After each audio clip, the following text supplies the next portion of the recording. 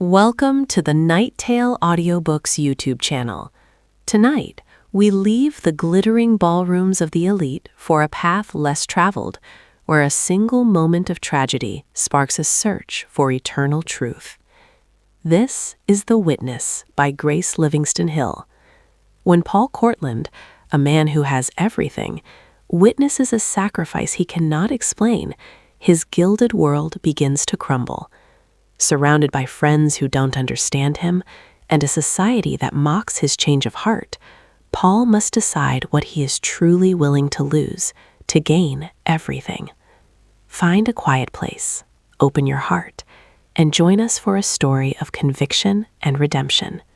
The journey begins now. The Witness. Chapter 1. Like a sudden cloudburst, the dormitory had gone into a frenzy of sound. Doors slammed, feet trampled, hoarse voices reverberated. Heavy bodies flung themselves along the corridor. The very electrics trembled with the cataclysm. One moment, all was quiet, with a contented after-dinner peace before study hours. The next, it was as if all the forces of the earth had broken forth. Paul Courtland stepped to his door and threw it back. "Come on, Court, see the fun," called the football halfback, who was slopping along with 2 dripping fire buckets of water. "What's doing?"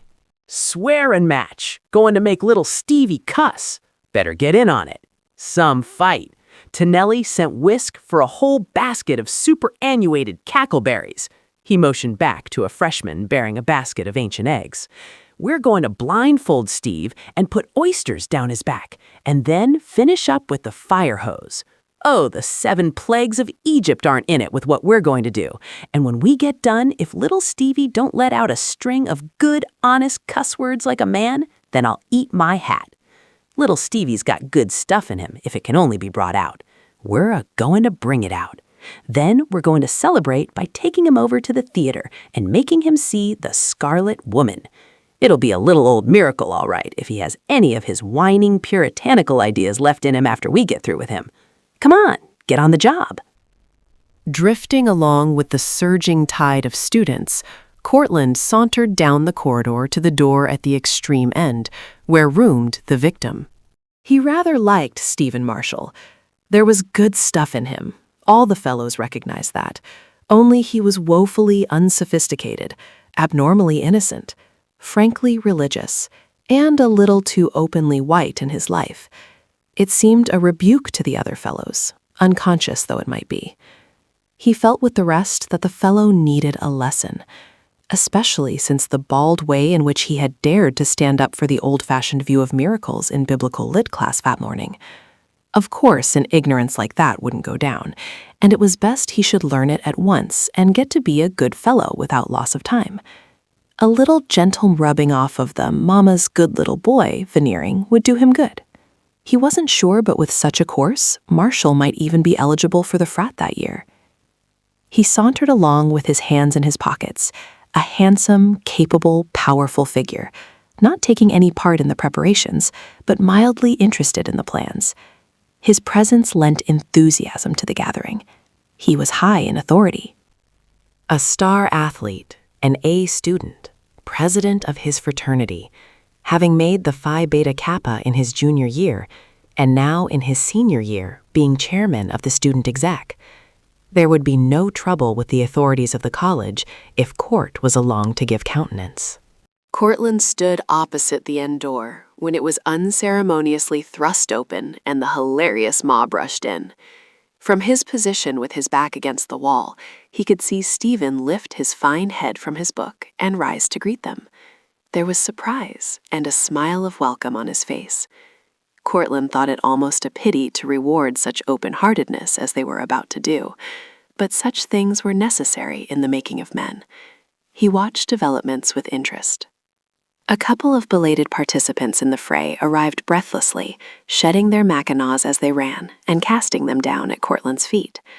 "Look after those, will you, Court? We've got to get in on this," shouted one, as he thrust a noisy bit of flannel headgear at Courtland. Courtland gave the garments a kick behind him and stood watching. There was a moment's tense silence while they told the victim what they had come for, and while the light of welcome in Stephen Marshall's eyes melted and changed into lightning. A dart of it went with a searching gleam out into the hall and seemed to recognize Courtland as he stood idly smiling, watching the proceedings. Then the lightning was withheld in the gray eyes, and Marshall seemed to conclude that, after all, the affair must be a huge kind of joke, seeing Courtland was out there. Courtland had been friendly. He must not let his temper rise. The kindly light came into the eyes again, and for an instant, Marshall almost disarmed the boldest of them with his brilliant smile. He would be game as far as he understood. That was plain. It was equally plain that he did not understand yet what was expected of him.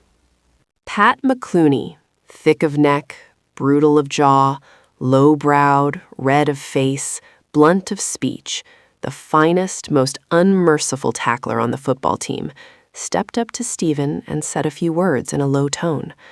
Courtland could not hear what they were, save that they ended with an oath, the choicest of Pat Clooney's choice collection. Instantly, Stephen Marshall drew himself back and up to his great height, lightning and thunderclouds in his gray eyes, his powerful arms folded, his fine head crowned with its wealth of beautiful gold hair, thrown a trifle back and up, his lips shut in a thin, firm line, his whole attitude that of the fighter.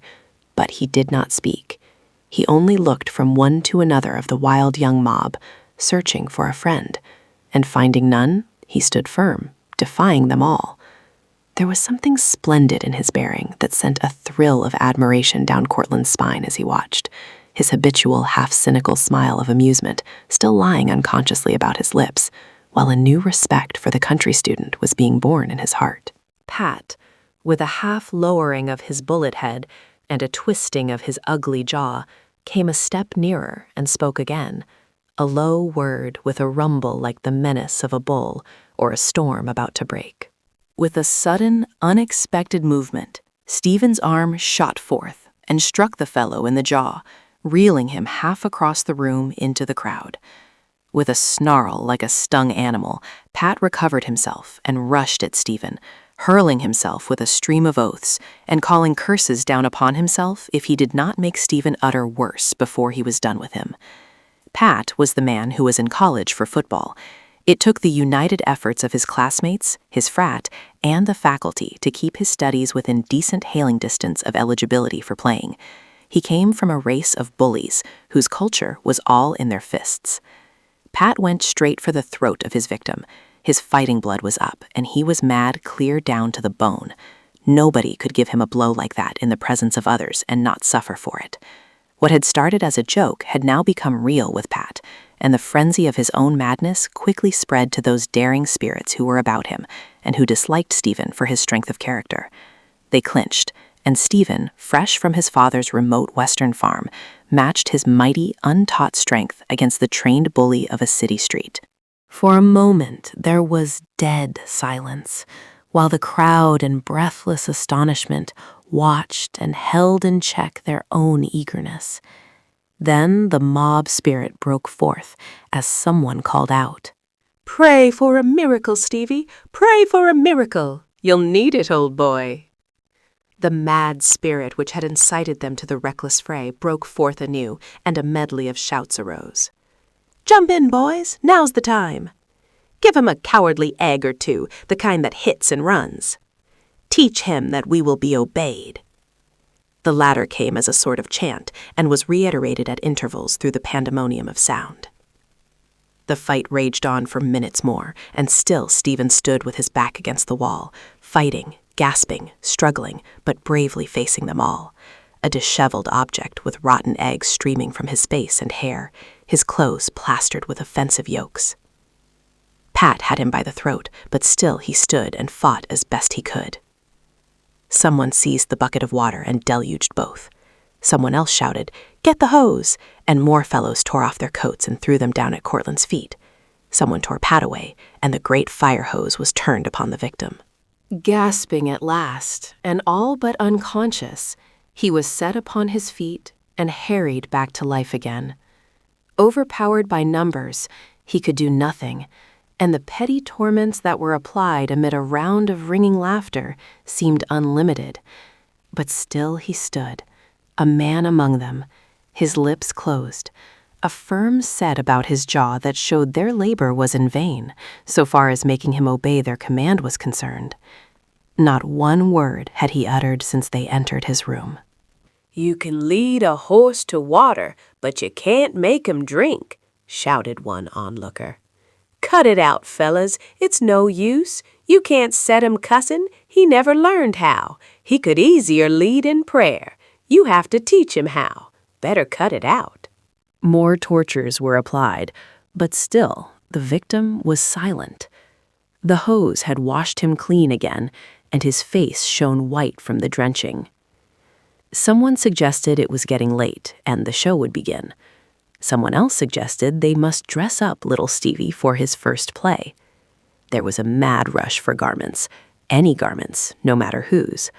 A pair of sporty trousers, socks of brilliant colors, not mates, an old football shoe on one foot, a dancing pump on the other, a white vest and a swallowtail put on backward, collar and tie also backward, a large pair of white cotton gloves, commonly used by workmen for rough work. Johnson, who earned his way in college by tending furnaces, furnished these.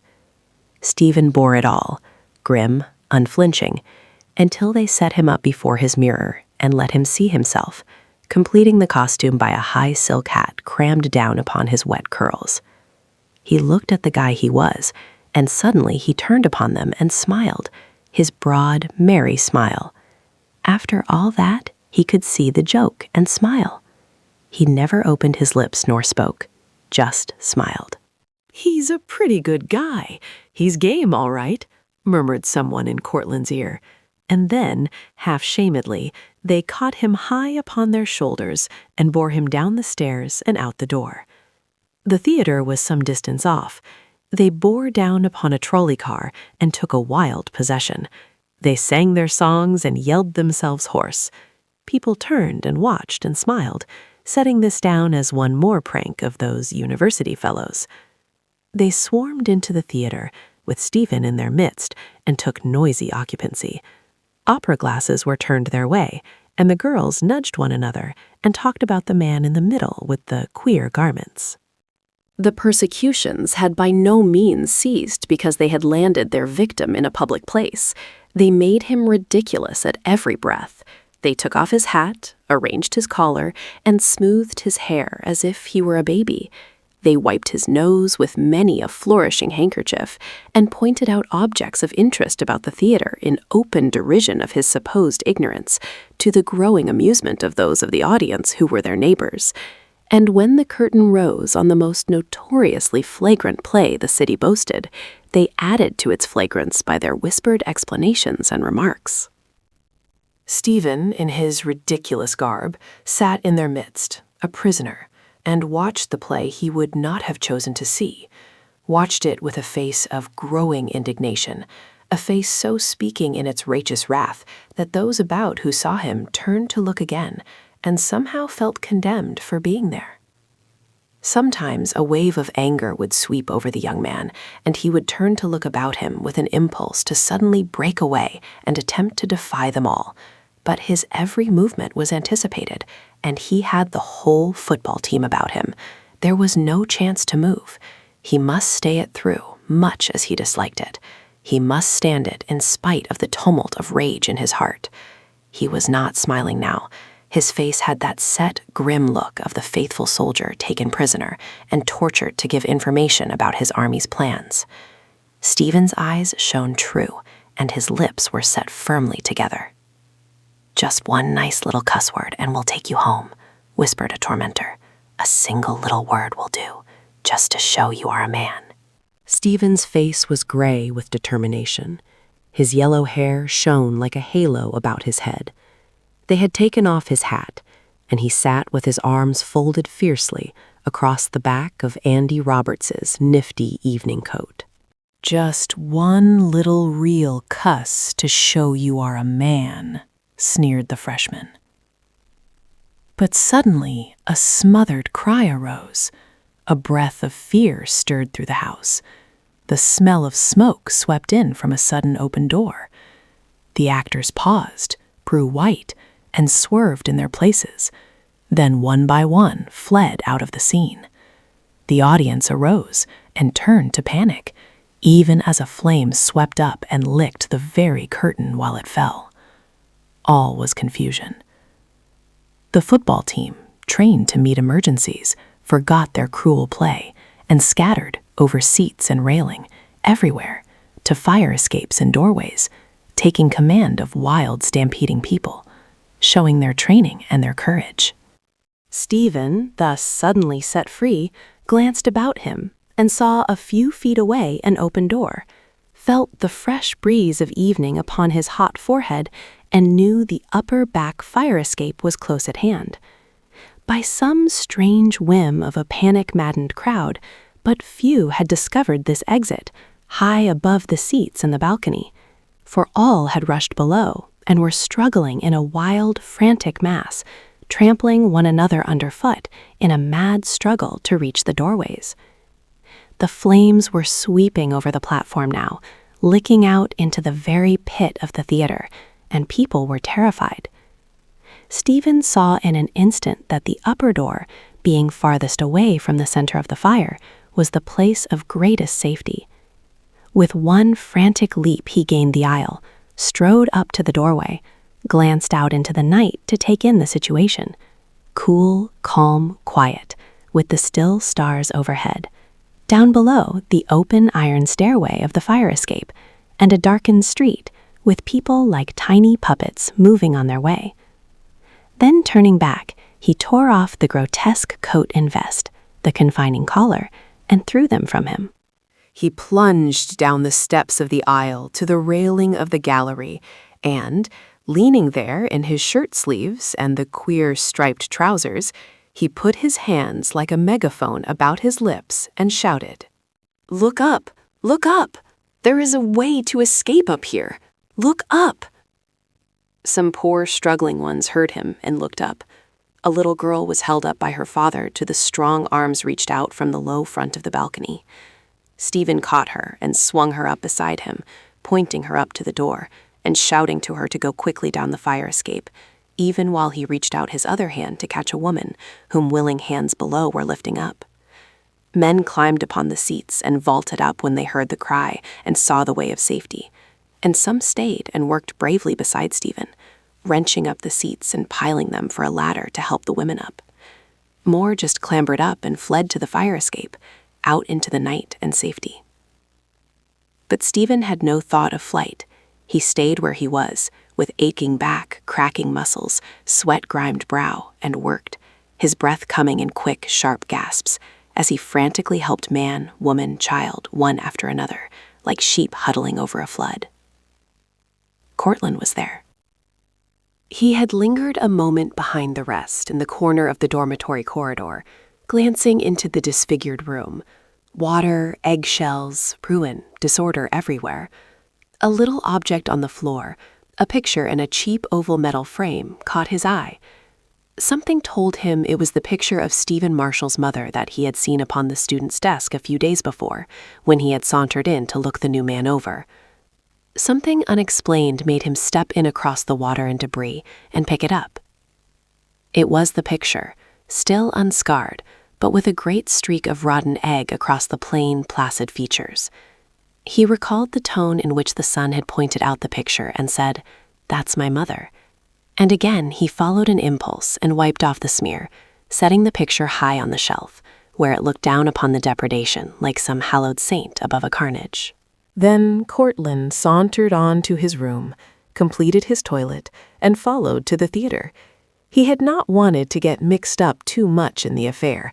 He thought the fellows were going a little too far with a good thing, perhaps. He wanted to see it through, but still he would not quite mix with it. He found a seat where he could watch what was going on without being actually a part of it. If anything should come to the ears of the faculty, he wanted to be on the side of conservatism always. That Pat McClooney was not just his sort, though he was good fun, but he always put things on a lower level than college fellows should go. Besides, if things went too far, a word from himself would check them. Courtland was rather bored with the play, and was almost on the point of going back to study when the cry arose and panic followed. Courtland was no coward. He tore off his handsome overcoat and rushed to meet the emergency. On the opposite side of the gallery, high up by another fire escape, he rendered efficient assistance to many.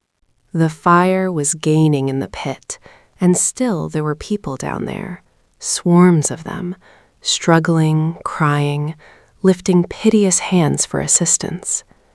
Still Stephen Marshall reached from the gallery and pulled up, one after another, poor creatures, and still the helpless thronged and cried for aid. Dizzy, blinded, his eyes filled with smoke, his muscles trembling with the terrible strain, he stood at his post. The minutes seemed interminable hours, and still he worked, with heart pumping painfully and mind that seemed to have no thought save to reach down for another and point up to safety. Then, into the midst of the confusion, there arose an instant of great and awful silence, one of those silences that come even into great sound and claim attention from the most absorbed. Paul Courtland, high in his chosen station, working eagerly, successfully, calmly, looked down to see the cause of this sudden arresting of the universe, and there, below, was the pit full of flame, with people struggling and disappearing into fiery depths below. Just above the pit stood Stephen, lifting aloft a little child with frightened eyes and long streaming curls. He swung him high and turned to stoop again. Then, with his stooping came the crash, the rending, grinding, groaning, twisting of all that held those great galleries in place, as the fire licked hold of their supports and wrenched them out of position. One instant, Stephen was standing by that crimson velvet railing, with his lifted hand pointing the way to safety for the child, the flaming fire lighting his face with glory, his hair a halo about his head.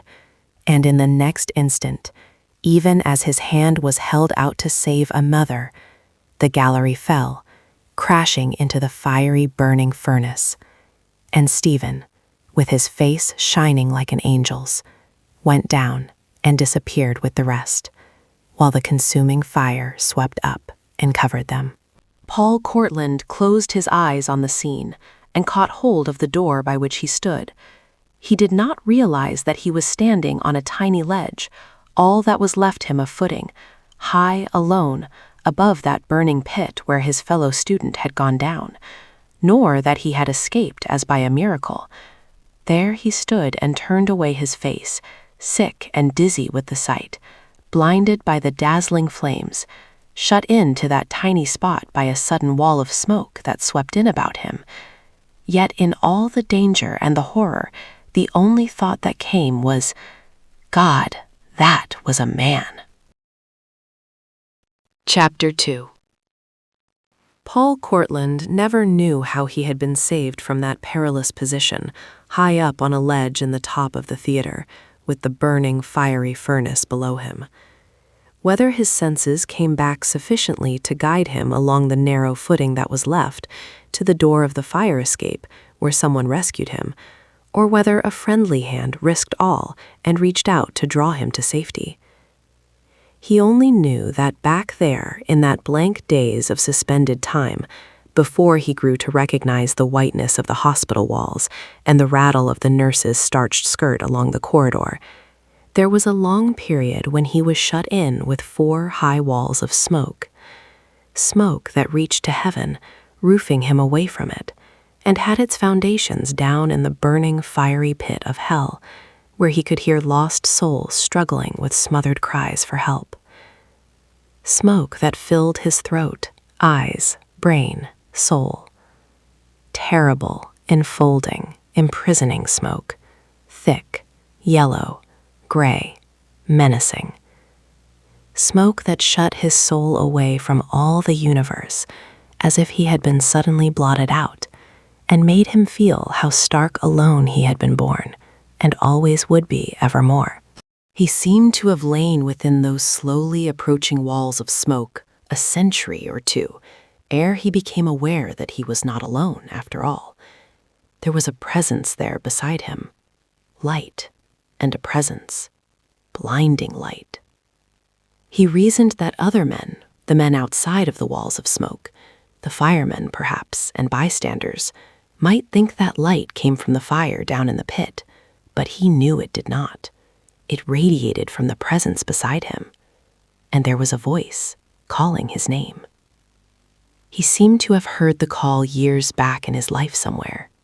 There was something about it, too, that made his heart leap in answer and brought that strange thrill he used to have as a boy in prep school when his captain called him into the game, though he was only a substitute.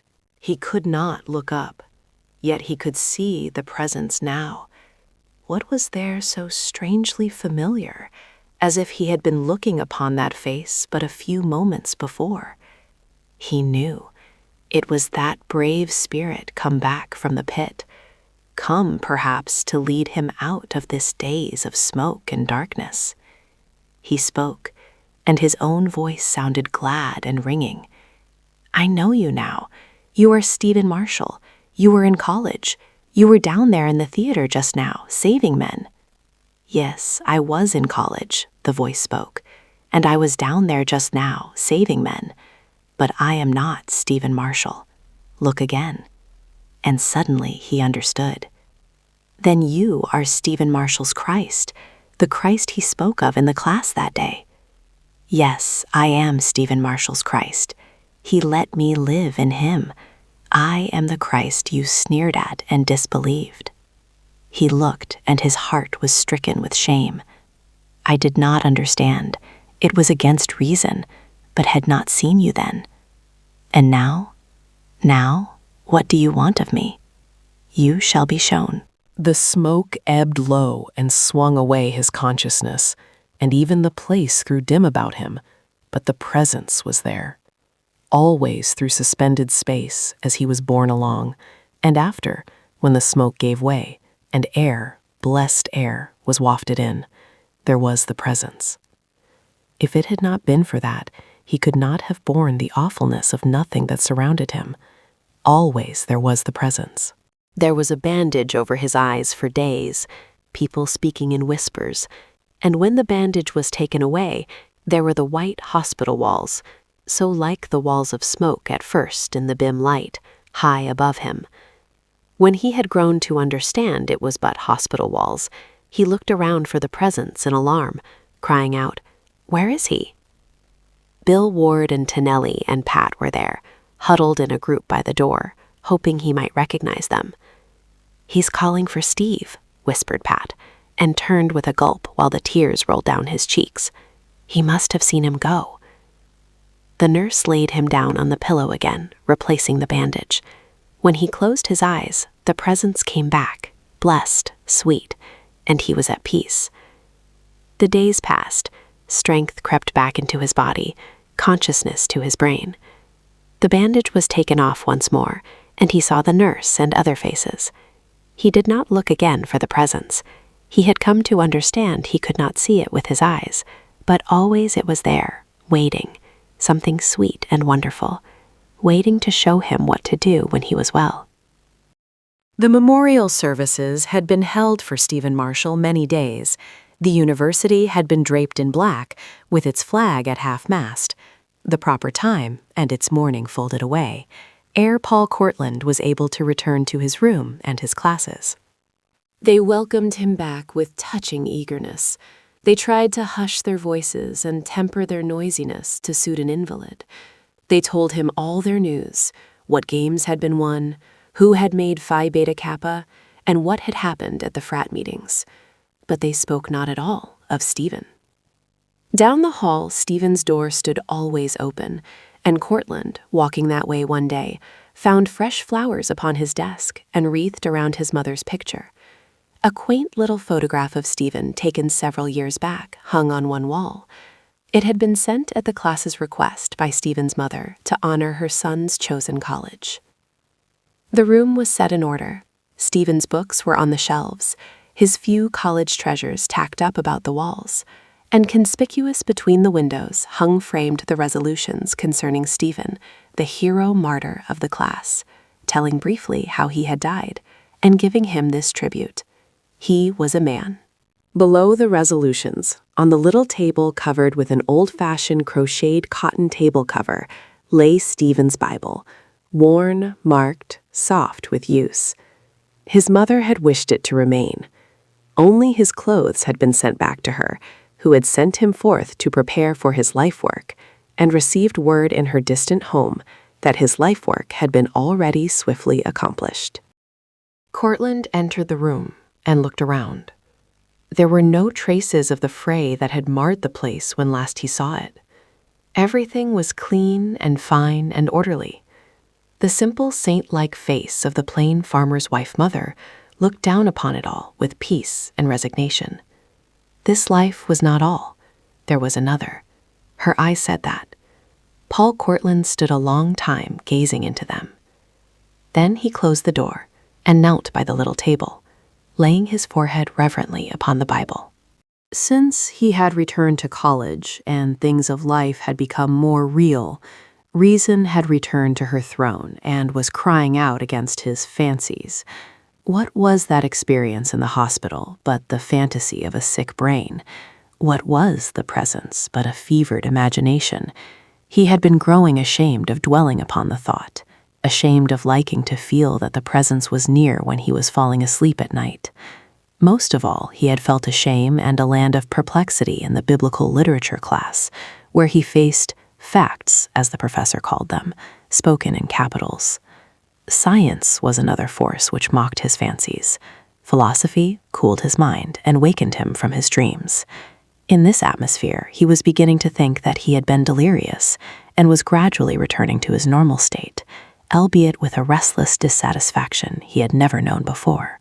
But now, in this calm, rose-decked room, with the quiet eyes of the simple mother looking down upon him, the resolutions in their chaplet of palm framing, the age-old Bible thumbed and beloved, he knew he had been wrong. He knew he would never be the same. That presence, whoever, whatever it was, had entered into his life. He could never forget it, never be convinced that it was not, never be entirely satisfied without it. He believed it was the Christ, Stephen Marshall's Christ. By and by, he lifted up his head and opened the little worn Bible, reverently, curiously, just to touch it and think how the other boy had done. The soft, much-turned leaves fell open of themselves to a heavily marked verse. There were many marked verses all through the book. Courtland's eyes followed the words. He that believeth on the Son of God hath the witness in himself. Could it be that this strange, new sense of the presence was the witness here mentioned? He knew it like his sense of rhythm, or the look of his mother's face, or the joy of a summer morning. It was not anything he could analyze. One might argue that there was no such thing. Science might prove there was not, but he knew it, had seen it, felt it. He had the witness in himself. Was that what it meant? With troubled brow, he turned over the leaves again. If any man will do his will, he shall know of the doctrine, whether it be of God. Ah, there was an offer. Why not close with it? He dropped his head on the open book with the old words of self-surrender. Lord, what wilt thou have me to do? A moment later, Pat McClooney opened the door, cautiously, quietly. Then, with a nod to Tennelly back of him, he entered with confidence. Courtland rose. His face was white, but there was a light of something in his eyes they did not understand. They went over to him as if he had been a child who had been lost and was found on some perilous height, and needing to be coaxed gently away from it. "Oh, so you're here, Court," said Tennelly, slapping his shoulder with gentle roughness. "Great little old room, isn't it? The fellow's idea to keep flowers here. Kind of a continual memorial." "Great fellow, that Steve," said Pat hoarsely. He could not yet speak lightly of the hero martyr, whom he had helped descend to his fiery grave. But Courtland stood calmly, almost as if he had not heard them.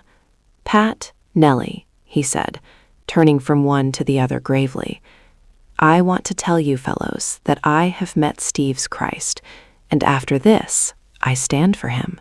They looked at him curiously, pityingly. They spoke with soothing words and humored him. They led him away to his room and left him to rest. Then they walked with solemn faces and dejected air into Bill Ward's room and threw themselves down upon his couch. "Where's Court?" Bill looked up from the theme he was writing. "We found him in Steve's room," said Nellie gloomily, and shook his head. "It's a deuced shame," burst forth Pat. He had cut out swearing for a time. "He's batty in the bean." Nellie answered the shocked question in the eyes of Bill with a nod. "Yes, the brightest fellow in the class, but he sure is batty in the bean. You ought to have heard him talk. Say, I don't believe it was all the fire. Court's been studying too hard. He's been an awful shark for a fellow that went in for athletics and everything else. He studied too hard, and it's gone to his head." Nellie sat gloomily staring across the room. It was the old cry of the man who cannot understand. "He needs a little change," said Bill, putting his feet up on the table comfortably and lighting a cigarette. "Pity the frat dance is over. He needs to get him a girl.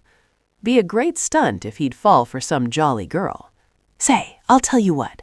I'll get Gila after him." "Who's Gila?" asked Nellie gloomily. "He won't notice her any more than a fly on the wall. You know how he is about girls." "Gila's my cousin, Gila Dare. She's a good sport, and she's a winner every time. We'll put Gila on the job. I've got a date with her tomorrow night, and I'll play her wise. She'll just enjoy that kind of thing. He's met her too, over at the Navy game. Leave it to Gila." "What style is she?" asked Nellie, still skeptical. "Oh, tiny and stylish and striking, with big eyes. A perfect little peach of an actress." "Court's too keen for acting. He'll see through her in half a second. She can't put one over on Court." "She won't try," said the ardent cousin. "She'll just be as innocent. They'll be chums in half an hour, or it'll be the first failure for Gila." "Well, if any girl can put one over on Court, I'll eat my hat. But it's worth trying, for if Court keeps on like this, we'll all be buying prayer books and singing psalms before another semester." "You'll eat your hat all right," said Bill Ward, rising in his wrath. "Nellie, my infant, I tell you Gila never fails. If she gets on the job, Court'll be dead in love with her before the midwinter exams."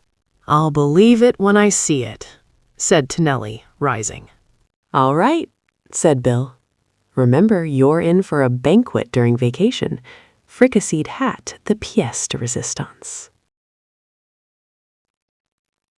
Chapter 3. It was a sumptuous library in which Gila Dare awaited the coming of Paul Courtland. Great, deep, red leather chairs stood everywhere invitingly. The floor was spread with a magnificent specimen of royal Bokhara. The rich recesses of the noble walls were lined with books in rare editions. A heavily carved table of dull black wood from some foreign land sprawled in the center of the room and held a great bronze lamp of curious pattern bearing a ruby light.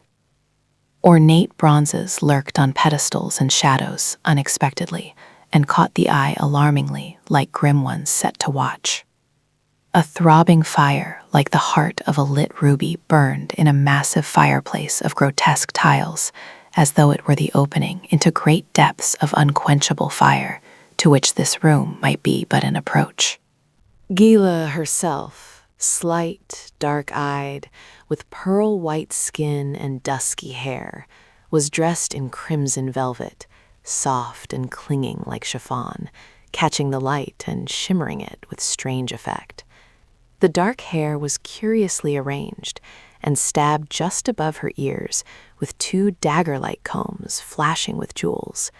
A single jewel burned at her throat on an invisible chain, and jewels flashed from the little pointed crimson satin slippers, setting off the slim ankles in their crimson silk covering. The whole effect was startling. One wondered why she had chosen so elaborate a costume to waste upon a single college student. She stood with one dainty foot poised on the brass trappings of the hearth. In her short skirts, she seemed almost a child, so sweet the droop of the pretty lips, so innocent the dark eyes as they looked into the fire, so soft the shadows that played in the dark hair. And yet, as she turned to listen for a step in the hall, there was something gleaming, sinister in those dark eyes, something mocking in the red lips. She might have been a daughter of Satan as she stood, the firelight picking out those jeweled horns and slippers. "Leave him to me," she had said to her cousin when he told her how the brilliant young athlete and intellectual star of the university had been stung by the religious bug. "Send him to me. I'll take it out of him, and he'll never know it's gone." Paul Courtland entered, unsuspecting. He had met Gila a number of times before, at college dances and the games. He was not exactly flattered, but decidedly pleased that she had sent for him. Her brightness and seeming innocence had attracted him strongly. The contrast from the hall with its blaze of electrics to the lurid light of the library affected him strangely. He paused on the threshold and passed his hand over his eyes. Gila stood where the ruby light of hearth and lamp would set her vivid dress on fire and light the jewels at her throat and hair. She knew her clear skin, dark hair, and eyes would bear the startling contrast, and how her white shoulders gleamed from the crimson velvet. She knew how to arrange the flaming scarf of gauze deftly about those white shoulders so that it would reveal more than it concealed. The young man lingered unaccountably. He had a sense of leaving something behind him. Almost he hesitated as she came forward to greet him, and looked back as if to rid himself of some obligation. Then she put her bits of confiding hands out to him and smiled that wistful, engaging smile that would have been worth a fortune on the screen. He thrilled with wonder over her delicate, dazzling beauty, and felt the luxury of the room about him, responding to its lure. "So dandy of you to come to me when you are so busy after your long illness." Her voice was soft and confiding, its cadences like soothing music. She motioned him to a chair. "You see, I wanted to have you all to myself for a little while, just to tell you how perfectly fine you were at that awful fire." She dropped upon the couch, drawn out at just the right angle from the fire, and settled among the cushions gracefully. The flicker of the firelight played upon the jeweled combs and gleamed at her throat. The little pointed slippers cozily crossed looked innocent enough to have been meant for the golden street. Her eyes looked up into his with that confiding lure that thrills and thrills again. Her voice dropped softer, and she turned half away and gazed pensively into the fire on the hearth. "I wouldn't let them talk to me about it. It seemed so awful, and you were so strong and great." It was nothing. He did not want to talk about the fire. There was something incongruous, almost unholy, in having it discussed here. It jangled on his nerves. For there in front of him in the fireplace burned a mimic pit like the one into which the martyr Steve had fallen, and there before him on the couch sat the girl. What was there so familiar about her? Ah, now he knew. The Scarlet Woman. Her gown was an exact reproduction of the one the great actress had worn on the stage that night. He was conscious of wishing to sit beside her on that couch and revel in the ravishing color of her. What was there about this room that made all his pulses beat? Playfully, skillfully, she led him on. They talked of the dances and games, little gossip of the university, with now and then a telling personality and a sweep of long lashes over pearly cheeks, or a lifting of great, innocent eyes of admiration to his face. She offered wine in delicate, gold-encrusted ruby glasses, but Courtland did not drink. He scarcely noticed her veiled annoyance at his refusal. He was drinking in the wine of her presence. She suggested that he smoked, and would not have hesitated to join him, perhaps, but he told her he was in training, and she cooed softly of his wonderful strength of character in resisting. By this time he was in the coveted seat beside her on the couch, and the fire burned low and red. They had ceased to talk of games and dances. They were talking of each other, those intimate nothings that mean a breaking down of distance and a rapidly growing familiarity. The young man was aware of the fascination of the small figure in her crimson robings, sitting so demurely in the firelight. The gauzy scarf dropped away from her white neck and shoulders, the lovely curve of her baby cheek and tempting neck showing against the background of the shadows behind her. He was aware of a distinct longing to take her in his arms and crush her to him, as he would pluck a red berry from a bank and feel its stain upon his lips. Stain. A stain was a thing that was hard to remove. There were bloodstains sometimes and agonies, and yet men wanted to pluck the berries and feel the stain upon their lips. He was not under the hallucination that he was suddenly falling in love with this girl. He did not name the passionate outcry in his soul, love. He knew she had been a charmer of many, and in yielding himself to her recognized power, he was for the moment playing with a force that was new and interesting, with which he had felt altogether strong enough to contend for an evening, or he would not have come. That it should thrill along all his senses with this unreasoning rapture was most astonishing. He had never been a fellow to fall for every girl he met, and now he felt himself gradually yielding to the beautiful spell about him with a kind of wonder. The lights and coloring of the room that had smote his senses unpleasantly when he first entered had thrown him now into a kind of delicious fever. The neglected wine sparkling dimly in the costly glasses seemed a part of it. He felt an impulse to reach out, seize a glass, and drain it. What if he should? What if he flung away his ideas and principles and let the moment sway him as it would, just for once? Why should he not try life as it presented itself? These fancies fled through his brain like phantoms that did not dare to linger. His was no callow mind, ignorant of the world. He had thought and read and lived his ideas well for so young a man. He had vigorously protested against weakness of every kind. Yet here he was, feeling the drawing power of things he had always despised, reveling in the wine-red color of the room, in the pit-like glow of the fire, watching the play of smiles and wistfulness on the lovely face of the girl. He had often wondered what others saw so attractive in her, beyond a pretty face. But now he understood. Her childlike speech and pretty little ways fascinated him. Perhaps she was really innocent of her own charms.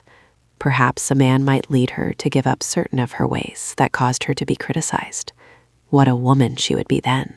What a friend to have. This was the last sop he threw to his conscience before he consciously began to yield to the spell that was upon him. She had been speaking of palmistry, and she took his hand in hers, innocently, impersonally, with large eyes lifted inquiringly. Her breath was on his face. Her touch had stirred his senses with a madness he had never felt nor measured in himself before. "The lifeline is here," she said coolly, and traced it delicately along his palm with a seashell-tinted finger. Like cool, delicious fire, it spread from nerve to nerve and set aside his reason in a frenzy. He would seize the berry and feel its stain upon his lips now, no matter what. Paul. It was as distinct upon his ear as if the words had been spoken, as startling and calming as a cool hand upon his fevered brow, the sudden entrance of a guest. He had seized her hands with sudden fervor, and now, almost in the same moment, flung them from him and stood up, a man in full possession of his senses. "Hark," he said, and as he spoke, a cry broke faintly forth above them, and there was sound of rushing feet. A frightened maid burst into the room unannounced. "Oh, Miss Gila, I beg your pardon, but Master Harry's got his father's razor, and he's cut himself something awful." The maid was weeping and wringing her hands helplessly, but Gila stood frowning angrily. Courtland sprang up the stairs. In the tumult of his mind, he would have rejoiced if the house had been on fire or a cyclone had struck the place. Anything so he could fling himself into service. He drew in long, deep breaths. It was like mountain air to get away from that lurid room into the light once more. A sense of lost power returned, was over him. The spell was broken. He bent over the little boy alertly, grasped the wrist, and stopped the spurt of blood. The frightened child looked up into his face and stopped crying. "You should have telephoned for the doctor at once and not made all this fuss in the presence of a guest," scolded Gila as she came up the stairs. She looked garish and out of place with her red velvet and jewels in the brilliant light of the white-tiled bathroom. She stood helplessly by the door, making no move to help Courtland. The maid was at the telephone, frantically calling for the family physician. "Hand me those towels," commanded Courtland, and saw the look of disgust upon Gila's face as she reluctantly picked her way across the bloodstains. It struck him that they were the color of her frock, the stain of the crushed berry. He moistened his dry lips. At least the stain was not upon his lips. He had escaped, yet by how narrow a margin. The girl felt the man's changed attitude without in the least understanding it. She thought it had been the cry of the child that made him jump up and fling her hands from him with that sudden "hark" in the moment when he had almost yielded. She did not know that an inner voice had called him. She only knew that she had lost him for the time, and her vanity was still panting like a wild thing that has lost its prey. He gathered the little boy into his arms when he had bound up the cut and talked to him cheerfully. The child's curly head rested trustfully against the big shoulder. "Floor all bluggy," he remarked languidly. "Wall all bluggy." Then his eyes fell on his sister in her scarlet frock. "Gila all bluggy, too," he laughed and pointed with his well hand. "Be still, Harry," said Gila sharply, and when Courtland looked up in wonder, he saw the delicate brows drawn blackly, and the mouth had lost its innocent sweetness. The child shrank in his arms, and he put a reassuring hand upon the little head that snuggled comfortedly against his coat. It was one of Courtland's strong points, this love of little children. He grew fine and gentle in their presence. It often drew attention on the athletic field when some little fellow strayed his way, and Courtland would turn to talk to the child. People would stop their conversation and look his way, and a whole grandstand would come to silence just to see him walk across the diamond with a little golden-haired kid upon his shoulder. There was something inexpressibly beautiful about his attitude toward a child. Gila saw it now and wondered, what unexpected trait was this that sat upon the young man like a crown? Here, indeed, was a man who was worth cultivating, not merely for the caprice of the moment. There was something in his face and attitude now that commanded her respect and admiration, something that drew her as she had not been drawn before. She would win him now for his own sake, not just to show how she could charm away his morbid fancies. She continued to stare at the young man with eyes that saw new things in him, while Courtland sat petting the child and telling him a story. He paid no further attention to her. When Gila set her heart upon a thing, she had always had it. This had been her father's method of bringing her up. Her mother was too busy with her clubs and her social functions to see the harm. And now Gila suddenly became aware that she was setting her heart upon this young man. The eternal feminine in her that was almost choked with selfishness was crying out for a man like this one to comfort and pet her the way he was comforting and petting her little brother. That he had not yielded too easily to her charms made him all the more desirable. The interruption had come so suddenly that she couldn't even be sure he had been about to take her hands in his when he flung them from him. He had sprung from the couch almost as if he had been under orders. She could not understand it, only she knew she was drawn by it all. But he should yield. She had power, and she would use it. She had beauty, and it should wound him. She would win that gentle deference and attention for her own. In her jealous, spoiled little heart, she hated the little brother for lying there in his arms so, interrupting their evening, just when she had him where she had wanted him.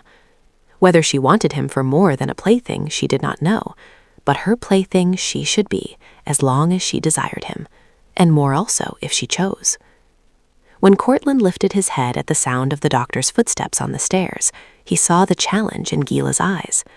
drawn up against the white enamel of the bathroom door, all her brilliant velvet and jewels gleaming in the brightness of the room, her regal little head up, her chin lifted half haughtily, her innocent mouth pursed softly with determination, her eyes wide with an inscrutable look, something more than challenge, something soft, appealing, alluring, that stirred him and drew him and repelled him all in one. With a sense of something stronger than he was back of him, he lifted his own chin and hardened his eyes in answering challenge. He did not know it, of course, but he wore the look that he always had when about to meet a foe in a game, a look of strength and concealed power that nearly always made the coming foe quake when he saw it. He shrank from going back to that red room again, or from being alone with her, and when she would have had him return to the library, he declined, urging studies and an examination on the morrow. She received his somewhat brusque reply with a hurt look. Her mouth drooped grievily, and her eyes took on a wide, childlike look of distress that gave an impression of innocence. He went away wondering if, after all, he had not misjudged her. Perhaps she was only an adorable child who had no idea of the effect her artlessness had upon men. She certainly was lovely, wonderful. And yet the last glimpse he had of her had left that impression of jeweled horns and scarlet pointed toes. He had to get away and think it out calmly before he went again. Oh yes, he was going again. He had promised her at the last moment. The sense of having escaped something fateful was passing already. The coolness of the night and the quiet of the starlight had calmed him. He thought he had been a fool not to have stayed a little longer when she asked him so prettily, and he must go soon again. Chapter 4. "I think I'll go to church this morning, Nellie. Do you want to go along?" announced Courtland the next morning. To Nellie looked up aghast from the sporting page of the morning paper he was lazily reading. "Go with him, Nellie, that's a good boy," put in Bill Ward agreeably, winking his off eye at Nellie. "It'll do you good. I'd go with you, only I've got to get that condition made up, or they'll fire me off the varsity, and I only need this one more game to get my letter." "Go to thunder," growled Tonelli. "What do you think I want to go to church for a morning like this? Court, you're crazy. Let's go and get 2 saddle horses and ride in the park. It's a peach of a morning for a ride." "I think I'll go to church," said Courtland with his old voice of quiet decision. "Do you want to go or not?" There was something about Courtland's voice and the way Bill Ward kept up winking his off eye that subdued Tonelli. "Sure, I'll go," he growled reluctantly. "You old crab, you," chirped Bill cheerfully when Courtland had gone out. "Can't you see you've got to humor him? He needs homeopathic treatment. Like cures like. Give him a good dose of religion, and he'll get good and tired of it. Church won't hurt him any. Just give him a good, pious feeling, so he'll feel free to do as he pleases during the week." I had a phone from Gila this morning. She says he's made another date with her after exams. He fell all right, so go get your little lid and toddle off to Sunday school. Try to toll him into a big, stylish church. They're safest, but most any of them are cold enough to freeze the eye teeth out of a stranger, as far as my experience goes. "Well, this isn't my funeral," sulked Tennelly, going to his closet for suitable raiment. "I suppose you get your way, but Court's keen intellectually, and if he happens to strike a good preacher, he's liable to fall for what he says, in the mood he's in now. Well, he won't strike a good preacher. There isn't one nowadays. There are orators in the pulpit, plenty of them, but they're all preaching about politics these days, or raving about uplifting the masses, and that sort of thing won't hurt Court. Most of them are dry as punk.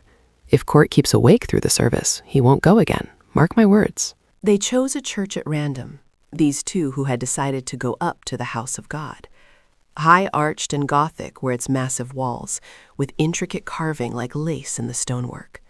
Softly swung leather doors shut the sanctuary from the outer world. The fretted gold and blue and scarlet ceiling stretched away miles, as it were, in the space above them, and rich carvings and dark, costly wood met the wonderful frescoes at lofty heights. The carpets were soft, and the pews were upholstered in tones to match. A great silence brooded over the place, making itself felt above and beneath the swelling tones of the wonderful organ. People trod the aisles softly, like puppets playing each his part. They bent in form of prayer for a moment and settled into silence. The minister came stiffly into the pulpit, casting a furtive eye about his congregation. They noticed almost at once that the most unpopular professor in the university was acting as usher on the other side of the church. Tennelly frowned and looked at Courtland, who sat watching the aforesaid usher as he showed people to their seats, wondering if that man had a thing he called religion, and if he was in any way related to Stephen Marshall's Christ. This was a voyage of discovery for Courtland, this visit to a Christian church. He had scarcely been to religious services since he entered the university. He had considered them a waste of time. Now he had come to see if there was really anything in them. It did not occur to him that they had a real connection with those verses he had read in the Bible about doing the will, or that the going or staying away from them was in any wise obligatory upon one who had allied himself with Christ. The church stood to him as to many other young pagans, such as he was, for a man-made institution, to be attended or not as one chose. The music was not uplifting. It was well done by a paid choir who had good voices and sang wonderful music, but they had no heart in their singing. The congregation attempted no more than a murmur of the hymns. There was not a large congregation. The sermon was a dissertation on the book of Jonah, a sort of resume of all the argument, on both sides, that has torn the theological world in these latter days. Not a word of Stephen Marshall's Christ, save a sort of side reference to a verse about Jonah being 3 days and 3 nights in the whale, and the Son of Man being 3 days in the heart of the earth. Courtland wasn't even sure that this reference meant the Christ, and it never entered his head that it touched at the heart of the great doctrine of the resurrection of the dead. As far as he could understand the reverend gentleman, the arguments he quoted against the book of Jonah were far stronger and more plausible than those put forth in its defense. What was it all about, anyway? What did it matter whether Jonah was or was not, or whether anybody accepted the book? How could a thing like that affect the life of a man? Tennelly watched the expressive face beside him and decided that perhaps Bill Ward had been half right after all. The sermon was a dissertation on the book of Jonah, a sort of resume of all the argument on both sides that has torn the theological world in these latter days. Not a word of Stephen Marshall's Christ, save a sort of side reference to a verse about Jonah being 3 days and 3 nights in the whale, and the Son of Man being 3 days in the heart of the earth. Courtland wasn't even sure that this reference meant the Christ, and it never entered his head that it touched at the heart of the great doctrine of the resurrection of the dead. As far as he could understand the reverend gentleman, the arguments he quoted against the book of Jonah were far stronger and more plausible than those put forth in its defense. What was it all about, anyway? What did it matter whether Jonah was or was not, or whether anybody accepted the book? How could a thing like that affect the life of a man? Tennelly watched the expressive face beside him and decided that perhaps Bill Ward had been half right after all. On their way back to the university, they met Gila Dare. Gila all in gray like a dove, gray suit of soft, rich cloth, gray furs of the depth and richness of smoke, gray suede boots laced high to meet her brief gray skirts, silver hat with a single velvet rose on the brim to match the soft rose bloom on her cheeks. Gila with eyes as wide and innocent as a baby's, cupid mouth curved sweetly in a gracious, shy smile, and dainty little prayer book done in gray suede held devoutly in her little gloved hand. "Who's that?" growled Tennelly, admiringly, when they had passed a suitable distance. "Why, that's Bill Ward's cousin, Gila Dare," announced Courtland graciously. He was still basking in the pleasure of her smile, and thinking how different she looked from last evening in this soft, gray, silvery effect. Yes, he had misjudged her. A girl who could look like that must be sweet and pure and unspoiled. It had been that unfortunate dress last night that had reminded him unpleasantly of the Scarlet Woman and the awful night of the fire. If he ever got well enough acquainted, he would ask her never to wear red again. It made her appear sensual, and even she, delicate and sweet as she was, could not afford to cast a thought like that into the minds of her beholders. It was then he began to idealize Gila. Gila Dare. Tennelly straightened up and took notice. So that was the invincible Gila, that little soft-eyed, exquisite thing with the hair like a midnight cloud. Some looker, he commented approvingly, and wished he were in Courtland's shoes. She's got in her work all right, he commented to himself. Old Court's fallen already. Guess I'll have to buy a straw hat. It'll be more edible. Courtland was like his gay old self when he got back to the dormitory. He joked a great deal. His eyes were bright and his color better than it had been since he was sick. He said nothing about the morning service, and by Bill Ward ventured a question. "What kind of a harangue did you hear this morning?" "Rotten," he answered promptly, and turned away. Somehow that question recalled him to the uneasiness within his soul, for which he had sought solace in the church service. He became silent again, and strolling away into Stephen's room and closing the door, sat down. There was something strange about that room. The presence seemed always to be there. It hadn't made itself felt in the church at all, as he had half hoped it would. He had taken Tennelly with him because he wanted something tangible, friendly, sane, from the world he knew to give him ballast. If the presence had been in the church, with Tennelly by his side, he would have been sure it was not wholly a hallucination connected with his memory of Stephen. It was strange, for now that he sat there in that quiet room that had once witnessed the trying out of a manly soul, and saw the calm eyes of the plain mother on the wall opposite, and the true eyes of the dowdy schoolboy on the other wall, he was feeling the presence again. Why hadn't he felt its power in the church? Was it because of the presence of such people in the temple as that little mean-souled professor, whom everybody knew to be insincere from the crown of his head to the soles of his sly little feet? Was it because the people were cold and careless and didn't sing even with their lips, let alone their hearts, but hired it all done for them? And then there had been that call of his name when he was with Gila Dare, as clear and distinct, like a friend he had left outside who had grown tired of waiting and worried about him. Why hadn't the sense of the presence gone with him into the room? Would a presence like that be afraid of hostile influences? No. If it was real and a presence at all, it would be more powerful than any other influence in the universe. Then why? Could it be that he had gone deliberately into an influence that would make it impossible for the presence to guide?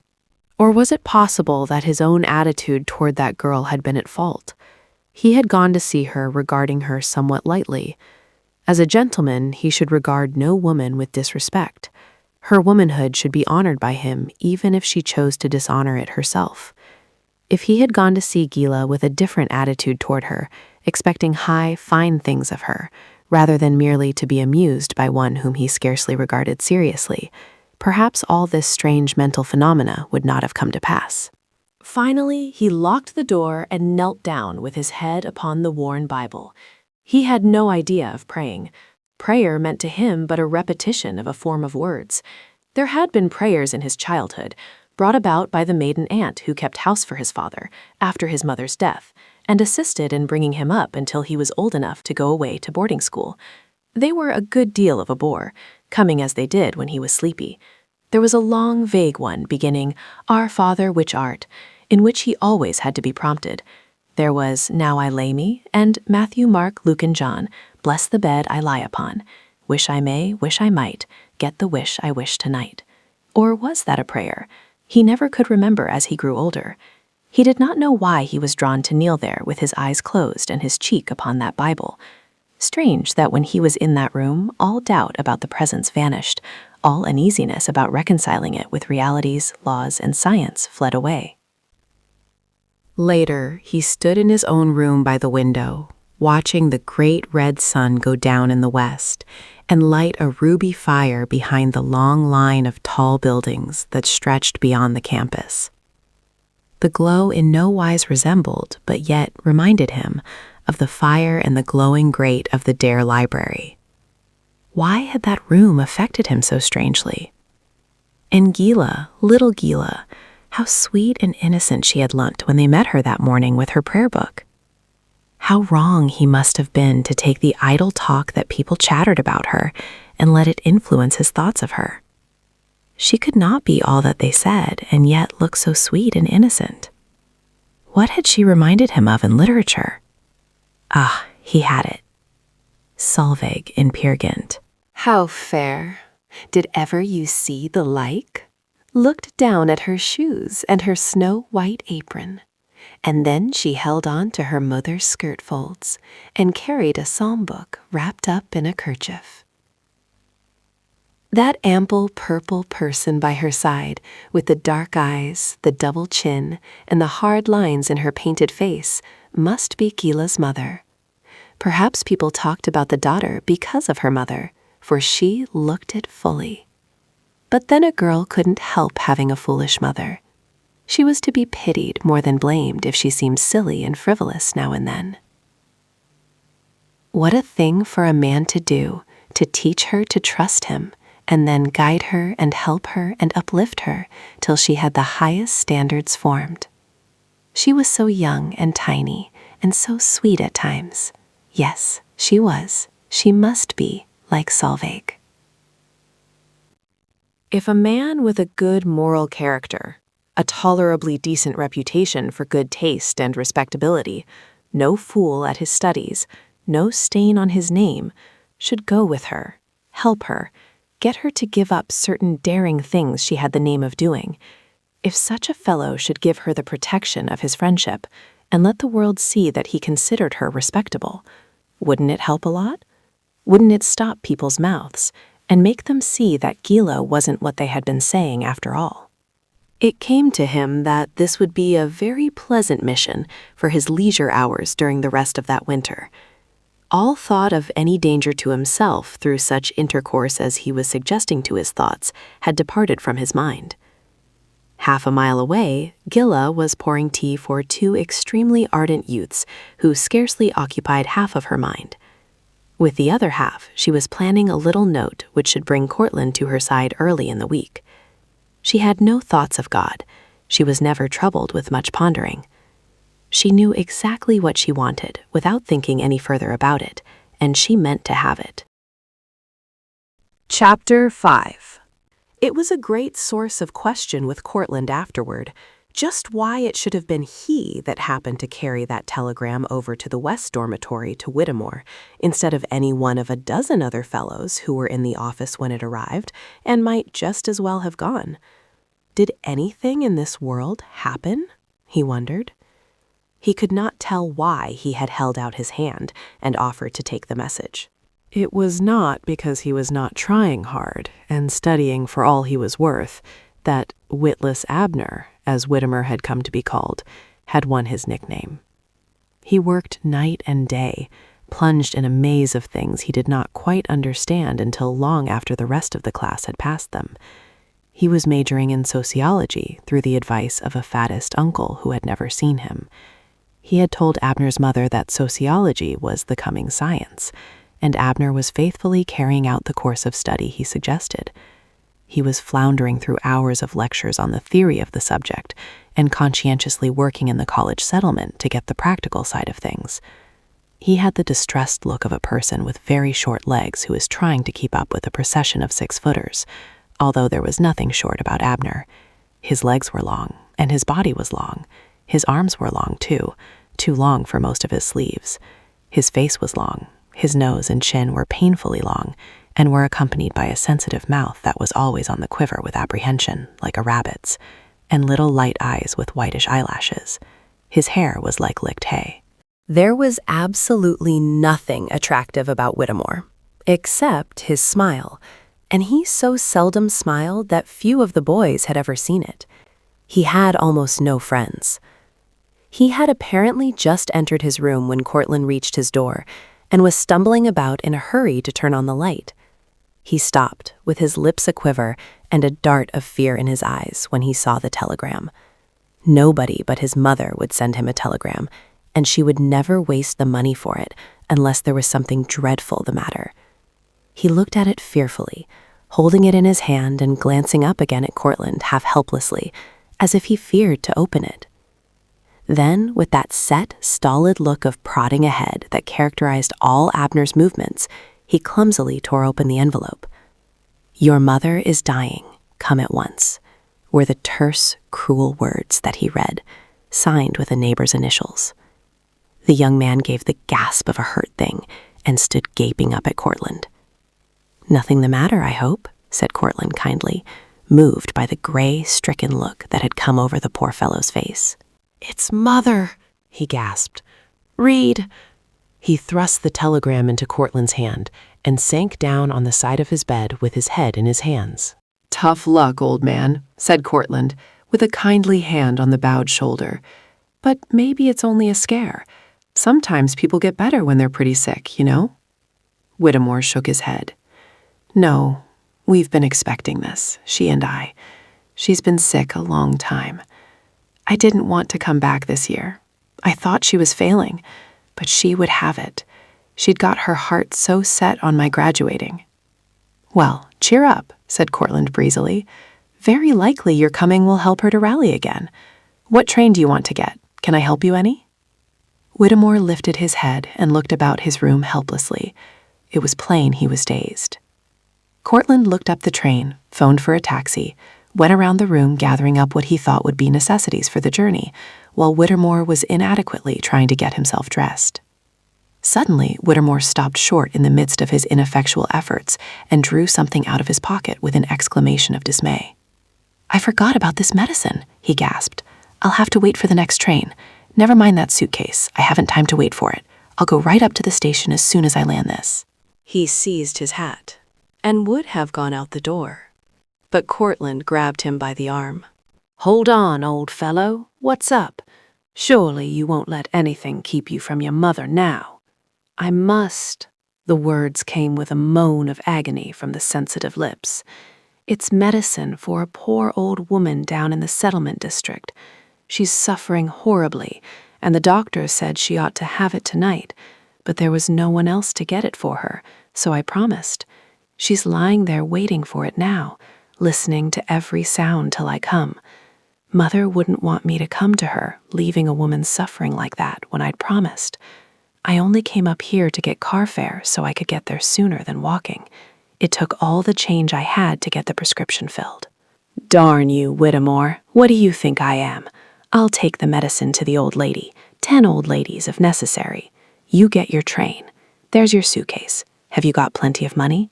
A blank look came over the poor fellow's face. "If I could find Dick Folsom, I would have about enough. He owes me something. I did some copying for him." Courtland's hand was in his pocket. He always had plenty of money about him. That had never been one of his troubles.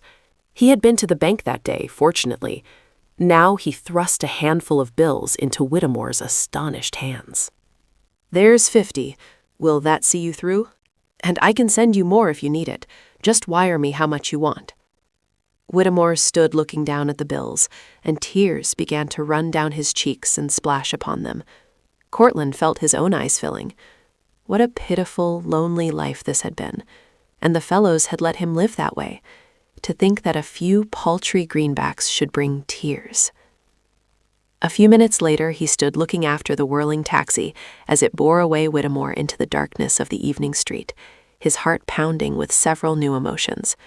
Witless Abner, for one. What a surprise he had been. Would everybody you didn't fancy turn out that way if you once got hold of the key of their souls and opened the door? Then the little wrapped bottle he held in his hand reminded him that he must hasten if he would perform the mission left for him and return in time for supper. There was something in his soul that would not let him wait until after supper, so he plunged forward into the dusk and swung himself on board a downtown car. He had no small trouble in finding the street, or rather court, in which the old woman lived. He stumbled up the narrow staircase, lighting matches as he went, for the place was dark as midnight. By the time he had climbed 4 flights, he was wondering what in thunder Whittemore came to places like this for. Just to major in sociology? Didn't the nut know that he would never make a success in a thing like that? What was he doing it for anyway? Did he expect to teach it? Poor fellow, he would never get a job. His looks were against him. He knocked, with no result, at several doors for his old woman, but at last a feeble voice answered, "Come in," and he entered a room entirely dark. There didn't even appear to be a window, though he afterward discovered one opening into an air shaft. He stood hesitating within the room, blinking and trying to see what was about him. "Be that you, Mr. Whittimer?" asked a feeble voice from the opposite corner. Whittimer couldn't come. He had a telegram that his mother is dying and he had to get the train. He sent me with the medicine. "Oh, now ain't that too bad," said the voice. "His mother dying, and to think he should remember me and my medicine. Well now, what do you think of that?" "If you'll tell me where your gas is located, I'll make a light for you," said Courtland politely. "Gas?" The old lady laughed aloud. "You won't find no such thing as gas around this part of town. There's about an inch of candle up on that shelf. The district nurse left it there. I was thinking maybe I'd get Mr. Whittimer to light it for me when he come, and then the night wouldn't seem so long. It's awful when you're suffering to have the nights long." He groped till he found the shelf and lit the candle. By degrees, the flickering light revealed to him a small, bare room, with no furniture except a bed, a chair, a small stove, and a table. A box in the corner apparently contained a few worn garments. Some dishes and provisions were huddled on the table. The walls and floor were bare. The district nurse had done her level best to clear up, perhaps, but there had been no attempt at good cheer. A desolate place indeed to spend a weary night of suffering, even with an inch of candle sending weird flickerings across the dusky ceiling. His impulse was to flee, but somehow he couldn't. "Here's this medicine," he said. "Where do you want me to put it?" The woman motioned with a bony hand toward the table. "There's a cup and spoon over there somewhere," she said weakly. "If you could go get me a pitcher of water and set it here on a chair, I could manage to take it during the night." He could see her better now, for the candle was flaring bravely. She was little and old. Her thin white hair straggled pitifully about her small, wrinkled face. Her eyes looked as if they had been burned almost out by suffering. He saw she was drawn and quivering with pain, even now as she tried to speak cheerfully. A something rebellious in him yielded to the nerve of the little old woman, and he put down his impatience. Sure, he would get her the water. She explained that the hydrant was down on the street. He took the doubtful-looking pitcher and stumbled out upon those narrow, rickety stairs again. Way down to the street and back in that inky blackness?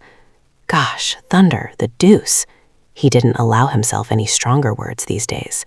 Was this the kind of thing one was up against when one majored in sociology? "I been thinkin'," said the old lady, quaveringly, when he stumbled, blinking, back into the room again with the water.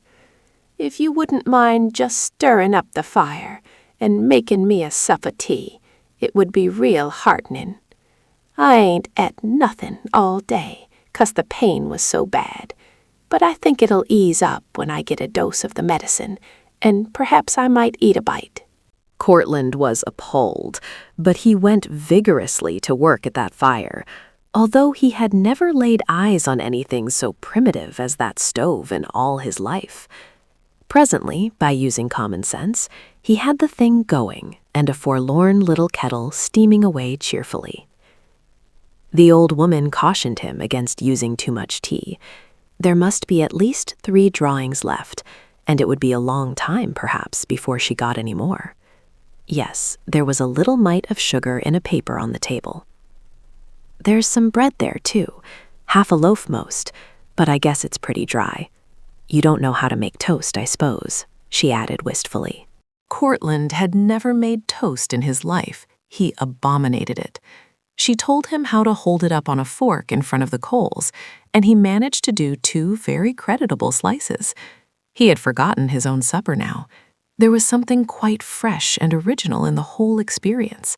It would have been interesting to have told the boys, if there weren't some features about it that were almost sacred. He wondered what the gang would say when he told them about Whittemore. Poor Whittemore. He wasn't as nutty as they had thought. He had good in his heart. Courtland poured the tea, but the sugar paper had proved quite empty when he found it, likewise a plate that had once contained butter.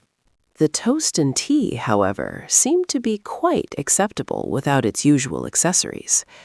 "Now," he said with a long breath, Is there anything else you'd like done before I go? For I must be getting back to college.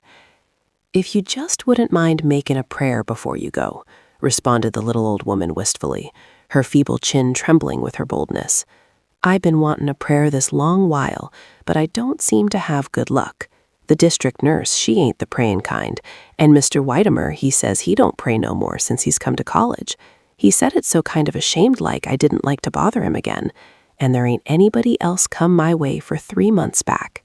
You seem so kind-spoken and pleasant-like as if you might be related to a preacher, and I thought maybe you wouldn't mind just making a little short prayer before you go.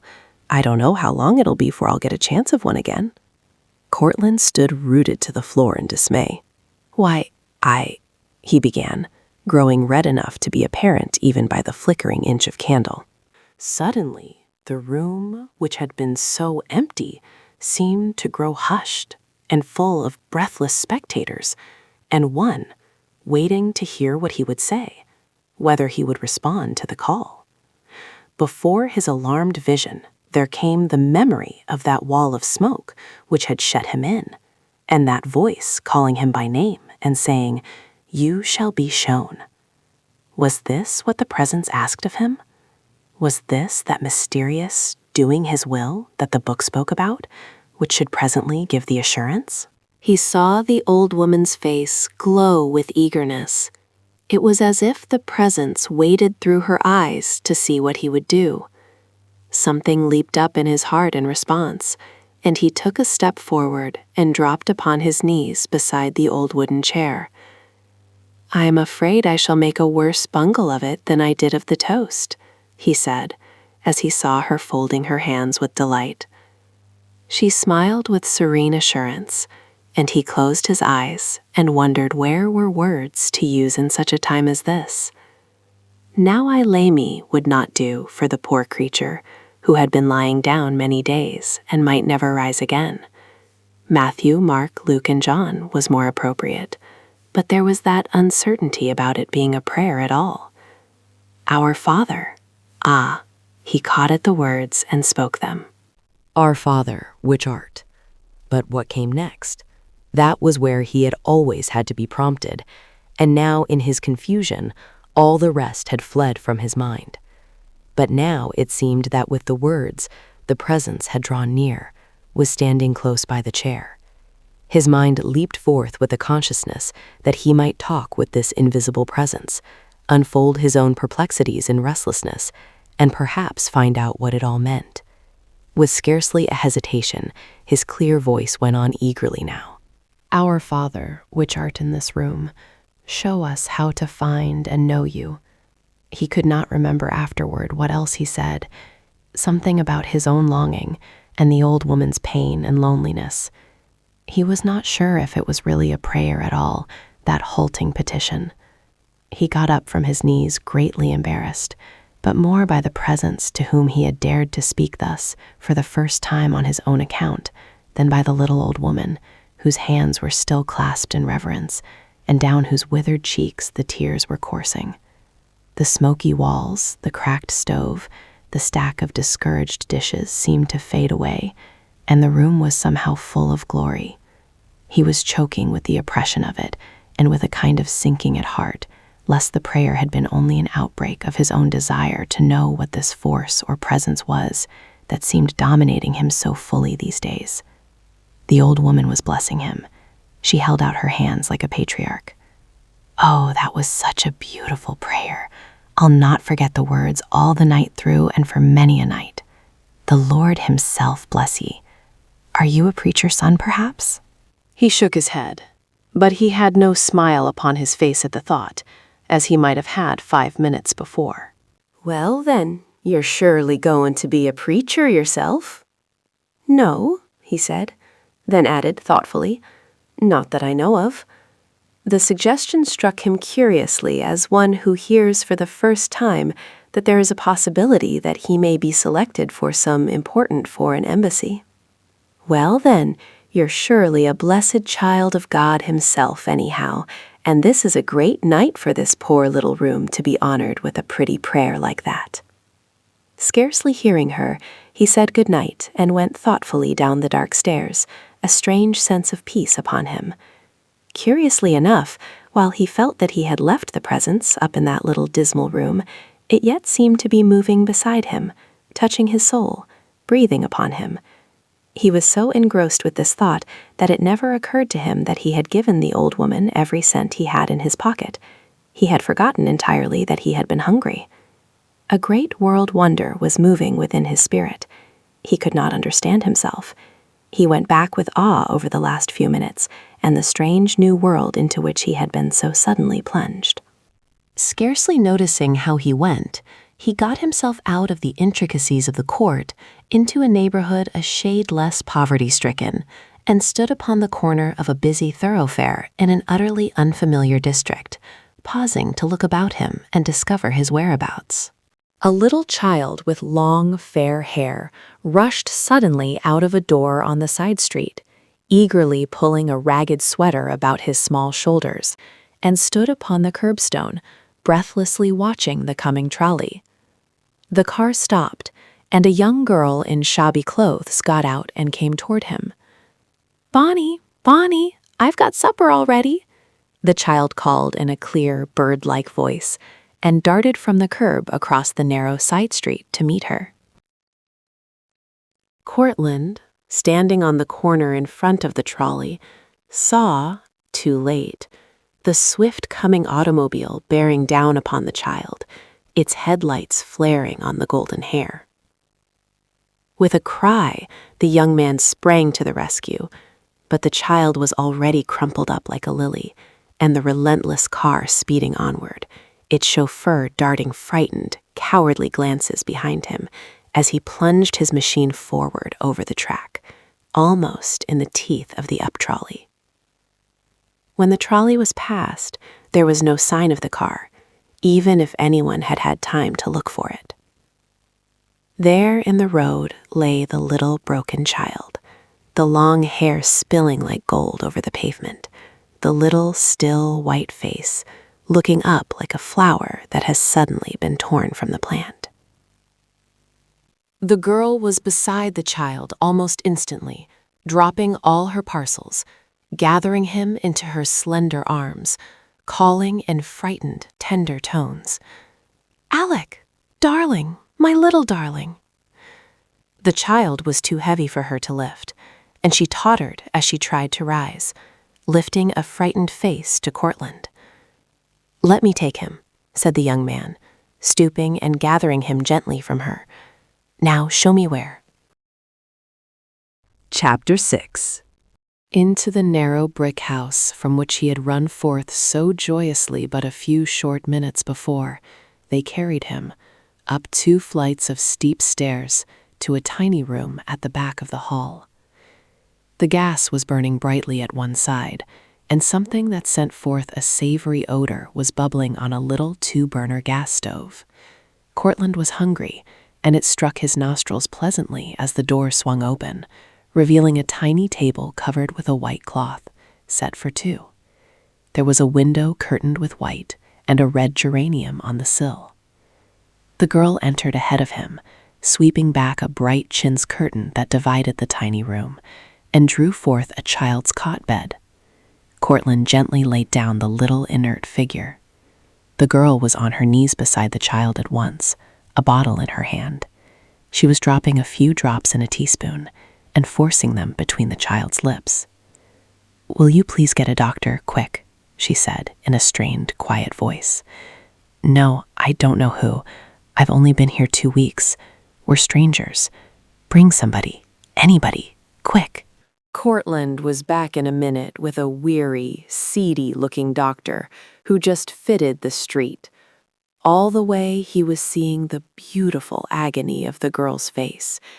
It was as if her suffering had been his own. Somehow he could not bear to think what might be coming. The little form had lain so limply in his arms. The girl had undressed the child and put him between the sheets. He was more like a broken lily than ever. The long, dark lashes lay still upon the cheeks. Courtland stood back in the doorway, looking at the small table set for 2, and pushed to the wall now to make room for the cot. There was just barely room to walk around between the things. He could almost hear the echo of that happy, childish voice calling down in the street. "Bonnie, Bonnie, I've got supper all ready." He wondered if the girl had heard, and there was the supper. 2 blue and white bowls set daintily on 2 blue and white plates, obviously for the something hot that was cooking over the flame. 2 bits of bread and butter plates to match, 2 glasses of milk, a plate of bread, another of butter, and by way of dessert, an apple cut in half, the core dug out and the hollow filled with sugar. He took in the details tenderly, as if they had been a word picture by Wells or Shaw in his contemporary prose class at college. They seemed to burn themselves into his memory. "Go over to my house and ask my wife to give you my battery," commanded the doctor in a low growl. Courtland was off again, glad of something to do. He carried the memory of the doctor's grizzled face lying on the little bared breast of the child, listening for the heartbeats, and the beautiful girl's anguish as she stood above them. He pushed aside the curious throng that had gathered around the door and were looking up the stairs, whispering dolefully and shaking heads. "And he was so purty and so cheery, bless his heart," wailed one woman. "He always had his bit of a word and a smile." "Ah, them automobiles," he heard another murmur, "riding along in their glory. There'll be a day of reckoning for them rich folks what rides in 'em. They'll have to walk. They may even have to lie abed and have their wages get behind." The whole weight of the sorrow of the world seemed suddenly pressing upon Courtland's heart. How had he been thus unexpectedly taken out of the pleasant monotony of the university and whirled into this vortex of anguish? Why had it been?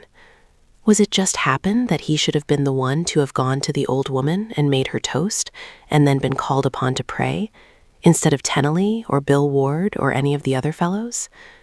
And after that, was it again just coincidence that he should have happened to stand at that corner at that particular moment and been one to participate in this later tragedy? Oh, the beautiful face of the suffering girl.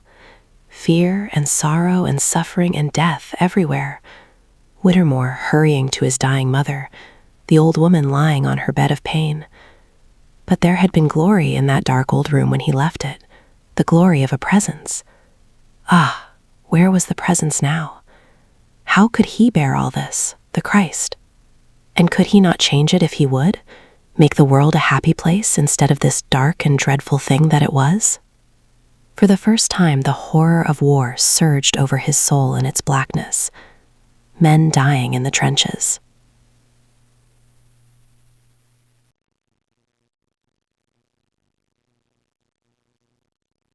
Women weeping at home for them, others suffering and bleeding to death out in the open, the cold or the storm. How could God let it all be? His wondering soul cried out, "Lord, if thou hadst been here."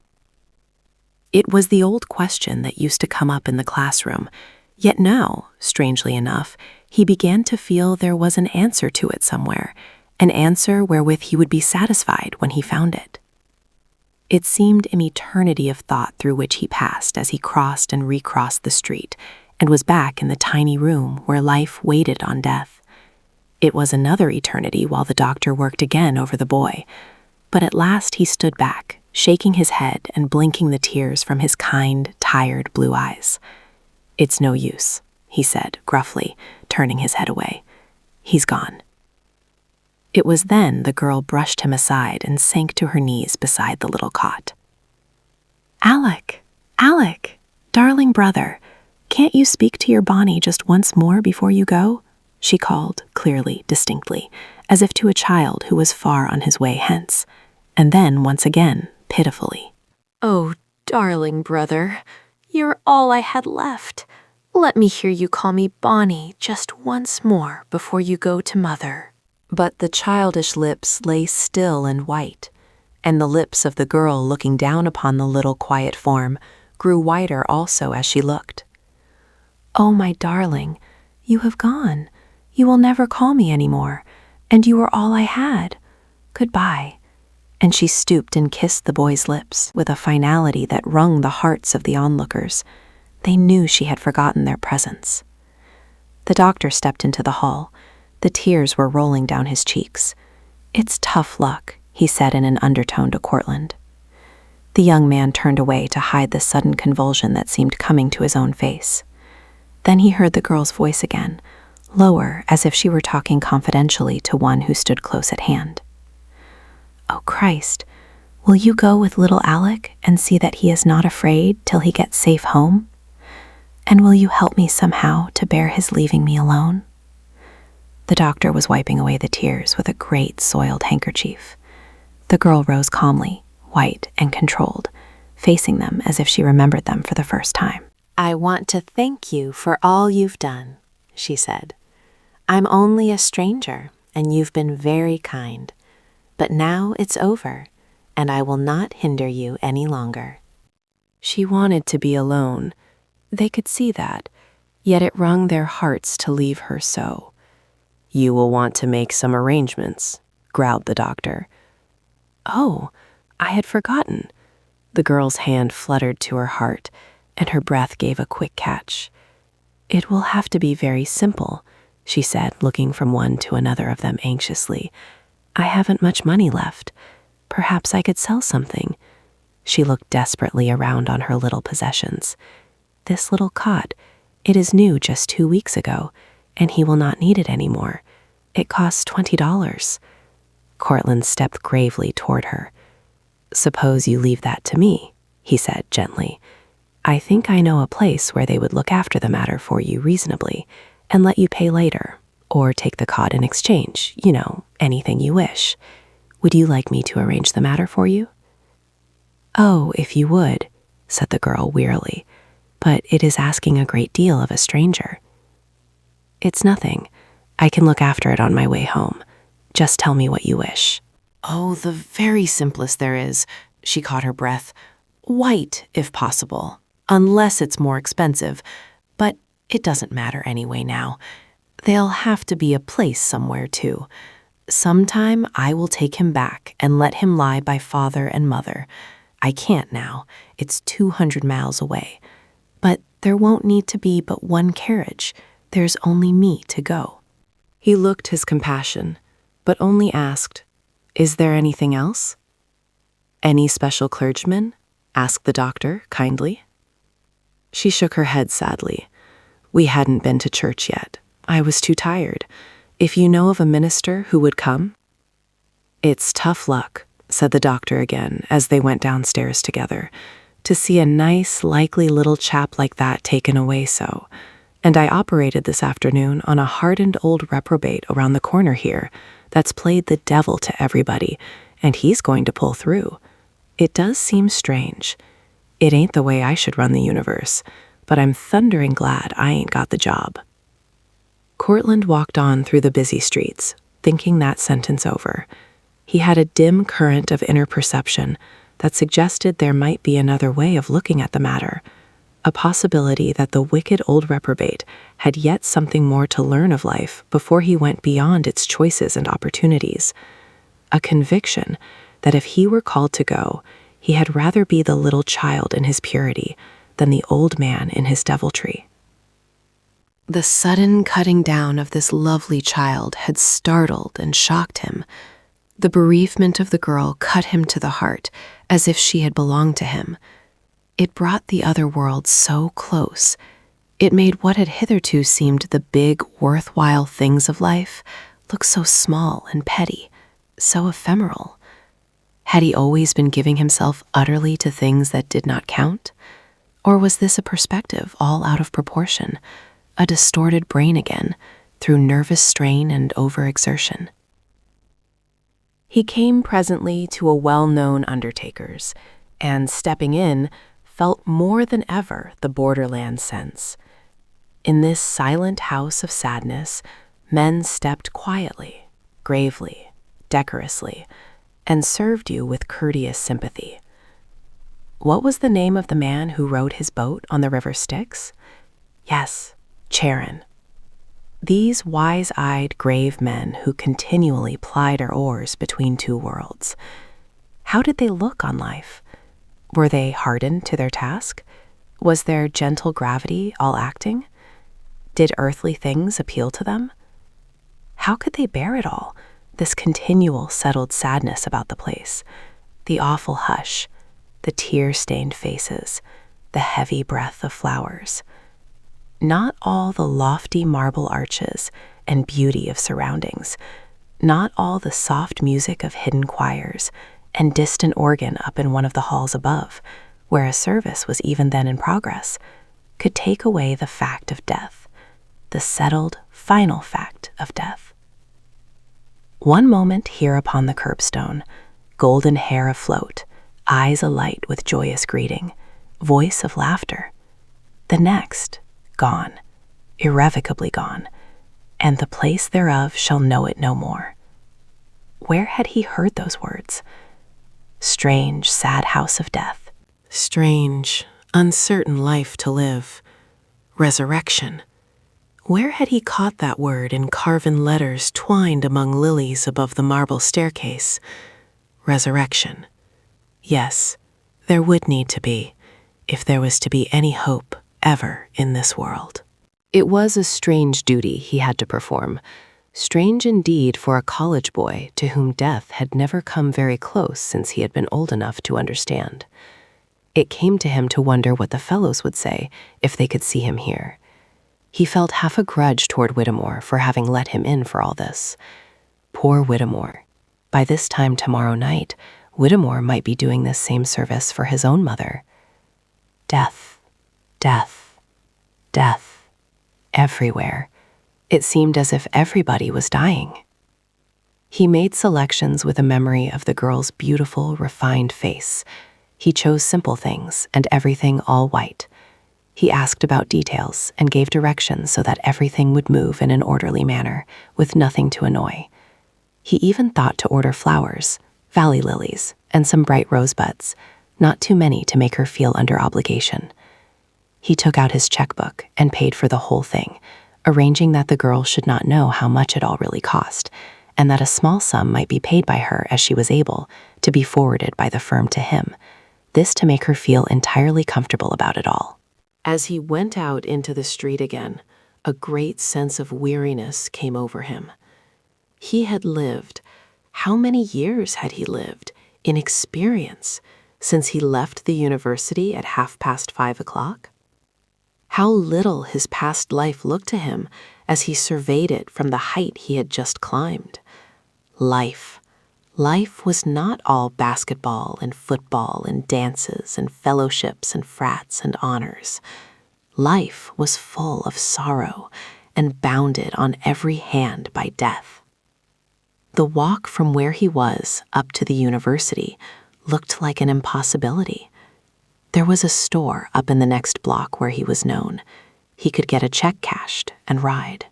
He found himself studying the faces of the people in the car in a new light. Were they all acquainted with sorrow? Yes, there were more or less lines of hardship or anxiety or disappointment on all the older faces. And the younger ones? Did all their bright smiles and eagerness have to be frozen on their lips by grief someday? When you came to think of it, life was a terrible thing. Take that girl now, Miss Brentwood. Miss R.B. Brentwood, the address had been. The name her brother had called her fitted better. Bonnie. What would life mean to her now? It occurred to him to wonder if there would be any such sorrow and emptiness of life for anyone if he were gone. The fellows would feel badly, of course. There would be speeches and resolutions, a lot of black drapery and all that sort of thing in college. But what did that amount to? His father? Oh yes, of course he would feel it some. But he had been separated from his father for years, except for brief visits and vacations. His father had married a young wife, and there were 3 young children. No, his father would not miss him much. He swung off the car in front of the university and entered the dormitory at last, too engrossed in his strange new thoughts to remember that he had had no supper. Hello, Court. Where the deuce have you been? We've looked everywhere for you. You didn't come to the dining hall. What's wrong with you? Come in here. It was Tonelli who hauled him into Bill Ward's room and thumped him into a big leather study chair. "Why, man, you're all in. Give an account of yourself," he said, tossing his hat over to Bill Ward and pulling away at his mackinaw. "Perhaps he's in love," suggested Pat from the couch where he was puffing away at his pipe. "Perhaps he's flunked his Greek exam," suggested Bill Ward with a grin. "He looks as if he'd seen a ghost," said Tonelli, eyeing him critically. "Cut it out, boys," said Courtland with a weary smile. "I've seen enough. Whittemore's called home. His mother's dying. I went an errand for him down in some of his slums, and on the way back I just saw a little kid get killed. Pretty little kid, too, with long curls." "Good night, nurse," said Pat from his couch. "Say, that is going some." "Forget it," ejaculated Bill Ward, coming to his feet. "Had your supper yet, Court?" Courtland shook his head. "Well, just you sit still there while I run down to the pie shop and see what I can get." Bill seized his cap and mackinaw and went roaring off down the hall.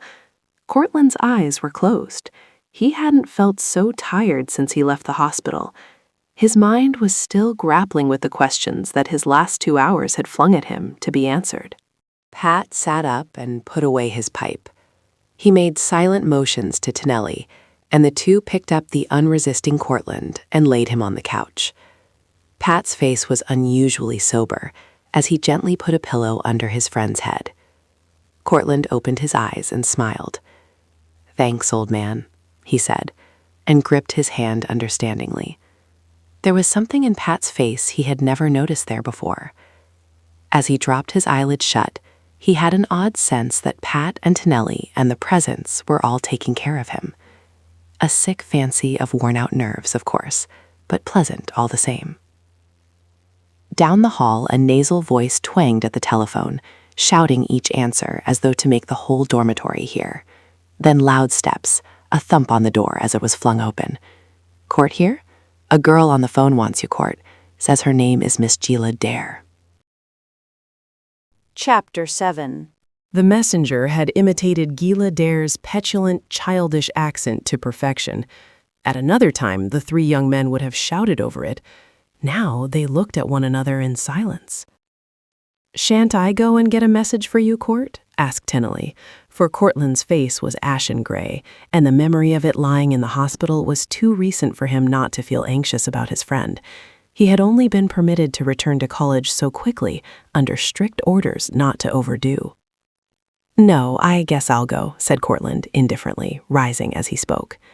They listened anxiously to his tones as he conversed over the phone. "Hello? Yes? Yes. Oh, good evening. Yes? Yes? No, it won't be possible. No, I've just come in and I'm pretty well all in. I have a lot of studying yet to do tonight. This is exam week, you know. No, I'm afraid not tomorrow night either. No, there wouldn't be a chance till the end of the week anyway. Why, yes, I think I could by that time, perhaps. Friday night? I'll let you know. Thank you. Goodbye." The listeners looked from one to the other knowingly. This was not the tone of one who had fallen very far for a girl. They knew the signs. He had actually been indifferent. Gila Dare had not conquered him so easily as Bill Ward had thought she would. And the strange thing about it was and dear to them just then. For the moment, they seemed to have perceived something fine and high in his mood that held them in awe. They did not kid him when he came back to them, as they would ordinarily have done. They received him gravely, talking together about the examination on the morrow, as if they had scarcely noticed his going. Bill Ward came back presently with his arms laden with bundles. He looked keenly at the tired face on the couch, but whistled a merry tune to let on he had not noticed anything amiss. "Got a great spread this time," he declared, setting forth his spoils on 2 chairs alongside the couch. "Hot oyster stew. Sit by, fellas. Cookie wrapped it up in newspapers to keep it from getting cold. There's bowls and spoons in the basket. Nellie, get 'em out. Here, Pat, take that bundle out from under my arm. That's celery and crackers. Here's a pail of hot coffee with cream and sugar all mixed. Look out, Pat, that's jelly roll and chocolate eclairs. Don't mash it, you chump. Why didn't you come with me?" It was pleasant to lie there in that warm, comfortable room with the familiar sights all around, the pennants, the pictures, the wild arrangements of photographs and trophies, and hear the fellows talking of homely things, to be fed with food that made him begin to feel like himself again, to have their kindly fellowship all about him like a protection. They were grand fellows, each one of them, full of faults too, but true at heart. Life friends, he knew, for there was a cord binding their 4 hearts together with a little tenderer tie than bound them to any of the other fellows.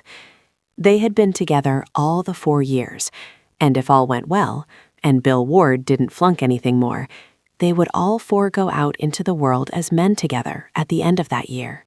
He lay looking at them quietly as they talked, telling little foolish jokes, laughing immoderately, asking one another anxiously about a tough question in the exam that morning, and what the prospects were for good marks for them all. It was all so familiar and beloved, so different from those last 3 hours amid suffering and sorrow. It was all so natural and happy, as if there were no sorrow in the world, as if this life would never end. But he hadn't yet got over that feeling of the presence in the room with them, standing somewhere behind Pat and Tennelly. He liked to feel the consciousness of it in the back of his mind. What would the fellows say if he should try to tell them about it? They would think he was crazy. He had a feeling that he would like to be the means of making them understand. He told them gradually about Whittemore, not as he might have told them directly after seeing him off, nor quite as he had expected to tell them. It was a little more full. It gave them a little kinder, keener insight into a character that they had hitherto almost entirely condemned and ignored. They did not laugh. It was a revelation to them. They listened with respect for the student who had gone to his mother's dying bed. They had all been long enough away from their own mothers to have come to feel the worth of a mother quite touchingly. Moreover, they perceived that Courtland had seen more in Whittemore than they had ever seen. He had a side, it appeared, that was wholly unselfish, almost heroic in a way. They had never suspected him of it before. His long, horse-like face, with the little light china blue eyes always anxious and startled, appeared to their imaginations with a new appeal. When he returned, they would be kinder to him. "Poor old Abner," said Tennelly thoughtfully. "Who would have thought it? Carrying medicine to an old bedridden crone, and was going to stick to his job even when his mother was dying. He's got some stuff in him, after all, if he hasn't much sense." Courtland was led to go on talking about the old woman, picturing in a few words the room where she lay, the pitifully few comforts, the inch of candle, the tea without sugar or milk, the butterless toast. He told it quite simply, utterly unaware that he had told how he had made the toast. They listened without comment as to one who had been set apart to a duty undesirable, but greatly to be admired.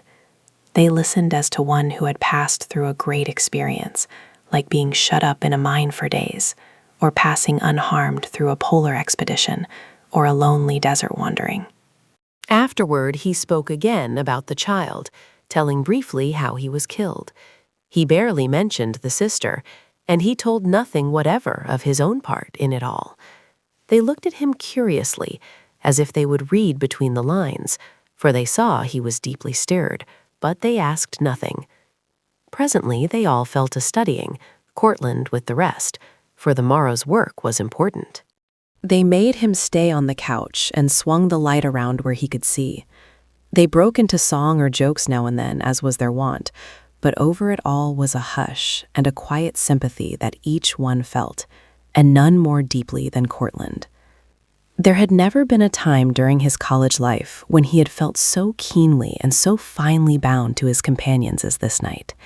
When he went at last to his own room across the hall, he looked about on its comforts and luxuries with a kind of wonder that he had been selected for all this, while that poor woman down in the tenement had to live with bare walls and not even a whole candle. His pleasant room seemed so satisfying. And there was that girl, alone in her tiny room, with so little about her to make life easy, and her beautiful dead lying stricken before her eyes. He could not get away from the thought of her when he lay down to rest, and in his dreams her face of sorrow haunted him. It was not until after the examinations the next afternoon that he realized that he was going to her again, had been going all the time, indeed. Of course, he had been but a passing stranger, but she had no one, and he could not let her be in need of a friend. Perhaps, why, he surely had a responsibility for her when he was the only one who had happened by, and there was no one else. She opened the door at his knock, and he was startled by the look of her face, so drawn and white, with great dark circles under her eyes. She had not slept nor wept since he saw her, he felt sure. How long could human frame endure like that? The strain was terrible for one so young and frail. He found himself longing to take her away somewhere out of it all. Yet, of course, there was nothing he could do. She was full of quiet gratitude for what he had done. She said she knew that without his kind intercession, she would have had to pay far more. She had been through it too recently before, and understood that such things were expensive.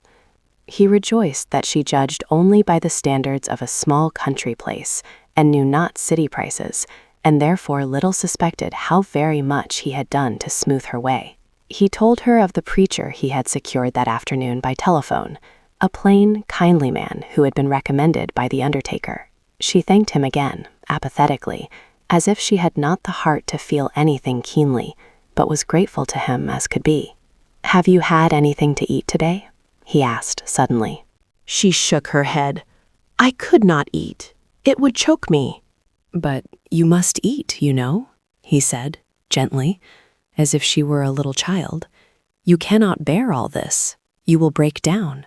"Oh, what does that matter now?" she asked pitifully, with her hand fluttering to her heart again, and a wave of anguish passing over her white face. "But we must live, mustn't we? Until we are called to come away?" He asked the question shyly. He did not understand where the thought or words came from. He was not conscious of evolving them from his own mind. She looked at him in sad acquiescence. "I know," she said, like a submissive child, "and I'll try pretty soon. But I can't just yet. It would choke me." Even while they were talking, a door in the front of the hall opened, and an untidy person with unkempt hair appeared, asking the girl to come into her room and have a bite. When she shook her head, the woman said, "Well then, child, go out a few minutes and get something. You'll not last the night through at this rate. Go, and I'll stay here until you come back."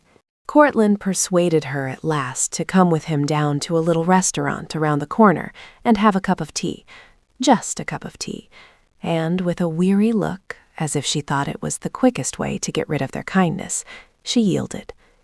He thought he never would forget the look she cast behind her at the little white sheet-covered cot as she passed out the door.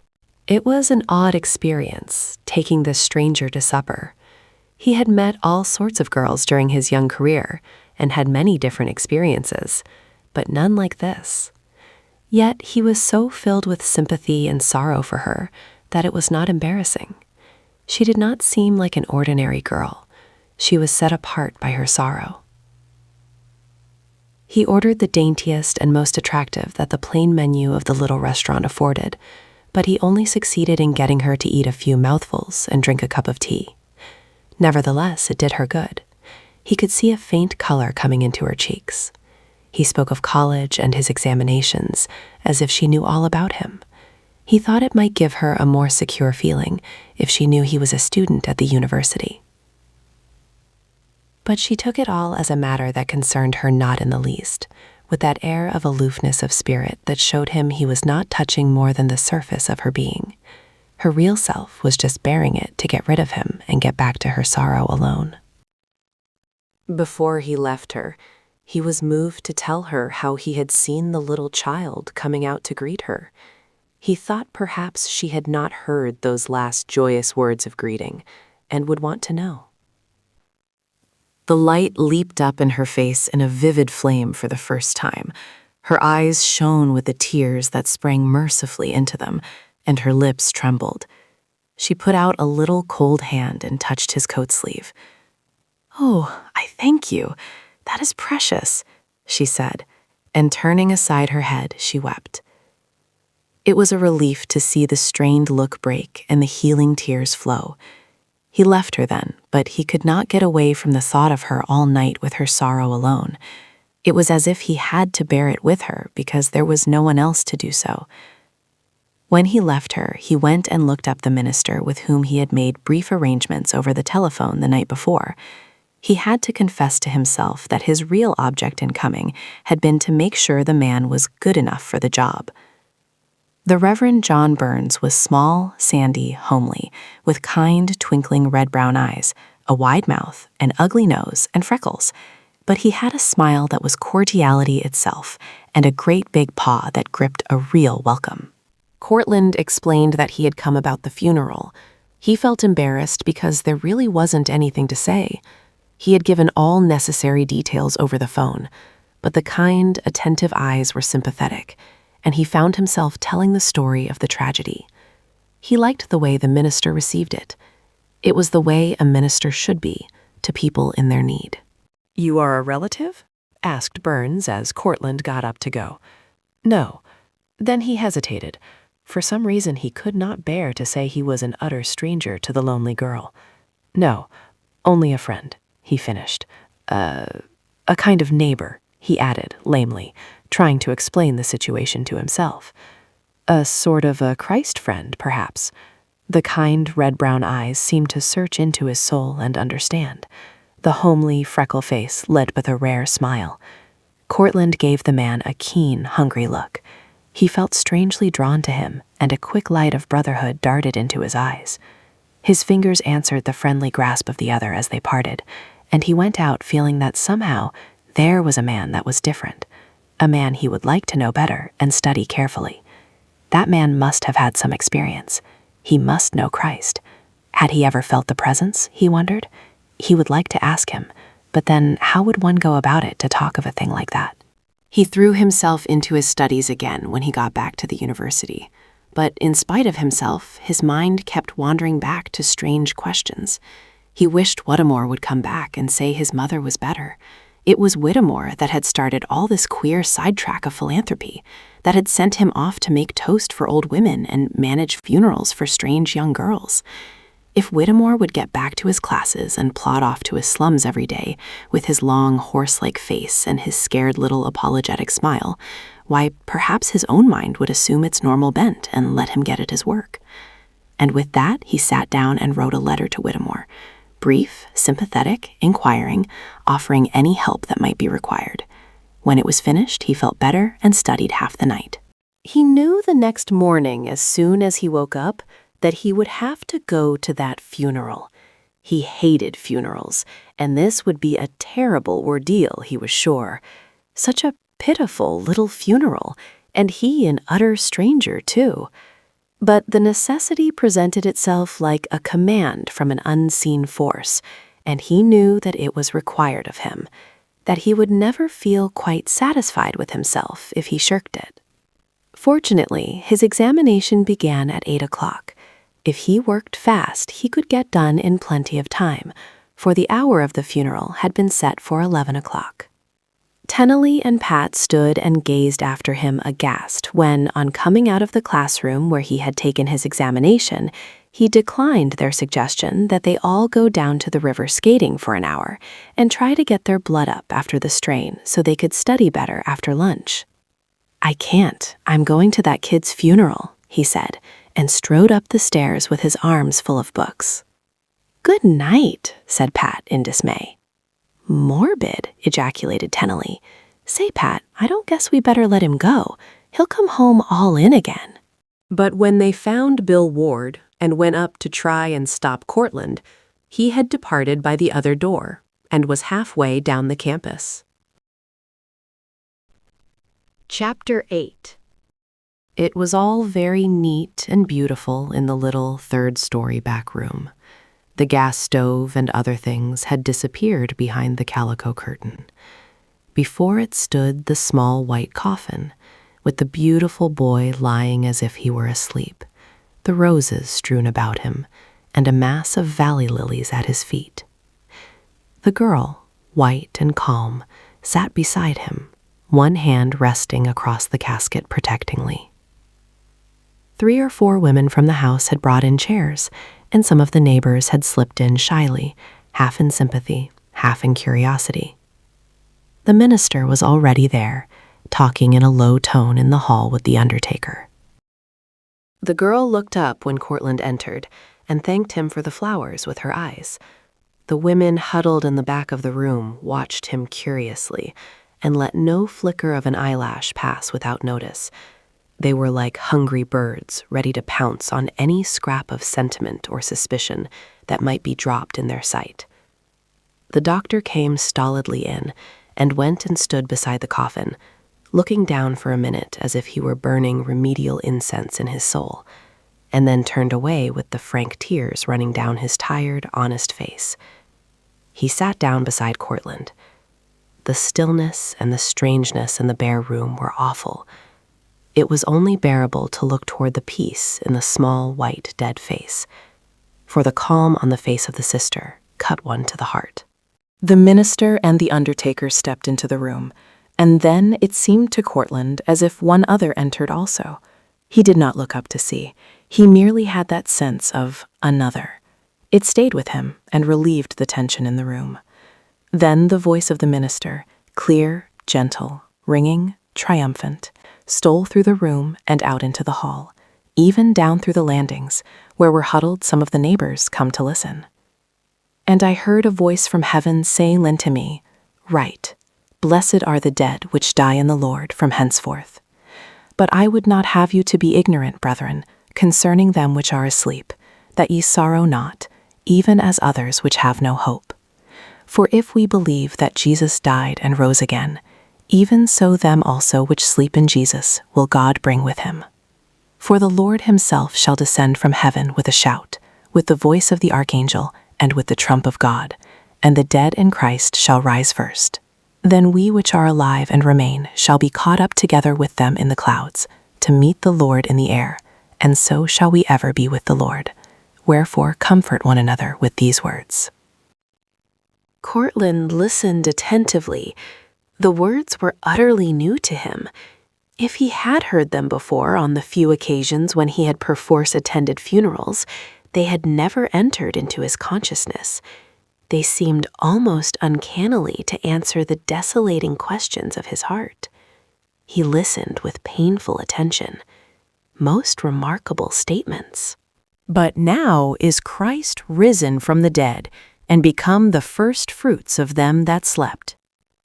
He glanced instinctively around, where it seemed that the presence had entered. He could not get away from the feeling that he stood just to the left of the minister there, with bowed head, like a great one whose errand and presence there were about to be explained.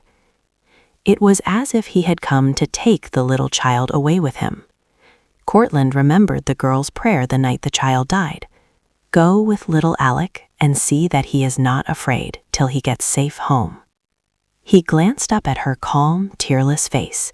She was drinking in the words. They seemed to give strength under her pitiless sorrow. The last enemy that shall be destroyed is death.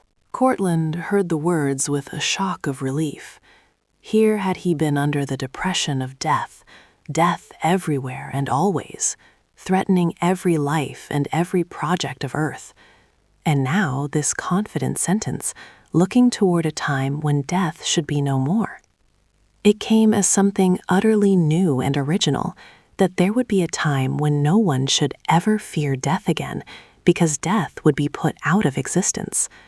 He had to look at it and face it as something to be recognized and thought out, a thing that was presenting itself for him to believe, as if the Christ himself were having it read just for him alone to hear, as if those huddled, curious women and the tearful doctor and the calm-faced girl were not there at all, only Christ and the little dead child waiting to walk into another, realer life, and Courtland there on the threshold of another world to learn a great truth. But some will say, how are the dead raised up, and with what body do they come? Courtland looked up startled, the very thought that was dawning in his mind. The child, presently to lie under the ground and return to dust. How could there be a resurrection of that little body after years, perhaps? How could there be hope for that wide-eyed sister with a sorrowful soul? Thou fool, That which thou sowest not that body that shall be, but bare grain, it may chance of wheat or of some other grain. He listened through the wonderful nature picture, dimly understanding the reasoning, on to the words. So also is the resurrection of the dead. It is sown in corruption, it is raised in incorruption. It is sown in dishonor, it is raised in glory. It is sown in weakness, it is raised in power. It is sown a natural body, it is raised a spiritual body. He looked at the child lying there among the lilies, those spirituelle blossoms so ethereal and perfect that they almost seemed to have a soul. Was that the thought then?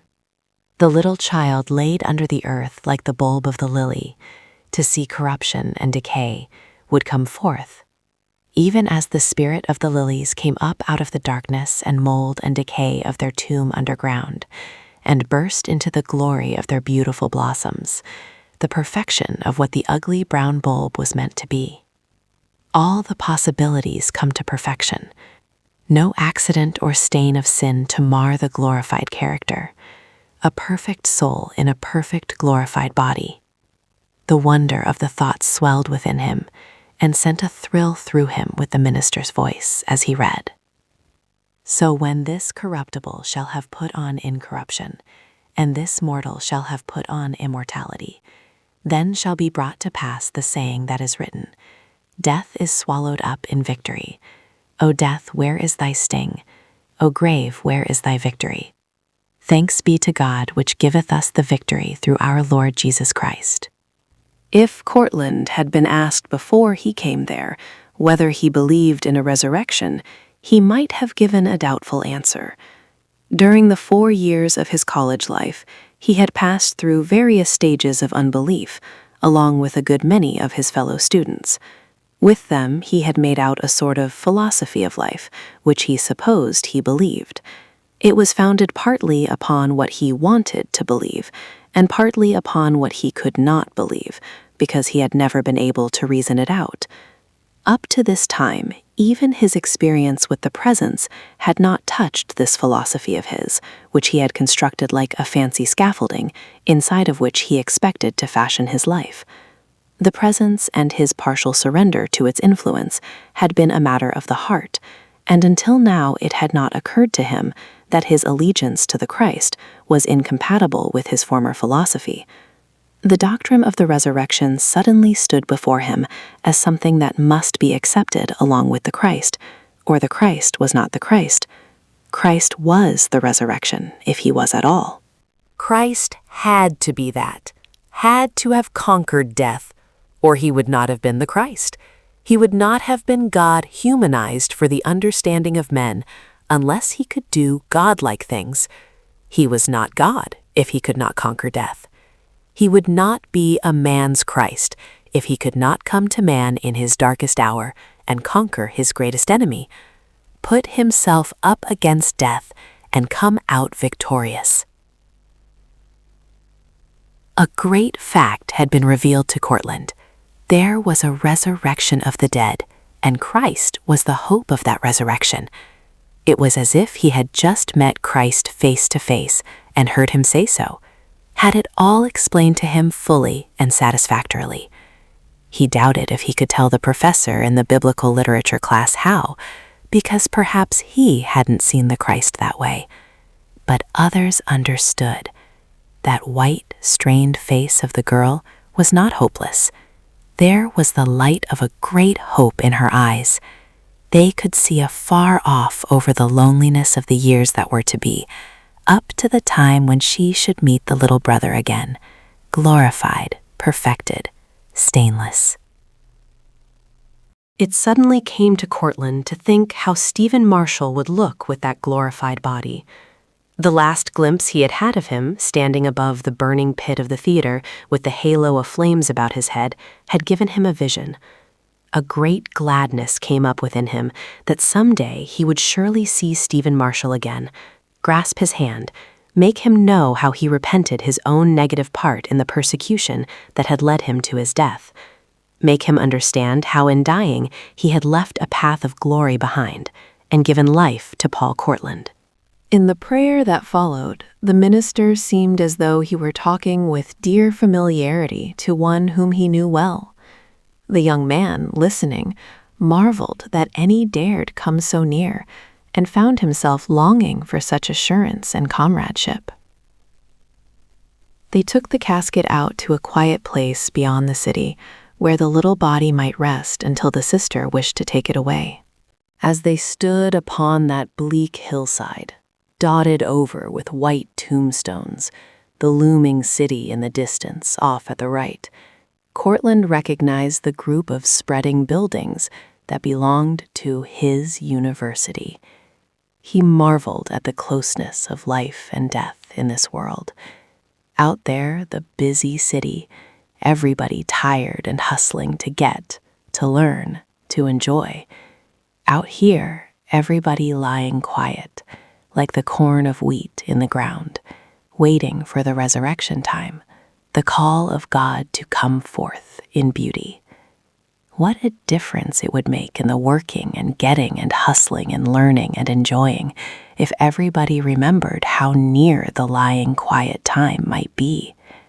How unready some might be to lie down and feel that it was all over. How much difference it must make what one had done with the time over there in the city when the stopping time came.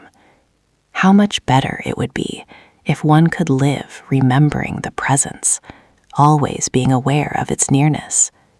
To live Christ. What would that mean? Was he ready to surrender a thought like that? The minister, it appeared, had a very urgent call in another direction. He must take a trolley that passed the gate of the cemetery and go off at once. It fell to Courtland to look after the girl, for the doctor had not been able to leave his practice to take the long ride to the cemetery. She, it seemed, did not hear what they said, nor care who went with her. Courtland led her to the carriage and put her in. "I suppose you will want to go directly back to the house?" he said. She turned to him as if she were coming out of a trance. She caught her breath and gave him one wild, beseeching look, crying out with something like a sob. "Oh, how can I ever go back to that room now?" And then her breath seemed suddenly to leave her, and she fell back against the seat as if she were lifeless. He sprang in beside her, took her in her arms, resting her head against his shoulder, loosened her coat about her throat, and chafed her cold hands, drawing the robes closely about her slender shoulders. But she lay there, white and without a sign of life. He thought he never had seen anything so ghastly white as her face. The driver came around and offered a bottle of brandy. They forced a few drops between her teeth, and after a moment there came a faint flutter of her eyelids. She came to herself for just an instant, looked about her, realized her sorrow once more, and dropped off into oblivion again. "She's in a bad way," murmured the driver, looking worried. "I guess we'd better get her somewheres. I don't want to have no responsibility. My chief's gone back to the city, and the other man's gone across to the west side. I reckon we'd better go on and stop at some hospital if she don't come to pretty soon." The driver vanished, and the carriage started at a rapid pace. Courtland sat supporting his silent charge in growing alarm, alternately chafing her hands and trying to force more brandy between her set lips. He was relieved when at last the carriage stopped again, and he recognized the stone buildings of one of the city's great hospitals. Chapter 9. When Courtland got back to the university, the afternoon examination had been in progress almost half an hour. With a brief explanation to the professor, he settled to his belated work, regardless of Bill Ward's anxious glances from the back of the room and Pat's lifted eyebrows from the other side. He knew he had yet to meet those three beloved antagonists. He seemed to have progressed through eons of experience since he talked with them last night. The intricate questions of the examination on political science, over which he was trying faithfully to work, seemed paltry beside the great facts of life and death. He had remained at the hospital until the girl came out of her long swoon, and the doctor said she was better, but the thought of her white face was continually before him. When he closed his eyes for a moment to think how to phrase some answer in his paper, he would see that still, beautiful face as it lay on his shoulder in the carriage. It had filled him with awe to think that he, a stranger, was her only friend in that great city, and she might be dying. Somehow he could not cast her off as a common stranger. He had arranged that she should be placed in a small private room at a moderate cost and paid for a week in advance.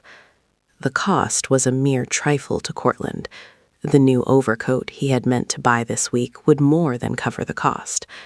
Besides, if he needed more than his ample allowance, his father was always quite ready to advance what he wanted. But the strange thing about all this was that, having paid to put the girl where she would be perfectly comfortable and be well taken care of, he could not cast her off and forget her. His responsibility seemed to be doubled with everything he did for her. Between the problems of deep state perplexities and intrigues was ever the perplexity about that girl and how she was going to live all alone with her tragedy, or tragedies, for it was apparent from the little hints she had dropped that the death of the small brother was only the climax of quite a series of sorrows that had come to her young life. And yet she, with all that sorrow compassing her about, could still believe in the Christ and call upon him in her trouble. There was a kind of triumphant feeling in his heart when he reached that conclusion. He lay on the couch in Tonelli's room that night, after supper, and tried to think it out, while the other three clattered away about their marks and held an indignation meeting over the way Pat was getting blacklisted by all the professors just when he was trying so hard. He didn't know the fellows were keeping it up to get his mind away from the funeral. He was thinking about that girl. The doctor had told him that she was very much run down. It looked as if the process had been going on for some time. Her heart action was not all it should be, and there were symptoms of lack of nutrition. What she needed was rest, utter rest. Sleep if possible most of the time for at least a week, with careful feeding every 2 or 3 hours, and after that, a quiet, cheerful place with plenty of fresh air and sunshine and more sleep. No anxiety, and nothing to call on the exhausted energies for action or hurry. Now, how was a state of things like that to be brought about for a person who had no home, no friends, no money, and no time to lie idle? Moreover, how could there be any cheerful spot in the wide world for a little girl who had passed through the fire as she had done? Presently, he went out to the drugstore and telephoned to the hospital. They said she had had only one more slight turn of unconsciousness, but had rallied from it quickly and was resting quietly now. They hoped she would have a good night. Then he went back to his room and thought about her some more. He had an important English examination the next day, one in which he especially wanted to do well. Yet try as he would to concentrate on Wells and Shaw, that girl and what was going to become of her would get in between him and his book. It was after 10 o'clock when he sauntered down the hall and stood in Stephen Marshall's room for a few minutes, as he was getting the habit of doing every night. The peace of it and the uplift that room always gave him were soothing to his soul. If he had known a little more about the Christ to whose allegiance he had declared himself, he might have knelt and asked for guidance. But as yet he had not so much as heard of a promise to the man who abides and asks what he will.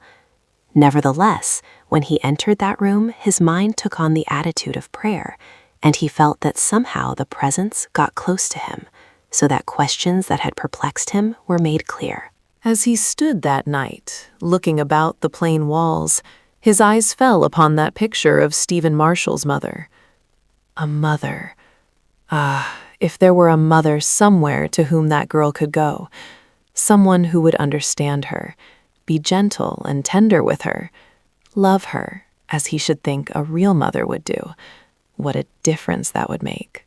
He began to think over all the women he knew, all the mothers. There were not so many of them. Some of the professors' wives who had sons and daughters of their own. Well, they might be all well enough for their own sons and daughters, but there wasn't one who seemed likely to want to behave in a very motherly way to a stranger like his waif of a girl. They were nice to the students, polite and kind to the extent of 1 tea or reception apiece a year, but that was about the limit. Well, there was Tonelli's mother, dignified, white-haired, beautiful, dominant in her home and clubs, charming to her guests, but he could just fancy how she would raise her lorgnette and look Bonnie Brentwood over. There would be no room in that grand house for a girl like Bonnie. Bonnie, how the name suited her.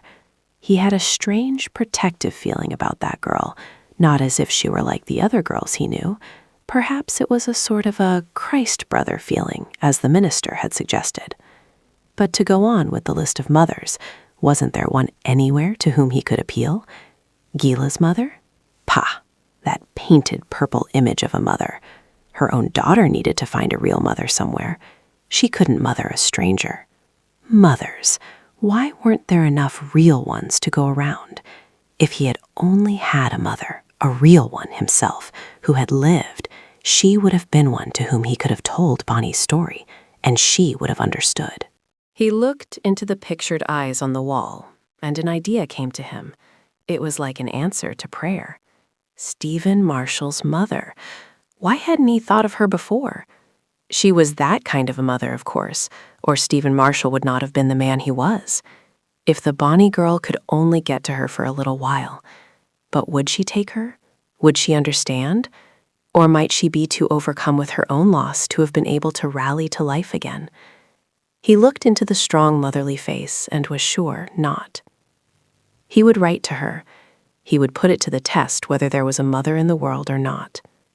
He went back to his room and wrote her a long letter, red hot from the depths of his heart, a letter such as he might have written to his own mother if he had ever known her, but such as certainly he had never written to any woman before. He wrote, "Dear mother of Stephen Marshall, I know you are a real mother because Stephen was what he was, and now I am going to let you prove it by coming to you with something that needs a mother's help. There is a little girl, I should think she must be about 19 or 20 years old, lying in the hospital, worn out with hard work and sorrow.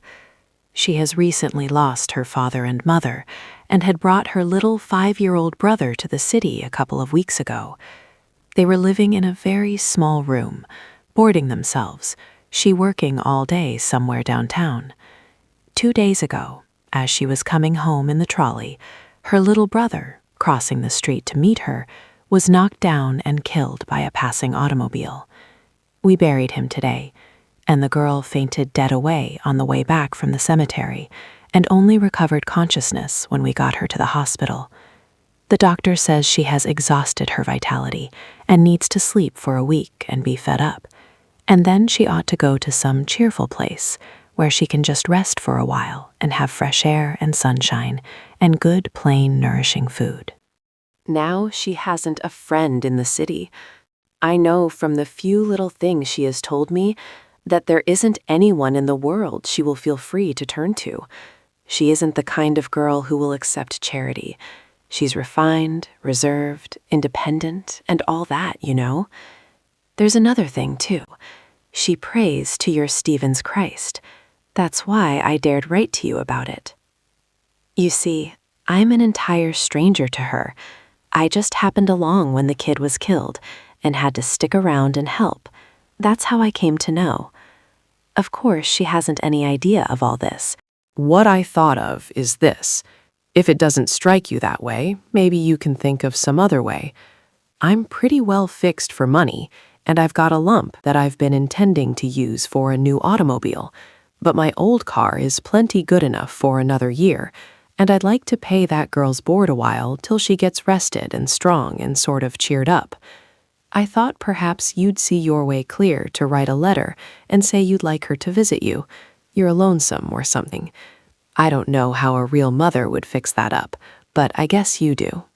Of course, the girl mustn't know I have a thing to do with it, except that I told you about her. She'd be up in the air in a minute. She wouldn't stand for me doing anything for her. She's that kind. I'm sending a check of $200 right now, because I thought, in case you see a way to take up with my suggestion, you might send her money enough for the journey. I don't believe she's got any. We can fix it up about the board any way you say. Don't hesitate to tell me just how much it is worth. I don't need the money for anything. But whatever's done has got to be done mighty quick, or she'll go back to work again, and she won't last 3 days if she does. She looks as if a breath would blow her away. I'm sending this special delivery to hurry things. Her address is Miss R.B. Brentwood, Good Samaritan Hospital. The kid called her Bonnie. I don't know what her whole name is. So now you have the whole story, and it's up to you to decide. Maybe you think I've got a lot of crust to propose this, and maybe you won't see it this way.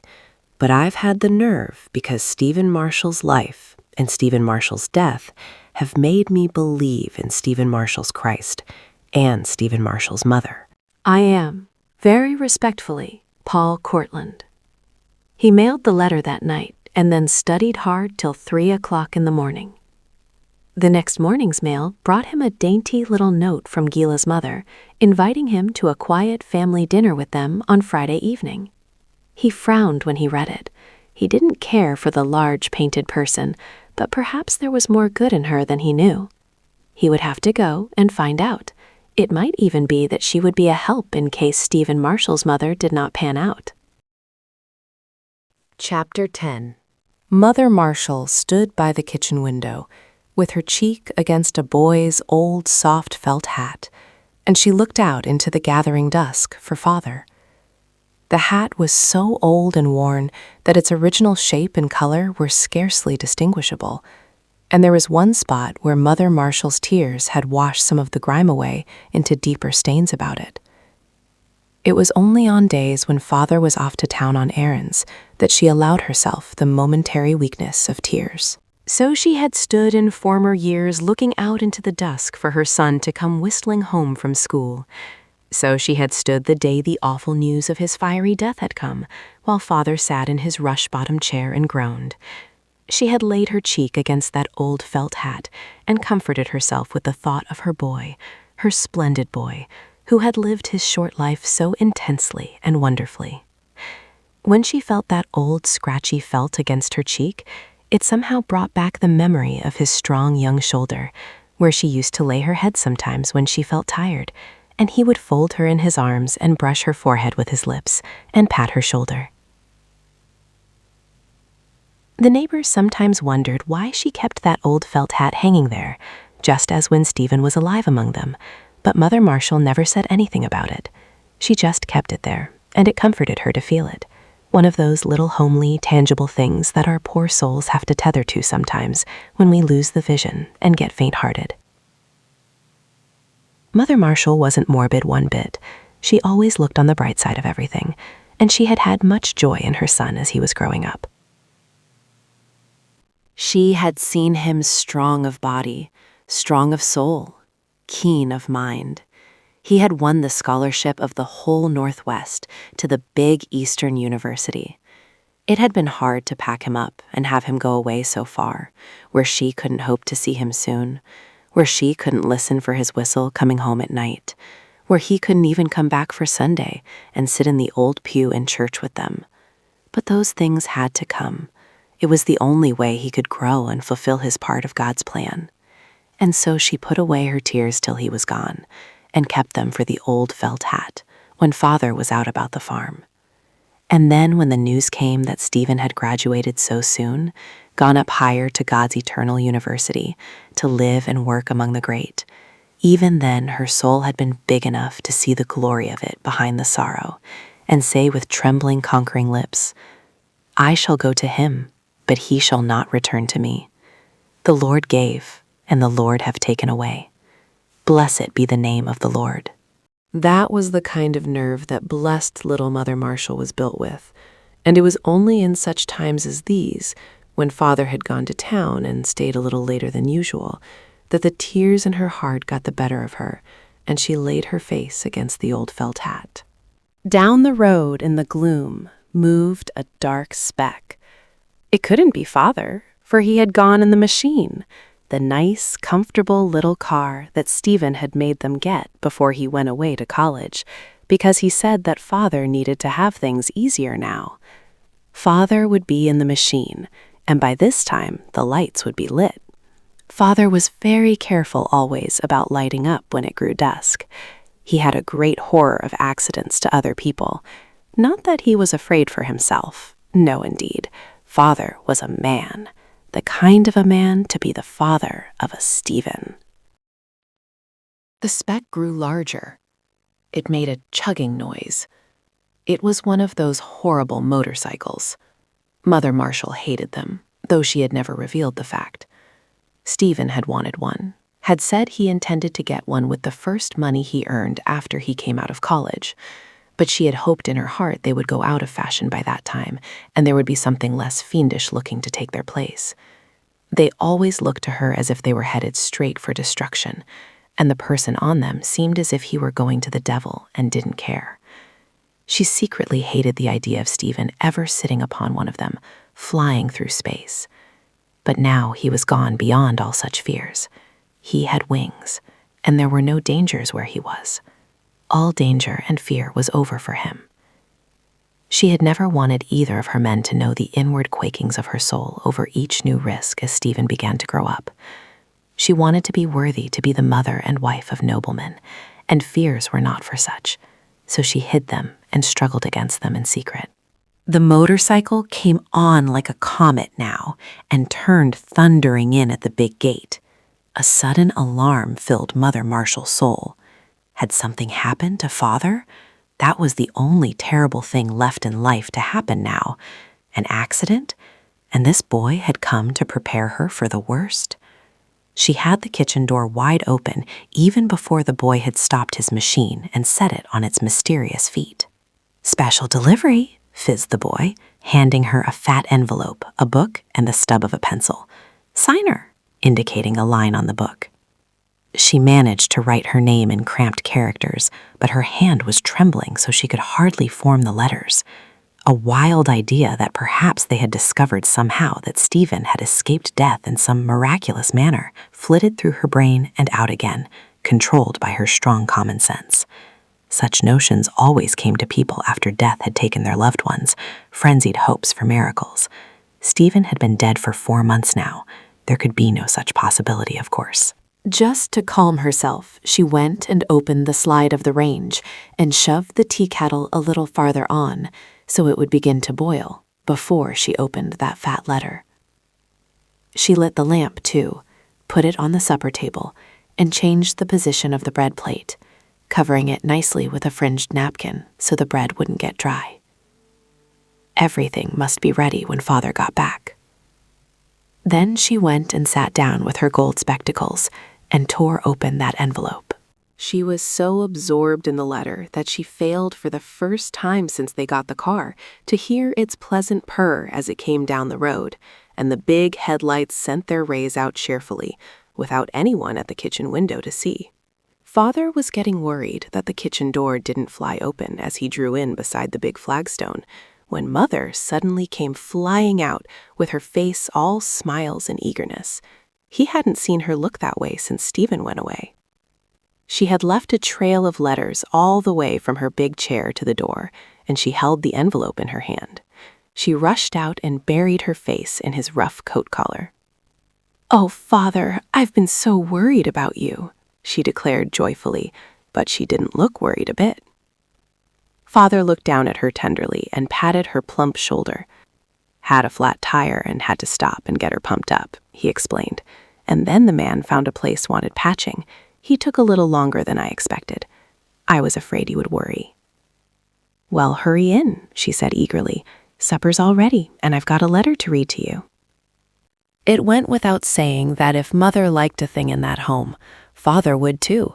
His sun rose and set in Mother, and they had lived together so long and harmoniously that the thoughts of one were the reflection of the other. It didn't matter which. You asked about a thing, you were sure to get the same opinion as if you had asked the other. It wasn't that one gave way to the other, it was just that they had the same habits of thought and decision, the same principles to go by. So one after she had passed the hot Johnny cake, seen to it that father had the biggest pork chop and the mealiest potato, and given him his cup of coffee creamed and sugared just right, Mother got out the letter with the university crest and began to read. She had no fears that father would not agree with her about it. She read eagerly, sure of his sympathy and her pleasure, sure he would think it was nice of Stephen's friend to write to her and pick her out as a real mother, saying all those pleasant things about her. Sure he would be proud that she, with all the women they had in the East, should have so brought up a boy that a stranger knew she was a real mother. She had no fear that father would frown and declare they couldn't be bothered with a stranger around, that it would cost a lot and mother needed to rest. She knew he would be touched at once with the poor, lonely girl's position and want to do anything in his power to help her. She knew he would be ready to fall right in with anything she should suggest. And true to her conviction, father's eyes lighted with tenderness as she read, watched her proudly, and nodded in strong affirmation at the phrases touching her ability as mother. "That's right, Mother. You'll qualify for a job as mother better than any woman I ever saw," said father heartily as he reached for another helping of butter. His face kindled with interest as the letter went on with its proposition, but he shook his head when it came to the money part, interrupting her. "I don't like that idea, Mother. We don't keep boarders, and we're plenty able to invite company for as long as we like. Besides, it don't seem just the right thing for that young feller to be paying her board. She wouldn't like it if she knew it. If she was our daughter, we wouldn't want her to be put in that position. Though it's very kind of him, of course." "Of course," said Mother breathlessly. "He couldn't very well ask us, you know, without saying something like that, especially as he doesn't know us, except by hearsay, at all." "Of course," agreed father. "But then, equally of course, we won't let it stand that way. You can send that young feller back his check and tell him to get his new automobile. He won't be young but once, and I reckon a young feller of that kind won't get any harm from his automobiles, no matter how many he has of 'em. You can see by his letter he ain't spoiled yet, and if he's got hold of Steve's idea of things, he'll find plenty of use for his money, doing good where there ain't a young woman about that is bound to object to being took care of by a young man she don't know and don't belong to. However, I guess you can say that, Mother, without offending him. Tell him we'll take care of the money part. Tell him we're real glad to get a daughter. You're sure, Mother, it won't be hard for you to have a stranger around in Steve's place?" "No, I like it," said Mother, with a smile, brushing away a bright tear that burst out unawares. "I like it hard, as Steve used to say. Do you know, Father, what I've been thinking, what I thought right away when I read that letter? I thought, suppose that girl was the one Stephen would have loved and wanted to marry if he had lived. And suppose he had brought her home here. What a fuss we would have made about her and all. And I'd just have loved to fix up the house and make it look pleasant for her and love her as if she were my own daughter." Father's eyes were moist, too. Yes," he said, trying to clear his throat. "I guess she'd be company for thee too, Mother, when I have to go to town, and she'd help around with the work some when she got better." "I've been thinking," said Mother. "I've always thought I'd like to fix up the spare room. I read in my magazine how to fix up a young girl's room when she comes home from college, and I'd like to fix it like that if there's time. You paint the furniture white and have 2 sets of curtains, pink and white, and little shelves for her books. Do you think we could do it?" "Why, sure," said Father. He was so pleased to see Mother interested like this that he was fairly trembling. She had been so still and quiet and wistful ever since the news came about Stephen. "Why, sure. Get some pretty wallpaper, too, while you're about it. Supposin' you and I take a run to town again in the morning and pick it out. Then you can pick your curtains and paint, too, and get Jed Lewis to come in the afternoon and put on the first coat. How about calling him up on the phone right now and asking him about it? I'm real glad we've got that phone. It'll come in handy now." Mother's eyes glistened. The phone was another thing Stephen insisted upon before he left home. They hadn't used it half a dozen times except when the telegrams came, but they hadn't the heart to have it disconnected because Stephen had taken so much pride in having it put in. He said he didn't like his mother left alone in the house without a chance to call a neighbor or send for the doctor. Come to think of it, hadn't you better send a telegram to that chap tonight? You know we can phone it down to the town office. He'll maybe be worried how you're going to take that letter. Tell him he's struck the right party, all right, and you're on the job writing that little girl a letter tonight that'll make her welcome and no mistake. But tell him we'll finance this operation ourselves, and he can save the automobile for the next case that comes along. Words to that effect, you know, Mother. The supper things were shoved back, and the telephone brought into requisition. They called up Jed Lewis first before he went to bed and got his reluctant promise that he would be on hand at 2 o'clock the next afternoon. They had to tell him they were expecting company, or he might not have been there for a week in spite of his promise. It took nearly an hour to reduce the telegram to 10 words, but at last they settled on, "Bonnie, welcome. I'm writing you both tonight. No money necessary. Signed, Stephen's mother and father." The letters were happy achievements of brevity, for it was getting late, and Mother Marshall realized that they must be up early in the morning to get all that shopping done before 2 o'clock. First, the letter to Bonnie, written in a cramped, laborious hand. Dear little girl, you don't know me, but I've heard about you from a sort of neighbor of yours. I'm just a lonely mother whose only son has gone home to heaven. I've heard all about your sorrow and loneliness, and I've taken a notion that maybe you would like to come and visit me for a little while and help cheer me up. Maybe we can comfort each other a little bit. And anyhow, I want you to come. Father and I are fixing up your room for you, just as we would if you were our own daughter coming home from college. For you see, we've quite made up our minds you will come, and Father wants you just as much as I do. We are sending you mileage and a check to get any little things you may need for the journey, because of course, we wouldn't want to put you to expense to come all this long way just to please 2 lonely old people. It's enough for you that you are willing to come, and we're so glad about it that it almost seems as if the birds must be singing and the spring flowers going to bloom for you, even though it is only the middle of winter. Don't wait to get any fixings. Just come as you are. We're plain folks. Father says, be sure you get a good, comfortable berth in the sleeper and have your trunk checked right through.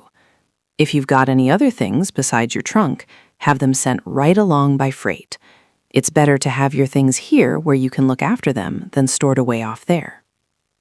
We're so happy about your coming, we can't seem to wait till we hear what time you start. So please send a telegram as soon as you get this, saying when the doctor will let you come, and don't disappoint us for anything. Lovingly, your friend, Rachel Marshall. The letter to Courtland was more brief, but just as expressive. Mr. Paul Courtland, dear friend, you're a dear boy, and I'm proud that my son had you for a friend. When Courtland read that letter, he winced at that sentence and saw himself once more standing in the hall in front of Stephen Marshall's room, holding the garments of those who persecuted him. I have written Bonnie Brentwood, telling her how much we want her, and I am going to town in the morning to get some things to fix up a pretty room for her. I thank you for thinking I was a good mother. Father and I are both quite proud about it. We are very lonely and are glad to have a daughter for as long as she will stay. But anyway, if we hadn't wanted her, we could not have said no when you asked for Christ's sake. Father says we are returning the check because we want to do this for Bonnie ourselves. Then there won't be anything to cover up. Father says if you have begun this way, you will find plenty of ways to spend that money for Christ, and let us look after this one little girl. We've sent her mileage and some money, and we're going to try to make her happy. And someday we would be very happy if you would come out and visit us. I should like to know you for my dear Stephen's sake. You are a dear boy, and I want to know you better. I am glad you have found our Christ. Father thinks so too. Thank you for thinking I would understand. But after all that excitement, Mother Marshall could not sleep. She lay quietly beside Father and the old four-poster and planned all about that room. She must get Sam Carpenter to put in some little shelves each side of the windows and a wide locker between for a window seat, and she would make some pillows like those in the magazine pictures. She pictured how the girl would look a dozen times and what she would say, and once her heart was seized with fear that she had not made her letter cordial enough. She went over the words of the young man's letter as well as she could remember them, and let her heart soar and be glad that Stephen had touched one life and left it better for his being in the university that little time. Once she stirred restlessly, and Father put out his hand and touched her in alarm. "What's the matter, Rachel? Aren't you sleeping?" "Father, I believe we'll have to get a new rug for that room." "Sure," said Father, relaxing sleepily. "Gray with pink rosebuds, soft and thick," she whispered. "Sure, pink with gray rosebuds," murmured Father as he dropped off again. They made very little of breakfast the next morning. They were both too excited about getting off early, and Mother Marshall forgot to caution Father about going at too high speed. If she suspected that he was running a little faster than usual, she winked at it, for she was anxious to get to the stores as soon as possible. She had arisen early to read over the article in the magazine again, and she knew to a nicety just how much pink and white she would need for the curtains and cushions. She had it in the back of her mind that she meant to get little brass handles and keyholes for the bureau also. She was like a child who is getting ready for a new doll. It was not until they were on their way back home again, with packages all about their feet and an eager light in their faces, that an idea suddenly came to both of them, an idea so chilling that the eagerness went out of their eyes for a moment, and the old, patient, sweet look of sorrow came back. It was Mother Marshall who put it into words. "You don't suppose, Seth," she appealed. She always called him Seth in times of crisis. "You don't suppose that perhaps she mightn't want to come after all?" "Well, I was thinking, Rachel," he said tenderly, "we'd best not be getting too set on it. But anyhow, we'd be ready for someone else. You know Stevie always wanted you to have things fixed nice and fancy. But you fix it up. I guess she's coming. I really do think she must be coming. We'll just pray about it, and then we'll leave it there." And so, with peace in their faces, they arrived at home just 5 minutes before the painter was due and unloaded their packages. Father lifted out the big roll of soft, velvety carpeting, gray as a cloud, with moss roses scattered over it. He was proud to think he could buy things like this for Mother. Of course, now they had no need to save and scrimp for Stephen the way they had done during the years, so it was well to make the rest of the way as bright for Mother as he could. And this Bonnie girl, if she would only come, what a bright, happy thing it would be in their desolated home. But suppose she shouldn't come? Chapter 11. The telegram reached Courtland Friday evening, just as he was going to the Dare dinner, and filled him with an almost childish delight. Not for a long time had he had anything as nice as that happen. Not even when he made Phi Beta Kappa in his junior year had he been so filled with exultation. It was like having a fairy tale come true. To think there had really been a woman in the world who would respond in that cordial way to a call from the great unknown. He presented himself in his most sparkling mood at the house where he was to dine. There was nothing at all blue about him. His eyes fairly danced with pleasure, and his smile was rare. Gila looked and drooped her eyes demurely. She thought the sparkle was all for her, and her little wicked heart gave a throb of exultant joy. Mrs. Dare was no longer a large purple person. She was in full evening dress, explaining that she and her husband had an engagement at the opera after dinner. She resembled the fat dough people that the cook used to fashion for him in his youth. Her pudgy arms so reminded him of those shapeless cookie arms that he found himself fascinated by the thought as he watched her moving her bejeweled hands among the trinkets at her end of the glittering table. Her gown, what there was of it, was of black gauze emblazoned with dartling sequins of deep blue.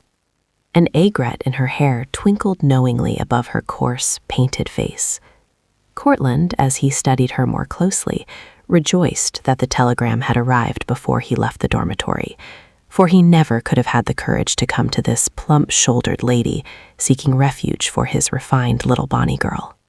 The father of the family was a little wisp of a man with a nervous laugh and a high, thin voice.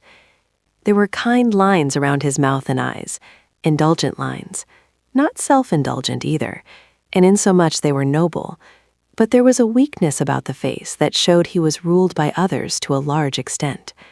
He said, "Yes, my dear," quite obediently when his wife ordered him affably around. There was a cunning look in his eye that might explain the general impression current that he knew how to turn $1 to his own account. It occurred to Courtland to wonder what would happen if he should suddenly ask Mr. Dare what he thought of Christ, or if he believed in the resurrection. He could quite imagine they would look aghast, as if he had spoken of something impolite. One couldn't think of Mrs. Dare in a resurrection. She would seem so out of place, so sort of unclothed for the occasion, in those fat, doughy arms with her glittering jet shoulder straps. He realized that all these thoughts that raced through his head were but fantasies, occasioned no doubt by his own highly wrought nervous condition, but they kept crowding in and bringing the mirth to his eyes. How, for instance, would Mother Marshall and Mother Dare hit it off if they should happen together in the same heaven?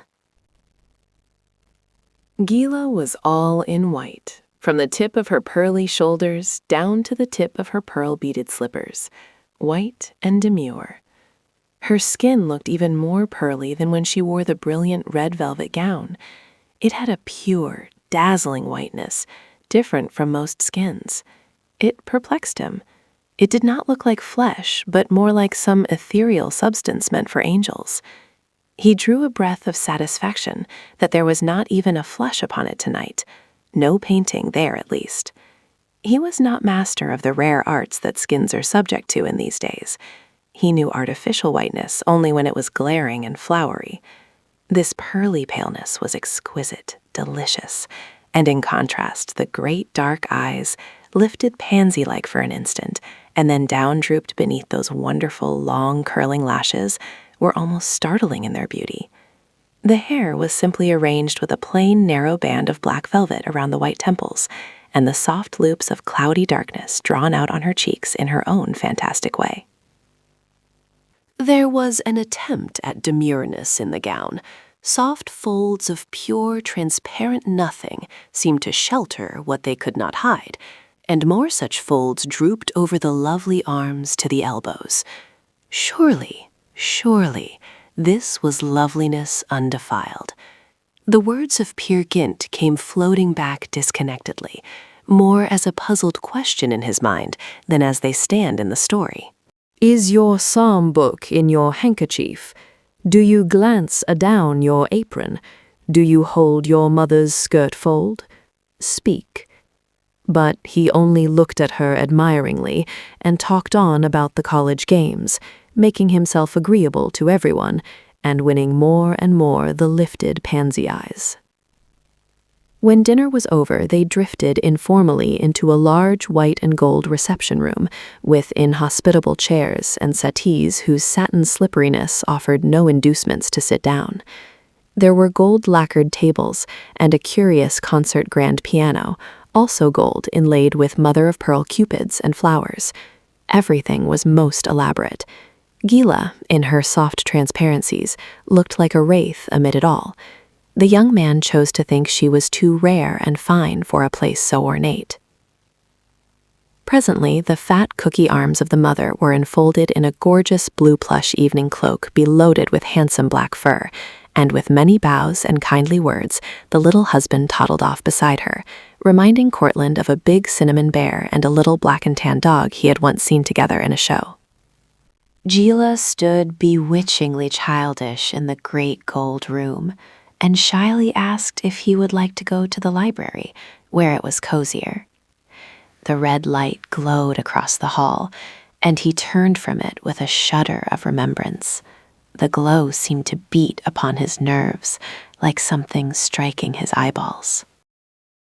"I'd like to hear you play, if you will," he answered, wondering in his heart if, after all, a dolled-up instrument like that was really meant to be played upon. Gila pouted. She did not want to play, but she would not seem to refuse the challenge.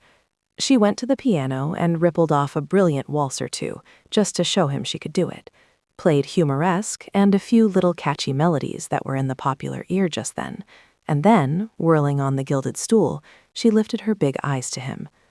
"I don't like it in here," she said with a little shiver, as a child might do.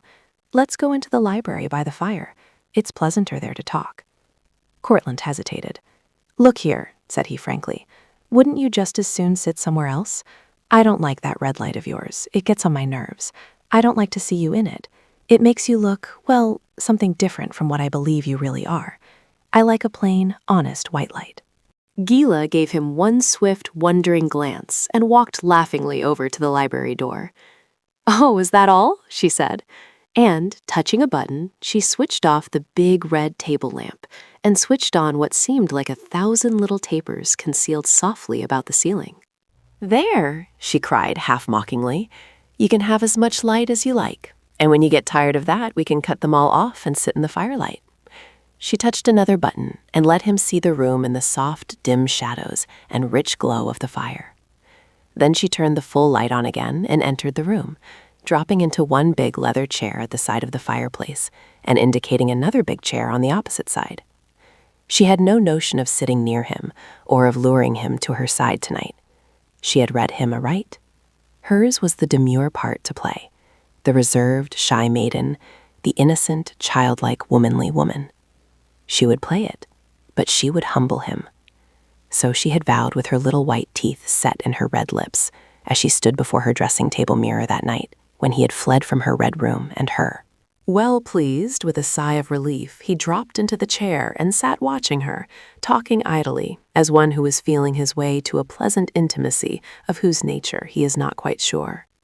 She was very sweet and sympathetic about the examinations, told how she hated them herself and thought they ought to be abolished, said he was a wonder, that her cousin had told her he was a regular shark, and yet he hadn't let himself be spoiled by it either. She flattered him gently with that deference a girl can pay to a man, which makes her appear like an angel of light and fixes him for any confidence in the world he has to give. She sat so quietly, with big eyes lifted now and then, talking earnestly and appreciatively of fine and noble things, that all his best thoughts about her were confirmed. He watched her, thinking what a lovely, lovable woman she was, what gentle sympathy and keen appreciation of really fine qualities she showed, child even though she seemed to be. He studied her, thinking what a friend she might be to that other poor girl in her loneliness and sorrow, if she only would. He didn't know that he was yielding again to the lure that the red light had made the last time he was there. He didn't realize that, red light or white light, he was being led on. He only knew that it was a pleasure to talk to her, to be near her, to feel her sympathy, and that something had unlocked the innermost depths of his heart, the place he usually kept to himself, even away from the fellows. He had never quite opened it to a human being before. To Nellie had come nearer to getting a glimpse than anyone, but now he was really going to open it, for he had at last found another human being who could understand and appreciate. "May I shut off the bright light and sit in the firelight?" he asked, and Gila acquiesced sweetly. It was just what she had been leading up to, but she did not move from her reticent yet sympathetic position in the retired depths of the great chair, where she knew the shadows and the glow of the fire would play on her face and show her sweet, serious pose. "I want to tell you about a girl I have met this week." A chill fell upon Gila, but she did not show it. She never even flickered those long lashes. Another girl. How dared he?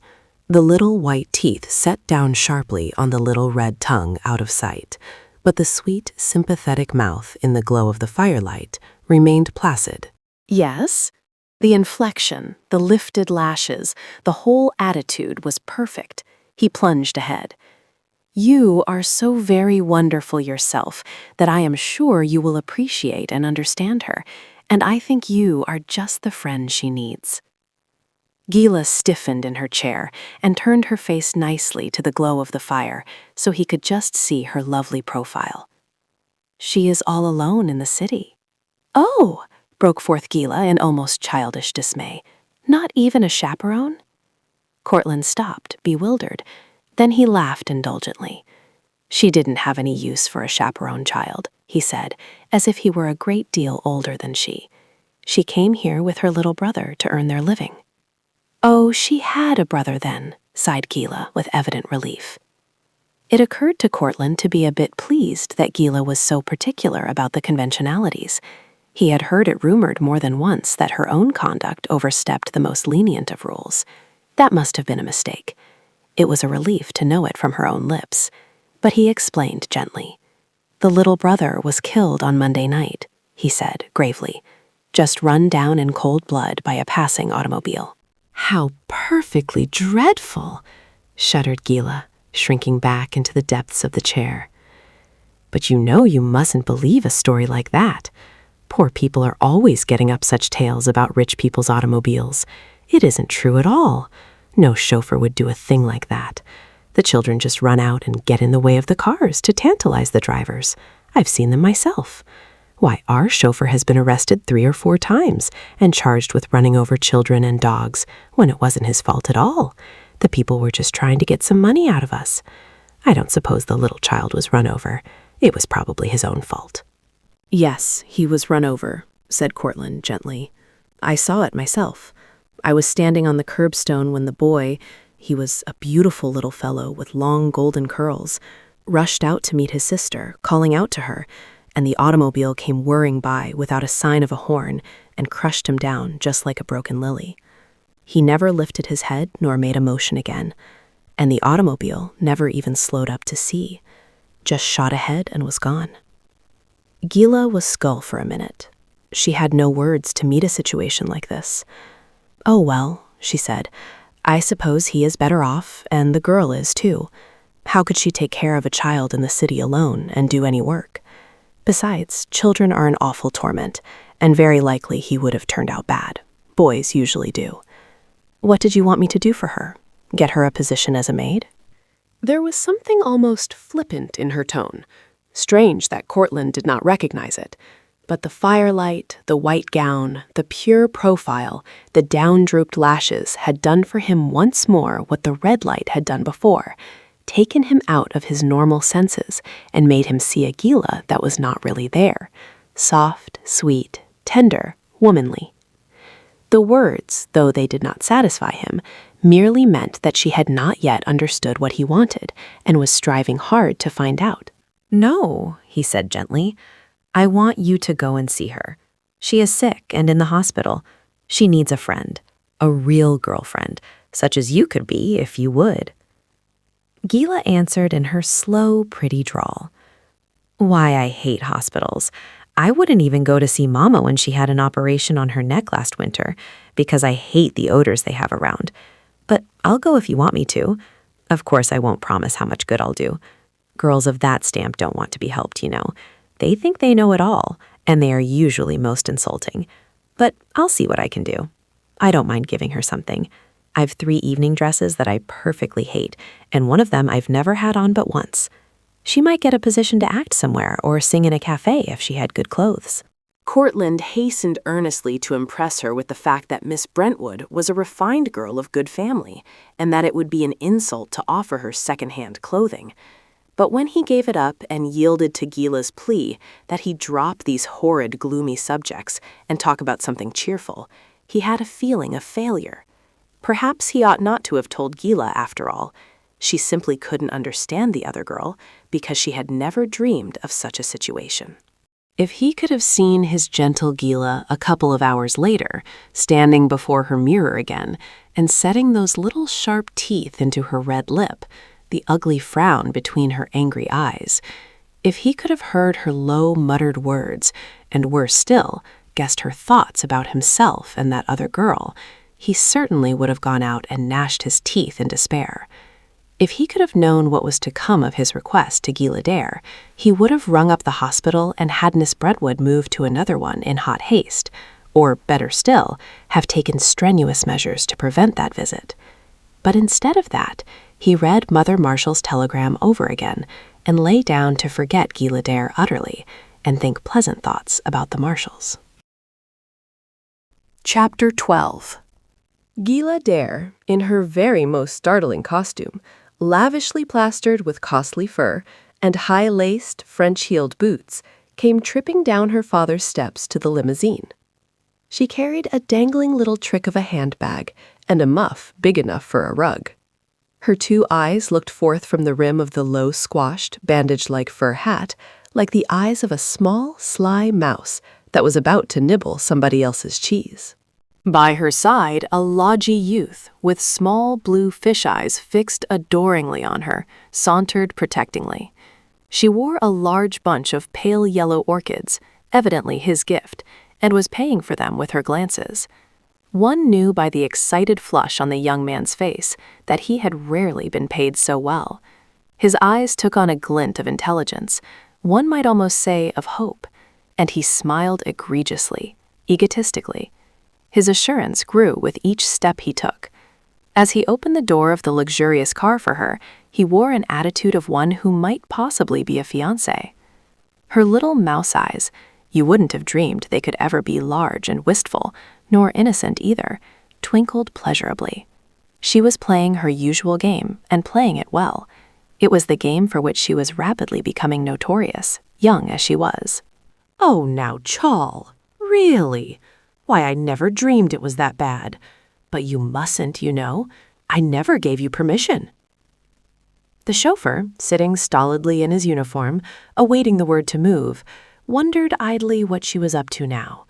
He was used to seeing the game played all around him day after day, as if he were a stick or a stone, or one of the metal trappings of the car. Charlie Hathaway looked unutterable things, and the little mouse eyes looked back unutterable things, with that lingering, just too long for pardoning glance that a certain kind of men and women employ when they want to loiter near the danger line and toy with vital things. An impressive hand clasp, another long, languishing look, just a shade longer this time. Then he closed the door, lifted his hat at the mouse-eyed goddess, and the limousine swept away. They had parted as if something momentous had occurred, and both knew in their hearts that neither had meant anything at all, except to play with fire for an instant, like children sporting at lighting a border of forest that has a heart of true homes in its keeping. Gila swept on in her chariot. The young man with whom she had played was well skilled in the game. He understood her perfectly, as she him. If he got burned sometimes, it was up to him. She meant to take good care of herself. Around another corner, she spied another acquaintance. A word to the automaton on the front seat, and the limousine swept up to the curb where he was tassing. Gila leaned out with the sweetest bow. She was the condescending lady now. No mouse eyes in evidence this time, just a beautiful, commanding presence to be obeyed. She would have him ride with her, so he got in.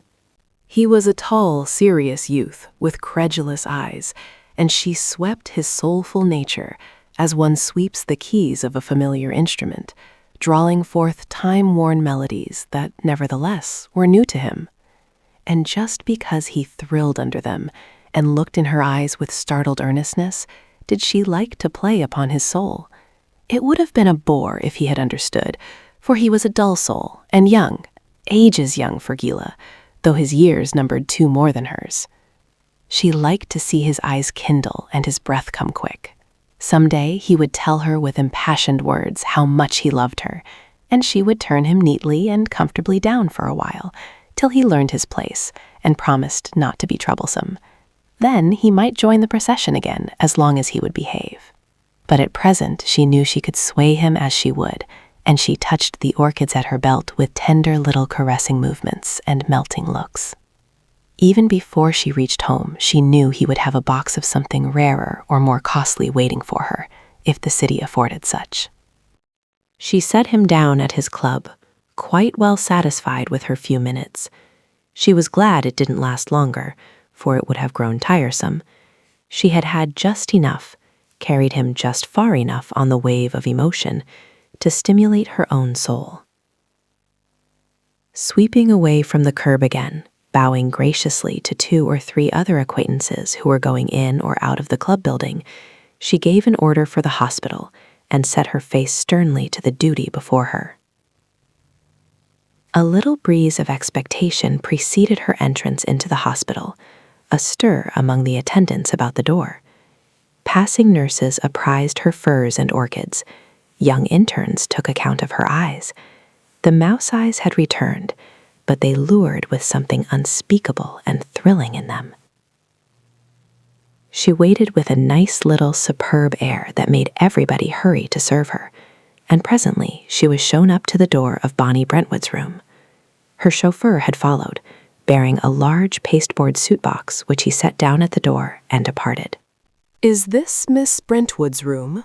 she asked of the nurse who opened the door grudgingly. Her patient had just awakened from a refreshing sleep, and she had no notion that this lofty little person had really come to see the quiet, sad-eyed girl who had come there in such shabby little garments. The visitor had made a mistake, of course. The nurse grudgingly admitted that Miss Brentwood roomed there. "Well, I've brought some things for her," said Gila, indicating the large box at her feet. "You can take it inside and open it." The nurse opened the door a little wider, looked at the small, imperious personage in fur trappings, and then down at the box. She hesitated a moment in a kind of inward fury, then swung the door a little wider open and stepped back. "You can set it inside if you wish, or wait till one of the men comes by," she said coolly, and deliberately walked back in the room and busied herself with the medicine glasses. Gila stared at her haughtily a moment, but there wasn't much satisfaction in wasting her glares on that white linen back, so she stooped and dragged in the box. She came and stood by the bed, staring down appraisingly at the sick girl. Bonnie Brentwood turned her head wearily and looked up at her with a puzzled, half-annoyed expression. She had paid no heed to the little altercation at the door. Her apathy toward life was great. She was lying on the borderland, looking over and longing to go where all her dear ones had gone. It wearied her inexpressibly that they all would insist on doing things to call her back. "Is your name Brentwood?" asked Gila, in the sharp, high key, so alien to a hospital. Bonnie recalled her spirit to this world and focused her gaze on the girl, as if to try and recall where she had ever met her. Bonnie's abundant hair was spread out over the pillow, as the nurse had just prepared to brush it.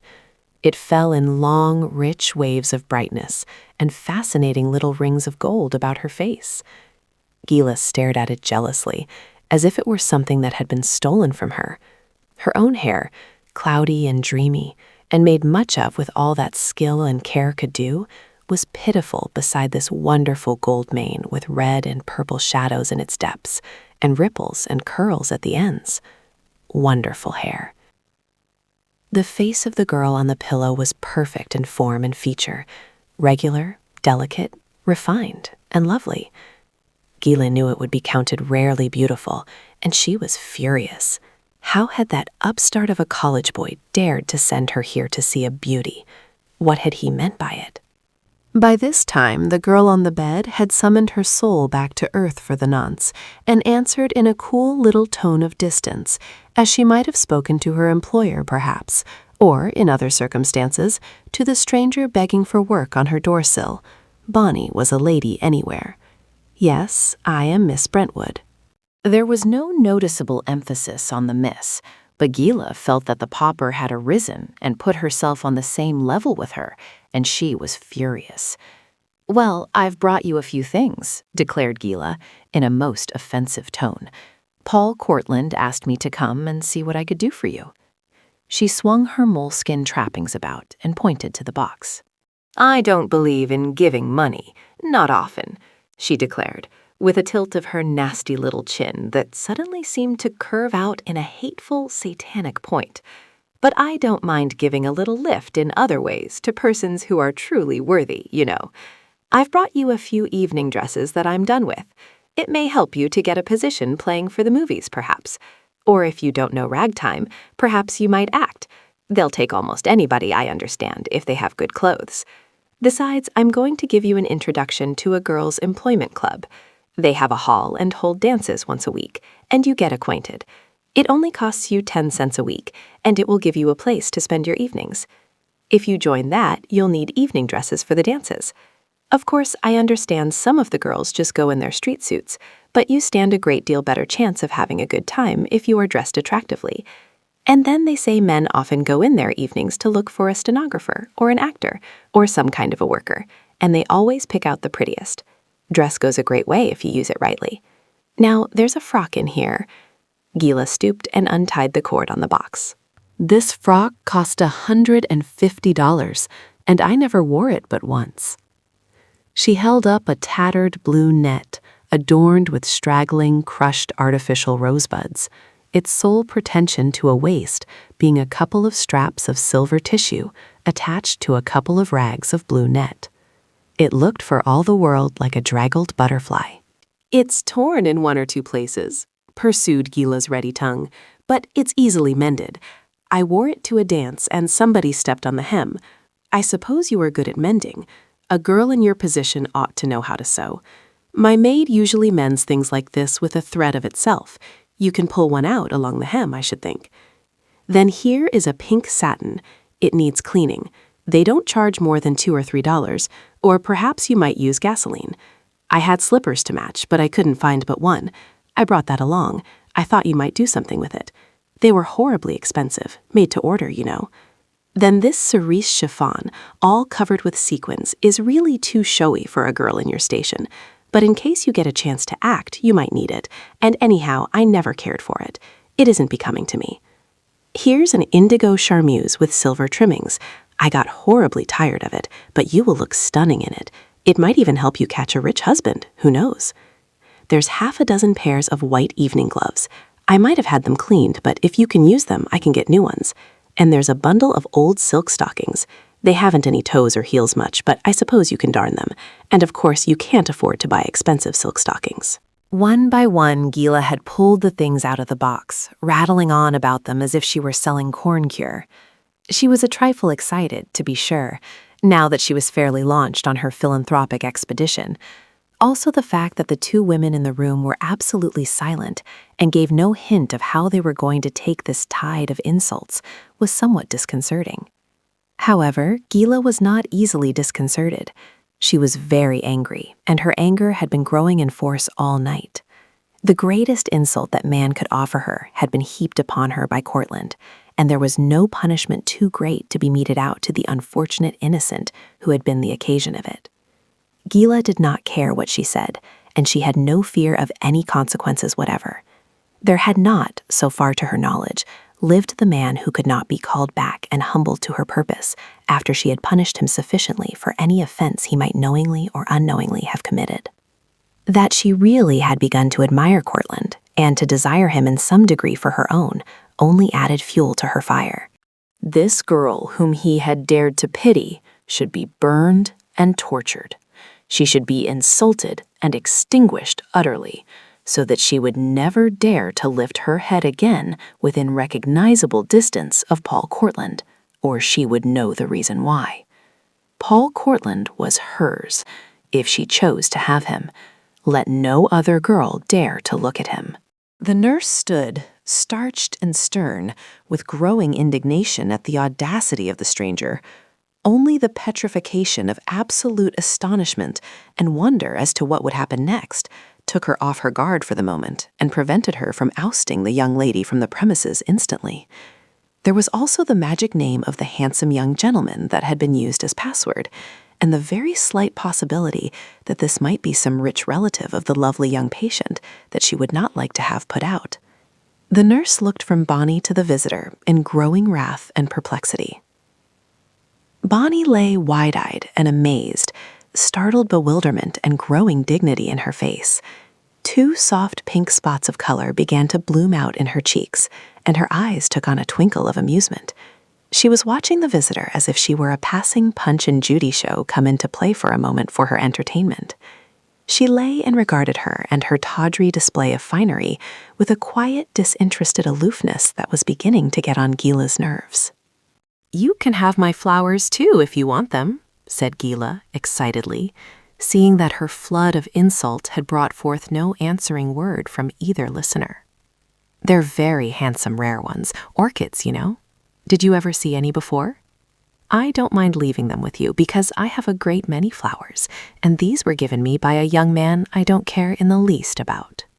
She unpinned the flowers and held them out to Bonnie, but the sick girl lay still and regarded her with that quiet, half-amused gravity and did not offer to take them.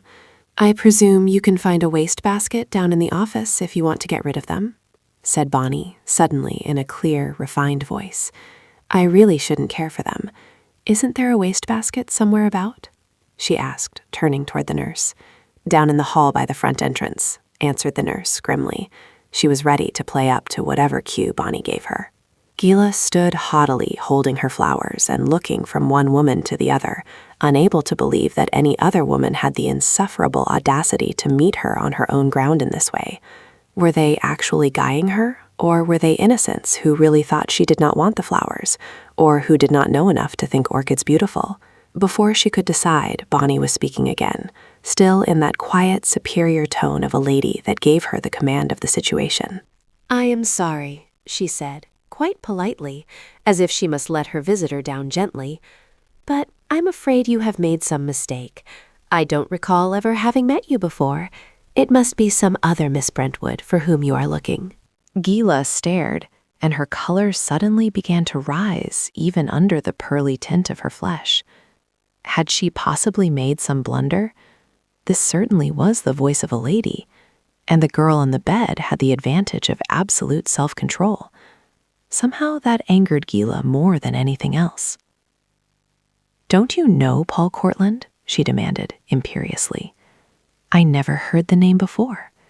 Bonnie's voice was steady, and her eyes looked coolly into the other girls. The nurse looked at Bonnie and marveled.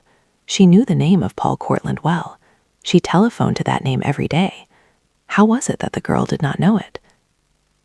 She liked this girl and the man who had brought her here and been so anxious about her. But who on earth was this hussy in fur? Gila looked at Bonnie madly. Her stare said as plainly as words could have done, "You lie, you do know him." But Gila's lips said, scornfully, "Aren't you the poor girl whose kid brother got killed by an automobile in the street?" Across Bonnie's stricken face there flashed a spasm of pain, and her very lips grew white. "I thought so," sneered Gila, rushing on with her insult. "And yet you deny that you ever heard Paul Courtland's name. He picked up the kid and carried it in the house and ran errands for you, but you don't know him. That's gratitude for you. I told him the working class were all like that. I have no doubt he has paid for this very room that you are lying in." "Stop," cried Bonnie, sitting up, her eyes like 2 stars, her face white to the very lips. "You have no right to come here and talk like that. I cannot understand who could have sent you. Certainly not the courteous stranger who picked up my little brother. I do not know his name, nor anything about him, but I can assure you that I shall not allow him nor anyone else to pay my bills. Now, will you take your things and leave my room? I am feeling very tired." The voice suddenly trailed off into silence, and Bonnie dropped back limply upon the pillow. The nurse sprang like an angry bear who has seen somebody troubling her cubs. She touched vigorously a button in the wall as she passed, and swooped down upon the tawdry finery, stuffing it unceremoniously into the box. Then she turned upon the little fur-trimmed lady, placed a capable arm about her slim waist, and scooped her out of the room. Flinging the bulging box down at her feet where it gaped widely, gushing forth in pink, blue, cerise, and silver, she shut the door and flew back to her charge. Down the hall hurried the emergency doctor, formidable in his white linen uniform. When Gila looked up from the confusion at her feet, she encountered the gaze of a pair of grave and disapproving eyes behind a pair of fascinating tortoiseshell goggles. She was not accustomed to disapproval in masculine eyes, and it infuriated her. "What does all this mean?" His voice expressed a good many kinds of disapproval. "It means that I have been insulted, sir, by one of your nurses," declared Gila, in her most haughty tone, with a tilt of her chin and a flirt of her fur trappings. "I shall make it my business to see that she is removed at once from her position." The doctor eyed her mildly, as though she were a small bat squeaking at a mighty hawk. "Indeed, I fancy you will find that a rather difficult matter," he answered contemptuously. "She is one of our best nurses. James, to a passing assistant, escort this person and her belongings," looking doubtfully at the mess on the floor, "down to the street." Then he swiftly entered Bonnie's room, closing and fastening the door behind him.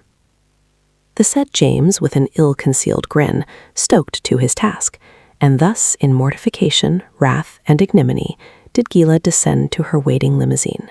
There were tears of anger on her cheeks as she sat back against her cushions. More tears fell, which, regardless of her pearly complexion, she wiped away with a cobweb of a handkerchief, while she sat and hated Courtland and the whole tribe of college men, her cousin Bill Ward included, for getting her into a scrape like this. Defeat was a thing she could not brook. She had never, since she came out of short frocks, been so defeated in her life. But it should not be defeat. She would take her full revenge for all that had happened. Courtland should bite the dust. She would show him that he could not go around picking up stray beauties and sending her after them to pet them for him. She did not watch for acquaintances during that ride home. She remained behind drawn curtains. Arrived at home, she stormed up to her room, giving orders to her maid not to disturb her, and sat down angrily to indite an epistle to Courtland that should bring him to his knees. Meantime, the doctor and nurse worked silently, skillfully over Bonnie, until the weary eyes opened once more, and a long-drawn sigh showed that the girl had come back to the world. By and by, when the doctor had gone out of the room, and the nurse had finished giving her the beef tea that had been ordered, Bonnie raised her eyes. "Would you mind finding out for me just what this room costs?" she asked wearily. The nurse had been fixing it all up in her mind what she should say when this question came. "Why, I'm under the impression you won't have to pay anything," she said pleasantly. "You see, sometimes patients, when they go out, are kind of grateful and leave a sort of endowment of a bed for a while, or something like that, for cases just like yours, where strangers come in for a few days and need quiet, real quiet that they can't get in the ward, you know? I believe someone paid something for this room in some kind of a way like that. I guess the doctor thought you would get well quicker if you had it quiet, so he put you in here. You needn't worry a bit about it." Bonnie smiled. "Would you mind making sure?" she asked. "I'd like to know just what I owe. I have a little money, you know." The nurse nodded and slipped away to whisper the story to the grave doctor, who grew more indignant and contemptuous than he had been to Gila, and sent her promptly back with an answer. "You don't have to pay a cent," she said cheerfully as she returned. "This bed is endowed temporarily, the doctor says, to be used at his discretion, and he wants to keep you here till someone comes who needs this room more than you do. At present, there isn't anyone, so you needn't worry. We are not going to let any more little feather-headed spitfires in to see you either. The doctor bawled the office out like everything for letting that girl up." Bonnie tried to smile again, but only ended in a sigh. "Oh, it doesn't matter," she said, and then, after a minute, "You've been very good to me. Sometime I hope I can do something for you. Now I'm going to sleep." The nurse went out to look after some of her duties. Half an hour later, she came back to Bonnie's room and entered softly, not to waken her. She was worried lest she had left the window open too wide and the wind might be blowing on her, for it had turned a good deal colder since the sun went down. She tiptoed to the bed and bent over in the dim light to see if her patient was all right. Then she drew back sharply. The bed was empty. She turned on the light and looked all around. There was no one else in the room. Bonnie was gone. Chapter 13. Wildly, the nurse searched the room, throwing open the wardrobe first. Bonnie's shabby clothes were no longer hanging on the hooks.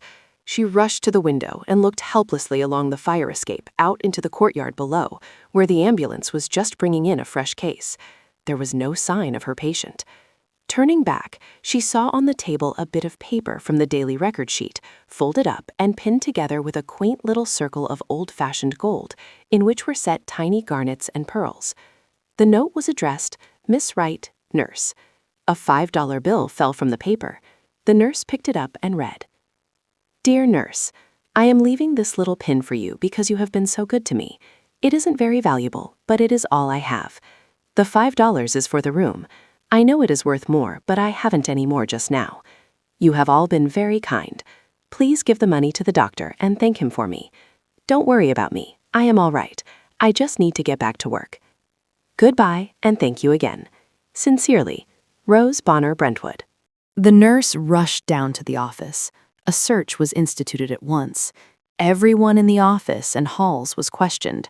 Only one elevator man remembered a person dressed in black going out of the nurse's side door. He had thought it one of the probation nurses. They searched the streets for several blocks around. It had been only a few minutes, and the girl was weak. She could not have gone far. But no Bonnie was found. The evening mail came in, and a letter with a Western postmark arrived for Miss R.B. Brentwood. The nurse looked at it sadly. A letter for the poor child. What hope and friendliness might it not contain, if it had only come a couple of hours sooner? Later that evening, when it was finally settled that the patient had really escaped, the nurse went to the telephone. Courtland was in Tonelli's room. They had been discussing woman suffrage, some question that had come up in the political science class that day. Tonelli held that most women were too unbalanced to vote. You never could tell what a woman would do next. She was swayed entirely by her emotions, mainly two, love and hate, sometimes pride and selfishness, always selfishness. Women were all selfish. Courtland thought of the calm, true eyes of Mother Marshall and the telegram that had come the day before. He held that all women were not selfish. He said he knew one woman who was not. All women were not flighty and unbalanced, nor swayed by their emotions. He knew two girls whom he thought were not swayed by their emotions. Just then he was called to the telephone. The nurse's voice broke upon his absorption with a disturbing element. Mr. Courtland, this is the nurse from Good Samaritan Hospital. I thought you ought to know that Miss Brentwood has disappeared. We have searched everywhere, but can get no clue to her whereabouts. She wasn't fit to go. She had fainted again, was unconscious a long time. She had a very disturbing call from a young woman this afternoon who mentioned your name and got up to the room somehow without the usual formalities. Of course, I didn't know, but she had the doctor's permission, and she came right in. She brought a lot of dirty evening gowns and tried to give them to my patient and called her a working girl, spoke of her little dead brother as the kid, and was very insulting. I thought perhaps you would be able to give us a clue as to where the patient was. She really was too weak to be out alone, and in this bitter cold. Her jacket was very thin. She's just in the condition to get pneumonia. I'm all broken up because I thought she was sound asleep. She left a little note for me with a pin she wanted me to keep and $5 to pay for her room. You see, she got the notion from what that girl said that she was on charity in that room and she wouldn't stay. I thought you'd want me to let you know. There was almost a sob in the nurse's voice as she ended. Courtland's heart sank. Poor Gila. She hadn't understood. She had meant well, but hadn't known how. Poor fool he that had asked her to go. She had never had experience with sorrow and poverty. How could she be expected to understand? His anger rose as he listened to a few more details concerning Gila's remarks. Of course the nurse was exaggerating, but how crude of Gila. Where were her woman's intuitions, her finer sensibilities? Where indeed? But, after all, perhaps the nurse had not understood fully. Perhaps she had taken offense and misconstrued Gila's intended kindness. Well, the main thing was that Bonnie was gone and must be hunted up. It wouldn't do to leave her without friends, sick and weak this cold night. She had, of course, gone home to her room. He could easily find her. He wouldn't mind going out, though he had intended doing other things that evening, but he had undertaken this job, and he must see it through. Then there was that telegram from Mother Marshall, and her letter on the way. Too bad. Of course he must make Bonnie go back to the hospital. He would have no trouble in coaxing her back when she knew how she had distressed them all. "I'll go right down to her old place and see if she's there," he told the nurse. "She has probably gone back to her room. Certainly, I will insist that she return to the hospital tonight." As he hung up the receiver, Pat touched his elbow and pointed to a messenger boy waiting for him with a note. It was Gila's violet-scented missive over which she had wept those angry tears. He signed for the letter with a frown. Somehow the perfume annoyed him. He put the thing in his pocket, having no patience to read it at once, and went hurriedly down the hall. As he passed the office, Courtland found a letter in his box, noting with a sort of comfort that it bore a Western postmark. As he waited for his trolley at the corner, he reflected how strange it was that this young woman, whom he had never seen nor heard of before, should suddenly be flung thus upon his horizon and seem, in a measure, his responsibility. He had been shaking free from that sense of accountability since she had been reported getting better, and especially since he had put her upon the hearts of Mother Marshall and Gila. Gila. How the thought of her annoyed just now. In the trolley, he opened Mother Marshall's letter and read, marveling at the revelation of motherhood it contained. Motherhood and fatherhood. How beautiful. A sort of Christ mother and Christ father. These two, who had been bereft of their own, were willing to be. And Bonnie, how she needed them, and had gone before she knew. He must persuade her to go to Mother Marshall, for after all, this whole bungle's his fault. If he had never tried to toll Gila into it, this wouldn't have happened. A factory girl, belated, shivered into the car in a thin summer jacket and stood beside a girl in furs and a handsome coat. Courtland thought of Bonnie and her little shabby black suit, a summer suit, of course. He remembered noticing how thin it looked as they stood beside the grave on the bleak hillside, and wondering if she were not cold. But it was mild that day compared to this, and the sun had been shining then. She must have half frozen in that long, long ride. And had she money enough to buy her something to eat? She had left a $5 bill at the hospital. Some instinct taught him that it was the last she had. He grew more and more nervous and impatient as he neared his destination. He sprang up the narrow stairs that had grown so familiar to him the past week, watching anxiously the crack under the door to see if there was a light, but it was all dark. He tapped at the door lightly, but of course she would have gone to bed at once after the exertion of the journey. He tapped louder and held his breath to listen, but no answer came.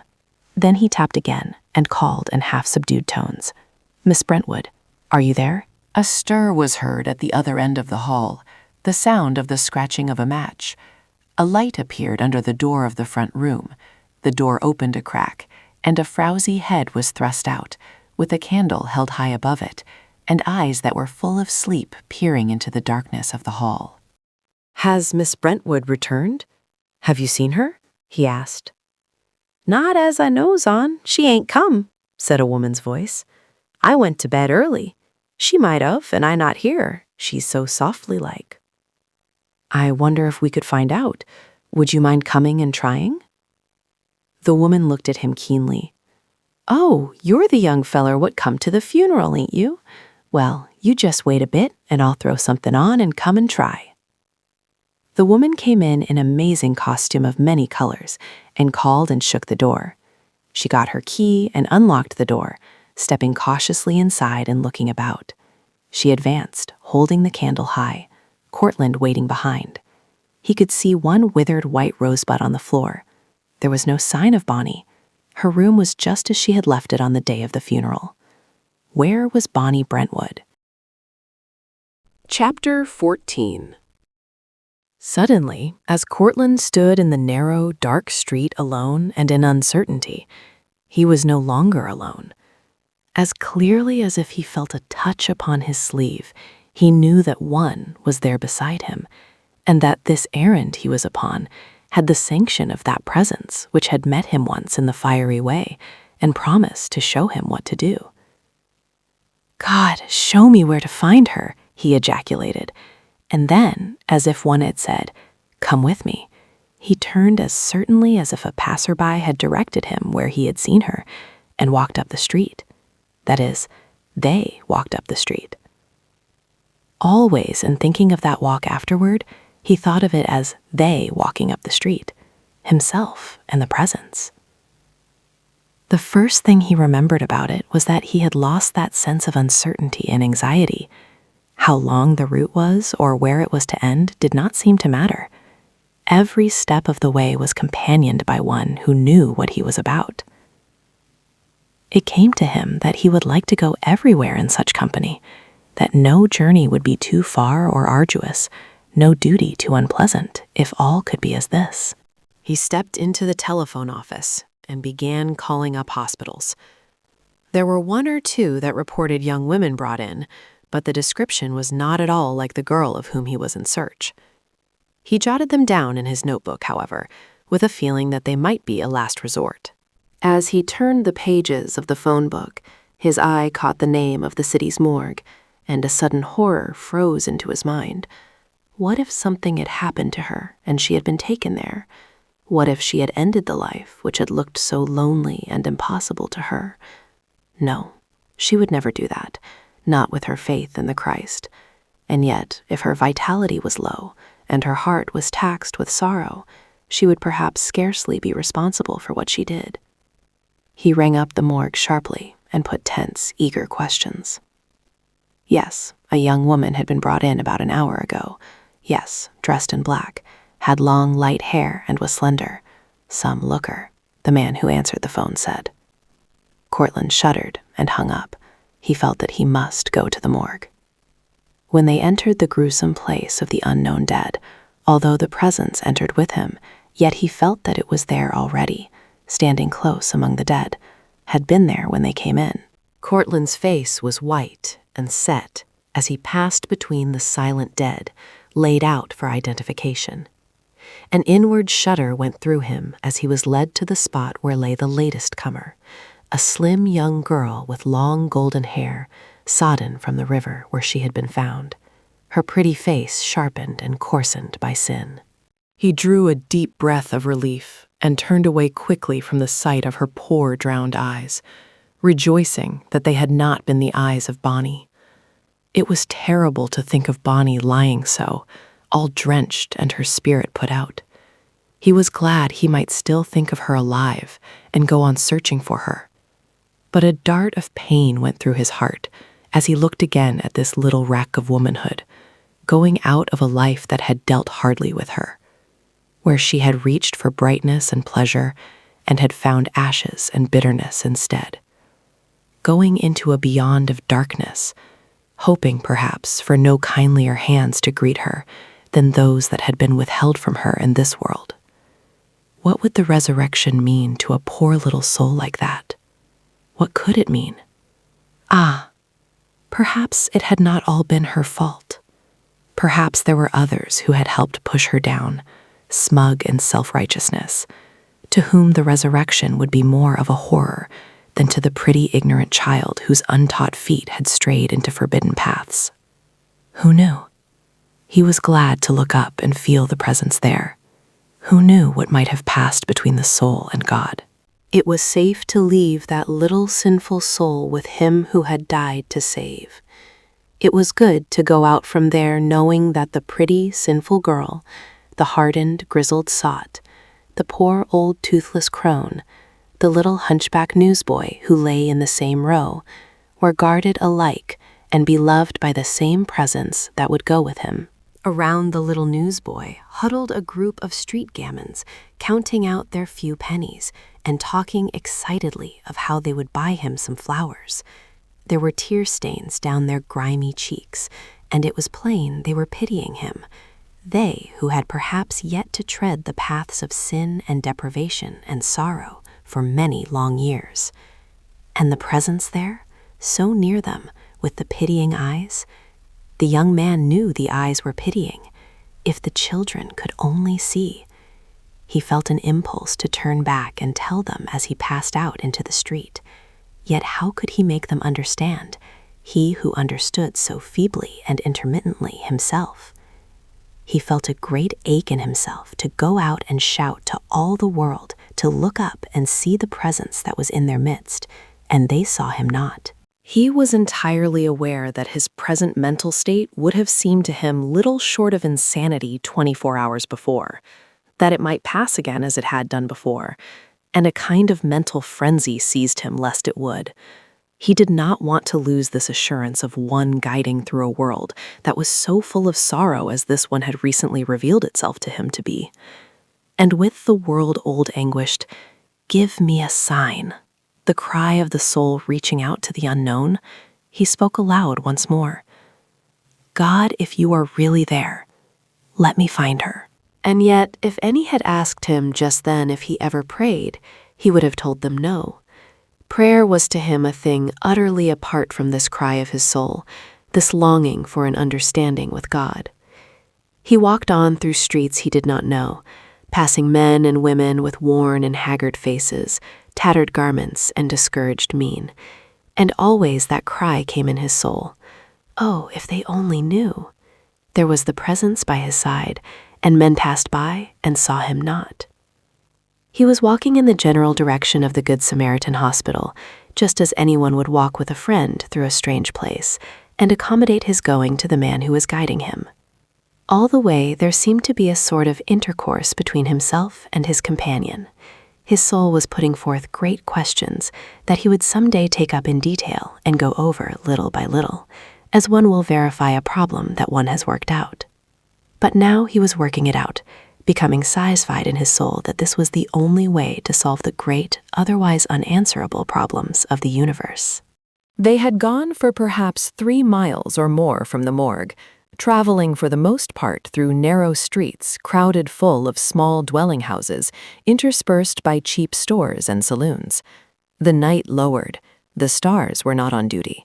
A cold wind from the river swept around corners, reminding him of the dripping yellow hair of the girl in the morgue. It cut like a knife through Courtland's heavy overcoat and made him wish he had brought his muffler. He stuffed his gloved hands into his pockets. Even in their fur linings, they were stiff and cold. He thought of the girl's little light serge jacket and shivered visibly as they turned into another street where vacant lots on one side left a wide sweep for the wind and sent it tempesting along, freighted with dust and stinging bits of sand. The clouds were heavy as with snow, only that it was too cold to snow. One fancied only biting steel could fall from clouds like that on a night so bitter. And any moment he might have turned back, gone a block to one side, and caught the trolley across to the university, where light and warmth and friends were waiting. And what was this one little lost girl to him? A stranger? No, she was no longer a stranger. She had become something infinitely precious to the whole universe. God cared, and that was enough. He could not be a friend of God unless he cared as God cared. He was demonstrating facts that he had never apprehended before. The lights were out in most of the houses that they passed, for it was growing late. There were not quite so many saloons. The streets loomed wide ahead, the line of houses bark on the left, and the stretch of vacant lots, with the river beyond on the right. Across the river, a line of dark buildings with occasional blink of lights blended into the dark of the sky, and the wind merciless over all. On ahead a couple of blocks the light flung out on the pavement and marked another saloon. Bright doors swung back and forth, the intermittent throb of a piano and twang of a violin making merry with the misery of the world. Voices brokenly above it all came at intervals, loudly as the way drew nearer.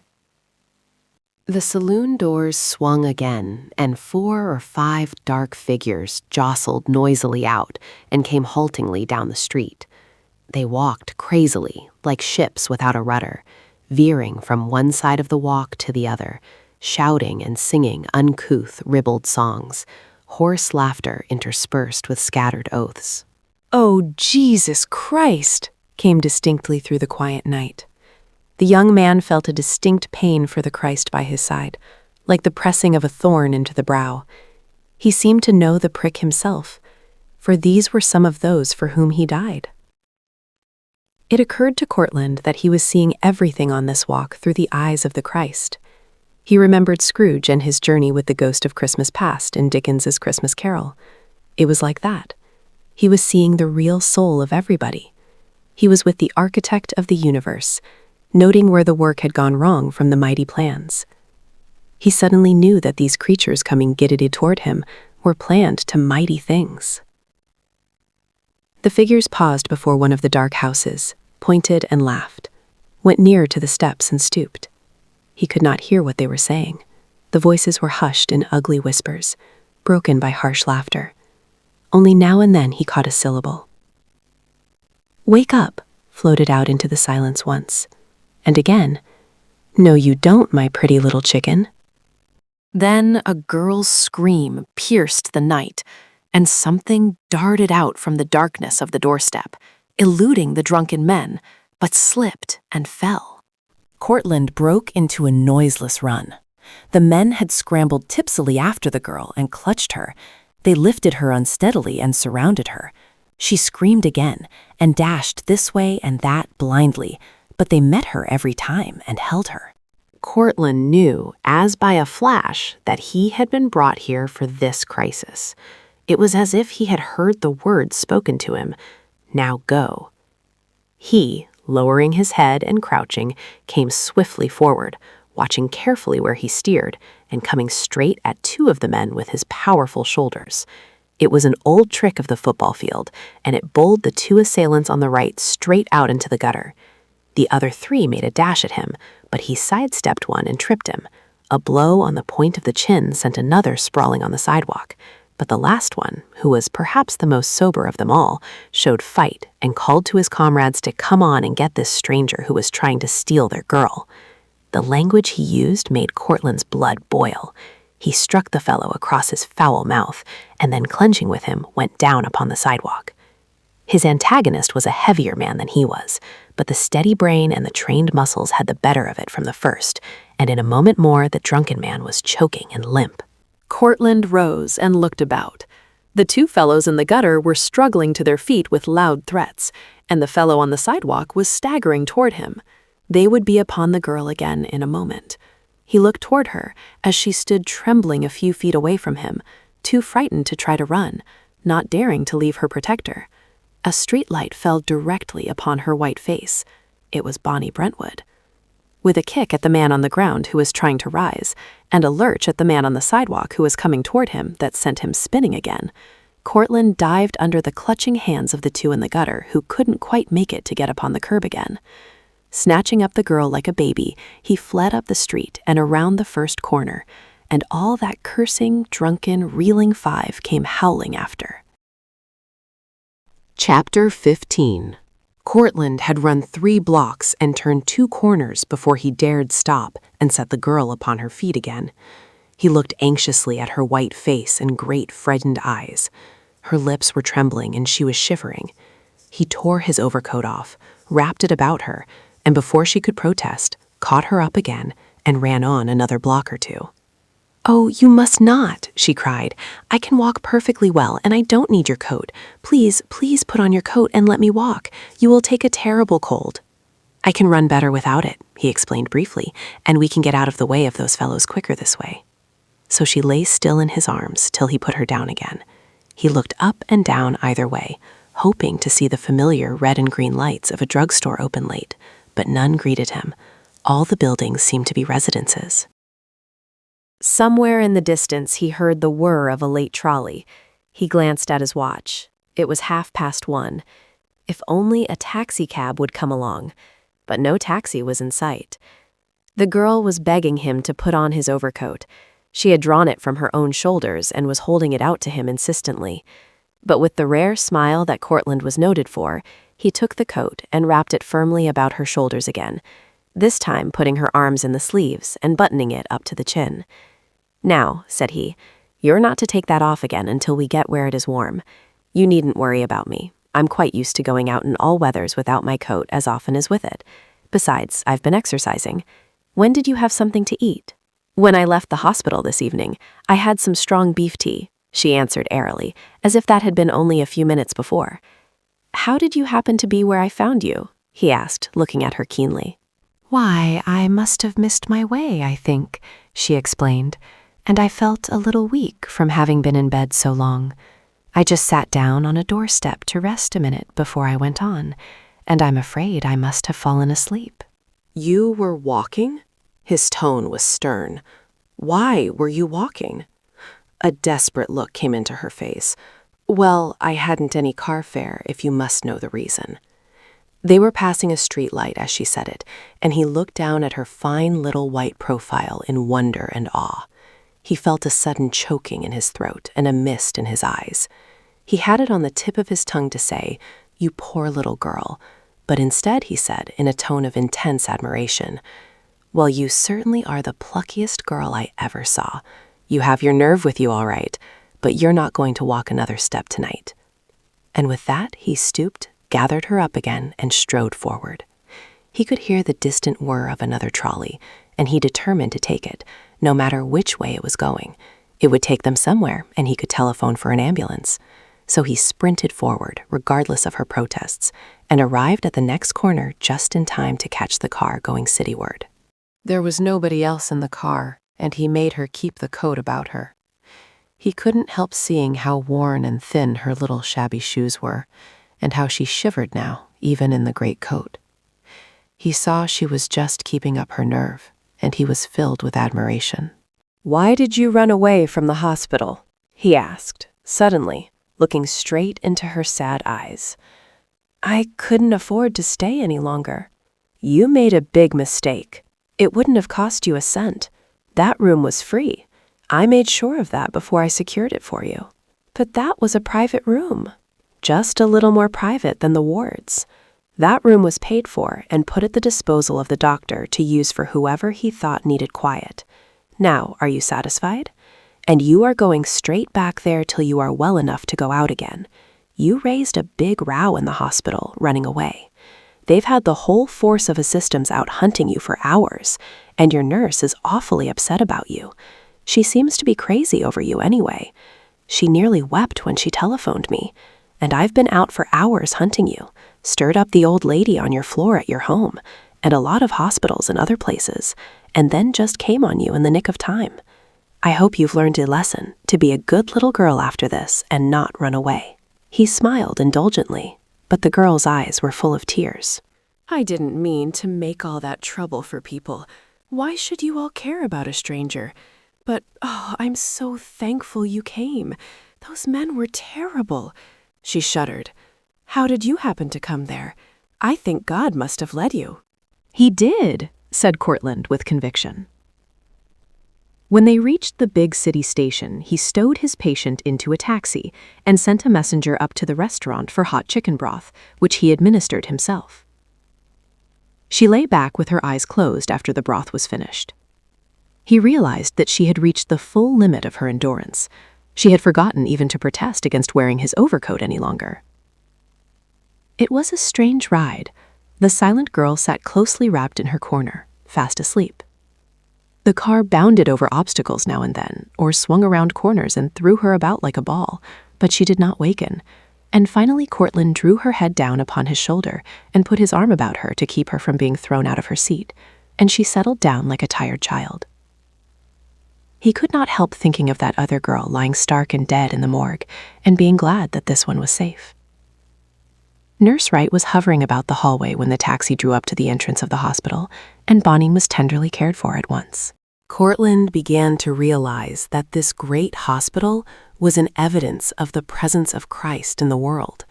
He was not the only one who had felt the presence.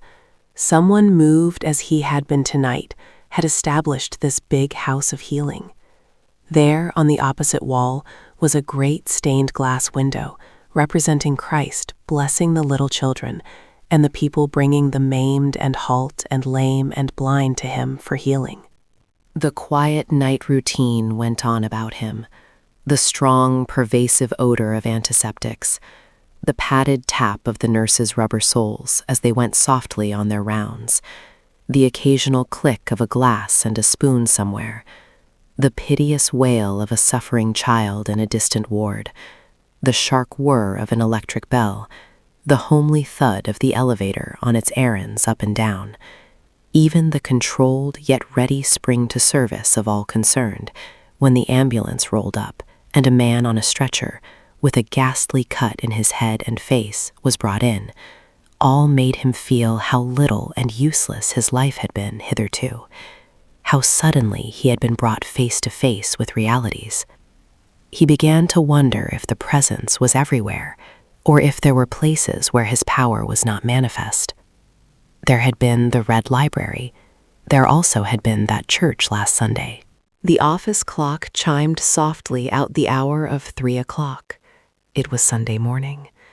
Should he go to church again and search for the presence, or make up his mind that the churches were out of it entirely, and that it was only in places of need and sorrow and suffering that he came? Still, that was not fair to the churches, perhaps, to judge all by one. What an experience the night had been!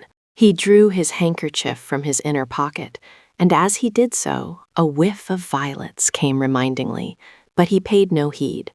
Gila's letter lay in his pocket, still unread.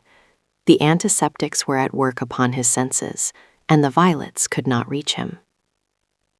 There were dark circles under his eyes, and his hair was in a tumble, but he looked good to Nurse Wright as she came down the hall at last to give him her report. She almost thought he was good enough for her Bonnie grown girl.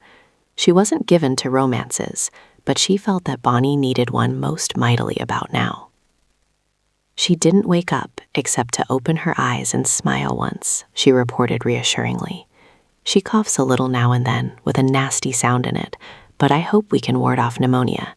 It was great of you to put your overcoat around her. That saved her, if anything can, I guess.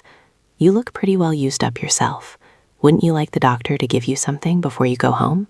No, thank you. I'll be all right. I'm hard as nails. I'm only anxious about her. You see, she's had a pretty tough pull of it. She started to walk to the city. Did you know that? I fancy she'd gone about 2 miles. It was somewhere along near the river I found her. It seems she got all in and sat down on a doorstep to rest. She must have fallen asleep. Some tough fellows came out of a saloon. They were full, of course, and they discovered her. I heard her scream, and we had quite a little scuffle before we got away. She's a nervy little girl. Think of her starting to walk to the city at that time of night without a cent in her pocket. The poor child, said Nurse Wright, with tears in her kind, keen eyes. And she left her last cent here to pay for her room. My, light on womanhood. And she dared to mention your name, said you had sent her. The color heightened in Courtland's face. He felt uncomfortable. Why, I didn't exactly send her, he began uneasily. I don't really know her very well. You see, I'm just a student at the university, and of course I don't know a great many girls in the city. I thought it would be nice if some girl would call on Miss Brentwood. She seemed so alone. I thought another girl would understand and be able to comfort her. She isn't a girl. That's what's the matter with her. She's a little demon, snapped the nurse. You meant well, and I dare say she never showed you the demon side of her. Girls like that don't to young men. But if you take my advice, you won't have anything more to do with her. She isn't worth it. She may be rich and fashionable and all that, but she can't hold a candle to Miss Brentwood. If you had just heard how she went on, with her nasty little chin in the air, and her nasty phrases and insinuations, and her patronage, and then Miss Brentwood's gentle, refined way of answering her. But never mind, I won't go into that. It might take me all night, and I've got to go back to my patient. But you are not to blame yourself one particle. I hope Miss Brentwood's going to get through this all right in a few days, and she'll probably have forgotten all about it, so don't you worry. I think it would be a good thing if you were to come in and see her tomorrow afternoon a few minutes. It might cheer her up. You really have been fine, you know. No telling where she might have been by this time if you hadn't gone out after her. The young man shuddered involuntarily and thought of the faces of the 5 young fellows who had surrounded her. I saw a little girl in the morgue tonight, drowned, he said irrelevantly. She wasn't any older than Miss Brentwood. The nurse gave an understanding look. On her way back to her rounds, she said to herself, "I believe he's a real man. If I hadn't thought so, I wouldn't have told him he might come and see her tomorrow." Then she went into Bonnie's room, took the letter with the Western postmark, and stood it up against a medicine glass on the little table beside the bed, where Bonnie could see it the first thing when she opened her eyes. Chapter 16. A little after 4 o'clock, when Courtland came plodding up the hall of the dormitory to his room, a head was stuck out of Tonelli's door, followed by Tonelli's shoulders, attired in a bathrobe. The hair on the head was much tumbled, and the eyes were full of sleep. Moreover, there was an anxious, relieved frown on the brows. "Where in thunder have you been, Court? We were thinking of dragging the river for you. I must say, you're the limit. Do you know what time it is?" 5 minutes after 4 by the library clock as I came up, answered Courtland affably. "Say, Nellie, go to church with me again this morning? I found another preacher I want to sample." "Go to thunder," growled Tonelli. "Not on your tintype. I'm going to get some sleep. What do you take me for? A night nurse? Go to church when I've been up all night hunting for you?" "Sorry, Nellie," said Courtland cheerfully, "but it was an emergency call. Tell you about it on the way to church. Church don't begin till somewhere around 11. You'll be calm by that time. So long. See you in church." Tonelli slammed his door hard, and Courtland went smiling to his room. He knew that Tonelli would go with him to church, for Courtland had seen among the advertisements in the trolley on his way back to the university the notice of a service to be held in a church away down in the lower part of the city, to be addressed by the Reverend John Burns, and he wanted to go. It might not be the John Burns, of course, but he wanted to see. Worn out with the events of the night, he slept soundly until 10. Then, as if he had been an alarm clock set for a certain moment, he awoke. He lay there for a moment in the peace of the consciousness of something good that had come to him. Then he knew that it was the presence. It was there, in his room. It would always be his. There might be laws attending its coming and going, perhaps in some way concerned with his own attitude, but he would learn them. It was enough to know the possibility of that companionship all the days of one's life. He couldn't reason out why a thing like that should give him so much joy. It didn't seem sensible in the old way of reasoning, and yet, didn't it? If it could be proved to the fellows that there was really a God like that, companionable, reasonable, just, loving, forgiving, ready to give himself, wouldn't every one of them jump at the chance of knowing him personally, provided there was a way for them to know him? They claimed it had never been proved, never could be. But he knew it could. It had been proved to him. That was the difference. That was the greatness of it. And now he was going to church again, to find out if the presence was ever there. With a bound, he was out of bed, shaved and dressed in an incredibly short space of time, and, shouting to Tonelli, who took his feet reluctantly from the window seat, lowered the Sunday paper, and replied sulkily, "Thunder and blazes! Who waked you up, you nut? I thought you were good for another 2 hours." But they went to church. Tonelli sat down on the hard wooden bench and accepted the worn hymn book that a small urchin presented him, with an amused stare, which finally bloomed into a full grin at Courtland. "What's eaten you, you blooming idiot? Where in thunder did you rake up this stump anyway? If you've got to go to church, why in the name of all that's a bore can't you pick out a place where the congregation take a bath once a month whether they need it or not?" he whispered in a loud growl. But Courtland's eyes were already fixed on the bright, intelligent face and red hair of the man who stood behind the cheap little pulpit. He was the same John Burns. A window just behind the platform, set with crude red and blue and yellow lights of cheap glass, sent its radiance down upon his head, and the yellow bar lay across his hair like a halo. Behind him, in the colored lights, there seemed to stand the presence. It was so vivid to Courtland at first that he drew in his breath and looked sharply at Tonelli, as if he too must see, though he knew there was nothing visible, of course, but the lights, the glory, and the little freckled, earnest man giving out a hymn. And the singing. If one were looking for discord, well, it was there, every shade of it that the world had ever known. There were quavering old voices and piping young ones, off the key and on the key, squeaking, grating, screaming, howling, with all their earnest might. But the melody lifted itself in a great voice on high and seemed to bear along the spirit of the congregation. I need thee every hour, stay thou nearby. Temptations lose their power when thou art nigh. I need thee, oh, I need thee. Every hour I need thee. Oh, bless me now, my Savior, I come to thee. These people then knew about the presence, loved it, longed for it, understood its power. They sang of the presence and were glad. There were then others in the world who knew, besides himself and Stephen Marshall's mother. Without knowing what he was doing, Courtland sang. He did not know the words, but he felt the spirit, and he groped along in syllables as he caught them. Tennelly sat gazing around him, highly amused, not attempting to suppress his mirth. His eyes fairly danced as he observed first one absorbed worshipper and then another, intent upon the song. He fancied himself taking off the old elder on the other side of the aisle and the intense young woman with the large mouth and the feather in her hat. Her voice was killing. He could make the fellows die laughing, singing as she did, in a high falsetto. He looked at Courtland to enjoy it with him, and lo, Courtland was singing with as much earnestness as the rest, and upon his face there sat a high, exalted look that he had never seen there before.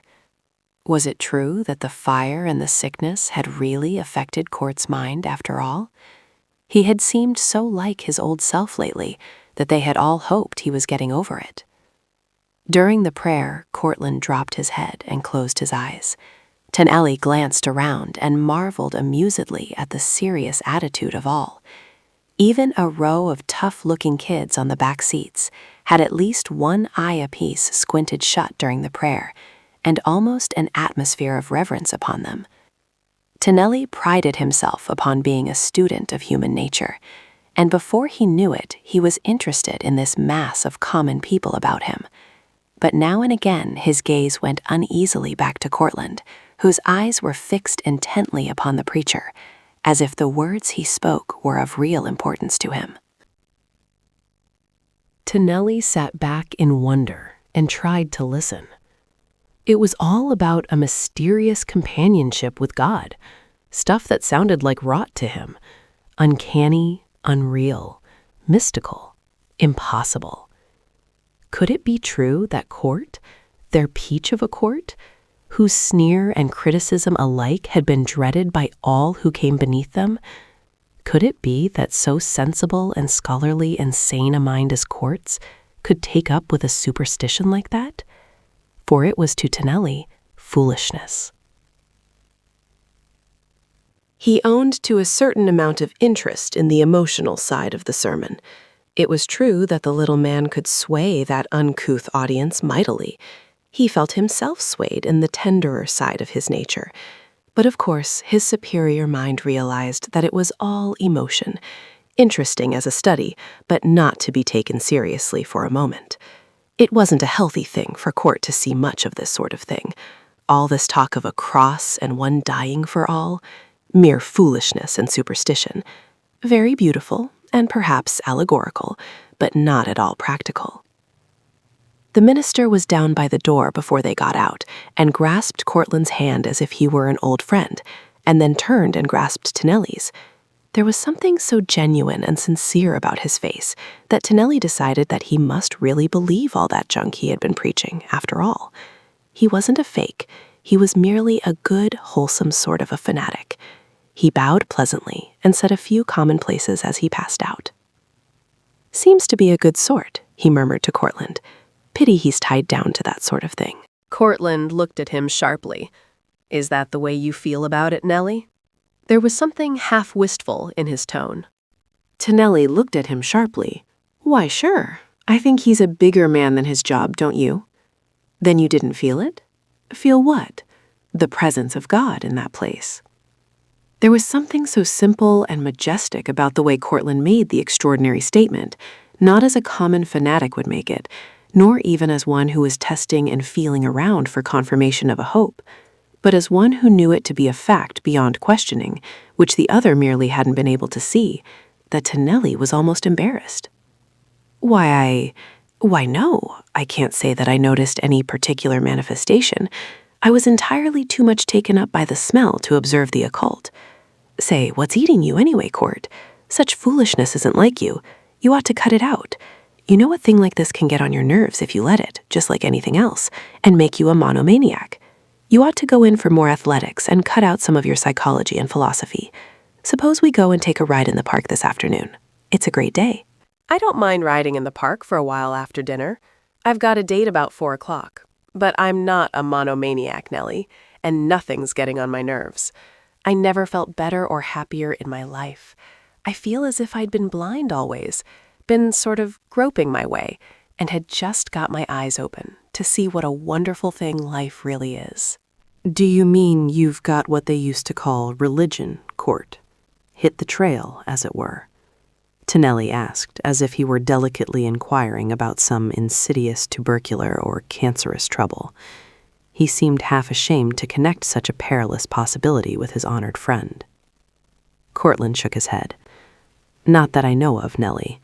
I never attended one of those big evangelistic meetings in my life, and I don't know exactly what religion, as they call it, is, so I can't lay claim to anything of that sort. What I mean is simply, I've met God face to face and found he's my friend. That's about the size of it, and it makes things all look different. I'd like to tell you about it just as it happened sometime, Tonelli, when you're ready to hear. Wait a while, Court, said Tonelli, half shrinking. Wait till you've had a little more time to think it over. Then, if you like, I'll listen. Very well, said Courtland quietly.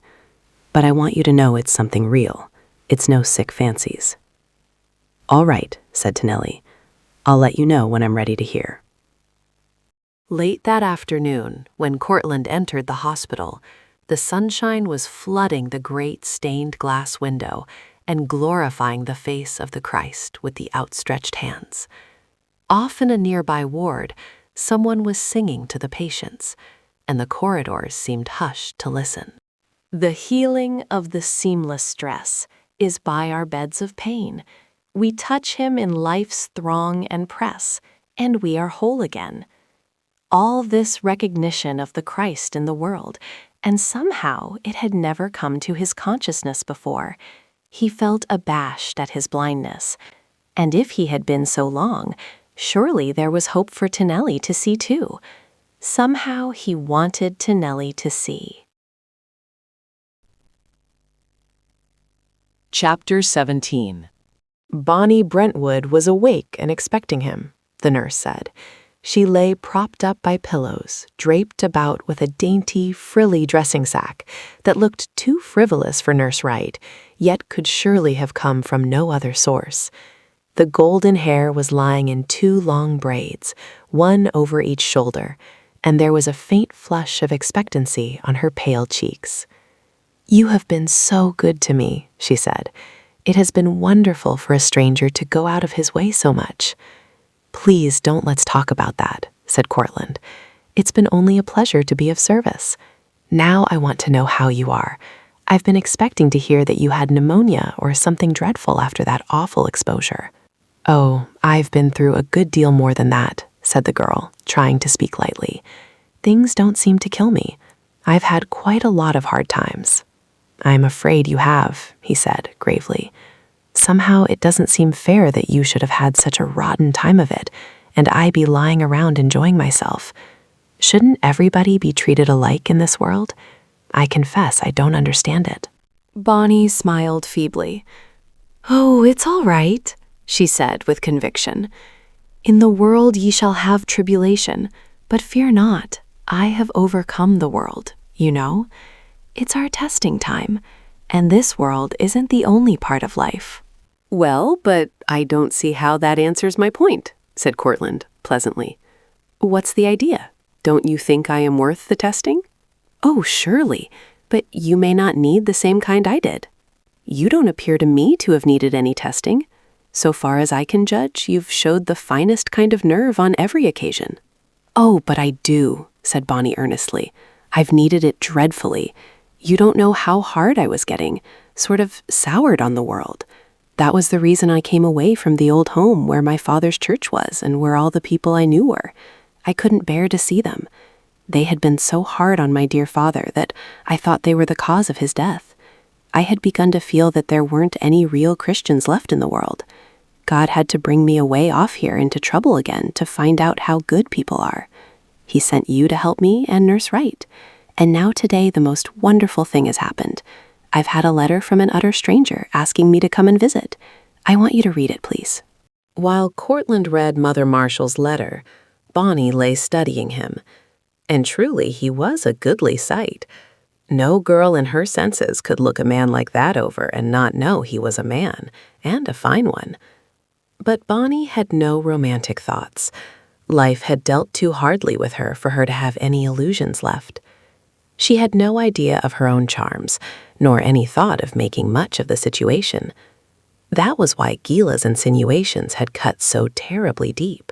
"She's a peach, isn't she?" he said, handing the letter back.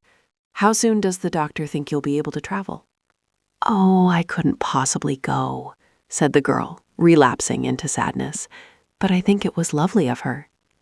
"Go? Of course you must go," cried Courtland, springing to his feet, as if he had been accustomed to manage this girl's affairs for years. "Why, Mother Marshall would be just broken-hearted if you didn't." Mother Marshall? exclaimed Bonnie, sitting up from her pillows in astonishment. "You know her, then?" Courtland stopped suddenly in his excited march across the room and laughed ruefully. "Well, I've let the cat out of the bag after all, haven't I? Yes, then, I know her. It was I who told her about you, and I had a letter from her 2 days ago saying she was crazy to have you come. Why, she's just counting the minutes till she gets your telegram. You haven't sent her word you aren't coming, have you?" Not yet, said Bonnie. I was going to ask you what would be the best way to do. You see, I have to send back that money and the mileage. Don't you think it would do to write? It costs a great deal to telegraph, and sounds so abrupt when one has had such a royal invitation. It was lovely of her, but of course you know I couldn't be under obligation like that to entire strangers.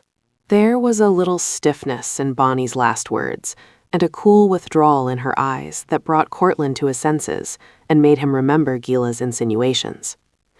"Look here," he said, calming down and taking his chair again. "You don't understand, and I guess I ought to explain. In the first place, get it out of your head that I'm acting fresh or anything like that. I'm only a kind of big brother that happened along 2 or 3 times when you needed somebody.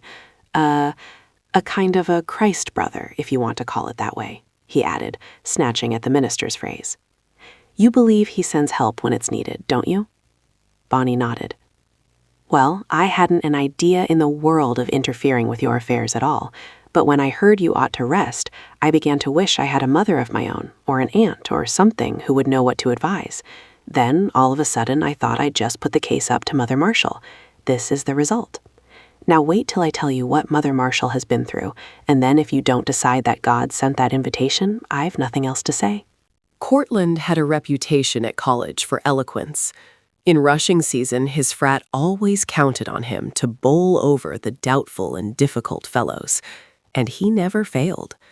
Neither did he fail now, although he found Bonnie difficult enough. But he had her eyes full of tears of sympathy before he was through with the story of Stephen. Oh, I would love to see her and put my arms around her and try to comfort her, she exclaimed. I know just how she must feel. But I really couldn't use the money of a stranger, and I couldn't go away with all this debt, the funeral and everything. Then he set carefully to plan for her. He read Mother Marshall's letter over again and asked what things she would need to take if she should go. He wrote out a list of the things she would like to sell and promised to look after them. "Suppose you just leave that to me," he said comfortingly. "I'll wager I can get enough out of your furniture to pay all the bills, so you won't leave any behind. Then, if I were you, I'd just use that check they've sent for your expenses and trust to getting a position in that neighborhood when you are strong enough. There are always openings in the West, you know. Do you really think I could do that? Asked Bonnie excitedly. I'm a good stenographer, I've had a really fine musical education, and I could teach a number of other things. Oh, sure. You'd get more positions than you could fill at once, he declared joyously. Somehow it gave him great pleasure to be succeeding so well. Then I could soon pay them back, said Bonnie reflectively. Sure, you could pay back in no time after you got strong. That would be a cinch. It might even be that you could help Mother Marshall about something in the house pretty soon, and I'm sure you'll find she just needs you. Now, suppose we write up that telegram. There's no need to keep the dear lady waiting any longer. He thinks I really ought to go, said Bonnie to the nurse, who had just returned. Didn't I tell you so, dear? Said the nurse. How soon would the doctor let her travel? Asked Courtland. Why, I'll go ask him. You want to put it in your message, don't you? She's a dear, said Bonnie with a tender look after her. Isn't she a peach? Seconded Courtland enthusiastically. The nurse was back almost at once, reporting that Bonnie might travel by the middle of the week if all went well. But could I get ready to go so soon? Said the girl, a shade of trouble coming into her eyes. I must go back and pack up my things, you know, and clean the room. Courtland and the nurse exchanged meaningful glances. Now look here, began Courtland, with his engaging smile. Why couldn't the nurse and I do all that's necessary? How about tomorrow afternoon? Could you get off a while, Miss Wright? I don't have any basketball practice till Tuesday, and I could get off right after dinner. Miss Brentwood, you could tell the nurse just what you want done with your things, and I'll warrant she and I have sense enough to pack up one little room. After some persuasion, Bonnie half consented, and then they attended to the telegram. Your wonderful invitation accepted with deep gratitude. Will start as soon as able, probably Wednesday night. Will write. Rose Bonner Brentwood, was what they finally evolved. Bonnie had been divided between a desire to save words and a longing to show her appreciation of the kindness. But the strangest thing of all was that, in his eagerness, the paper Courtland fumbled out from his pocket to write it upon was Gila Dare's unopened letter, reeking with violets. He frowned as he realized it and stuffed it back in his pocket again. Courtland enjoyed sending that telegram. He enjoyed it so much that he sent another along with it on his own account, which read, 3 cheers for the best mother in the United States. She's coming and you ought to see her eyes shine. It was on the way back to the university that he happened to remember Gila's letter. Chapter 18. My dear Mr. Courtland, the very first line translated Courtland into another world from the one in which he had been living during the past 3 days. Its perfumed breath struck harshly on his soul. I am writing to report on the case of the poor girl whom you asked me to help. I was very anxious to please you and did my best, but you remember that I warned you that persons of that sort were likely to be most difficult and ungrateful, indeed quite impossible sometimes, and so perhaps you will be somewhat prepared for the disappointing report I have to give. I went to the hospital this afternoon, putting off several engagements to do so. I was quite surprised to find the girl in a private room, but of course your kindness made that possible for her, which makes her utter ingratitude all the more unpardonable. I took with me several very pretty frocks of my own, quite good, some of them scarcely worn at all, for I know girls of that sort care more for clothes than anything else. But I found her quite sullen and disagreeable. She wouldn't look at the things I had brought, although I suggested several ways in which I intended to help her and make it possible for her to have a few friends of her own class who would make her forget her troubles. She just lay and stared at me and said quite impertinently that she didn't remember ever having met me. And when I mentioned your name, she denied ever having seen you. She even dared to ask me to leave the room, and the nurse was most insulting. But don't worry about it in the least, for Papa has promised to have the nurse removed at once from her position and blacklisted so that she can't ever get another place in a decent hospital. I am afraid you will be disappointed in your protégé, and I am awfully sorry, for I would have enjoyed doing her good, but you see how impossible it was.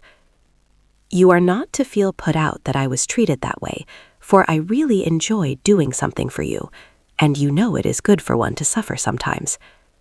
I'll be delighted to go slumming for you any time again that you say, and please don't mind asking me.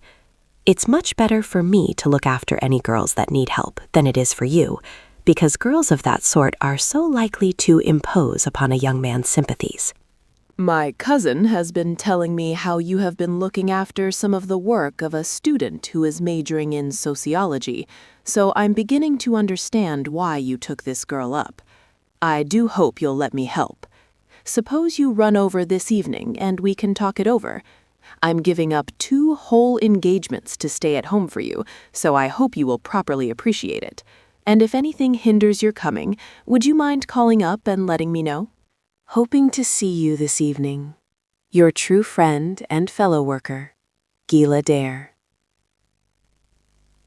The letter struck a false note in the harmony of the day.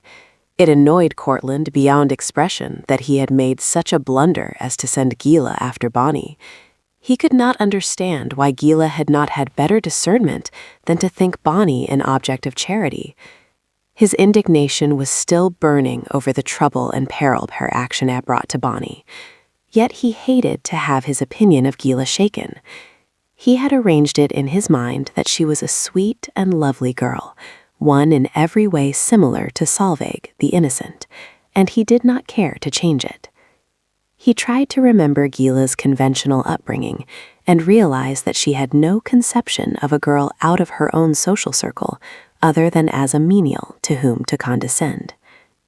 The vision of her loveliness in rose and silver, with her prayer book in her kerchief, was still dimly forcing him to be at least polite and accept her letter of apology for her failure, as he could but suppose it was sincerely meant. Then all at once, a new fact dawned upon him. The invitation had been for Saturday evening. This was Sunday evening. And now what was he to do? He might call her up and apologize, but what could he say? Bill Ward might have told her by this time that he knew the letter had been received. A blunt confession that he had forgotten to read it might offend. Yet what else could he do? It was most annoying. He went to the telephone as soon as he reached the college. The fellows had already gone down to the evening meal. He could hear the clink of china and silver in the distant dining room. It was a good time to phone. A moment, and Gila's cool contralto answered, "Hello?" There was something about the way that Gila said that word that conveyed a whole lot of things, instantly putting the caller at his distance, but placing the lady on a pedestal before which it became most desirable to bow. "This is Paul Courtland." "Oh, Mr. Courtland." Her voice was freezing. But Courtland was not used to being frozen out. "I owe you an apology, Miss Dare," he said with dignity. He didn't care how blunt he sounded now. It always angered him to be frozen. "Your letter reached me just as I was leaving here last evening on a very important errand. I put it in my pocket, but I have been so occupied that it escaped my mind utterly until just now. I hope I did not cause you much inconvenience." "Oh, it really didn't matter in the least," answered Gila indifferently.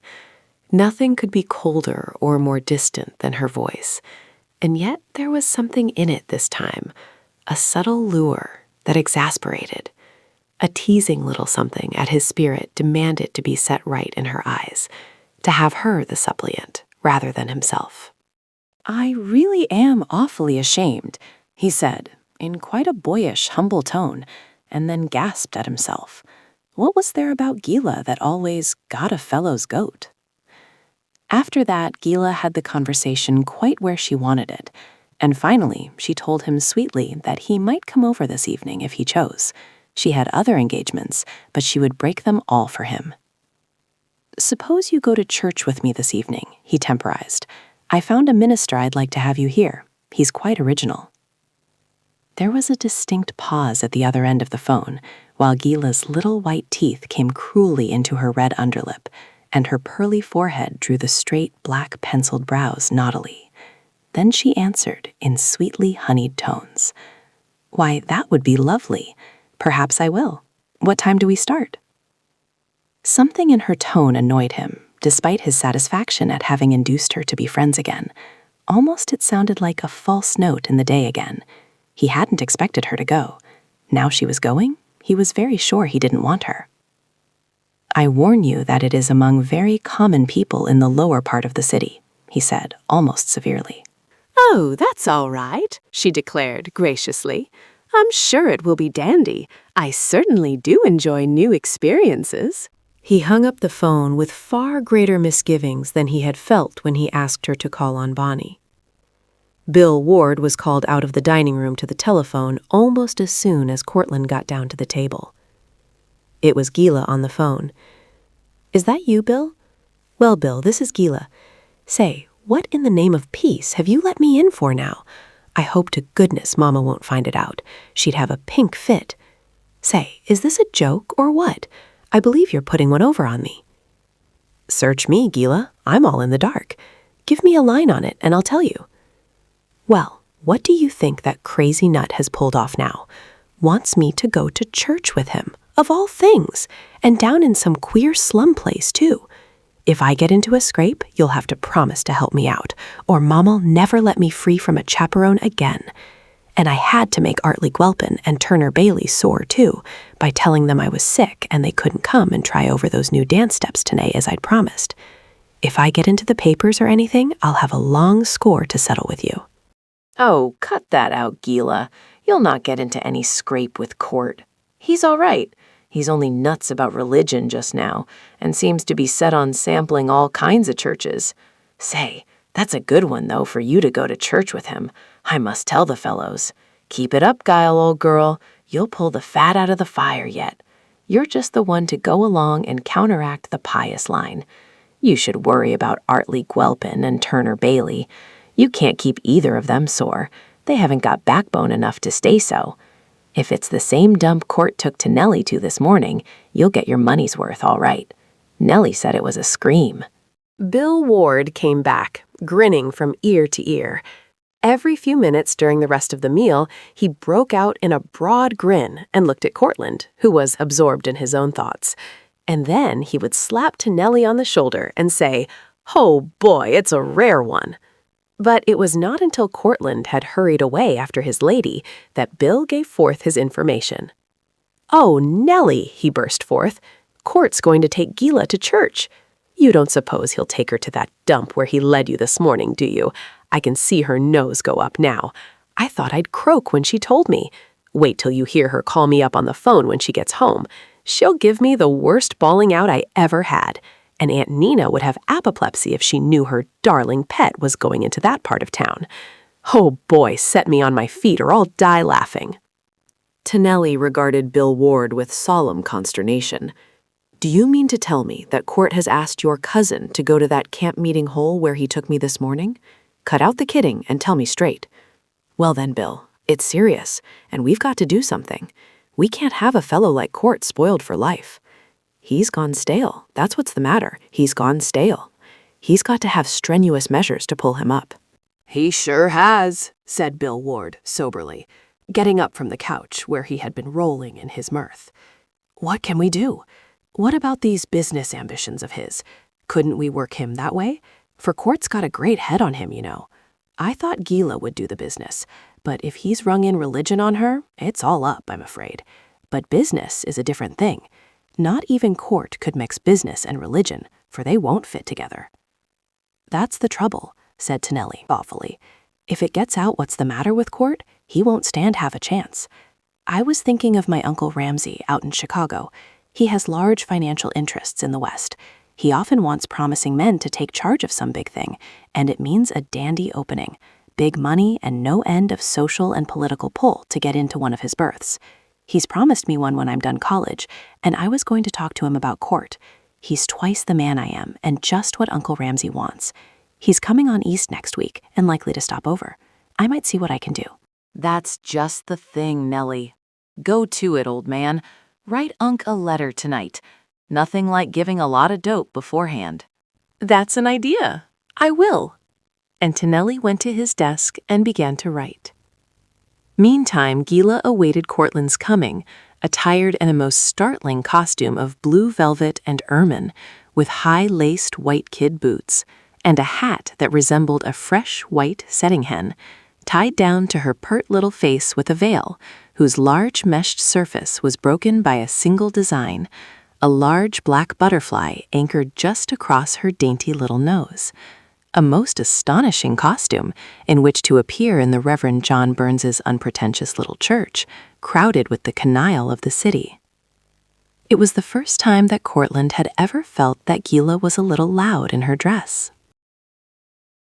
Chapter 19. Mother Marshall got strenuously to her feet from the low hassock on which she had been sitting to sew the carpet, and trotted to the head of the stairs. "Father," she called happily. "Oh, Father, it's all done. I just set the last stitch. You can bring your hammer and tacks. Better bring your rubbers, too. You'll need them when you come to stretch it." Father hurried up so quickly it was clear he had the hammer and rubbers already. "You'll need a saucer to put the tacks in," and Mother Marshall hustled away to get it. When she came back, the carpet was spread out smoothly, and Father stood surveying the effect. "Say now, it looks real pretty, don't it?" he said, looking up at the walls and down to the floor. "It certainly does," declared Mother Marshall. "And I'm real glad the man made us take this plain pink paper. It didn't look much to me when he first brought it out, I must confess. I had set my heart on stripes with pink roses in it. But when he said felt, why, that settled it, because that article in the magazine said felt papers were the best for general wear and satisfaction. And then when he brought out that roll with the cherry blossoms on it for a stripe around the top, I was just all happy down my spine. It did look so kind of brighty and pretty, like our cherry orchard on a spring evening when the pink is in the sky. And that white molding between them is going to be real handy to hang the pictures on. The man gave me some little brass picture hooks. See, they fit right over the molding. Of course, there isn't but one picture, but she'll maybe have some of her own and like it all the better if the wall isn't all cluttered full. You know the magazine said have a few good pictures. I mean to hang it up right now and see how it looks. There. Doesn't that look pretty against the pink? I wasn't sure about the white frame, it was so plain, but I like it. Those apple blossoms against that blue piece of sky look real natural, don't they? You like it, don't you, Father?" "Well, I should say I did," said Father, as he scuffed a corner of the carpet into place with his rubbered feet. "Say, this carpet is some thick, Mother, as I guess your fingers will testify, having sewed all those long seams. 'Member how Stevie used to sit on the carpet ahead of your seams when he was a baby, and laugh and clap his hands when you couldn't sew any further because he was in the way?" "Yes, wasn't he the sweetest baby?" said Mother Marshall, with a bright tear glinting suddenly down her cheek. "Why, Father, sometimes I can't really make it seem true that he's all done with this life and gone ahead of us into the next one. It won't be hard dying for us, because he's there, and we shan't have to think of leaving him behind to go through a lot of trials and things." "Well, I guess he's pretty happy seeing you chirk up so, Mother. You know what he'd have thought of all this. Why, he'd have just rejoiced in it. He hated so to have you left alone all day. Don't you mind how he used to wish he had a sister? Say, Mother, you just stand on that corner there till I get this tack in straight. This edge is so tremendous thick. I don't know as the tacks are long enough. What was you figuring to do with the bookshelves? Put books in or leave them empty for her things?" "Well, I thought about that, and I made out we'd better put in some books so it wouldn't look so empty. We can take them out again if she has a lot of her own. We could put in some of Stephen's that he set such store by. There's all that set of Scott and Dickens and those other fellows that he wanted us to start and read evenings this winter. By the way, Mother, we'd ought to get at that. Perhaps she'll like to read aloud when she comes. That would about suit us. We're rather old to begin loud reading. Steve's always read to us so long. I don't know but I'd buy a few new books, too. She's a girl, you know, and you might find something lately written that she'd like. It wouldn't do any harm to get a few. You could ask the bookstore man what to pick out, say a shelf or two. "Oh, I shouldn't need to do that," said Mother, hurrying away to get her magazine, which was never far away these last 2 or 3 days. "There's a whole long list here of books your young people will want to have in their library. Wells and Shaw and Ibsen, and a lot of others I never heard of, but these first 3 I remembered because Stephen spoke of them in one of his first letters about college. Don't you know he was studying a course with those men's books in it? He said he didn't know as he was always going to agree with all they said, but they were big, broad men and had some fine thoughts. He thought sometimes they hadn't just got the inner light about God and the Bible and all, but they were the kind of men who were getting there, striving after truth, and would likely find it and hand it out to the world again when they got it, like the wise men hunting everywhere for a savior. Don't you remember, Father?" I remember. Father tried to speak cheerily, but his breath ended in a sigh, for the carpet was heavy. Mother looked at him sharply and changed the subject. It wasn't always easy to keep Father cheerful about Stephen's going. "You don't suppose we could get those curtains up tonight too, do you?" "Why, I reckon," said Father, stopping for a puff of breath and looking up to the white woodwork at the top of the windows. "You got 'em all ready to put up, all sewed and everything? Why, I reckon I could put up those rods after I get across this end, and then you could slip the curtains on while I was doing the rest. You don't want to get too tired, Mother. You know you've been sewing a long time today." "Oh, I'm not tired. I'm just childish enough to want to see how it's all going to look. Say, Father, that wasn't the telephone ringing, was it? You don't think we might get a telegram yet tonight?" "Not scarcely," said Father, with his mouth full of tacks. "You see, it's been bad weather, and like as not your letter got storm-stayed a day or so. You mustn't count on hearing for Monday, I guess." They both knew that that letter ought to have reached the hospital where Bonnie Brentwood was supposed to be about 6 o'clock that evening, for so they had calculated the time between Stephen's letters to a nicety. But each was engaged in trying to keep the other from getting anxious about the telegram that did not come. For it was now 8:30 by the kitchen clock, and both of them were as nervous as fleas listening for that telephone to ring that would decide the fate of the pretty pink room, whether it was to have an occupant or not. "These white madras curtains look like there's been a frost on a cobweb, don't they?" said Mother Marshall, holding up a pair all arranged upon the brass rod ready to hang. "And just see how pretty this pink stuff looks against it. I declare it reminds me of the sunset light on the snow in the orchard, out the kitchen window, evenings when I was watching for Steve to come home from school. Say, Father, don't you think those bookshelves look cozy each side of the bay window? And wasn't it clever of Jed Lewis to think of putting hinges to the covers on that window seat? She can keep lots of things in there. Wait till I get those 2 pink silk cushions you made me buy. My, Father, but you and I are getting extravagant in our old age, and all for a girl that may never even answer our letter." There was a kind of sob in the end of Mother Marshall's words that she tried to disguise, but Father caught it and flew to the rescue. "There now, Mother," he said, getting laboriously up from the carpet, hammer in hand, and putting his arms tenderly about her. "There now, Mother, don't you go fretting. You see, like as not, she was asleep when the letter got there, and they wouldn't wake her up, or maybe it would be too much excitement for her at night that way. And then, again, if the mail train was late, it wouldn't get into the night delivery. You know that happened once for Steve, and he was real worried about us. Then they might not have delivery at the hospital on Sunday, and she couldn't get it till Monday morning. See? And there's another thing you gotta calculate on, too. You never thought of that. She might be too sick yet to read a letter or think what to say to it. So just you be patient, Mother. We'll just have that much more time to fix things. For, so to speak, now we haven't got any limitations on what we think she is. We can just plan for her like she was perfect. When we get her telegram, we'll get some idea and begin to know the real girl. That now we've just got our own notion of her." "Why, of course," choked Mother, smiling. "I'm just afraid, Seth, that I'm getting set on her coming, and that isn't right at all, you know, because she mightn't be coming. Well, and then again she might. Howsoever, we'll have this room fixed up company fine, and if she don't come, we'll just come here and camp for a week, you and me, and pretend we're out visiting. How would that do? Say, it's real pretty here, like spring in the orchard, ain't it, Mother? Well now, you figure out what you're going to have for bureau fixings, and I'll get back to my tacking.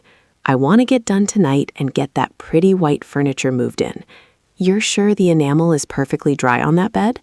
That was the last piece he worked on. I think Jed made a pretty good job of it for such quick work, don't you? Got a clean counterpane and one of your pink and white patchwork quilts for in here, haven't you? And a posy pincushion? My, but I'd like to know what she says when she sees it first. And so the two old dears jollied each other along till far past their bedtime.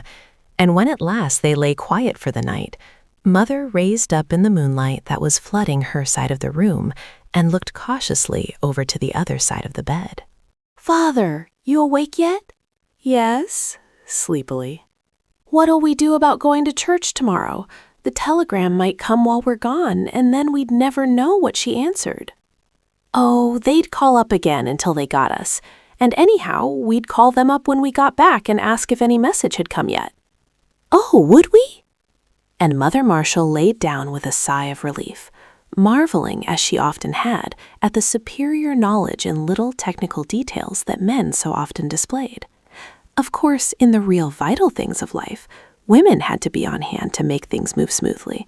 But just a little thing like that, now that needed a bit of what seemed almost superfluous information, a man always knew, and you wondered how he knew, because nobody ever seemed to have taught him. So at last Mother Marshall slept. Anxious inquiry of the telephone after church brought forth no telegram. Dinner was a strained and artificial affair, preceded by a wistful but submissive blessing on the meal. Then the couple settled down in their comfortable chairs, one each side of the telephone, and tried to read, but somehow the hours dragged slowly. "There's that pair of Grandmother Marshall's andirons up in the attic," said Mother Marshall, looking up suddenly over the top of the Sunday School Times. "I'll bring them down the first thing in the morning," said Father, with his finger on a promise in the Psalms. Then there was silence for some time. Mother Marshall's eyes suddenly lighted on an article headed, "My Class of Boys." "Seth," she said, with a beautiful light in her eyes, "you don't suppose maybe she'd be willing to take Stephen's class of boys in Sunday school when she gets better? I can't bear to see them begin to stay away, and Deacon Grigsby admits he don't know how to manage them." "Why, sure," said Father tenderly. "She'll take it, I've no doubt. She's that kind, I should think. And if she isn't now, Mother, she will be after she's been with you a while." "Oh, now, Father," said Mother, turning pink with pleasure. "Come, let's go up and see how the room looks at sunset." So arm in arm they climbed the front stairs and stood looking about on the glorified rosy background with its wilderness of cherry bloom about the frieze. Such a transformation of the dingy old room in such a little time. Arm in arm, they went over to the window seat and sat leaning stiffly against the two pink silk cushions and looking out across the rosy sunset snow in the orchard, thinking wistfully of the boy that used to come whistling up that way and would never come to them so again. Then, just as Father drew a sigh, and a tear crept out on Mother's cheek, the side next the window, a long-hoped-for, unaccustomed sound burst out below stairs. The telephone was ringing. It was Sunday evening at sunset, and the telephone was ringing. Wildly, they both sprang to their feet and clutched each other for a moment. "I'll go, Mother," said Father in an agitated voice. "You just sit right here and rest till I get back." "No, I'll go too," declared Mother, trotting after. "You might miss something, and we ought to write it down." In breathless silence, they listened for the magic words, Mother leaning close to catch them and trying to scratch them down on a corner of the telephone book with the stump of a pencil she kept for writing recipes. "Your wonderful invitation accepted with deep gratitude." "What's that, Father? Make him say it over again," cried Mother, scribbling away. "Your wonderful invitation. Oh, she liked it then. Accepted. She's coming, Father." We'll start as soon as possible. Then she's really coming. Probably Wednesday night. Then I'll have time to get some pink velvet and make a cushion for the little rocker. They do have pink velvet, I'm sure. We'll write. Then we'll really know what she's like if she writes. Mother Marshall's happy thoughts were in a tumult, but she had her head about her yet. Now, make him say it all over from the beginning again, Father, and see if we've got it right. You speak the words out as he says 'em, and I'll watch the writing. And so, at last, the message was verified, and the receiver hung up. They read the message over together, and they looked at each other with glad eyes. "Now let us pray, Rachel," said Father, with solemn, shaken voice of joy. And the two lonely old people knelt down by the little table on which stood the telephone and gave thanks to God for the child he was about to send to their empty home. "Now," said Father Marshall, when they had risen, "I guess we better get a bite to eat. Seems like a long time since dinner. Any of that cold chicken left, Mother? And a few donuts and milk? And say, Mother, we better get the chores done up and get to bed early. I don't think you slept much last night, and we've got to get up early. There's a whole lot to do before she comes. We need to chirk up the rest of the house a bit. Somehow we've let things get down since Stephen went away," said Mother as she landed the platter of cold chicken on the table. "How soon do you suppose she'll write? I'm just aching to get that letter." Chapter 20. Gila had counted on an easy victory that evening. She had furnished for the occasion her keenest wit, her sweetest laughter, her finest derision, her most sparkling sarcasm, and as she and her escort joined the motley throng who were patiently making their way into the packed doorway, she wedded them forth eagerly. Even while they took their turn among the crowd, she began to make keen little remarks about the company they were keeping, drawing her velvet robes away from contact with the throng. Courtland, standing head and shoulders above her, his fine profile outlined against the brightness of the lighted doorway, was looking about with keen interest on the faces of the people and wondering why they had come. Were they in search of the presents? Had they too felt it there within those dingy walls? He glanced down at Gila with a hope that she too might see and understand tonight. What friends they might be, how they might talk these things over together, if only Gila would understand. He wished she had had better sense than to array herself in such startling garments. He could see the curious glances turned her way, glances that showed she was misunderstood. He did not like it, and he reached down a protecting hand and took her arm, speaking to her gravely, just to show the bold fellows behind her that she was under capable escort. He did not hear her keen sallies at the expense of their fellow worshippers. He was annoyed, and trying by his serious mien to shelter her. The singing was already going on as they entered. Just plain old gospel songs, sung just as badly, though with even more fervor than in the morning. Courtland accepted the tattered hymn book and put Gila into the seat the shabby usher indicated. He was wholly in the spirit of the gathering and anxious only to feel the spell once more that had been about him in the morning. But Gila was so amused with her surroundings that she could scarcely pay attention to where she was to sit and almost tripped over the end of the pew. She openly stared and laughed at the people around her as though that was what Courtland had brought her there for, and kept nudging him and calling his attention to some grotesque figure. Courtland was singing, joining his fine tenor in with the curious assembly and enjoying it. Gila recalled him each time from a realm of the spirit, and he would earnestly give attention to what she said, bending his ear to listen, then look seriously at the person indicated, try to appreciate her amusement with a nod and absent smile, and go on singing again.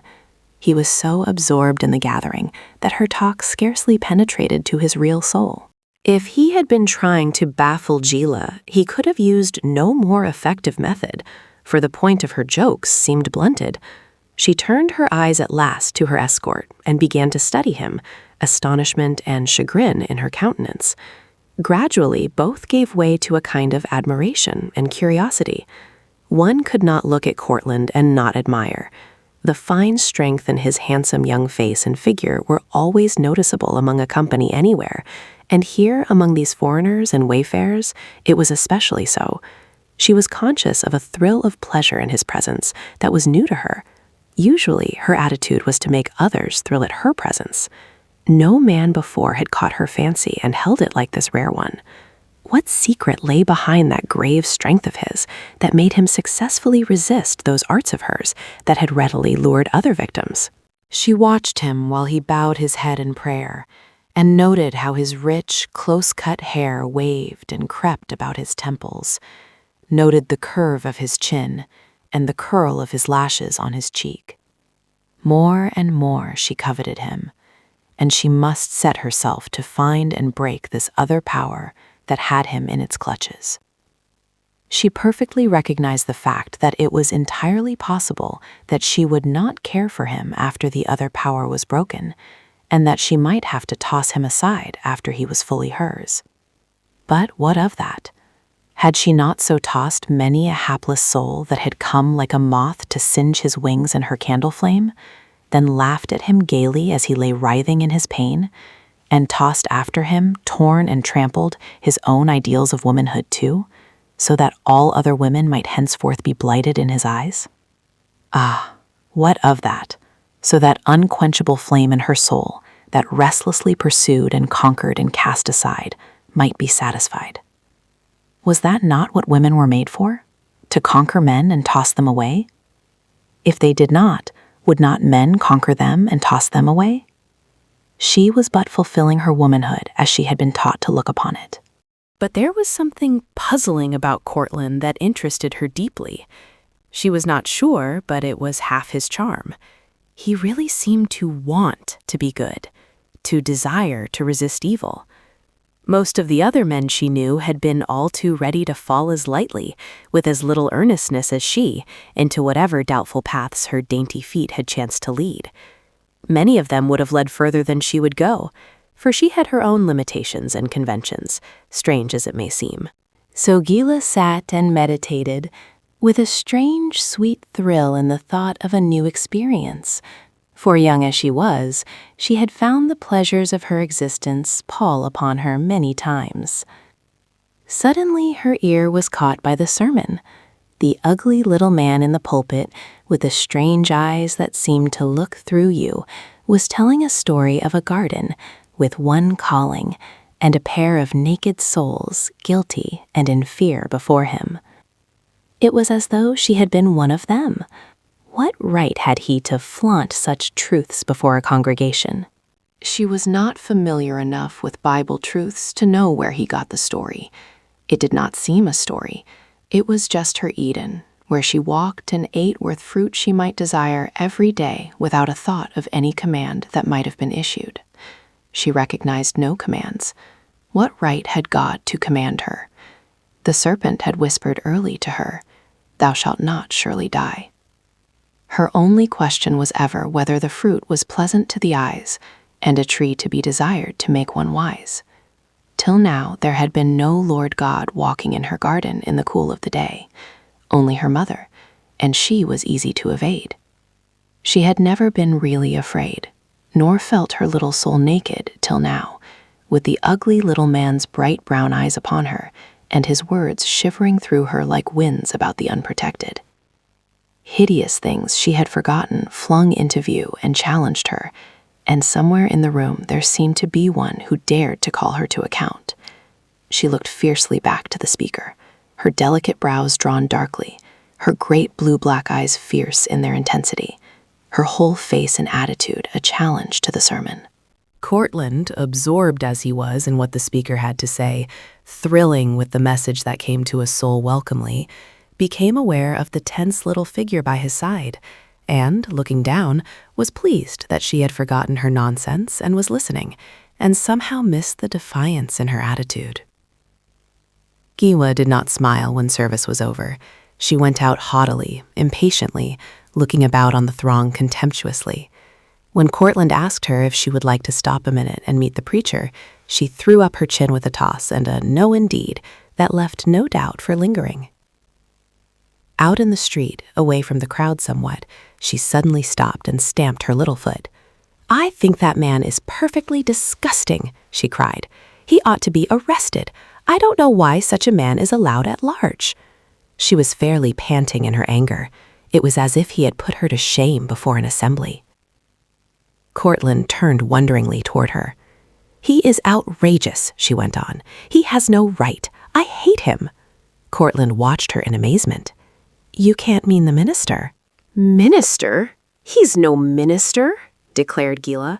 He's a fanatic, one of the worst kind. He's a fake. He's uncanny. The idea of daring to talk about God that way, as if he was always around everywhere. I think it's awful. I should think he'd have everybody in hysterics. Gila's voice sounded as if she were almost there herself. She flung along by his side with a vindictive little click of her high-heeled boots and a prance of her whole elaborate little person that showed she was fairly bristling with wrath. But Courtland's voice was sad with disappointment. "Then you didn't feel it, after all. I was hoping you did." "Feel what?" she asked sharply. "I felt something, yes. What did you mean?" Her voice had softened wonderfully, and she drew near to him and slipped her hand again within his arm. There was an eagerness in her voice that Courtland wholly misinterpreted. "Feel the presence." He said it gently, reverently, as if it were a magic word, a password to a mutual understanding. "Presence?" she said, bewildered. "Yes, I felt a presence, but what presence did you mean?" Her voice was soft with meaning. "The presence of God." She turned upon him and jerked her arm away. "The presence of God in that place?" she demanded. "No, never. How perfectly dreadful. I think that is irreverent." "Irreverent?" Yes, very irreverent, said Gila piously. And a man like that is profaning holy things. If you really care for religious things, you ought to come to my church, where everything is quiet and orderly, and where there are decent people. Why, those people there tonight looked as if they might all be thieves and murderers. And outlandish. My soul, I never saw anything like it. Some of their things must have come out of the ark. Did you see that girl with a tight green skirt? Imagine it, a whole year and a half out of date. I think it is immodest to wear things when they get out of style like that. And the idea of that man daring to talk to that kind of people about God coming down to live with them. I think it was the limit, as if God cared anything about people of that sort. I think that man ought to be arrested, putting notions into poor people's heads. It's just such talk as that makes riots and things. My father says so, getting common, stupid people all worked up about things they can't understand. I think it's wicked. Gila raved all the way home. Courtland, for the most part, let her talk and was silent. Seated finally in the library, for he could not go away yet somehow, there was something he must ask her. He turned to her, calling her for the first time by her name. "But Gila, you said you felt a presence. What did you mean?" Gila was silent. The tumult in her face subsided. She dropped her lashes and played with the frill on the wrist of the long chiffon sleeve of her blouse. Her eyes beneath their concealing lashes kindled. Her mouth grew sweet and sensitive. Her whole attitude became shy and alluring. She sat and drooped before the fire, casting now and then a wide, shy, innocent look up, her face half turned away. "Does she look adown her apron?" floated the words through his brain. Ah, here at last was the Gila he had been seeking, the Gila who would understand. "Tell me, Gila," he said in an eager, low appeal. She stirred softly, drooped a little more toward him, her face turned away till only the charming profile showed against the rich darkness of a crimson curtain. Now at last he was coming to it.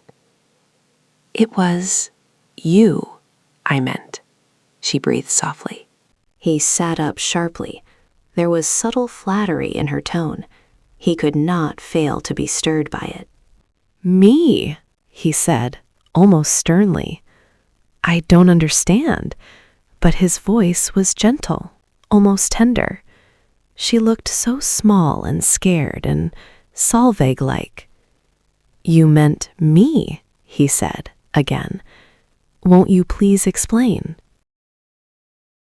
Chapter 21. Courtland went back to college that night in a tender and exalted mood.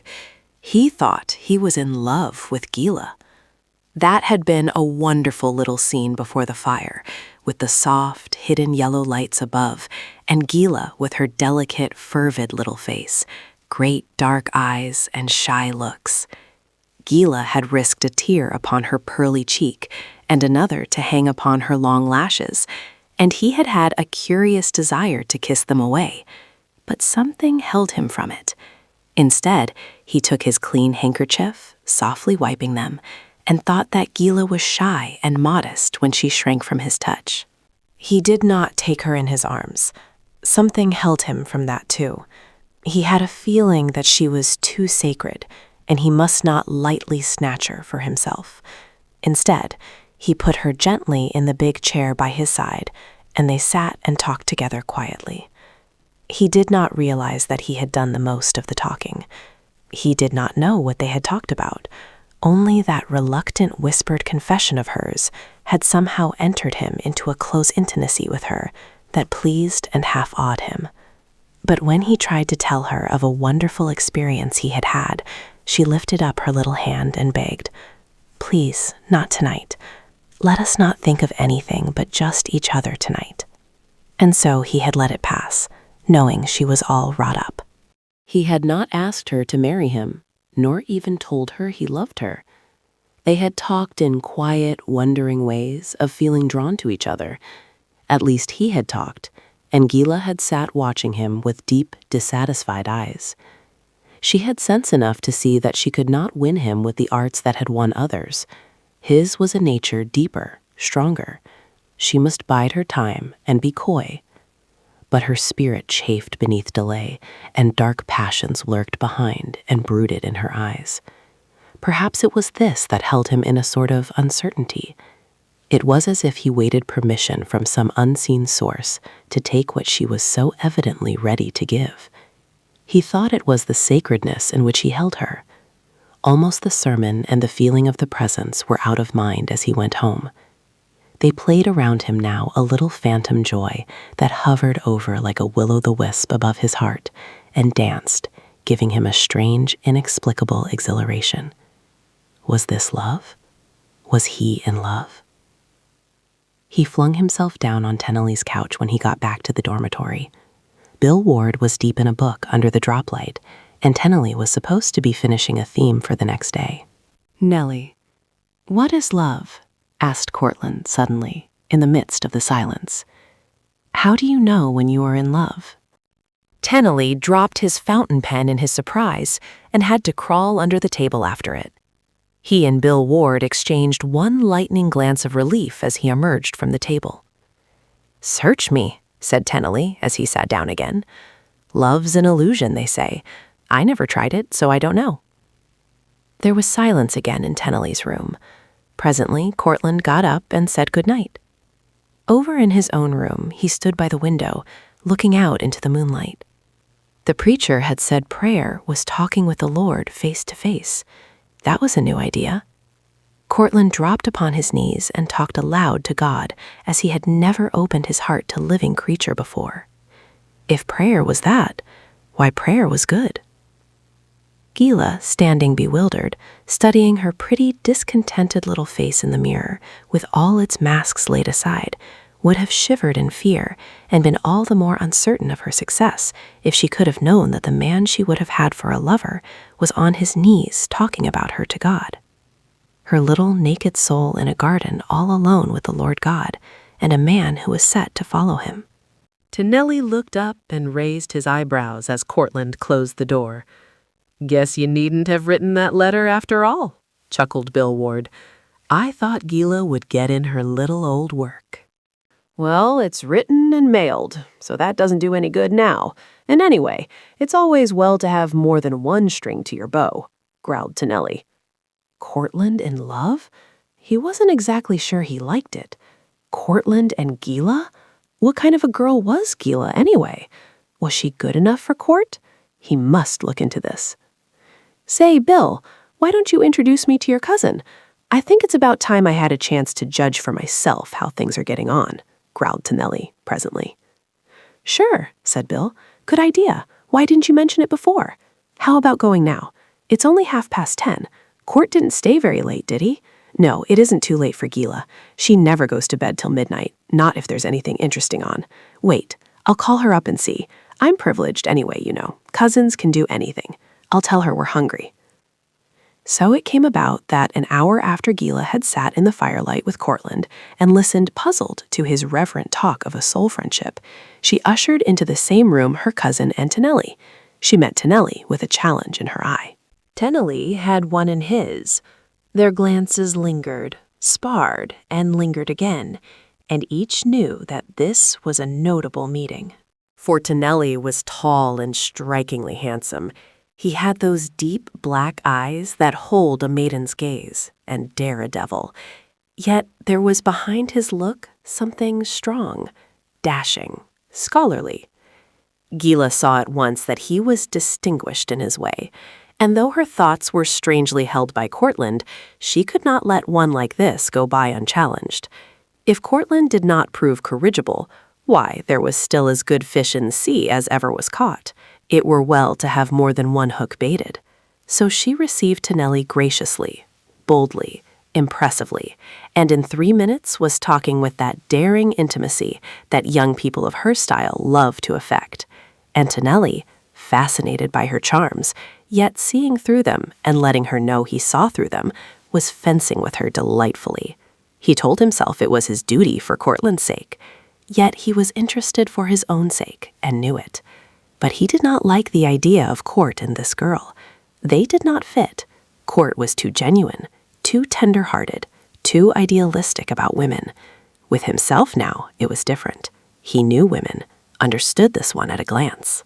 She was a peach in her way, but not the perfect little peach Court ought to have. She would flirt all her life and break old Court's heart if he married her. So he laughed and joked with Gila, answering her challenging glances with glances just as ardent, while Bill Ward sat and watched them both, chuckling away to himself. And Courtland, on his knees, talked with God.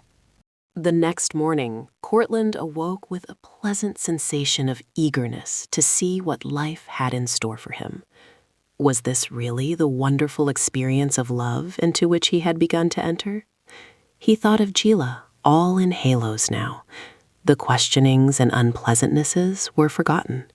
He told himself that she would one day see and understand the wonderful experience through which he had been passing. He would tell her just as soon as possible. Not today, for he would be busy, and she had engagements Tuesday evening and all day Wednesday. He had not noticed the subtle withdrawing as she told him, the quick, furtive calculation in her glance. She knew how to make coming to her a privilege.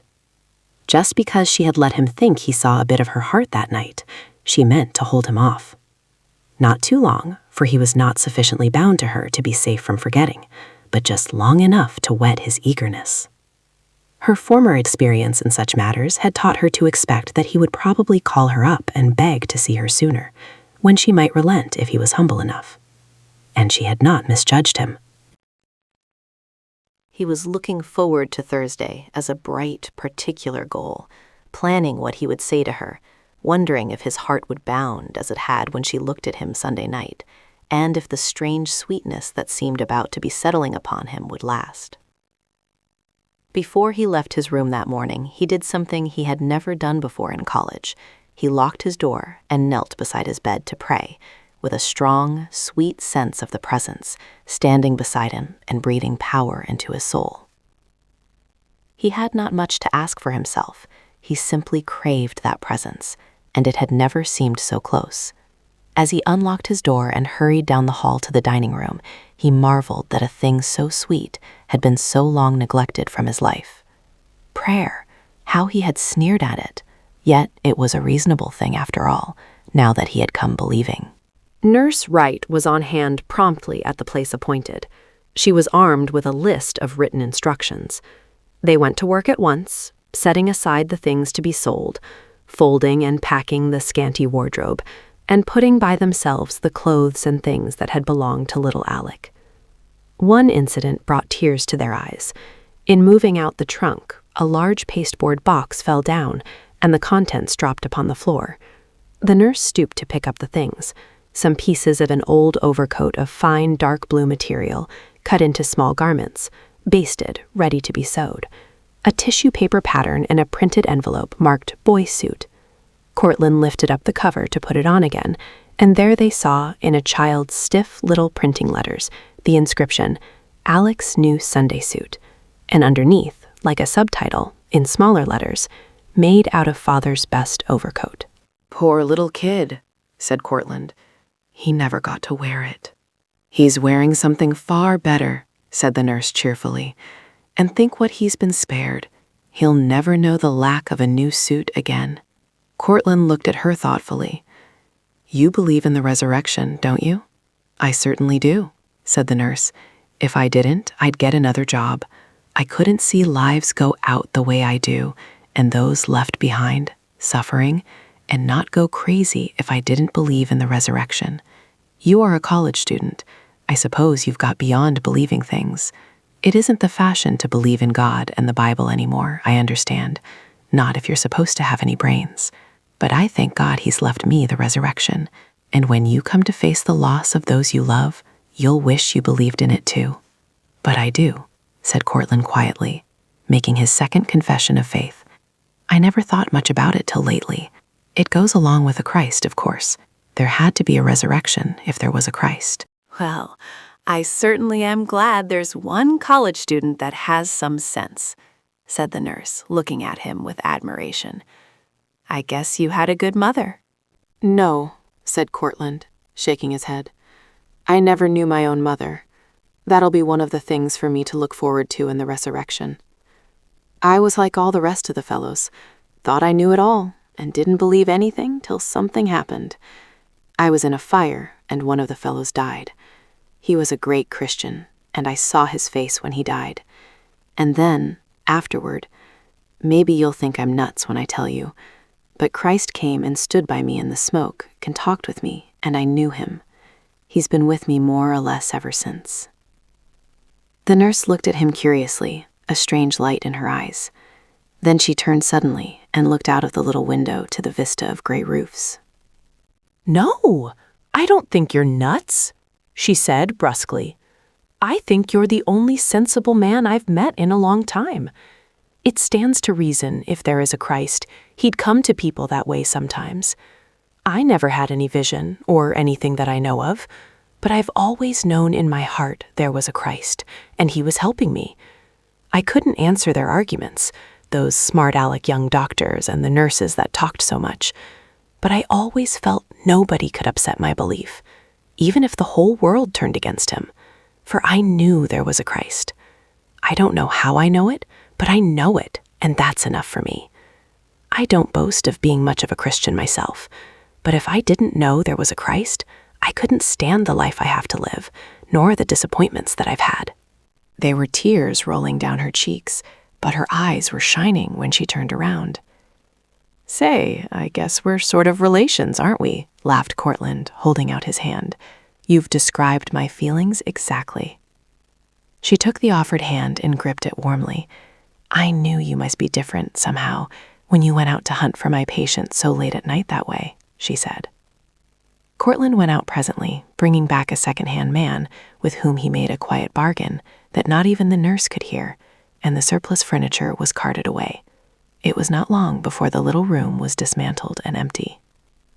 They went together to a department store and purchased a charming little bag with a lot of traveling accessories in plain, compact form, light enough for an invalid to carry. Courtland begged to be let in on the gift, but the nurse was firm. This is my picnic, young man, she said. You're doing enough. You can't deny it. For pity's sake, wait till you know her better before you try to do any more. Do you think I'll ever know her any better? Laughed Courtland. If you have any sense, you will, snapped back the nurse, and waved a grim but pleasant goodbye, as she took the trolley back to the hospital. Wednesday night, Courtland was on hand with his car and plenty of time to take Bonnie and the nurse down to the station. He was almost startled at the beauty of the girl as she came slowly down the steps. There were certain little details of her costume that showed the hand of the nurse: a soft white collar, a floating, sheltering veil gathered up now about the black sailor hat, well-fitting gloves, shoes polished like new. All these things made a difference and set off the girl's lovely face in its white resignation to an almost unearthly beauty. He found himself wanting to turn back often and look again as he drove his car through the crowded evening streets. She looked so frail and sweet, he could not help thinking of Mother Marshall and how she would feel when she saw her. Surely she could not help but take her to her heart. He felt a certain pride in her, as if she were his sister. He was half sorry she was going away. He would like to know her better. The words of the nurse, "until you know her better," floating through his mind. What a strange thing that had been for her to say. It wasn't in the least likely that he would ever see Bonnie again. They left her in the sleeper, with special instructions to the porter to look after her, and surrounding her with magazines and fruit.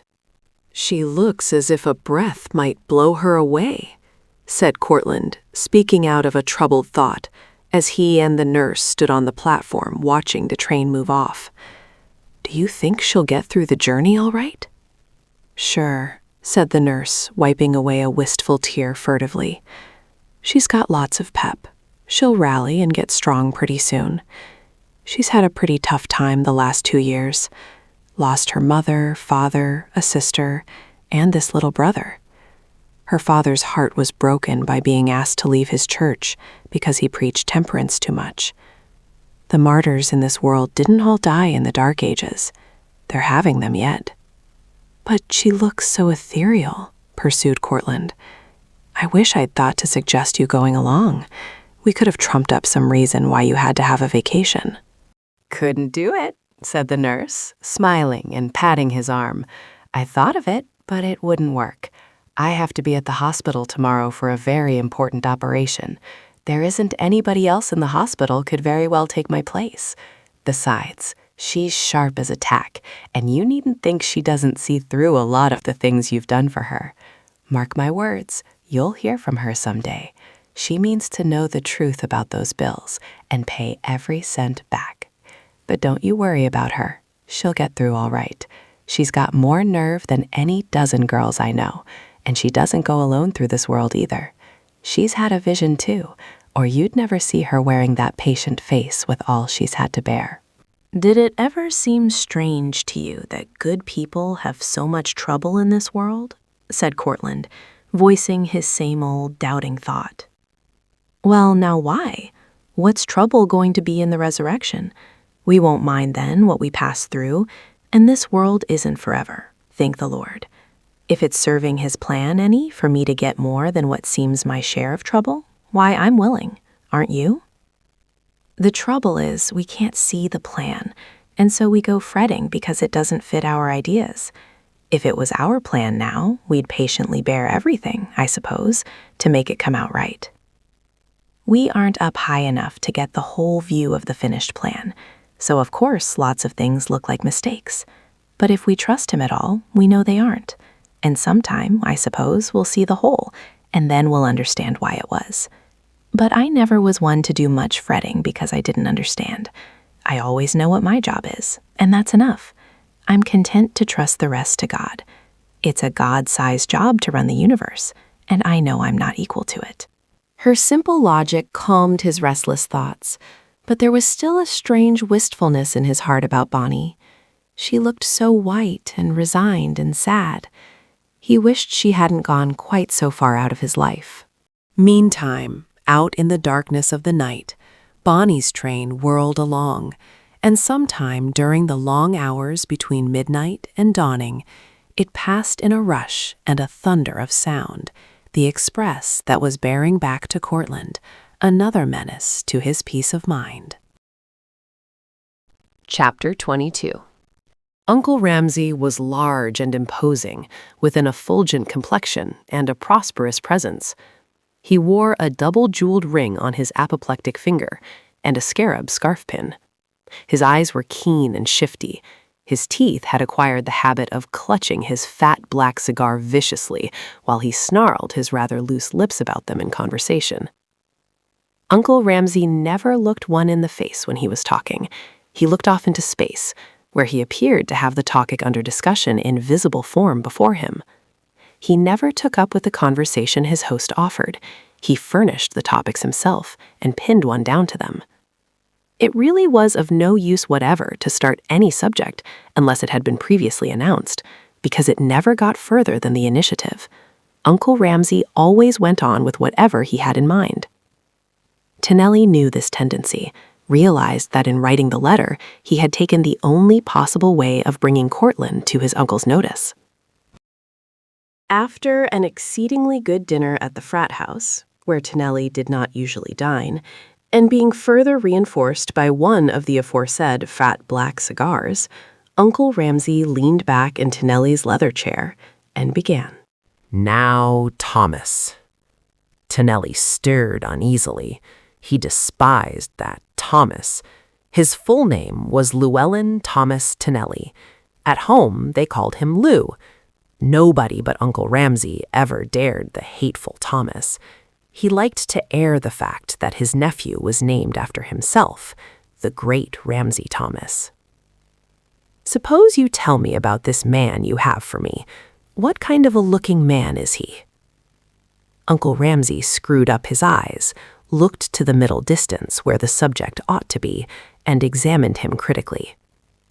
Has he personality? Personality is a great factor in success, you know. Tonelli, in the brief space allowed him, declared that his friend would pass this test. Well, and can he lead men? Because that is a very important point. The man I want must be a leader. I think he is. And does he... On down through a long list of questions. At last, after once more relighting his cigar, which had gone out frequently during the conversation, he turned to his nephew and fixed him sharply with a fat, pale blue eye. Tell me the worst you know about him, Thomas. What are his faults? He snapped, and settled back to squint at his imaginary stage Anne. Why, I don't think he has any, declared Tonelli, shifting uneasily in his chair. He had a feeling that Uncle Ramsay would get it out of him yet. And he did. Yes, I perceive that he has. Out with it, snapped the keen old bird, flinging his loose lips about restively. It's only that he's got a religious twist lately, Uncle. I don't think it'll last. I really think he is getting over it. Religion. Well, now that might not be so bad. Not for my purpose, you know. Religion really gives a confidence sometimes. Religion. Not a bad trait. Let me see him, Thomas. Let me see him at once. Tonelli had said nothing to Courtland about the approaching uncle, and therefore it was wholly a surprise to Courtland when Tonelli knocked on his door and dragged him from his books to meet a Chicago uncle. He's come east looking for the right man to fill a very important position. It is something along your line, I guess, so I spoke to him about you, whispered Tonelli hastily as they crossed the hall together. Face to face they stood, the financier and the young senior, and studied each other keenly for the fraction of a second, Courtland no less cool and impressive in his way than the older man. For Courtland was not afraid of any man, and his natural attitude toward all men was challenge till he knew them. He stood straight and tall and looked Uncle Ramsay in the eye critically, questioningly, courteously, but with no attempt to propitiate, and not the slightest apparent conception of the awesomeness of the occasion or the condescension of the august personage whom he was thus permitted to meet. And Uncle Ramsay liked it. True, he tried to fix the young man much as a cook fixes a roast with a skewer to be put over the fire. But Courtland didn't skew. He just sat down indifferently and looked the man over, smiled pleasantly now and then, and listened. But he didn't give an inch. Even when the marvelous proposition was made to him, which might change the whole course of his future life and cover his name with glory, Courtland never flickered an eyelash. He took it as calmly as if I'd been offering him toast with his tea when he already had bread and jam, the young whelp, marveled Uncle Ramsay delightedly, after Courtland had thanked him, promised to think it over, and gone back to his room. He's got the personality all right. He'll do. But what's his idea in being so reluctant? Didn't the offer strike him as big enough, or what's the matter?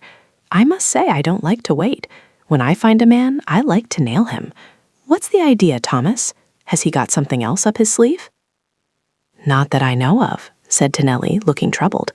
I guess he's just got to think it over. That's Court. He never steps into a position until he knows exactly what he thinks about it. Another good trait. You're sure it isn't anything else? I don't know of anything, unless some of his religious notions are standing in his way. I'm sure I can't quite make him out lately. He had a shock a few months ago. One of the fellows killed in a fire, and he can't seem to get over it quite. Oh, well, we'll fix him up all right, said Uncle Ramsay contentedly. We'll just send him down to our model factory here in the city and let him see how things are run. Convince him he's doing good, and that'll settle him.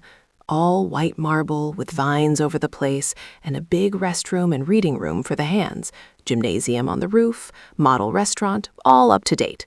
Cost a lot of money, too, but it pays.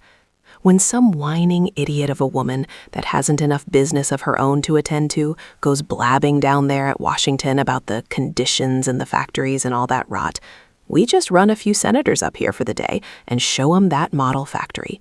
Oh, it pays in the long run. You take your man there, and you'll land him all right. By the way, there's a little rat of a preacher down around that factory that I'd like to throttle. He's making us all sorts of trouble, stirring up the folks to ask for all sorts of things. He's putting it in their heads to demand an 8-hour day, and no telling how much more. He's undertaken to tell us how we ought to run our business. Tell us which doors we shall lock and which leave unlocked, how often we shall let our hands sit down, and what kind of machines we shall get. He's a regular little rat. Know him? His name's Burns.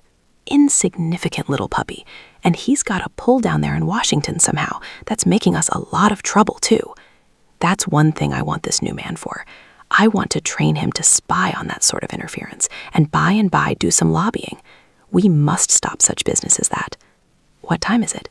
I guess perhaps I better run down and hunt out that little rat and give him a good scare. Uncle Ramsay departed rat hunting, and Tonelli repaired to Courtland's room. He sat down and began to tell what a wonderful opportunity this was, and how unprecedented in Uncle Ramsay to have offered such a thing to a young man still in college. It showed how wonderfully he had been taken with Courtland. It was most flattering. Courtland admitted that it was, and that he was grateful to his friend for mentioning his name. He said it looked like a very good thing, like the kind of thing he had been hoping would turn up when he got through college, but he couldn't decide it immediately. Tonelli urged that Uncle Ramsay was insistent, that his business was urgent, and he must know one way or the other immediately. He tried to give Courtland an adequate idea of the greatness of Uncle Ramsay and the audacity of anybody, especially a little college upstart, attempting to keep him waiting. But Courtland only shook his head and said it wouldn't be possible for him to give his answer at once. If that was the condition of the offer, he would have to let it pass. Tonelli talked and talked, but finally went back to his room baffled. He just couldn't understand what was the matter with Courtland. When Uncle Ramsay returned from a fruitless search for the rat, he was enraged to find that Courtland was not awaiting his coming in trembling eagerness to accept his munificent offer. Another personal interview that evening brought nothing more satisfactory than a promise to look into the matter carefully and to have another talk the next evening. Uncle Ramsay raged and swore. He blamed the little rat of a preacher and declared he must leave for Boston that evening, but he finally sent a telegram instead and decided to remain until the next night. There were matters in the city he was intending to look after on his return, and of course he could do it now instead. He felt it was important that that young man should be landed before he had a chance to do too much thinking. Moreover, he was piqued that a youngster like that should presume to consider turning down a job like the one he was offering him. If Courtland had tried to explain to Tonelli and his uncle just why this offer, which would have delighted him so much 3 months ago, was hanging in the balance of his mind, they would scarcely have understood. He would have to tell them of the presence which was by his side, which had been very real to him as he stood in Tonelli's room, listening to Uncle Ramsay that afternoon, and which had hovered by him since, so close, so strong, with that pervading, commanding nearness that demanded his utmost attention. He would have had to tell them that he was under orders now, being led, and that every step was new and untried. He must look into the face of his companion and guide and find out if this was the way he was to go. Something, somewhere was holding him back. He did not know why. He did not see for how long. He simply could not make that decision tonight. He must await permission before moving. Possibly the trip to the factory the next day, which he had promised to take, might give him some light in the matter. Possibly he would find counsel somewhere. But where? He thought of Gila. He took out a lovely photograph of her that she had given him before he left her Sunday night. A charming, airy, idealistic thing of earth and fire that had lain innocently open upon the library table where someone had left it earlier in the day. He stood it up on his desk and studied the spirited will-o'-the-wisp face. Then he turned away sadly and shook his head. She would not understand. Not yet. Sometime when he had told her about the presents, but not yet. She could not understand because she had not seen for herself. Tonelli and his uncle went downtown in the morning and took lunch together. Courtland was to meet them at the factory at 3 o'clock, but somehow he missed them. Perhaps it was intention. Courtland went early. He wanted to see things for himself. Went alone first. Afterward, he could go the rounds to satisfy Mr. Thomas, but first he would see it alone. Then, after all, it was the Reverend Robert Burns who met him at the door and took him through the factory, bent on seeing some parishioner on an errand of love. And there was that strange sense of the presence having been there before them, walking about among the machinery, looking at the tired face of one, sorrowing over the wrinkles in another forehead, pitying the weary hands that toiled, blessing the faithful. It reminded him of the morgue in that. For a minute he began to think that if the presence was here in this peculiar sense, then of course it was an indication that he was needed here to work for these people, as Uncle Ramsay had tried with strange worldly wisdom to make him understand. But then, suddenly, he caught a glimpse of the face of the little minister, white under its freckles, with a righteous wrath as he fixed his gaze sternly on the door at the end of the long room. He looked up quickly to hear the click of a key in a lock as the foreman passed from one room to another. He glanced down at the minister, and their eyes met. They lock them in here like sheep in a pen. If a fire should break out, they would all die, said the minister under his breath. His lips were trembling with the helplessness of himself against the power of a great trust. "You don't say," said Courtland, startled. It was his first view of conditions of this sort. He looked about with eyes alive to things he had not seen before. "But I thought this was a model factory. Isn't it absolutely fireproof?" "Somewhat so, on the outside," shrugged Burns. It's a whited sepulchre, that's what it is.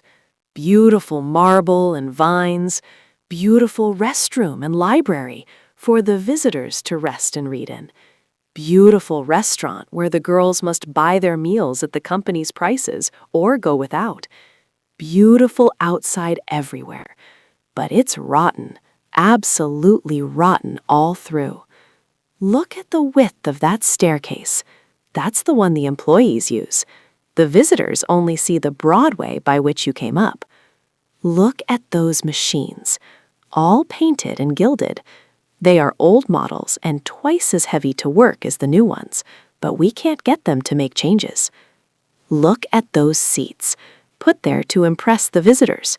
The fact is, not one of the hands dare use them, except a minute now and then when the foreman happens to leave the room.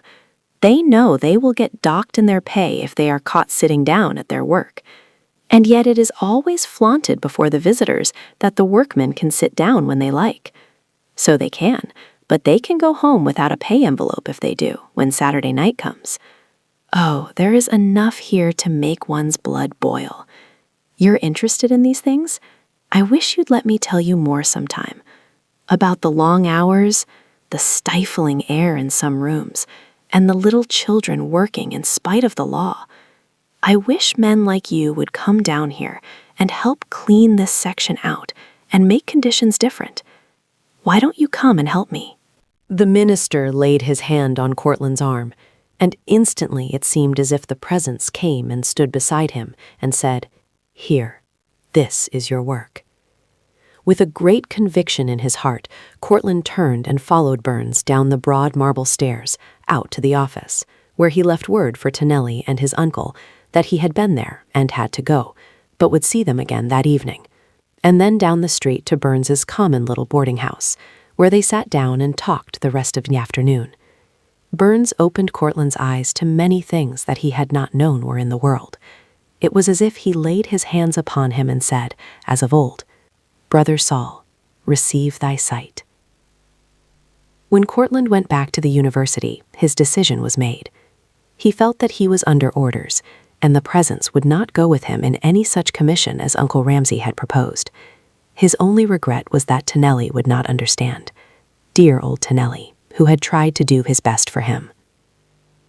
The denouement began in Tonelli's room after supper, when Courtland courteously and firmly thanked Uncle Ramsay, but declined the offer. Uncle Ramsay grew apoplectic in the face and glared at the young man, finally bringing out an explosive, "What? You decline?" Uncle Ramsay spluttered and swore. He tore up and down the small confines of the room like an angry bull, bellowing forth anathemas and arguments in a confused jumble. He enlarged on the insult he had been given and the opportunity that was being lost, never to be offered again. He called Courtland a trifling idiot and a few other gentle phrases, and demanded reasons for such an unprecedented decision. Courtland's only answer was, "I am afraid it isn't going to fit in with my views of life, Mr. Thomas. I have thought it over carefully, and I cannot accept your offer." "Why not? Isn't it enough money?" roared the mad financier. "I'll double your salary." "Money has nothing to do with it," said Courtland quietly. "That would make no difference." He was sorry for this scene for Tonelli's sake. "Well, have you something else in view?" "No, not definitely." "Then you're a fool," said Uncle Ramsay, and further stated what kind of a fool he was, several times, vigorously. After which he mopped his beaded brow with trembling, agitated hands and sat down. The old bull was baffled at last. Uncle Ramsay blustered all the way to the train with his nephew. "I've got to have that young man, Thomas. There's no two ways about it. A fellow that can stand out the way he did against Ramsay Thomas is just the man I want. He's got personality. Why, a man like that at work for us would be worth millions. He would give confidence to everyone. Why, we could make him a senator in a few years, and there's no telling where he wouldn't stop. He's the kind of a man who could be put in the White House if things shape themselves right. I've got to have him, Thomas, and no mistake. Now, I'm going to put it up to you to find out the secret of this thing. You just get his number, and we'll meet him on any reasonable proposition he wants to put up. Say, Thomas, isn't there a girl anywhere that could influence him?" "Yes, there's a girl. The very thing. You put her wise about it, and when I come back next week, I'll stop off again and see what I can do with her. You can take me to call on her, you know. Can you work it, Thomas?" Tonelli said he'd try, and went around to see Gila on his way back to the university.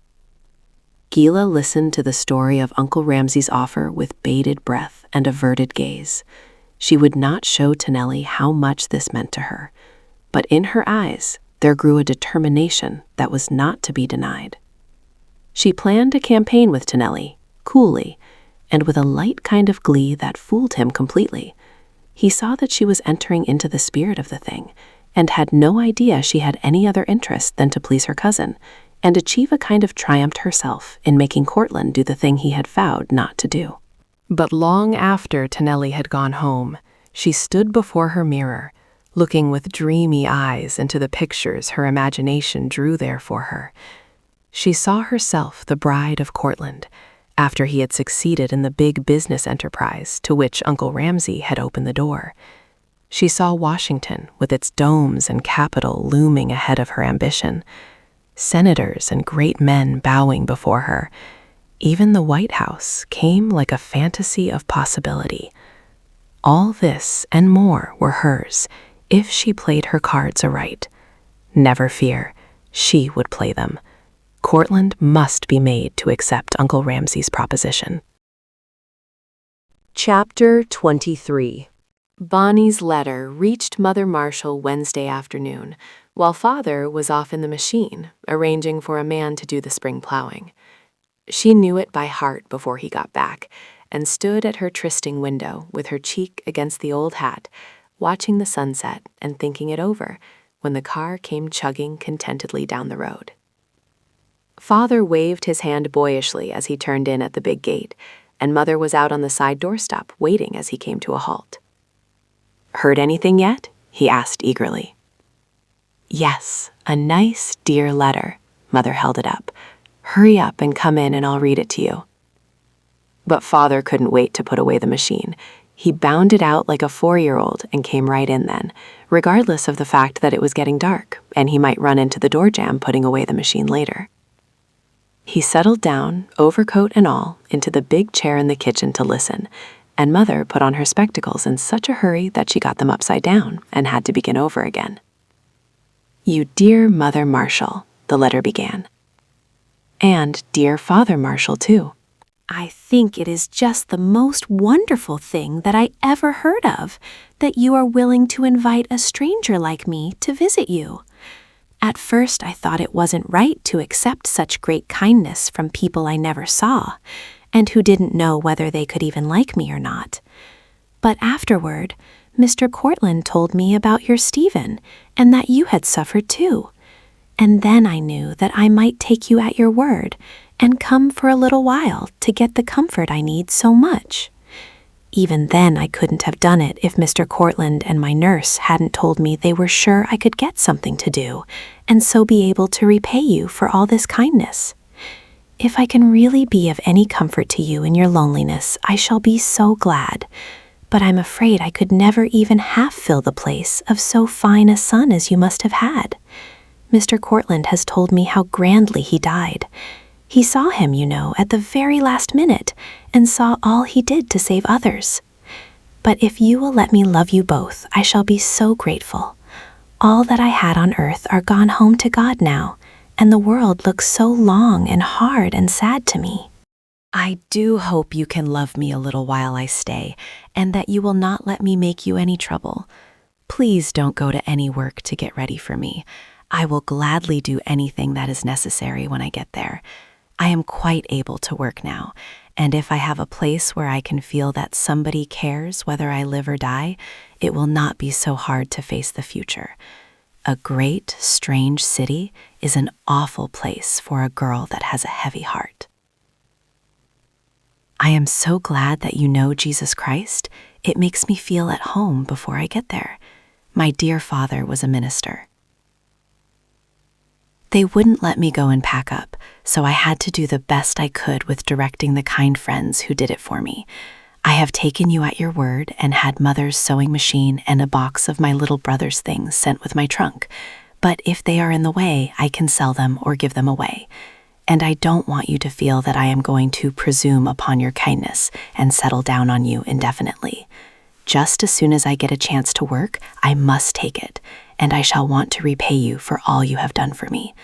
You have sent me a great deal more money than I need. I start Wednesday evening on the Through Express. I have marked a timetable and am sending it because we are unable to find out just what time I can make connections from Grants Junction, where they say I have to change. Perhaps you will know, but don't worry about me. I'll find my way to you as soon as I can get there. I am praying all the time that I shall not disappoint you. And now, till I see you." "It couldn't be improved on," declared Mother, beamingly. "It's just what I'd have wanted her to say if I'd been planning it all out, only more so." "It's all right," said Father excitedly, "but that's one thing we forgot. We'd ought to have sent her word we would meet her at the station, and what time the train left Grants Junction and all. Now that's too bad." "Now don't you worry, Father. She'll find her way.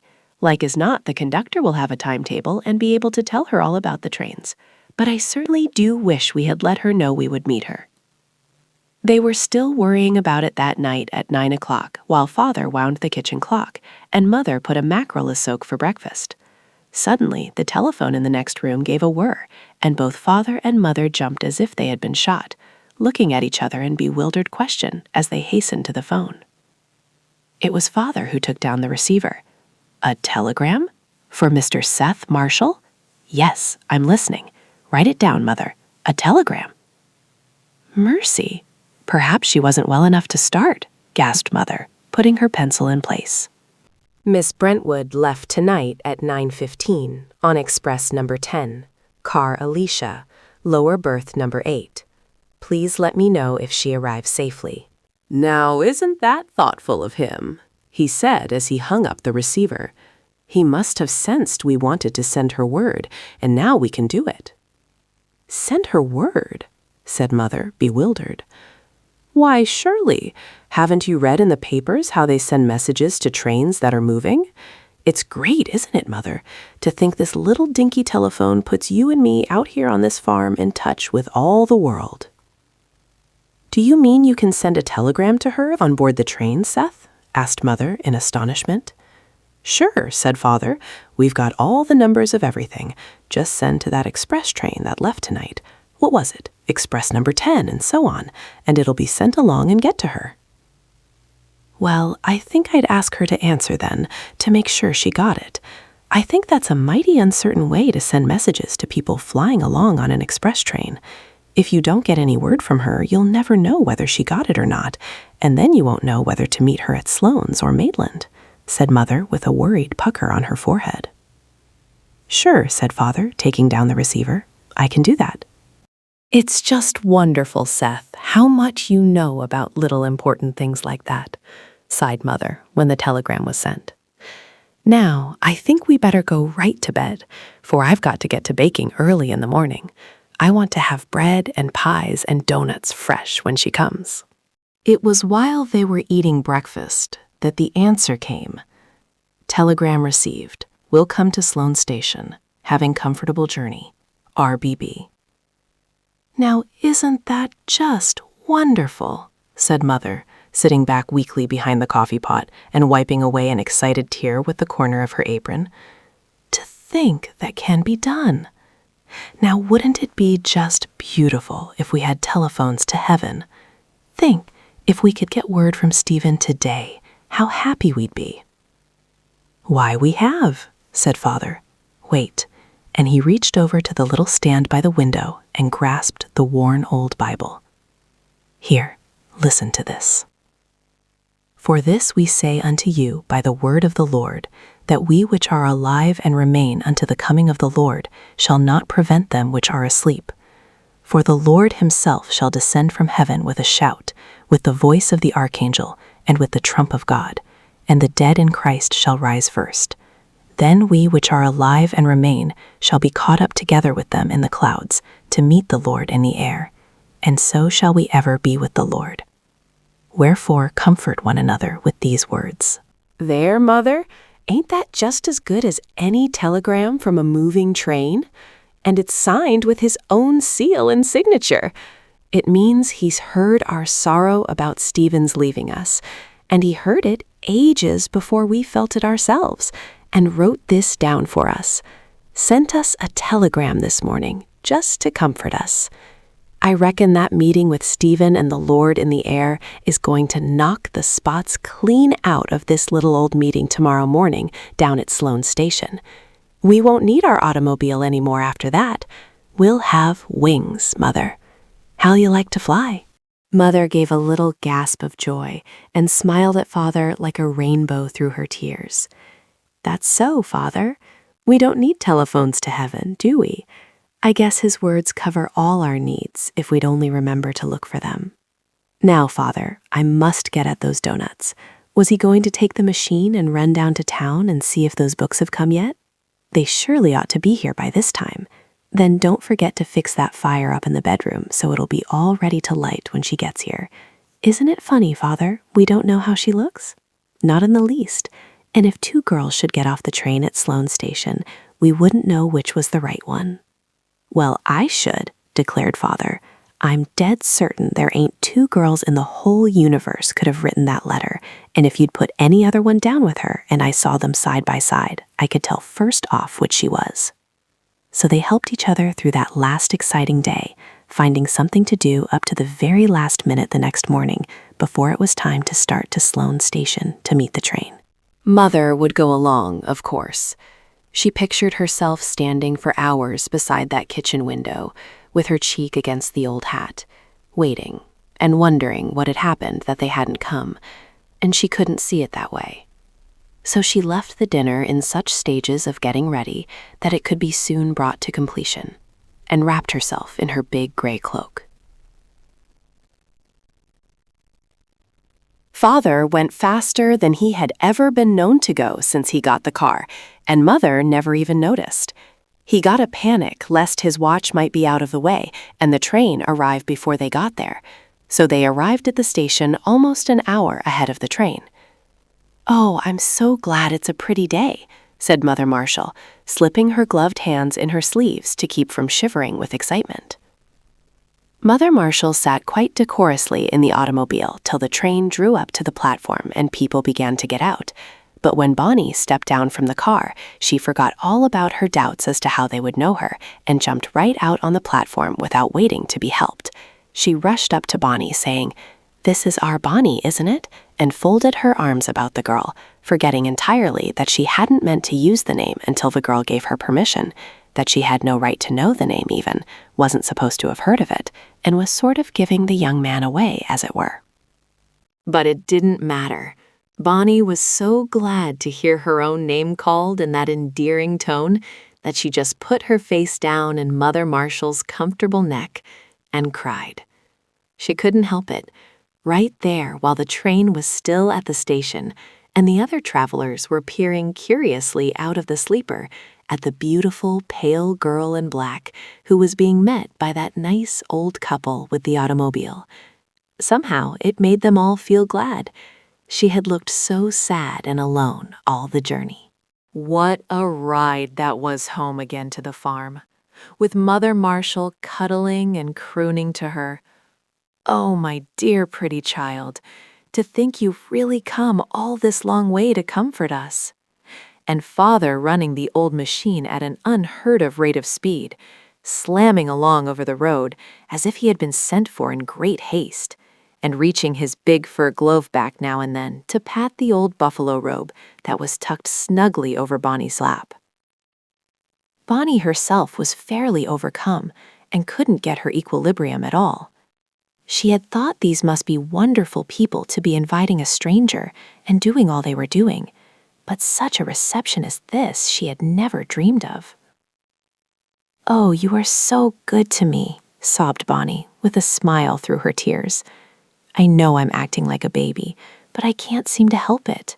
I've had nobody so long, and now to be treated like this, I just can't stand it. It seems as if I'd got home." "Why, sure, that's what you have," said Father in his big, hearty voice. "Put your head right down on my shoulder and cry if you want to, my pretty," said Mother Marshall, pulling her softly over toward her. "You can't think how good it is to have you here. Father and I were so afraid you wouldn't come. We thought you mightn't be willing to come so far to utter strangers." So it went on all the way, all of them so happy they didn't quite know what they were saying. Then, when they got to the house, even Father was so far gone that he couldn't let them go upstairs alone. He just had to leave the machine standing by the kitchen door and carry that little handbag up as an excuse to see how she would like the room. Bonnie, pulling off her gloves, entered the room when Mother opened the door. She looked around bewildered a moment, as if she had stepped from the middle of winter into a summer orchard. Then she cried out with delight, "Oh, how perfectly beautiful!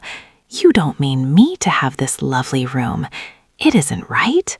A stranger and a pauper." "Nothing of the kind," growled Father, patting her on the shoulder. "Just a daughter come home."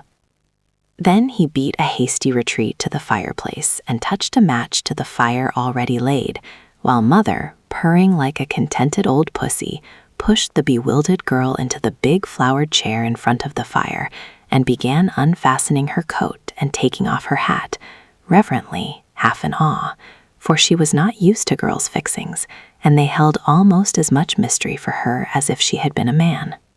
In the midst of it all, Mother remembered that dinner ought to be eaten at once, and that Bonnie must have a chance to wash her face and straighten her hair before dinner.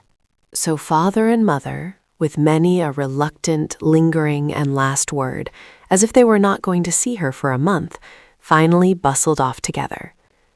In just no time at all, Bonnie was down there too, begging to be allowed to help, and declaring herself perfectly able, although her white face and the dark rings under her tired eyes belied her. Mother Marshall was not sure, after all, but she ought to have put Bonnie to bed and fed her with chicken broth and toast instead of letting her come downstairs to eat stewed chicken, little fat biscuits with gravy, and the most succulent apple pie in the world, with a creamy glass of milk to make it go down. Father had just finished trying to make Bonnie take a second helping of everything when he suddenly dropped the carving knife and fork with a clatter and sprang up from his chair. "I declare to goodness, Mother, if I didn't forget," he said, and rushed over to the telephone. "Why, that's so," cried Mother. "Don't forget to tell him how much we love her." Bonnie looked from one to the other of them in astonishment. "It's that young man," explained Mother. "He wanted we should telegraph if you got here all safe. You know he sent us a message after he put you on the train." "How very thoughtful of him," said Bonnie earnestly. "He is the most wonderful young man. I can't begin to tell you all he did for me, a mere stranger. And so that explains how you knew where to send your message. I puzzled a good deal over that." 4 hours later, Courtland, coming up to his room after basketball practice, a hot shower, and a swim in the pool, found the telegram. "Traveler arrived safely, bore the journey well. Many thanks for the introduction. Everybody happy. If you don't believe it, come and see for yourself. Father and Mother Marshall." Courtland read it and looked dreamily out of the window, trying to fancy Bonnie in her new home. Then he said aloud with conviction, "Sometime I shall go out there and see." Just then someone knocked at his door and handed in a note from Gila. "Dear Paul, come over this evening. I want to see you about something very special. Hastily, Gila." Chapter 24. Gila's note came to Courtland as a happy surprise. He had not expected to see her until the next evening. Not that he had brooded much over the matter. He was too busy and too sanely healthy to do that. Besides, he was only as yet questioning within himself whether he was going to fall in love. The sensation so far was exceedingly pleasurable, and he was ready for the whole thing when it should arrive and prove itself. But at present he was just in that quiescent stage when everything seemed significant and delightfully interesting. He had firmly resolved that the next time he saw Gila, he would tell her of his own hard experience with regard to the presents. He realized that he must go carefully and not shock her, for he had begun to see that all her prejudices would be against taking any stock in such an experience. He had only so shortly himself come from a like position that he could well understand her extreme views, her what amounted almost to repugnance toward hearing anything about it. But he would make her see the whole thing, just as he had seen it. Now, Gila had no notion of allowing any such recital as Courtland was planning. She had her stage all set for entirely another scene, and she had on her most charming mood. She was wearing a little frock of pale blue wool, so simple that a child of 10 might have worn it under a white ruffled apron. The neck was decorated with a soft kerchief-like collar. Not even a pin marred the simplicity of her costume. Her hair, too, was simpler than usual, almost carrying out the childish idea with its soft looping away from the face. Little heelless black satin slippers were tied with narrow black ribbons, quaintly crossed and recrossed over the slim blue silk ankles, carrying out the charming idea of a modest, simple maiden. Nothing could be more coy and charming than the way she swept her long black lashes down upon her pearly cheeks. Her great eyes, when they were lifted, were clear and limpid as a baby's. Courtland was fairly carried off his feet at sight of her and felt his heart bound in reassurance. This must be love. He had fallen in love at last. He who had scorched the idea so long and laughed at the other fellows, until he had really begun to have doubts in his own heart whether the delightful illusion would ever come to him. The glamour was about Gila tonight, and no mistake. He looked at her with his heart in his eyes, and she drooped her lashes to hide a glint of triumph, knowing she had chosen her setting aright at last. Softly, dreamily, pleasantly, in the back of her mind floated the capital of the nation, and herself standing amid admiring throngs receiving homage. She was going to succeed. She had achieved her first triumph with the look in Courtland's eyes. She would be able to carry out Mr. Ramsay Thomas's commission and win Courtland to anything that would forward ambitious hopes for him. She was sure of it. The very important business about which she had wished to see Courtland was to ask him if he would be her partner in a bazaar and pageant that was shortly to be given for some charitable purpose by the society folks with whom she companioned. She wanted Courtland to march with her and to consult him about the characters they should choose and the costumes they should wear. As if she had been a child desiring him to play with her, he yielded to her mood, watching her all the time with delighted eyes, that anything so exquisite and lovely should stoop to sue for his favor.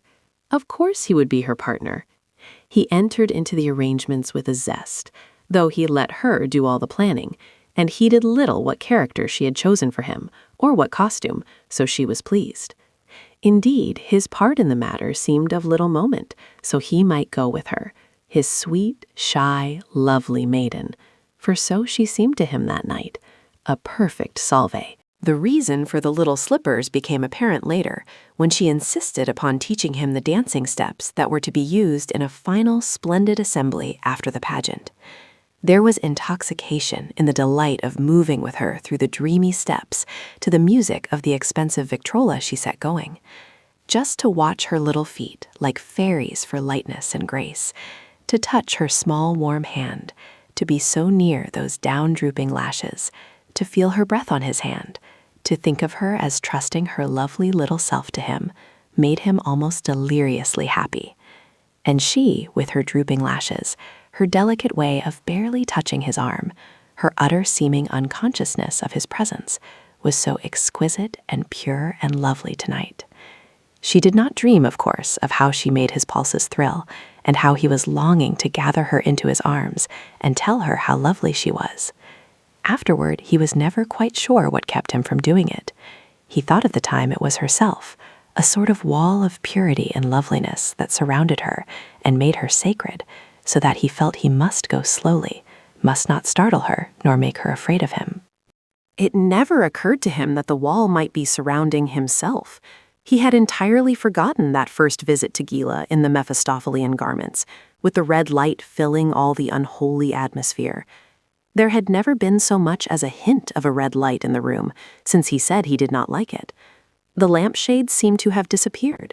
In its place was a great wrought metal thing of old silver, jeweled with opalescent medallions. But it was part of the deliberate intention of Gila to lead him on and yet hold him at a distance. She had read him aright. He was a man with an old-fashioned ideal of woman, and the citadel of his heart was only to be taken by such a woman. Therefore, she would be such a woman until she had won. After that, what mattered it? Let time plan the issue. She would have attained her desire. But the down-drooping lashes hid no unconscious sweetness. There was sinister gleam in those eyes as she looked at herself over his shoulder when they passed the great mirror set in a cabinet door. There was deliberate intention in the way the little hand lay lightly in the strong one. There was not a movement of the dreamy dance she was teaching him, not a touch of the little satin slipper that did not have its nicely calculated intention to draw him on. The sooner she could make him yield and crush her to him, the sooner he declared his passion for her, that much nearer would her ambitions be to their fulfillment. Yet she must be very sure that she had him close in her toils before she discovered to him her purpose. So the little blue Puritan-like spider threw her silver gossamer web about him, tangling more and more his big, fine, manly heart, and flinging diamond dust and powder made of charms and incantations in his eyes to blind him. But as yet she knew not of the presence that was now his constant companion. They had danced for some time, floating about in the pure delight of the motion together and the nearness of each another, when it seemed to Courtland as if of a sudden a cooling hand was laid on his feverish brow, and a calm came to his spirit like a beloved voice calling his name with the accent that is sure of quick response. It was so he remembered what he had come to tell Gila. Looking down to that exquisite bit of humanity almost within his embrace, a great tenderness for her and longing came over him to make her know now all that the presence was becoming to him. "Gila," he whispered, and his voice was full of thrill. "Let's sit down a while. There is something I want to tell you."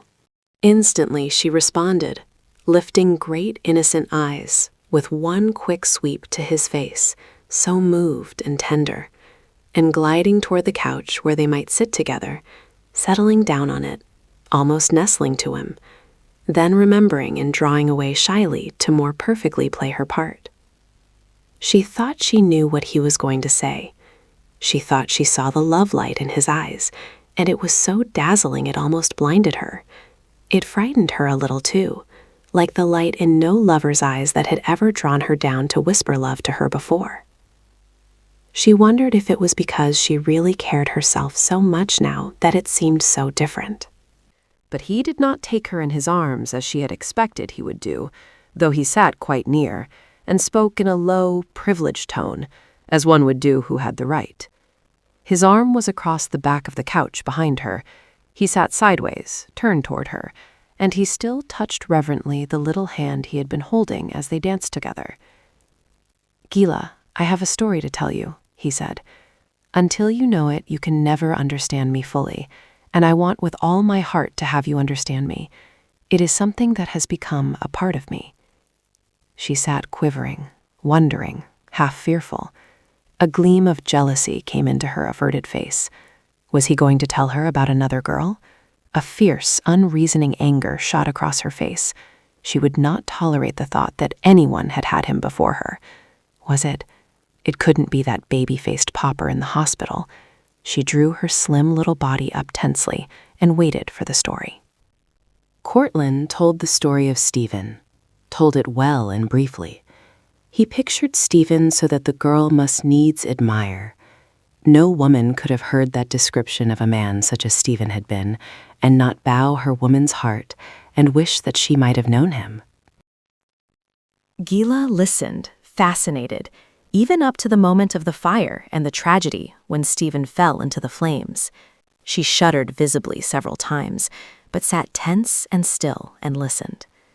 She even was unmoved when Courtland went on to tell of finding himself on a ledge above the burning mass, creeping somehow into a small haven, shut in by a wall of smoke, and feeling that this was the end. But when he began to tell of the presence, the light, the voice, the girl gave a sudden start and gripped her cold hands together. Almost imperceptibly, she drew her tense little body away from him and turned slowly till she faced him, horror and consternation in her eyes, utter unbelief and scorn on her lips. But still she did not speak, still held her gaze on him and listened, while he told of coming back to life, the hospital walls, the strange emptiness and the presence, the recovery and the presence still with him, the going here and there and finding the presence always before him and yet with him. "He is here in this room with us, Gila," he said simply, as if he had been telling her that he had brought her some flowers and he hoped she would like them. Then suddenly, Gila gave a spring away from him to her feet, uttered a wild scream of terror, and burst into angry tears. Courtland sprang to his feet in dismay and instant contrition. He had made the horror of the fire too dramatic. He had not realized how dreadful it would be to a woman's delicate sensibilities. This gentle, loving girl had felt it all to her soul, and her nerves had given way before the reality of it. He had been an idiot to tell the story in that bald way. He should have gone about it more gently. He was not used to women. He must learn better. Would she forgive him? And now, indeed, he had her in his arms, although he was utterly unaware of it. He was trying to comfort and soothe her, as he would soothe a little child who had been frightened. Not only his handkerchief, but his hands were called into requisition to charm away those tears and comfort the pitiful little face that looked so streaked and pink and helpless there against his shoulder. He wanted to stoop and lay his lips on those trembling ones. Perhaps Gila thought he would. But he would not take advantage of her moment of helplessness. Not until she was herself and could give him permission would he avail himself of that sacred privilege. Now it was the part of a man to comfort her without any element of self in the matter. When he had drawn her down upon the couch again, with the sobs still shaking her soft blue and white frilly breast, her blue-black hair all damp and tossed upon her temples, and tried to tell her how sorry he was that he had put her through the horrors of that fire, she put in a quivering protest. It was not the fire, she shivered. It was not the horror and the smoke. It was not Stephen's death, nor the danger to himself. It was not any of those that had unnerved her. It was that other awful thing he had said, that ghostly, ghastly, uncanny, dreadful story of a presence. She almost shrieked again as she said it, and she shivered away from him, as if still there was something cold and clammy in his touch that gave her the horrors. A cold disappointment settled down upon him. She had not understood. He looked at her, troubled, disappointed, baffled. It was not possible then for him to bring her this knowledge that he wished so much for her to have. It was a thing that one could tell about to one's friends, but could not give to them. It was something they must take for themselves, must feel and see by themselves. With new illumination, he turned to her and said in a voice wonderfully tender for a man so young, "Listen, Gila, I have been clumsy in telling you. You cannot see it just from my poor story, but he will come to you, and you shall see him for yourself. I will ask him to come to you as he has to me." Again that piercing scream, and with a quick, lithe movement, almost like a serpent, she slid from his side and stood quivering in the middle of the room, her eyes flashing, her body shrinking, both little hands clenched at her throat. "Stop!" she cried. "Stop!" and screamed again, stamping her foot. "I won't hear such horrible things. I won't have any spirits coming around me. I won't see them. Do you understand? I hate that presence, and I hate you when you talk like that." She had worked herself into a fine tantrum, but there was behind it all a horrible fear and shrinking from the Christ he had described, the shrinking of the naked soul in the garden from its God. The drooping, childlike eyes were wide with horror now. The sweet, innocent mouth was trembling with emotion. She was anything but Solveig-like. If Courtland caught a glimpse of the real Gila through it all, he laid it to his own clumsy way of handling the delicate mystery of a girl's shy nature. He saw she was wrought up beyond her own control, and he was so far under the illusion that he blamed himself only and set himself to calm her. He coaxed her to sit down again, put his strong hand on her quivering one, marveling in tenderness at its smallness and softness. He talked to her in quiet, soothing tones, grave and reassuring. He promised he would talk no more about the presence till she was ready to hear. He was leaning toward her in his strength, his arm behind her, his hand on her shoulder, with a sheltering, comforting touch when he told her this, as one would treat a little child in trouble. And, suddenly, like the sun flashing out from behind the clouds, she lifted up her teary face and smiled, nestling toward him, her head falling down on his shoulder with a sigh, like a tired, satisfied child, her face lifted temptingly, so close, so very close to his. It was then that he did the thing that bound him to what followed. He stooped and laid his lips upon her warm, little, trembling ones and kissed her. The thrill that shot through him was like the click of shackles snapping shut about one's wrist, like the turning of the key in a prison house, the shooting of the bolt to one's dark cell. He held her there and touched her soft hair with his fingertips, touched her cool little forehead with his lips, touched her warm, soft lips again and felt the thrill. But something was the matter. He felt the surging forces within him rise and batter at the gate of his self-control. He wanted to say, "Gila, I love you," but the words stuck in his throat. What had he done? Whence came this sense of defeat and loss? The presence. Where was the presence? Yes, there, but withdrawn, standing apart in sadness, while he sat comforting and caressing one who had just said she hated him. But that was because she had not seen him yet. She was frightened because she did not understand. He would yet be able to make her see. He would implore the presence to come to her, to break down her prejudice, to let her have the vision also. So he sat and comforted her, yet longed to get away and think it out. This sense of depression and bitter disappointment hung about him like a burden, now of all times when he should be happy, if ever he was to be. But Gila was nestling close, patting his sleeve, talking little, sweet, nonsensical words, as if she had really been the little child she seemed. He looked down at her and smiled. How small she was, and childlike. He must remember that she was very young, and probably had never had much bringing up. Serious things frightened her. He must go gently and lead her. It made him feel old and responsible to look at her, tender, beautiful girl, enveloped as she was in the garment of his ideal of womanhood. Yet there was something about it all that drove him from her. He must think it out and come to some clear understanding with himself.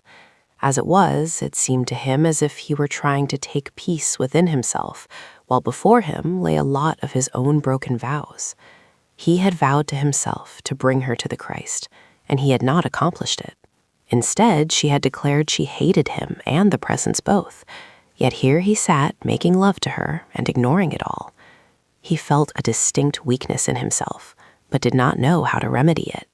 When he finally got away from Gila and walked feverishly toward the university, he felt as if his soul was crying out within him for a solution of the perplexities in which he was involved.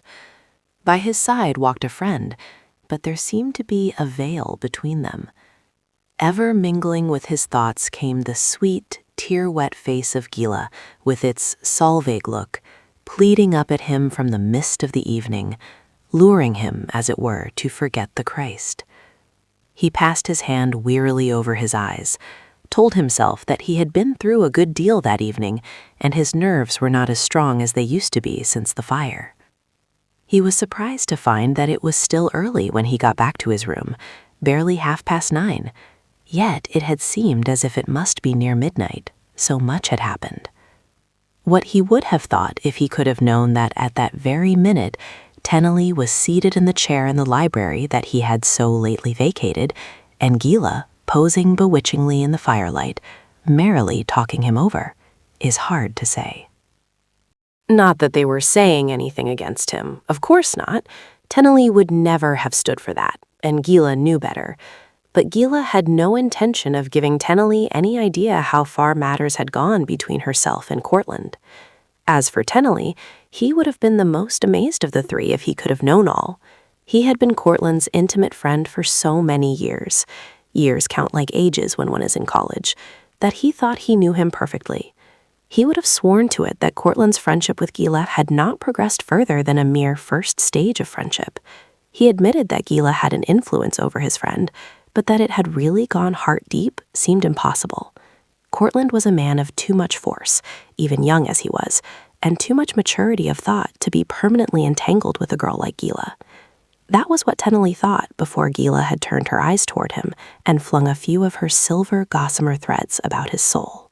For always, in those first days of his visits to Gila, it had been in Courtland's behalf. First, to see if she was good enough for a friend of his friend, and next, to get her partnership in the scheme of turning Courtland's thoughts away from morbid things. But that night, for the first time, Tennelly saw the Solveig in Gila and was stirred on his own account.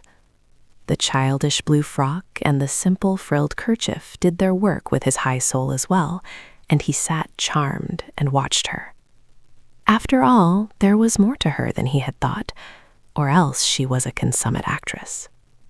So Tennelly sat late before the fire, till Gila knew that he would turn aside again often to see her for himself, and then she let him go. Chapter 25.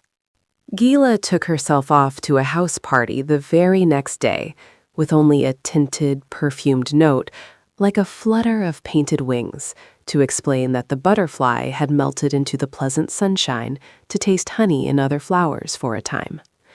In a way, her going was a relief to Courtland. He didn't understand himself. There was something wrong, and he wanted to find out what before he saw her again. It was while he was in this troubled state that he stumbled upon the Bible as something that might possibly bring light. He had studied it before in his biblical literature classes and found it much like other books, a literary classic, a wonderful gem of beauty in its way, a rare collection of legends, proverbs, allegories, and the like. But looking at it now, with the possible hypothesis that it was the Word of God, all was changed.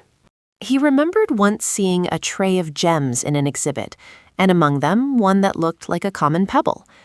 The man who had charge of the exhibit took the little pebble and held it in the palm of his hand for a moment, when it suddenly began to glow and sparkle with all the colors of the rainbow and rival all the other gems. The man explained that only the warmth of the human hand could cause this marvelous change. You might lay the stone under the direct rays of a summer sun, yet it would have no effect until you took it in your hand, when it would give forth its beauty once more. It was like this when he began to read the Bible with the idea that it was the Word of God. Things flashed out at him that fairly dazzled his thoughts, living, palpitating things, as if they were hidden of a purpose, to be discovered only by him who cared to search.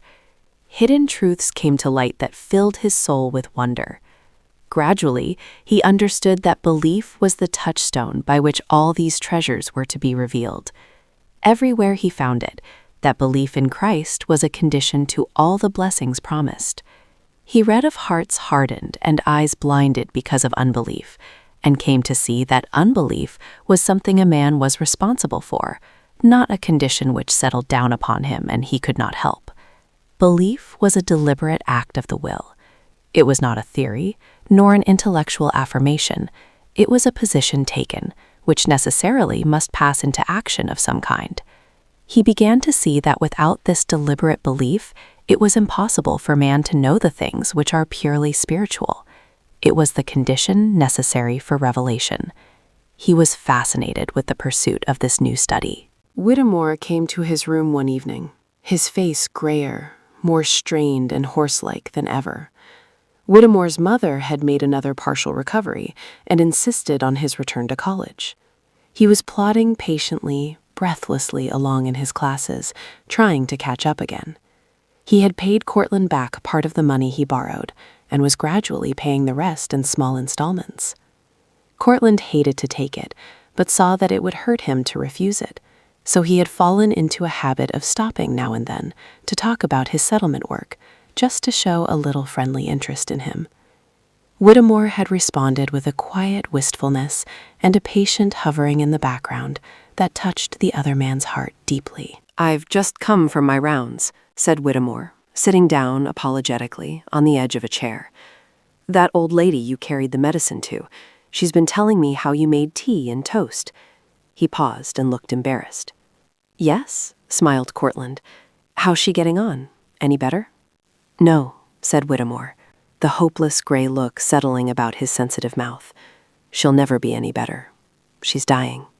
"Well," said Courtland, "that'll be a pleasant change for her, I guess." Whittemore winced. Death had no pleasant associations for him. "She told me you prayed for her. She wants you to do it again." It was plain he thought the praying had been a sort of joke with Courtland. Courtland looked up, the color rising slowly in his face. He saw the accusation in Whittemore's sad eyes. Of course I know what you think of such things. I've heard you in the class. I don't believe in them anymore myself either, now.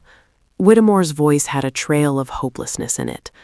But somehow I couldn't quite bring myself to make a mockery of prayer, even to please that old woman. You see, my mother still believes in prayer. He spoke apologetically, as of a dear one who had lacked advantages. "But I do believe in prayer," said Courtland earnestly. "What you heard me say in class was before I understood."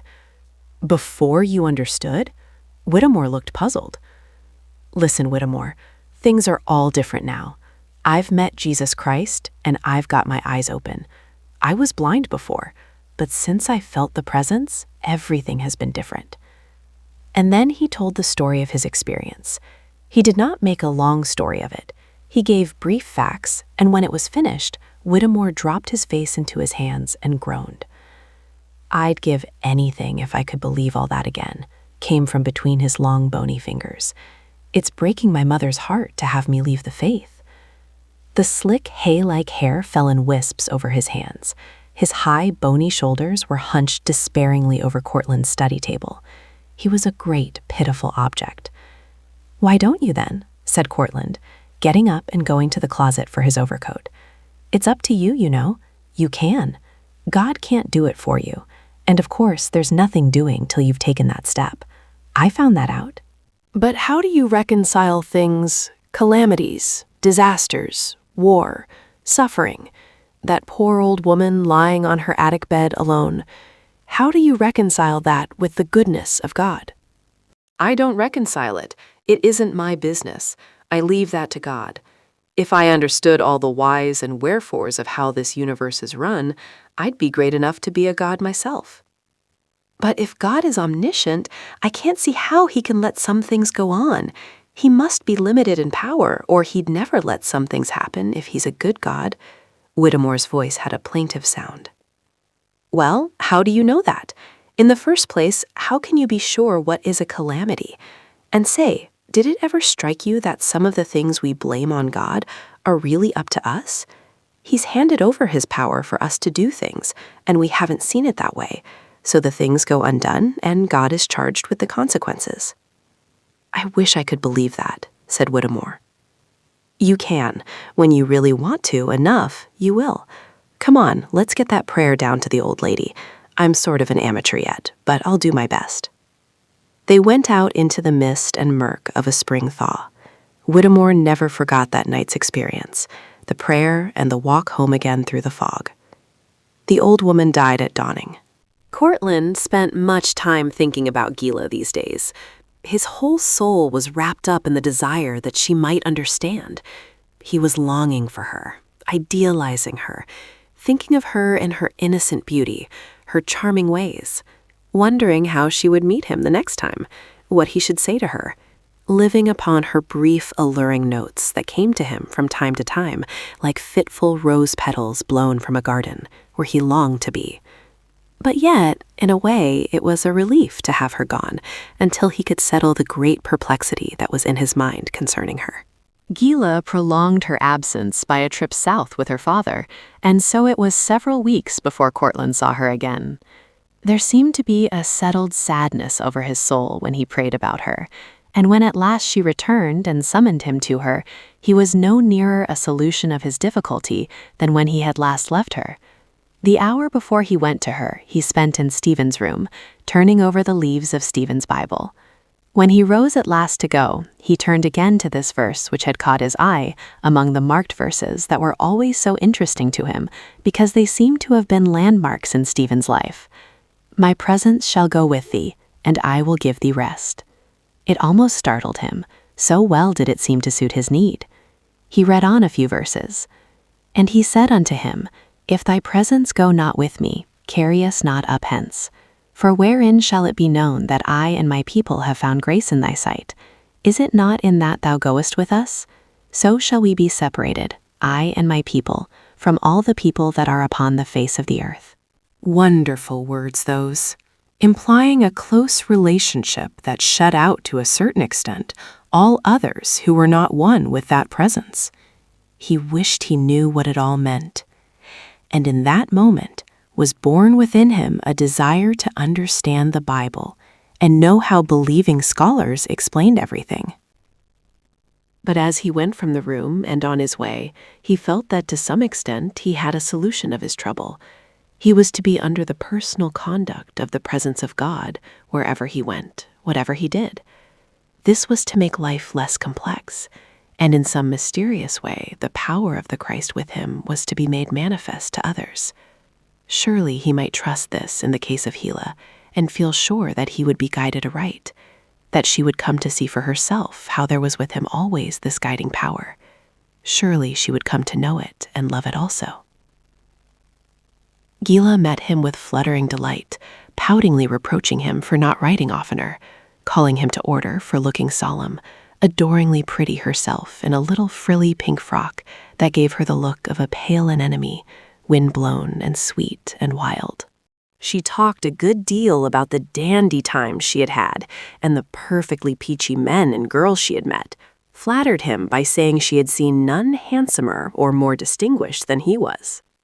She accepted as a matter of course the lover-like attitude he adopted, let him tell her of his love as long as he was not too solemn about it, teased and played with him, charmed him with every art she knew, dancing from one mood to another like a sprite, winding her gossamer chains about him more and more, until, when he went from her again, he was fairly intoxicated with her beauty. He had lulled his anxiety with the thought that he must wait and be patient until Gila saw, but more and more was it growing hard to approach her about the things that were of most moment to him. Sometimes when he was wearily trying to find a way back from the froth of her conversation to the real things he hoped she would enjoy with him someday, she would call him an old crab and summon to her side other willing youths to stimulate his jealousy, youths of sometimes unsavory reputation whose presence gave him deep anxiety for her. Then he would tell himself he must be more patient, that she was young and must learn to understand little by little. Gila developed a great interest in Courtland's future, his plans for a career, of which she chattered to him much and often, suggesting ways in which her father might perhaps help him into a position of prominence and power in the political world. But Courtland, with a shadow of trouble in his eyes, always put her off. He admitted that he had thought of politics, but was not ready yet to say what he would do. So spring came on, with its final examinations, and commencement drawing nearer every day. Through it all, Courtland found much time to be with Gila, often in company or flashing through a crowded thoroughfare by her side, following her fancy, excusing her follies, laying her mistakes and indiscretions to her youth and innocence, always trying to lead up to his great desire, that she might see his Christ. Tennelly watched the whole performance anxiously. He wanted Courtland to be drawn out of what he considered his morbid state, but not at the price of his peace of mind. He was very sure that Courtland ought not to marry Gila. He was equally sure that she meant nothing serious in her present relation to Courtland. He felt himself responsible in a way because he had agreed in the plot with his uncle to start her on this campaign. But if Courtland should come out of it with a broken heart, what then? It was just a week before commencement that the crisis came. Gila had summoned Courtland to her. Gila, in her most imperial mood, wearing a bewildering imported frock whose simple intricacies and daring contrasts were well calculated to upbear a determined spirit in a supreme combat, awaited his coming impatiently. She knew that he had that day received another offer from Ramsey Thomas, tempting in the extreme and baited with alluring possibilities that certainly were dazzling to her if they were not to her lover. She meant to make him tell her of the offer, and she meant to make him accept it that very afternoon and clinch the contract by telephoning the acceptance to the telegraph office before he left her home. Courtland was tired. He had been through a hard week of examinations, he had been on several committees, and had a number of important class meetings and the like. There had been functions galore to attend, and late hours that were unavoidable. He had come to her hoping for a rest and the joy of her society.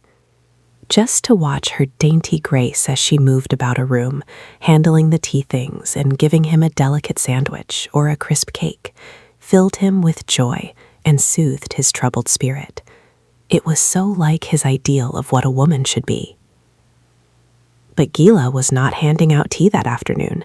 She had other fish to fry, and she went at her business with a determination that very soon showed him there was no rest to be had there. Very prettily, but quite efficiently, she bored him for information about his plans. Had he no plans whatever about what he was going to do as soon as he had finished college? Of course, she knew he had money of his own. He had never told her how much, and there hadn't really been any way of asking a man like Courtland when he didn't choose to tell a thing like that. But nowadays, that was nothing. Even rich men all did something. One wasn't anything unless one was in something big. Hadn't he ever had any offers at all? It was queer, such a brilliant man as he was.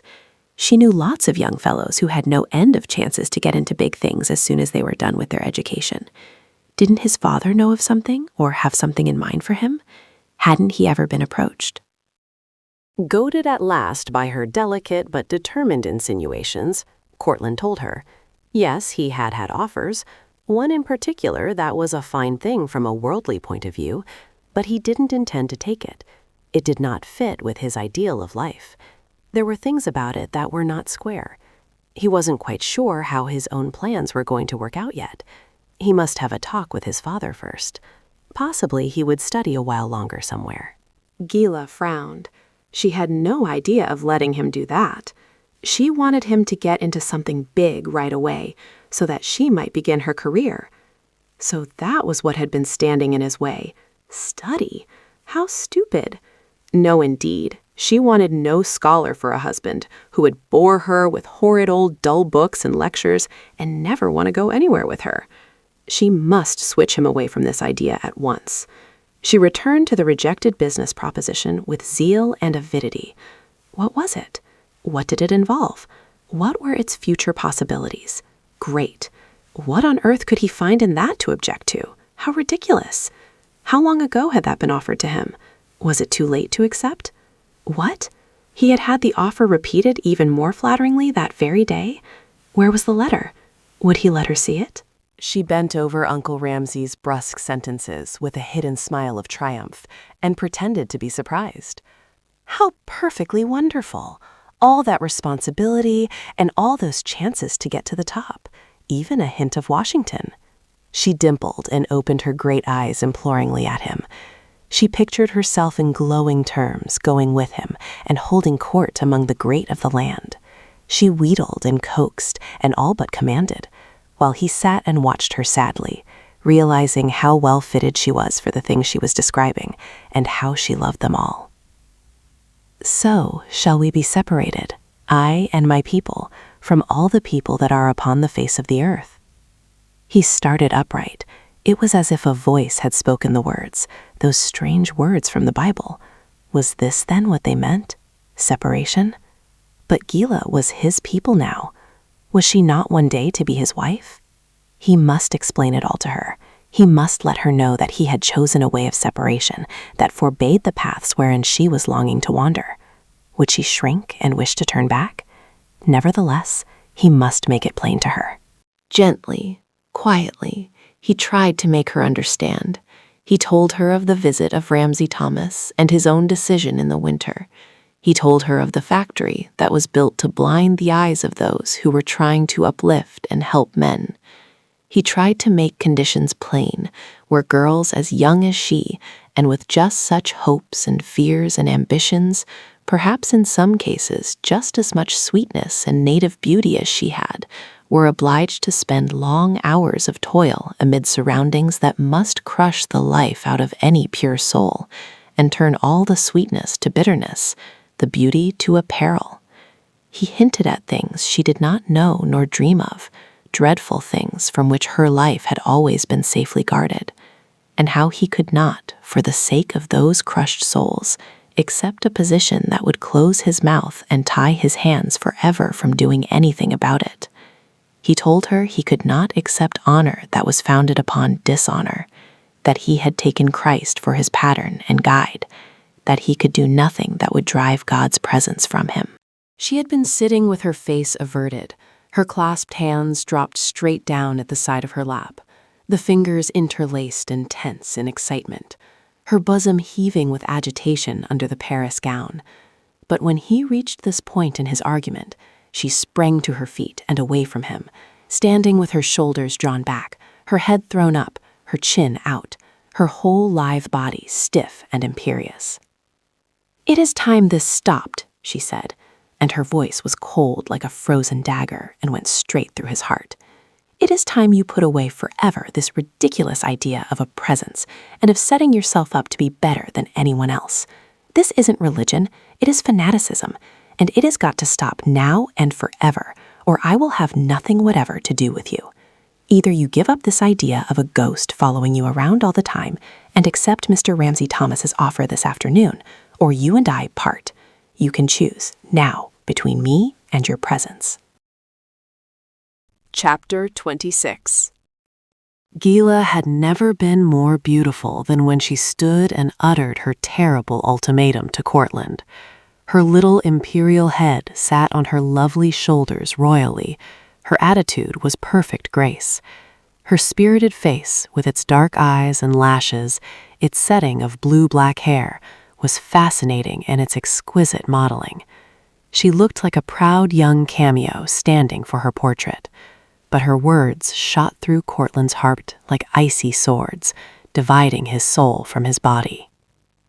He rose to his feet, gone suddenly white and stern, and stood looking at her as if his own heart had turned traitor and slain him. A moment they stood in battle array, two forces representing the two great powers of the universe. Looking straight into each other's souls they stood, plumbing the depths, seeing as in a revelation what each really was. To Courtland it was suddenly made plain that this girl had no part or lot in the things that had become vital to him. She had not seen, she would not see. Her love was not great enough to carry her over the bridge that separated them, and back over which he might not go after her. Gila, in her fierce haughtiness, looked into her lover's eyes and saw, as she had never seen before, the mighty strength of his character, saw that here was a man such as she would not likely meet again upon her way, and she was about to lose him forever. Saw that he would never give in about a matter of principle, and that his love was worth all the more to any woman because he would not. Knew which way he would choose, from the first word of her challenge, yet the little fury within her would not let her withdraw. She stood with haughty mien and cold, flashing eyes, watching him suffer the blow she had dealt him, knew that it was more than his love for her she was killing with that blow, yet did not withdraw it while she might. "Gila, do you mean that?" She looked him straight in the eye and thrust her sword in deeper with a steady hand. "I do." He stood for a moment looking steadily at her with that cold, observant glance, as if he would have this last picture of her this way to cut away all tender memories that might cause pain in the future. Then he turned as if to one who stood by his side. Not looking back again, he said clearly and distinctly, "I choose." And with erect bearing, he passed out of the door. Gila stood, white and furious, her little clenched fists down at her sides, the sharp little teeth biting into the red underlip until the blood came. She heard the front door shut in the distance, and her soul cried out within her, Yet she stood still and held her ground. She turned her face toward the library window. Between the curtains, she could presently see his tall form walking down the street. He was not drooping, nor disheartened. He held his head up and walked as if in company with one whom he was proud to own. There was nothing dejected about the determined young back. Fine, noble, handsome as a man could be. She saw that one glimpse of his figure for a moment, then he passed beyond her sight, and she knew in her heart he would come to her no more. She had sent him from her forever. She dashed up to her room in a fury and locked herself in. She wept and stormed and denied herself to everyone. She watched and waited for the telephone to ring, yet she knew he would not call her up. Courtland never knew where he was walking as he went forth that day to meet his sorrow and face it like a man. He passed some of his professors, but did not see them. Pat McClooney came up, and he looked him in the eye with an unseeing stare, and walked on. Pat stood still and looked after him, puzzled. "Holy Mackinaw, what's eaten the poor stew now?" he ejaculated. He stood a moment, looking back after Courtland as he walked straight ahead, passing several more university fellows without so much as a nod of recognition. Then he turned and slowly followed, on through the city streets, out into the quieter suburbs, out farther into the real country, mile after mile, out a bypath where grass grew thick and wildflowers straggled underfoot, where presently a stream wound soft and deep between steep banks, and rocks loomed high on either hand, under a railroad bridge and up among the rocks, climbing and puffing till at last they stood upon a great rock, McClooney just a little way behind and out of sight. It was there, in a sort of crevice, where the natural fall of the crumbling rocks had formed a shelter, that Courtland dropped upon his knees, not as a spot he had been seeking for, but as a haven to which he had been led. He knelt, and all that Pat, standing awed and uncovered a few feet below, heard was, "Oh God, oh God." He knelt there a long time, while Pat waited below, trying to think what to do. The sun was beginning to sink, and a soft pink summer light was glinting over the brown rocks and bits of moss and grasses. The young leaves waved lightly overhead, like children dancing in the morning, and something of the sweetness and beauty of the scene crept into Pat McClooney's soul as he stood and waited before this Gethsemane gate for a man he loved to come forth. At last he stepped up the rocks quietly and came and stood by Courtland, laying a gentle hand upon his shoulder. "Come on, old man, it's getting late. About time we were going back."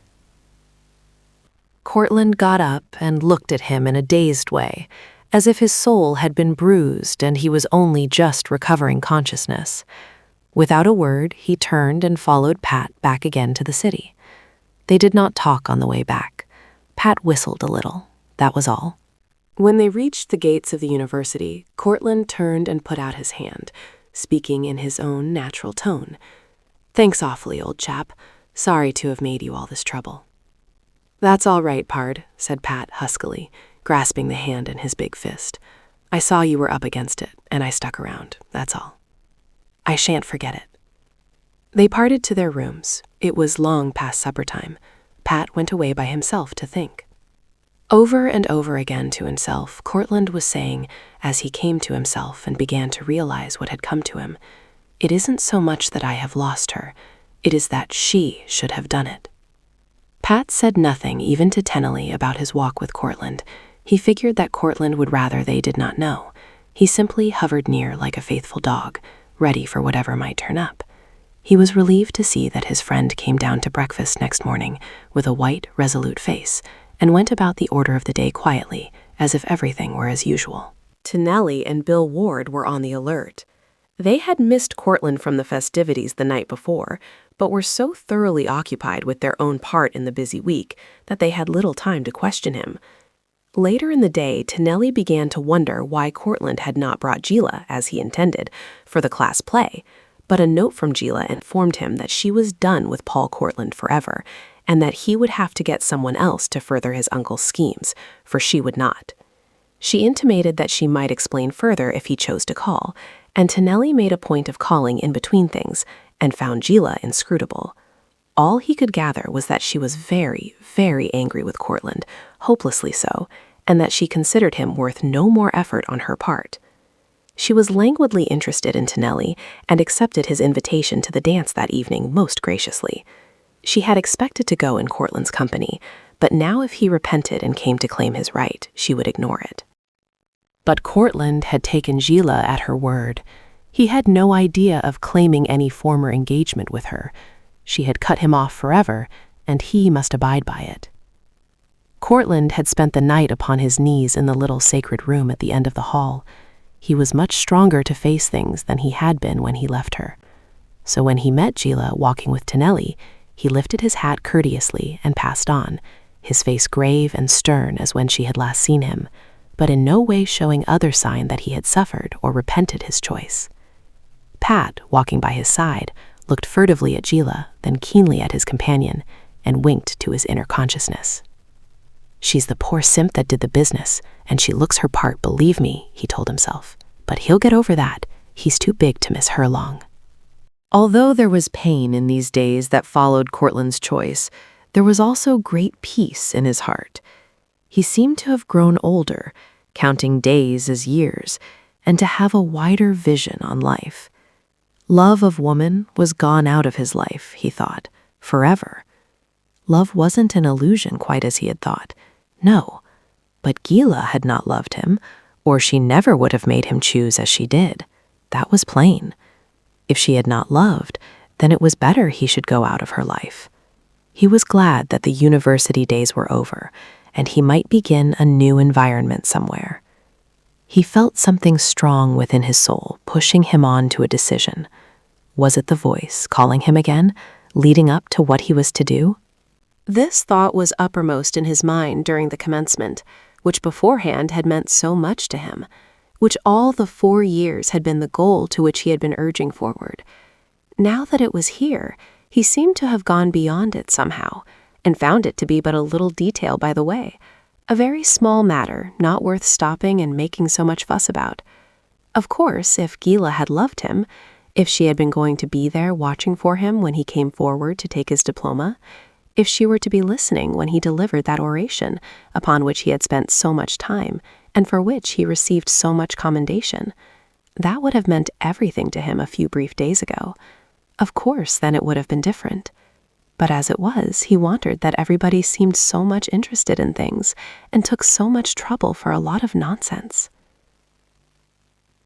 Courtland was surprised to see his father come into the great hall just as he went up on the platform with his class. He hadn't expected his father. He was a busy man who did not get away from his office often. It touched him that his father cared to come. He changed his plans and made it possible to take the train home with him after the exercises, instead of waiting a day or two to pack up, as he had expected to do. The packing could wait a while. So he went home with his father. They had a long talk on the way, one of the most intimate that they had ever had. It appeared during the course of conversation that Mr. Courtland had heard of the offer made to his son by Ramsay Thomas, and that he was not unfavorable to its acceptance. "Of course, you don't really need to do anything of the sort, you know, Paul," he said affably. "You've got what your mother left you now, and on your 25th birthday there will be $250,000 coming to you from your grandfather Courtland's estate.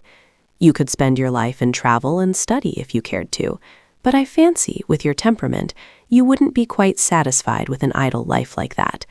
What's your objection to this job?" Courtland told the whole story carefully, omitting no detail of the matter concerning conditions at the factory, and the matters at which he was not only expected to wink, but also sometimes to help along by his influence. He realized, as he told it, that his father would look at the thing fairly, but very differently. "Well, after all," said the father, comfortably settling himself to another cigar, "that's all a matter of sentiment. It doesn't do to be too squeamish, you know, if you have ambitions. Besides, with your income, you would have been able to help out and do a lot of good. You ought to have thought of that." In other words, earn my salary by squeezing the life out of them and then toss them a penny to buy medicine. I don't see it that way. No, Dad. If I can't work at something clean, I'll go out and work in the ground, or do nothing, but I won't oppress the poor. Oh, well, Paul, that's all right if you feel that way about it, of course. Ramsey Thomas wanted me to talk it over with you, promised to do the square thing by you and all that, and he's a pretty good man to get in with. Of course, I won't urge you against your will. But what are you going to do, son? Haven't you thought of anything? Yes, said Courtland, leaning back and looking steadily at his father. I've decided that I'd like to study theology. Theology? The father started and knocked an ash delicately from the end of his cigar. Well, that's not a bad idea. Rather odd, perhaps, but still, there's always dignity and distinction in it. Your great-grandfather, on your mother's side, was a clergyman in the Church of England. Of course, it's rather a surprise, but it's always respectable, and with your money, you would be independent. You wouldn't have any trouble in getting a wealthy and influential church either. I could manage that, I think. I'm not sure that I want to be a clergyman, Father. I said study theology. I want to know what scholarly Christians think of the Bible. I've studied it with a lot of scholarly heathen who couldn't see anything in it but literary merit. Now I want to see what it is that has made it a living power all through the ages. I've got to know what saints and martyrs have founded their faith upon. Well, Paul, I'm afraid you're something of an idealist and a dreamer like your mother. Of course, it's all right with your income, but generally speaking, it's as well to have an object in view when you take up study. If I were you, I would look into the matter most carefully before I made any decisions. If you really think the ministry is what you want, why, I'll just put a word in at our church for you. Our old Dr. Bates is getting a little out of date, and he'll be about ready to be put on the retired list by the time you are done your theological course. Let's see, how long is it? 3 years? Had you thought where you will go? What seminary? Better make a careful selection. It has so much to do with getting a good church afterward. Father, you don't understand, said Courtland desperately, and then sat back and wondered how he should begin. His father had been a prominent member of the board of trustees in his own church for years, but had he ever felt the presence? In the days when Courtland used to sit and kick his heels in the old family pew and be reproved for it by his aunt, he never remembered any presence. Dr. Bates's admirable sermons had droned on over his head like the dreamy humming of bees in a summer day. He couldn't remember a single thought that ever entered his mind from that source. Was that all that came of studying theology? Well, he would find out, and if it was, he would quit it. They were all comfortably glad to see him at home. His stepmother beamed graciously upon him in between her social engagements, and his young brothers swarmed over him, demanding all the athletic news. The house was big, ornate, perfect in its way. It was good to eat such superior cooking. That is, if he had been caring to eat anything just then. And there was a certain freedom in life out of college that he knew he ought to enjoy. But somehow he was restless. The girls he used to know reminded him of Gila, or else had grown old and fat. The country club didn't interest him in the least, nor did the family's plans for the summer. It suited him not at all to be lionized on account of his brilliant career at college. It bored him to go into society. Sometimes, when he was alone in his room, he would think of the situation and try to puzzle it out. It seemed as if he and the presence were there on a visit, which neither of them enjoyed very much, and which they were enduring for the sake of his father, who seemed gratified to have his eldest son at home once more. But all the time, Courtland was chafing at the delay. He felt there was something he ought to be about. There wasn't anything here. Not even the young brothers presented a very hopeful field, or perhaps he didn't know how to go about it. He tried telling them stories one day when he wheedled them off in the car with him, and they listened eagerly when he told them of the fire in the theater, Stephen Marshall's wonderful part in the rescue of many, and his death. But when he went on and tried to tell them in boy language of his own experience, he could see them look strangely, critically at him, and finally the oldest one said, "Aw, rats, what kind of rot are you giving us, Paul? You were nutty then, of course." And he saw that young as they were, their eyes were holden like the rest. In the second week, Courtland made his decision. He would go back to the university and pack up. Gila would be away from the city by that time. There would be no chance of meeting her and having his wound opened afresh. The fellows would be all gone, and he could do about as he pleased.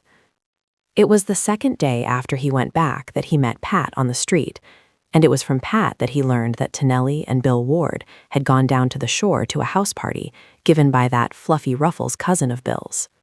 Pat drew his own conclusions from the white look on Courtland's face when he told him. He would heartily have enjoyed throttling the girl if he had had a chance just then when he saw the look of suffering in Courtland's eyes. Pat clung to Courtland all that week, helped him pack, and dogged his steps. Except when he visited the little sacred room at the end of the hall in the dormitory, Courtland was never sure of freedom from him.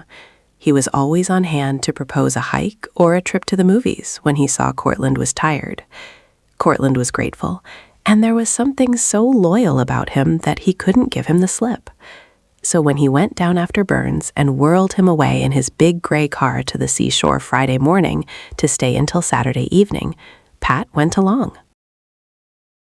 Chapter 27. They certainly were a queer trio, the little Scotch preacher, the big Irish athlete, and the cultured aristocrat. Yet they managed to have a mighty good time of it those 2 days at the shore, and came back the warmest of friends. Pat proved his devotion to Burns by attending church the next day with Courtland and listening attentively to every word that was said.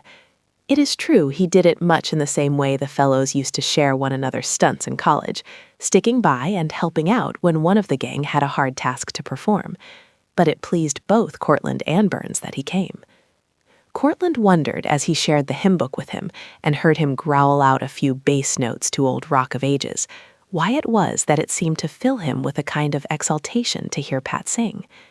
He hadn't yet recognized the call to go a-fishing for men, nor knew that it was the divine angler's deep delight in his employment that was filling him. It was while they were singing that hymn that he stole a look at Pat and felt a sudden wonder whether he would understand about the presents or not, a burning desire to tell him about it sometime if the right opportunity offered. The days down at the shore had done a lot for Courtland. He had taken care that the spot he selected was many miles removed from the popular resort where Mr. Dare had a magnificent cottage, and there had been absolutely nothing in the whole 2 days to remind him of Gila. It was a quiet place, with a far, smooth beach and no boardwalks nor crowds to shut out the vision of the sea. He leaped along the sand and dived into the water with his old enthusiasm. He played like a fish in the ocean. He taught Burns several things about swimming and played pranks like a schoolboy. He basked in the sun and told jokes, laughing at Pat's brilliant wit and Burns's dry humor. At night, they took long walks upon the sand and talked of deep things that Pat could scarcely understand. He was satisfied to stride between them, listening to the vigorous ring of Courtland's old natural voice again. He heard their converse high above where he lived and loved them for the way they searched into things too deep for him. It was out in the wildest, loneliest part of the beach that night that he heard the first hint of what had come to the soul of Courtland. Pat had come of Catholic ancestry. He had an inheritance of reverence for the unseen. He had never been troubled with doubts or sneers. He had let religion go by and shed it like a shower, but he respected it. Courtland spent much time in the vicinity of the factory and of Robert Burns's church during the next few weeks. He helped Burns a good deal, for the man had heavily taxed himself with the burdens of the poor about him. Courtland found ways to privately relieve necessity and put a poor soul now and then on his feet and able to face the world again by the loan of a few cents or dollars. It took so pitifully little to open the gate of heaven to some lives. But though the bill failed to pass that session, being skillfully sidetracked, Courtland had managed to stir up a bit of trouble for Uncle Ramsey Thomas that made him storm about his office wrathfully and wonder who that darned little rat of a preacher had helping him now. It was late in September that Pat, with a manner of studied indifference, told Courtland of a rumor that Tonelli was engaged to Gila Dare. It was the very next Sunday night that Tonelli turned up at Courtland's apartment after he and Pat had gone to the evening service and followed them to the church. He dropped into a seat beside Pat, amazed to find him there. "You here?" he whispered, grasping Pat's hand with the old friendly grip. "Where's Court?" Pat grinned and nodded up toward the pulpit. Tonelli looked forward and for a minute did not comprehend. Then he saw Courtland sitting gravely in a pulpit chair by the little red-headed Scotch preacher. "What in thunder?" he growled almost out loud. "What's the joke?" Pat's face was on the defensive at once, though it was plain he was enjoying Tennelly's perplexity. Court's gonna speak tonight. It is probable Pat never enjoyed giving any information so much as that sentence in his life. "The deuce he is," said Tennelly out loud. "You're lying, man," which, considering that the Scotch one was praying, was slightly out of place. Pat frowned. "Shut up, Nellie. Can't you see the game's called? I'm telling you straight. If you don't believe it, wait and see." Tennelly looked again. That surely was Courtland sitting there. What could be the meaning of it all? Had Courtland taken to itinerary preaching? Consternation filled his soul. He loved Courtland as his own brother. He would have done anything to save his brilliant career for him. He hadn't intended staying to service. His plan had been to slip in, get Courtland to come away with him, have a talk, and go back to the shore on the late train. But the present situation altered his plans. There was nothing for it now but to stay and see this thing through. Pat was a whole lot deeper than the rest had ever given him credit for being. Pat was enjoying the psychological effect of the service on Tennelly. He had never been much of a student in the psychology class, but when it came right down to plain looking into another man's soul and telling what he was thinking about and what he was going to do next, Pat was all there. That was what made him such an excellent football player. When he met his opponent, he could always size him up and tell just about what kind of plays he was going to make and know how to prepare for them. Pat was no fool. That was a most unusual service. The minister read the story of the martyr Stephen and the conversion of Saul of Tarsus, taken from the 6th, 7th, 8th, and 9th chapters of Acts. It was brief and dramatic in the reading. Even Tennelly was caught and held, as Burns read in his clear, direct way that made scriptures seem to live again in modern times. I have asked my friend Mr. Courtland to tell you the story of how he met Jesus one day on the Damascus Road, said Burns as he closed the Bible and turned to Courtland, sitting still with bowed head just behind him. Courtland had made many speeches during his college days. He had been the prince among his class for debate. He had been proud of his ability as a speaker and had delighted in being able to hold and sway an audience. He had never known stage fright, nor dreaded appearing before people.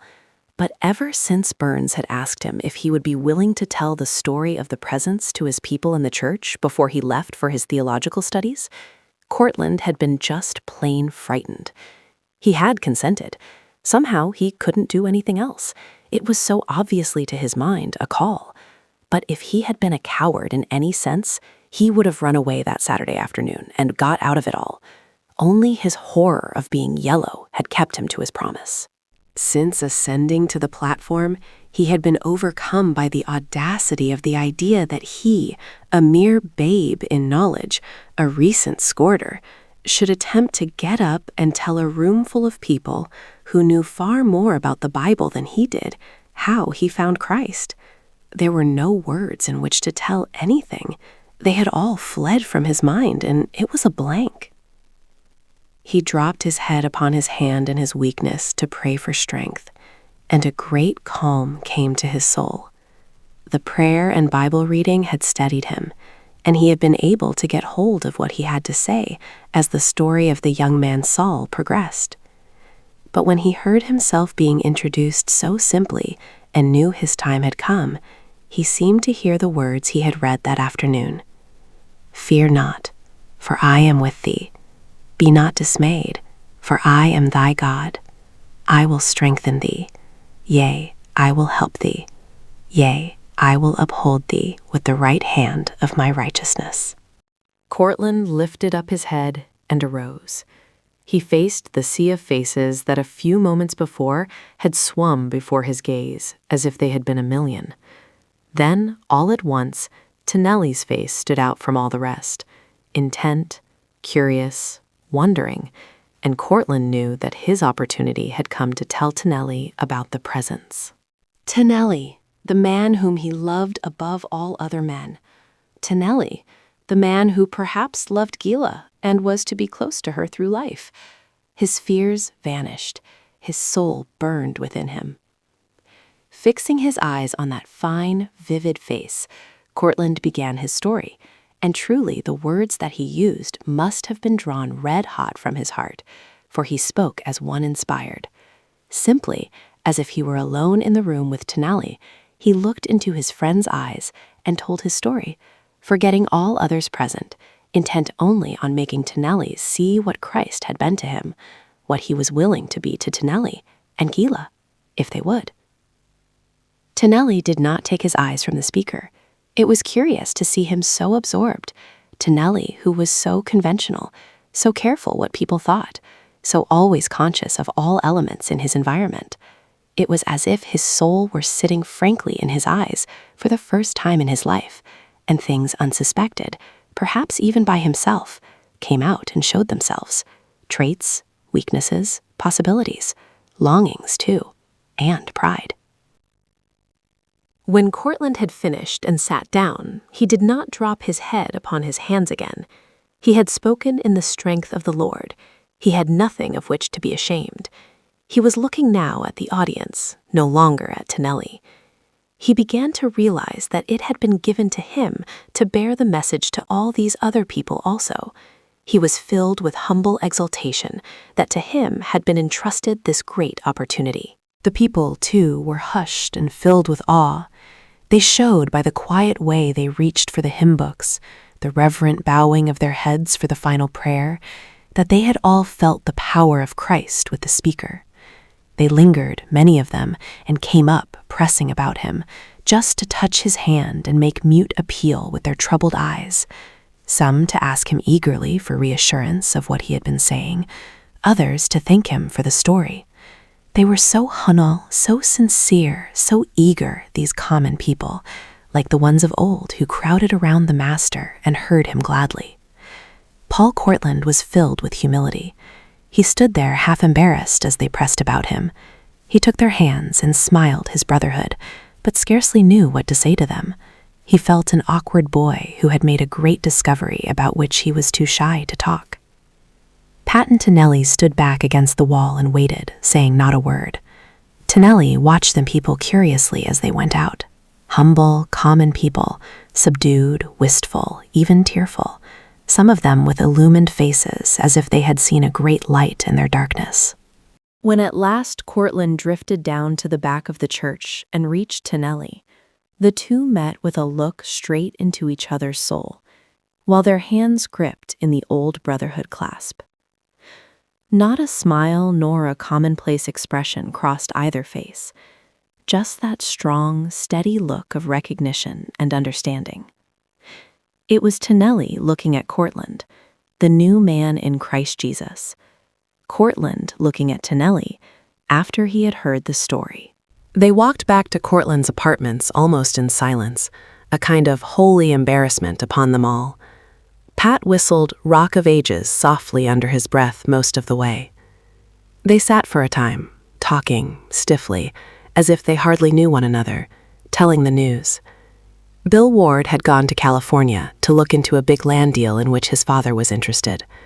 Whittemore's mother had died, and he wasn't coming back next year for his senior year. It was all surface talk. Pat put in a little about football.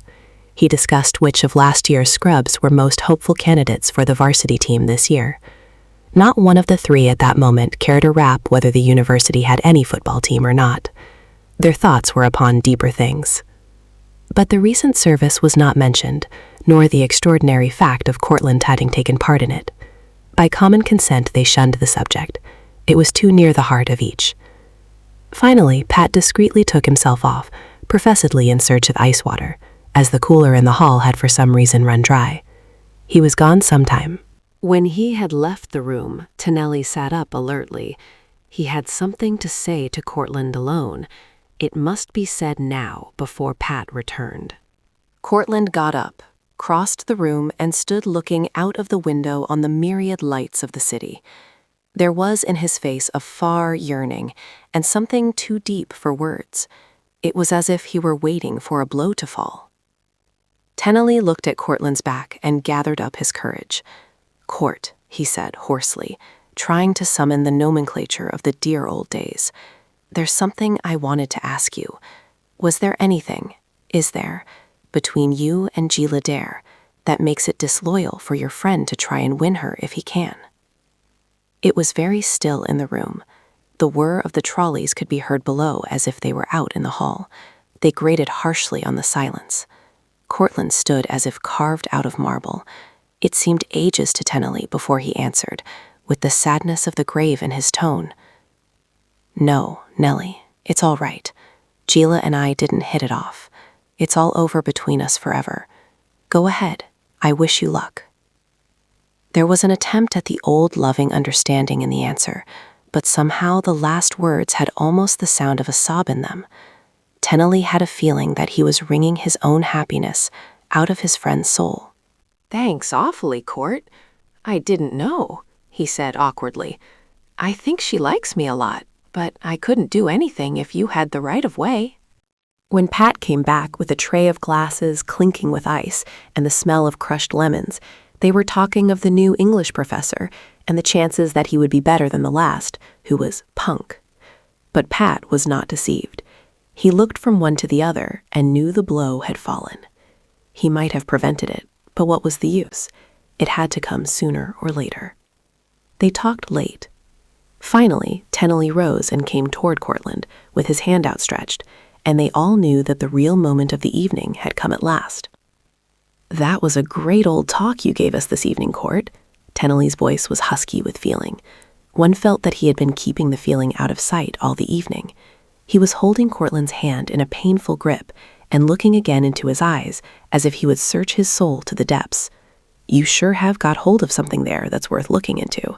You had a great hold on your audience, too. Why, you almost persuaded me there was something in it." Tennelly tried to finish his sentence in lighter vein, but the feeling was in his voice yet. Courtland gripped his hand and looked his yearning with a sudden light of joy and hope. "If you only would, Nellie. It's been the thing I've longed for."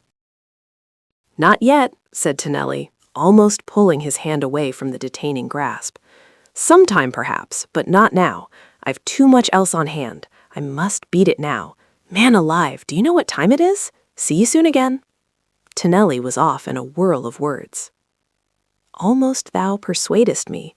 Had someone whispered the words behind him as he went? Courtland stood looking after him till the door closed. Then he turned and stepped to the window again. He was so long standing there, motionless, that Pat went at last and touched him on the shoulder. "Say, Pard," he said in a low, gruff voice. "I'm nothing but a roughneck, I know, and not worth much at that.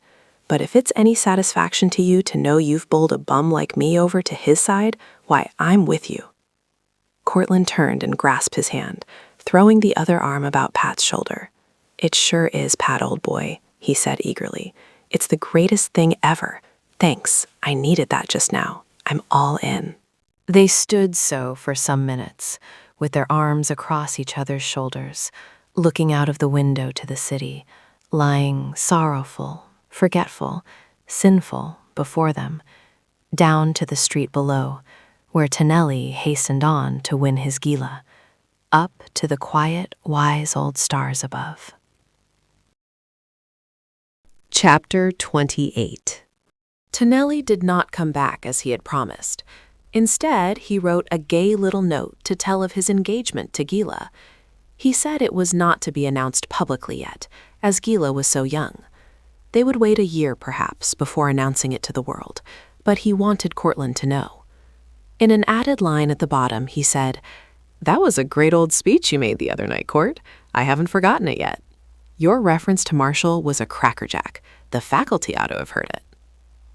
Courtland read it wearily, closed his eyes for a minute, passed his hand over his brow.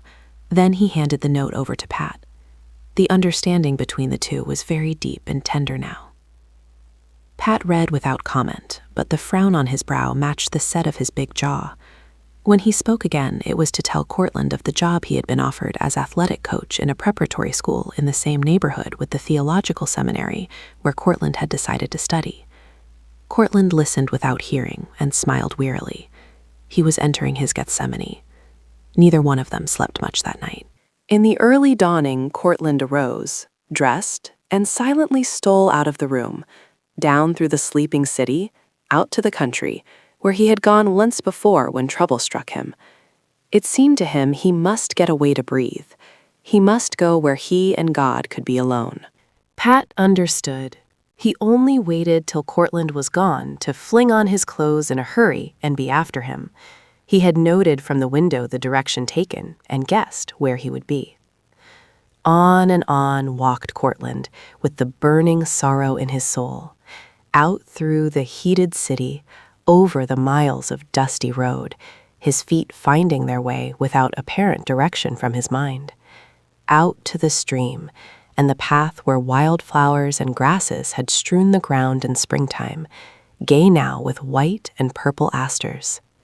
The rocks wore vines of crimson, and goldenrod was full of bees and yellow butterflies. Gnarled roots bore little creeping tufts of squawberry with bright red berries dotting thick between. But Courtland passed on and saw it not. Above, the sky was deepest blue and flecked with summer clouds. Loud-voiced birds called gaily of the summer's ending, talked of travel in a glad, gay lilt.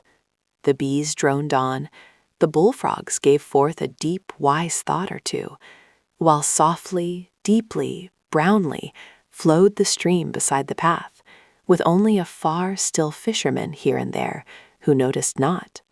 But Courtland heard nothing, saw nothing but the dark of his Gethsemane. For every nodding goldenrod and saucy purple aster was but a bright-winged thought to him to bring back the saucy, lovely face of Gila. She belonged now to another. He had not realized before how fully he had chosen, how lost she was to him, until another, and that his best friend, had taken her for his own. Not that he repented his decision or drew back. Oh no, he could not have chosen otherwise. Yet now, face to face with the truth, he realized that he had always hoped, even when he walked away from her, that she would find the Christ and one day they would come together again.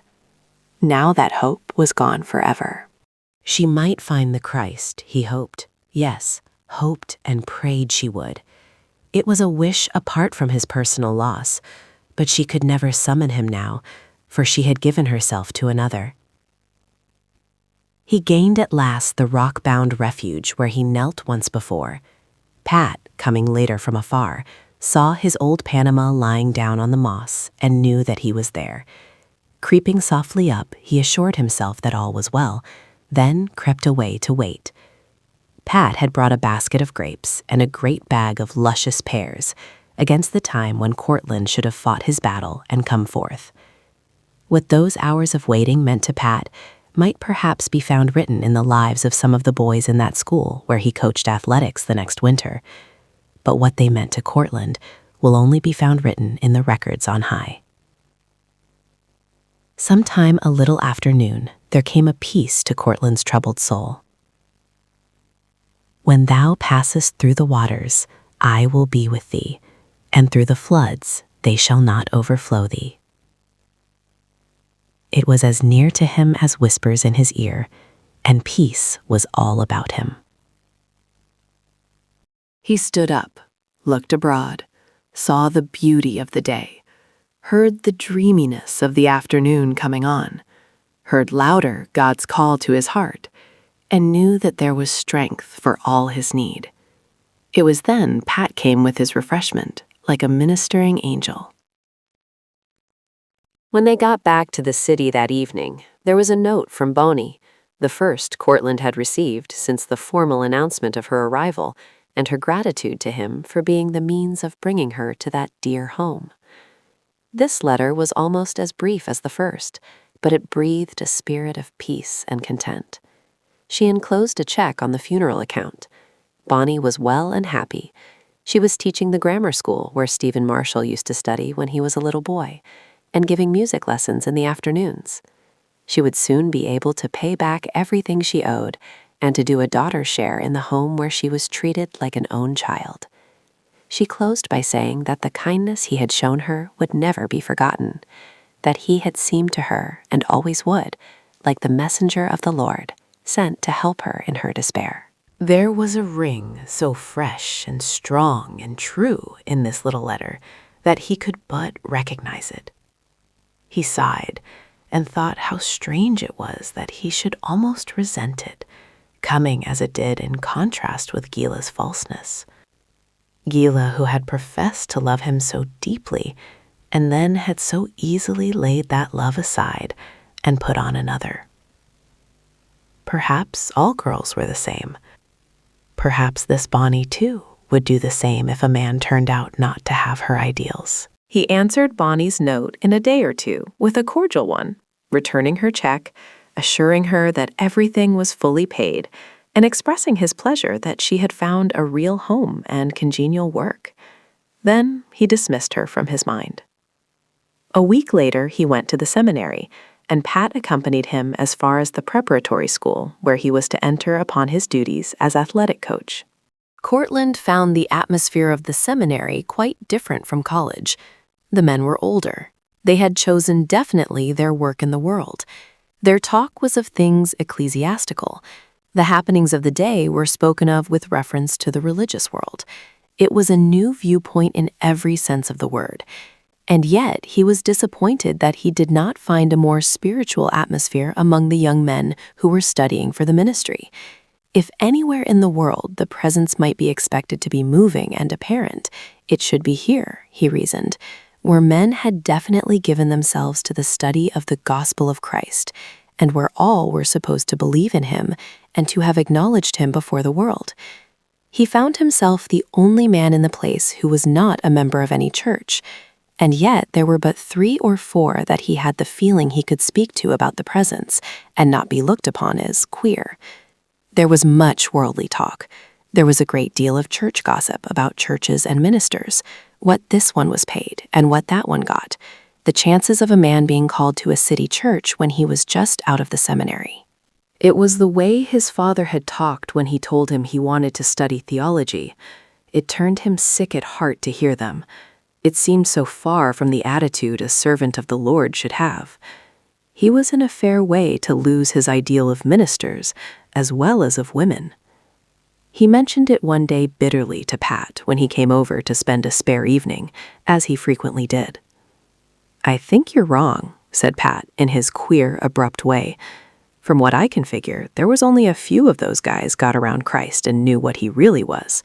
You didn't suppose it would be any different now, did you? Guess you'll find it that way everywhere. Only a few real folks in any gang." Courtland looked at Pat in wonder. He was a constant surprise to his friend, in that he grew so fast in the Christian life. He had a little Bible that he had bought before he left the city. It was small and fine and expensive, utterly unlike Pat, and he carried it with him always, apparently read it much. He hadn't been given to reading anything more than was required at college, so it was the more surprising. He told Courtland he wanted to know the rules of the game if he was going to get in it. His sturdy common sense often gave Courtland something to think about. Pat was bringing his new religion to bear upon his work. He already had a devoted bunch of boys to whom he was dealing out wholesome truths, beginning a new era in the school. The headmaster looked on in amazement, for morality hadn't been one of the chief recommendations that the faculty of the university had given Pat. They had, in fact, privately cautioned the school that they would have to watch out for such things themselves. Instead, however, of finding a somewhat lawless man in their new coach, the headmaster was surprised to discover a purity campaign on foot, a ban on swearing and cigarette smoking, such as they had never been able to establish before. It came to their ears that Pat had personally conducted an offender along these lines out to the boundaries of the school grounds, well behind the gymnasium, where there was utmost privacy, and administered a good thrashing on his own account.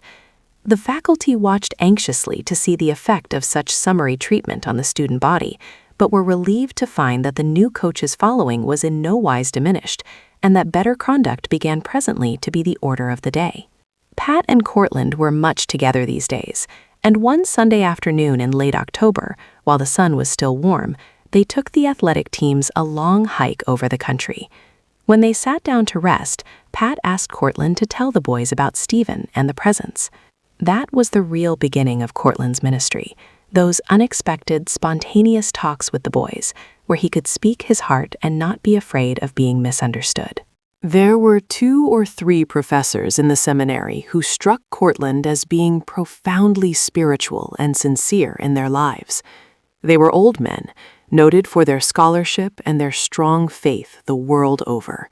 They taught, as Courtland imagined, a prophet might have taught in the days of the Old Testament, with their ears ever open to see what the Lord would have them speak to the children of men. At their feet he sat and drank in great draughts of knowledge, going away satisfied.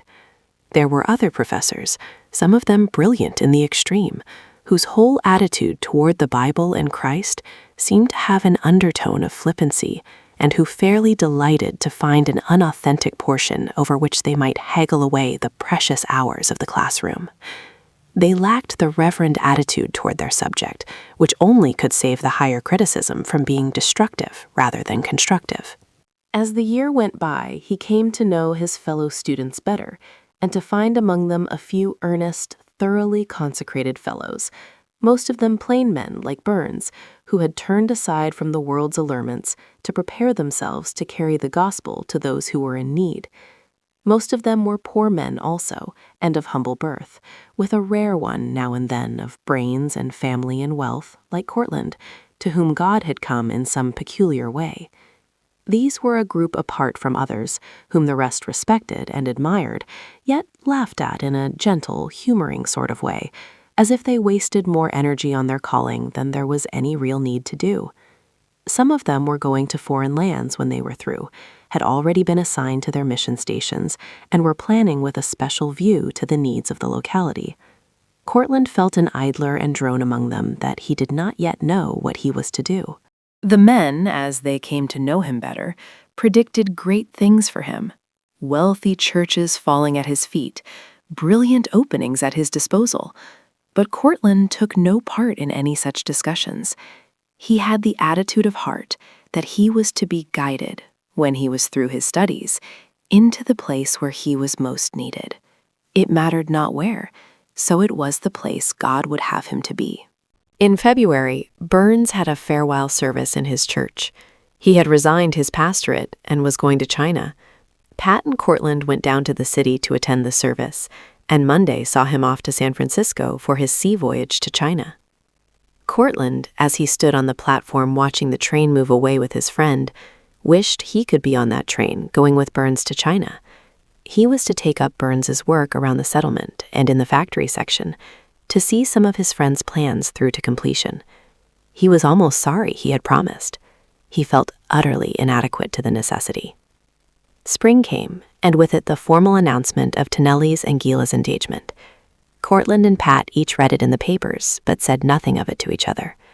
Courtland worked the harder these days. He tried to plunge into the work and forget self, and to a certain extent was successful. He found plenty of distress and sorrow to stand in contrast with his own, and his hands and heart were presently full to overflowing. Like the faithful fellow worker that he was, Pat stuck by him. Both looked forward to the week that Tonelli had promised to spend with them. But instead of Tonelli came a letter. Gila's plans interfered, and he could not come. He wrote joyously that he was sorry, but he couldn't possibly make it. It shone between every line that Tonelli was overwhelmingly happy. "Good old Nellie," said Courtland, with a sigh, handing the letter over to Pat, for these two shared everything these days. Courtland stood staring out of the window at the vista of roofs and tall chimneys. The blistering summer sun simmered hot and sickening over the city. Red brick and dust and grime were all around him. His soul was weary of the sight and faltered in its way. What was the use of living? What? Then suddenly he straightened up and leaned from the window alertly. The fire alarm was sounding. Its sinister wheeze shrilled through the hot air tauntingly. It sounded again. 1, 2, 1, 2, 3. It was in the neighborhood. Without waiting for a word, both men sprang out the door and down the stairs. Chapter 29. The Whited Sepulchre, as some of the bitterest of her poorly paid slaves called the model factory, stood coolly, insolently, among her dirty, red-brick, grime-stained neighbors, like some dainty lady apparelled in sheer muslins and jewels, appearing on the threshold of the hot kitchen where her servitors were sweating and toiling to prepare her a feast. The luxuriant vines were green and abundant, creeping coolly about the white walls, befringing the windows charmingly, laying delicate clinging fingers even up to the very eaves, and straying out over the roof. No matter how parched the ground in the little parks of the district, no matter how yellow the leaves on the few stunted trees nearby, no matter how low the city's supply of water, nor how many public fountains had to be temporarily shut off, that vine was always well watered. Its root lay deep in soft, moist earth, well fertilized and cared for. Its leaves were washed anew each evening with refreshing spray from the hose that played over it. "Seems like I'd just like to lie down there and sleep with my face close up to it, all wet and cool-like all night," sighed one poor little bony victim of a girl, scarcely more than a child, as the throng pressed out the wide door at 6 o'clock and caught the moist fragrance of the damp earth and growing vine. "You look all in, Susie," said her neighbor, pausing in her interminable gum-chewing to eye her friend keenly. "Say, you better go with me to the movies tonight. I know a nice, cool one for a nickel." "Can't," sighed Susie. "Ain't got the nickel. And besides, I gotta stay with Grandma while Ma goes up with some vests she's been making. Oh, I'm all right. I just was thinking about the vine. It looks so cool and purty. Say, Katie, it's something to belong to a vine like that, even if we do have it rotten sometimes. Don't you always feel kind of proud-like when you come in the door, most as if it was a palace? I like to pretend it's all a great big house where I live, and there's carpets and lace curtains to the windows, and a real gold sofa with pink velvet cushions. And when I come down and see one of the company's automobiles standing by the curb waiting, I like to pretend it's mine. Only I don't ride because I've been riding so much I'd rather walk. Don't you ever do that, Katie?" "Not on your life I don't," said Katie with an ugly frown. I hate the old dump. I hate every stone in the whole pile. I could tear that nasty green vine down and stamp on it. I'd like to strip its leaves off and leave it bare. I'd like to turn the hose off and see it dry up and be all brown and ugly and dead. It's stealing the water they ought to have over there in the fountain. It's stealing the money they ought to pay us for our work. It's creeping round the windows and eating up the air. Didn't you never take notice to how they let it grow across the windows to hide folks from looking in from the visitors' windows there on the east side? They don't care how it shuts away the draft and makes it hotter than a furnace where we work. No, you silly, I never was proud to come in that old marble door. I was always mad away down inside that I had to work here. I had to go crawling and asking for a job and take all their insults and be locked in a trap. Take it from me, there's going to be some awful accident happen here someday. If a fire should break out, how many do you suppose could get out before they was burned to a crisp? Did you know them windows was nailed so they wouldn't go up any higher than a foot? Did you know they ain't got enough fire escapes to get half of us out if anything happened? Did you never take notice to the floor around them 3 biggest old machines they've got up on the 6th? I stepped across there this morning. Mr. Brace sent me up on a message to the forewoman, and that floor shook under my feet like an earthquake. Sam Warner says the building ain't half strong enough for them machines anyway. He says they'd ought to put 'em down on the 1st floor, but they didn't want to, 'cause they don't show off good to visitors, so they stuck 'em up on the 6th, where they don't many see 'em.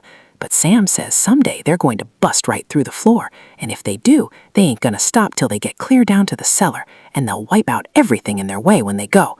Believe me, I don't want to be working here when that happens." "Good night," said Susie, turning pale. "Them big machines on the 6th is right over where I work on the 5th. Say, Katie, let's ask Mr. Brace to put us on the other side the room. Aw, gee, Katie, what's the use of living? I'd most be willing to be dead just to get cool. Seems if it's all is either awful hot or awful cold." They went to their stifling tenements and their unattractive suppers. They dragged their weary feet over the hot, dark pavements, laughing and talking boisterously with their comrades, or crowded into places of amusement to forget for a little while, then to creep back to toss the night out on a hard cot in breathless air, or to creep to fire escape or flat roof for a few brief hours of relief, till it was time to return to the vine-clad factory and its hot, noisy slavery for another day. 3 girls fainted on the 5th floor, and 2 on the 6th next morning. They were not carried to the cool and shaded restrooms to revive, but lay on the floor with their heads huddled on a pile of waste, and had a little warmish water from the rusty cooler in the back stairway poured upon them as they lay. No white-clad nurse with palm leaf and cooling drinks attended their unconscious state, although there was one in attendance in the restroom whose duty it was to look after the comfort of any chance visitors. When any stooped to succor here, she fanned her neighbor with her apron, casting an anxious eye on her own silent machine and knowing she was losing time. Susie fainted 3 times that morning, and Katie lost an hour in all, bringing water and making a fan out of a newspaper. Also, she had an angry altercation with the foreman. He said if Susie played up this way, she'd have to quit. There were plenty of girls waiting to take her place, and he hadn't time to fool with kids that wanted to lie around and be fanned. It was his last few words as she was reviving that stung Susie to life again and put her back at her machine for the last time in nervous panic, with the thought of what would happen at home if she lost her job. Up above her, the great heavy machines thrashed on, and the floor trembled with their movement. Black and thick and hot was the air around Susie, and she scarcely could see, for dizziness, the machinery which she worked from habit, as she stood swaying in her place and wondering if she could hold out till the noon whistle blew. Down in the basement, near one of the elevator shafts, a pile of waste lay smoldering, out of sight. One of the boys from the lumberyard down the next block had stopped to light his cigarette as he passed out into the street after bringing a bill to the head manager. He tossed his match away, not seeing where it fell. The big factory thundered on in full swing of a busy, driving morning, and the little match lay nursing its flame and smoldering. How long it crept and smoldered, no one knew. It seemed to come from every floor at once, that smell of smoke and cry of fire. More smoke in volumes pouring up suddenly through cracks and bursting from the elevator shaft. A lick of flame darting out like a serpent, ready to strike, menacing against the heat of the big rooms. Panic and smoke and fire, cries and clashing of machinery thundering on like a storm above an angry sea. The girls rushed together in fear, or, screaming, ran desperately to windows which they knew they could not raise. They pounded at the locked doors and crowded in the narrow passages, frantically surging this way and that. There was no one to quiet them or tell them what to do. If someone would only stop that awful machinery. Was the engineer dead? Mockingly, the little cool vines crept in about the windowsills and over the imprisoning panes, as if to taunt the victims who were caught in the death trap. "At any rate, if we die, you'll die too," cried Katie Cragen, shaking her fist at the long green tendrils that swept across the window nearest her machine. "Oh, you'll burn to a crisp at the roots. You'll wither up and die. You'll be dead and brown and ugly, and I'm glad, for I hate you. I hate you. Do you hear?" And she grasped a handful of leaves that edged the windowsill, spat upon them, and stamped them under her foot, then turned to look for Susie. But Susie had fallen once more by her machine, leaving it unguarded while it thrashed on uselessly. Her little pinched face looked up from the dirty floor in pitiful unconsciousness, amid the wild rush and whirl of the fear-maddened company. If terror drove them, they would pass over her without knowing it. They were blind with desperation. The room seemed about to burst with the heat. Timbers were cracking. All the stories they had heard of the frailty of the building came now to goad them as they hurtled from one end of their pen to the other, while intermittent clouds of smoke and darting flames conspired to bewilder their senses. Katy sprang to seize her friend and draw her out of the path of the stampede. As she lifted her, a cry arose, like the wail of a lost world facing the judgment. The floor swayed, the machines about seemed to totter, and the floor above seemed bending down with some great weight. There was a cracking, wrenching, twisting, as of the whole great building in mortal pain.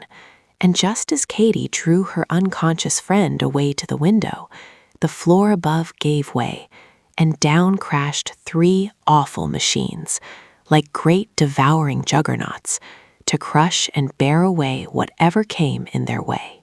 After that, hell itself could scarcely have presented a more terrible spectacle of writhing, tortured souls, pinned anguishing amid the flames, of white faces below looking up to ghastly ones above, that gazed down with horror into the awful cavern, closed their eyes, clung to walls and windows, and knew not what to do. The fearful noise of machinery had suddenly ceased and been succeeded by a calm in which the soft sound of rushing flames, the babble of the crowd outside, the gong of fire engines, and the cry of firemen seemed balm of music in the ears. Water hissed on hot machinery and burning walls. It splashed inside the window and on the white face of Susie. It touched the hot hands of Katy as she lifted her friend nearer to the blessed spray. A shadow of a ladder somewhere crossed the window.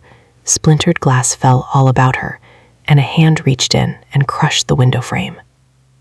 It was Pat who lifted out the limp Susie and handed her down to Courtland, who was just below, while Katy turned and looked back at the fearful pit of fire beneath her, knowing that in but a few more seconds, if help came not, she too would be a part of that writhing, awful heap. She saw the white face and staring eyes of the gray-haired woman who ran the machine next to hers, lying beneath a pile of dead. She reeled and felt her senses going. Her hot hands clung to the hotter window ledge. The flames were leaping nearer. She could not hold out. Then a strong hand grasped her and drew her out into the blessed air. And she felt herself being carried down, safely, wondering as she went if the vine was roasted yet, or if it still smirked greenly outside this holocaust. Wished she had strength to shake a mocking finger at it. And then she knew no more. For 3 long hours, Courtland and Pat worked side by side, bringing out the living, searching for the dead and dying, carrying them to an improvised hospital in an old warehouse in the next block. Grim and soiled and gray, with singed hair, blistered hands and faces, and sickened hearts, they toiled on. To Courtland, the experience was like walking with God and being shown the way he might have gone and how he had been saved. If he had accepted Ramsay Thomas's proposition, he would have been a sharer in the sin that caused this catastrophe. He would have been a murderer, almost as much responsible for that charred body lying at his feet, for all those dead and dying, as if he had owned the place. The whited sepulchre lay a heap of blackened ruins. Only one small corner rose, of blackened marble, to which clung a fragment of brave green to show what had been but a few short hours before. The morning sun would see it too, withered and black like the rest. The model factory was gone, but the money that had built it, the money that it had made, was still in existence to build it over again, a perpetual blind to the lawmakers who might have otherwise put a stop to its abuses. It would undoubtedly be built again, more whited, more sepulchral than before. As he looked upon the ruin, a great resolve came to him. He would give his life to fight the power that was setting its heel upon humanity and putting a price upon its blood. He would devote all his powers to the uplifting of people who had been downtrodden and oppressed in the simple act of earning their daily bread. Ramsay Thomas, happening to be in a nearby city, and answering a summons by telegraph, arrived at the scene in an automobile as Courtland stood there, grimed and tattered from his fight with death. Ramsey Thomas, baffled, angry, distressed, wriggled out of his car to the sidewalk and faced Courtland, curiously conspicuous and recognizable with all his disarray. Courtland towered above the great man with righteous wrath in his eyes. Ramsey Thomas cringed and looked embarrassed. He had come to look over the ground to see how much trouble they were going to have getting the insurance, and he hadn't expected to be met by a giant nemesis with blackened face and singed eyebrows. "Oh, why, he began nervously. "It's Mr. Courtland, isn't it? They tell me you've been very helpful during the fire." "I'm sure we're much obliged. We'll not forget this, I assure you." Mr. Thomas, broke in Courtland, in a clear, decisive voice. "You wanted to know a year ago why I wouldn't accept your proposition, and you couldn't understand my reason for refusing. There it is." He pointed eloquently to the heap of ruins. "Go over to that warehouse and see the rows of charred bodies. Look at the agonized faces of the dead and hear the groans of the dying. See the living who are scarred or crippled for life. You are responsible for all that. If I had accepted your proposal, I would have been responsible too. And now I mean to spend the rest of my life fighting the conditions that make such a catastrophe as this possible." Courtland turned, and in spite of his tatters and soil, walked majestically away from him down the street. Ramsey Thomas stood rooted to the ground, watching him, a strange mingling of emotions chasing one another over his rugged old countenance, astonishment, admiration, and fury in quick succession. "Drat him," he said under his breath. "Drat him. Now he'll be a worse pest than that little rat of a preacher, for he's got twice as much brains and education." Chapter 30. The summer passed in hard, earnest work. Courtland had been back at his studies 4 weeks when there came another letter from Tonelli. Gila had gone to her aunt's, down at Beechwood, for a 2-week stay. She was worn out with the various functions of the summer and needed a complete rest. They were to be married soon, perhaps in December, and there would be a lot to do to prepare for that. She was going to rest absolutely, and had forbidden him to follow her, so he had some leisure on his hands. Would Courtland like to spend a weekend somewhere along the coast halfway between? They could each take their cars and meet wherever Courtland said. It was Saturday morning when Courtland received the letter. Pat had gone down to the city for over Sunday. An inexpressible longing filled him to see Tonelli again, before his marriage completed the wall that was between them. He wanted to have a real old-fashioned talk, to look into the soul of his friend and see the old loyalty shining there. He wanted more than all to come close to him once more, and, it might be, tell him about the Christ. He took down his road book, turned to the map, and let his finger fall on the coastline about midway between the city and the seminary. Looking it up in the book, he found Shadow Beach described as a quiet and exclusive resort, with a good inn, excellent service, fine sea bathing, etc. Well, that would do as well as anywhere. He telegraphed to Nellie. "Meet me at Shadow Beach, Howland's Inlet, Elm Tree Inn, this evening. Court." It was dark when he reached Elm Tree Inn. The ocean rolled, a long black line flecked with faint foam along the shore, and luminous with a coming moon. 2 dim figures, like moving shadows, went down the sand picked out against the path of the moon. Save for those, all was lonely, up and down. Courtland shivered slightly and almost wished he had selected some more cheerful spot for the meeting. He had not realized how desolate a sea can be when it is growing cold. Nevertheless, it was majestic. It seemed like eternity in its limitless stretch. The lights in far harbors glinted out in the distance down the coast. Somehow the vast emptiness filled him with sadness. He felt as if he were entering upon anything but a pleasant reunion, and half wished he had not come. Courtland ran his car up to the entrance and sprang out. He was glad to get inside, where a log fire was crackling. The warmth and the light dispelled his sadness. Things began to take on a cheerful aspect again. "I suppose you haven't many guests left," he said, pleasantly, as he registered. "Only him, sir," said the clerk, pointing to the entry just above Courtland's. James T. Aguilar and wife, Seattle, Washington. Courtland read, idly, and turned away. "They been here 2 days. Come in an aeroplane," went on the clerk communicatively. "Fly all the way from Seattle?" asked Courtland, idly. He was looking at his watch and wondering if he should order supper or wait until Tonelli arrived. "Well, I can't say for sure. He's mighty uncommunicative, but he's given out he flies most anywhere the notion takes him. He's got his machine out in the lot back o' the inn. You ought to see it. It's a bird." Said Courtland. "I must have a look at it in daylight. I'm looking for a friend up from the city pretty soon. Guess it would be more convenient for you if we dined together. I'll wait a bit. Meantime, let me see what rooms you have."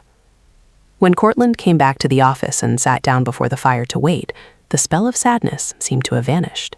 He sat for half an hour, with his head thrown back in the easy chair, watching the flames, thinking back over old college memories that the thought of Tonelli made vivid again.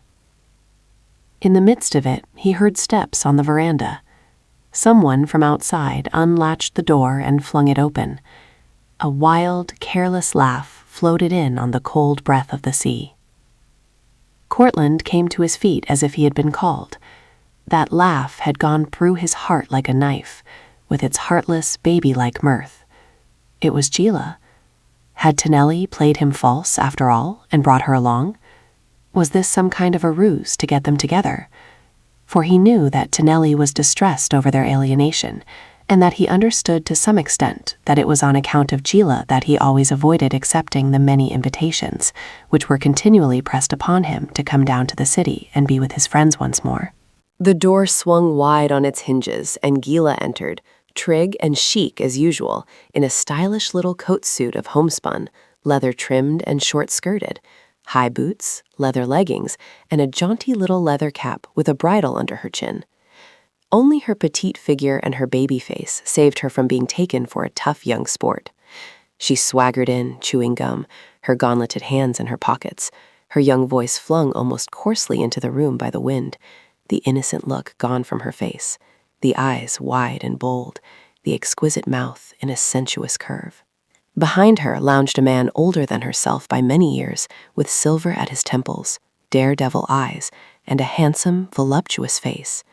He kicked the door shut behind him and lolled against it while he lit a cigarette. Gila's laugh rang harshly in the room again, following some low-toned remark, and the man laughed coarsely in reply. Then suddenly she looked up and saw Courtland standing sternly there with folded arms, regarding her steadily, and her eyes grew wide with horror. It was Courtland's great disillusionment. Never had he seen such fear in human face. Gila's skin grew gray beneath its pearly tint. Her whole body shrank and cringed. Her eyes were fixed upon him with terror in their gaze. "Papers haven't come in yet, Mr. Aguilar," called the clerk affably. "Train's late tonight. Be in pretty soon, I reckon." The man growled out an imprecation on a place where the papers didn't come till that hour in the evening, and lounged on toward the elevator. Gila slid along by his side, her eyes on Courtland, with the air of hiding behind her companion. Her face was drooped, and when she turned toward the elevator, she drooped her eyes also, and a wave of shame rolled up and covered her face and neck and ears with a dull red beneath the pearl. Her last glance at Courtland was the look that Eve must have had as she walked past the flaming swords with Adam out of Eden. Her eyes, as she stood waiting for the boy to come to the elevator, seemed fairly to grovel on the floor. Was this the sweet, wild, innocent flower that had held him in its thrall all the sorrowful months and separated him from his dearest friend? Tonelli. Courtland had forgotten until that instant that Tonelli would be there in a few minutes, perhaps was even then at the door. He strode forward, and Gila quivered as she saw him coming, quivered and looked up in terror, putting out a fearful hand to the arm of her companion. The elevator boy had arrived and was slamming back the steel grating. The man stood back to let Gila enter, and she slunk past him, her gaze still held in horror on Courtland. "Will you do me the favor to step into the little reception room to the right for a moment?" said Courtland, addressing the man but looking at Gila. "The devil we will," said the man, glaring at him. "What right have you to ask a favor like that?" But Courtland was looking at Gila, and there was command in his eyes. As if she dared not disobey, she stepped forth again from the elevator, her eyes still upon him, her face gray with apprehension. Without further word from him, she walked before him, slowly, into the little room at the right that he indicated. "You're a fool," said Aguilar, regarding her contemptuously, but she went as if she did not hear him. She entered the room, walked halfway across, and turned about, facing the two who had followed. Courtland was within the room, Aguilar lounging idly in the door, as if the matter were of little moment to him. He had a smile of contempt still on his handsome lips. Courtland's manner was grave and sad. He had the commanding presence and beauty of an avenging angel. "Gila, are you married to this man?" he asked, looking sternly at her, as though he would search her very soul. Gila kept her dark, horrified gaze on his face. She was beyond trying to deceive now. She slowly gave one shake to her head, and her white lips formed the syllable, "No," though it was almost inaudible. "And yet you are registered here in this hotel as his wife?" Her eyes suddenly flamed with shame. She drooped them before his gaze, and seemed to try to assent, but her head was drooped too low to bow. She lifted miserable, pleading looks to his face twice, but could not stand the clear rebuke of his gaze. It was like the whiteness of the reproach of God, and her little sinful soul could not bear it. She lifted a handkerchief and uttered something like a sob. It was as one might think would be the sound of a lost soul looking back at what might have been. "What the devil have you got to say about it? Who the devil are you, anyway?" roared the man from the doorway. The elevator boy and clerk were all agog. The latter had come out of his pen and was standing behind the boy, on tiptoe, where they could get a good view of the scene. The room was tense with stillness. Aguilar's voice was not one to pass unnoticed when he spoke in anger, but Courtland did not even lift an eyelid toward him. Perhaps Aguilar's words had given Gila courage, for she suddenly lifted her eyes to Courtland's face again, a flash of vengeance in them. "I suppose you are going to tell Lou all about it," she flung out bitterly. "I suppose you will make up a great story to go and tell Lou, but you don't suppose he will believe you against me, do you?" Her eyes were flashing fire now. Her old, imperious manner was upon her. She had driven him from her once. She would defeat him again. He watched her without a change of countenance. "No, I shall not tell him," he said quietly. "But you will." "I?" Gila turned a glance of contemptuous amusement upon him. "Some chance. And I warn you that if you attempt to tattle anything about it, I will turn the tables against you in a way you little suspect. Gila, you will tell Lou Tennelly everything, or you will never marry him. It is his right to know. And now, sir," Courtland turned to Aguilar, lounging amusedly against the doorway, "if you will step outside, I will settle with you."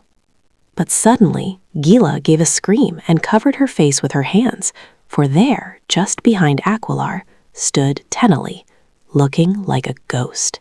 He had heard it all. Chapter 31. Tennelly stepped within the room, gave one keen, questioning look at Aguilar as he passed him, searching straight into the depths of his startled, shifty eyes, and came and stood before the crouching girl. She had dropped into a chair and was sobbing as if her heart would break. "What does this mean, Gila?" Tennelly's voice was cold and stern. Courtland looked at his shocked face and turned away from the pain of it.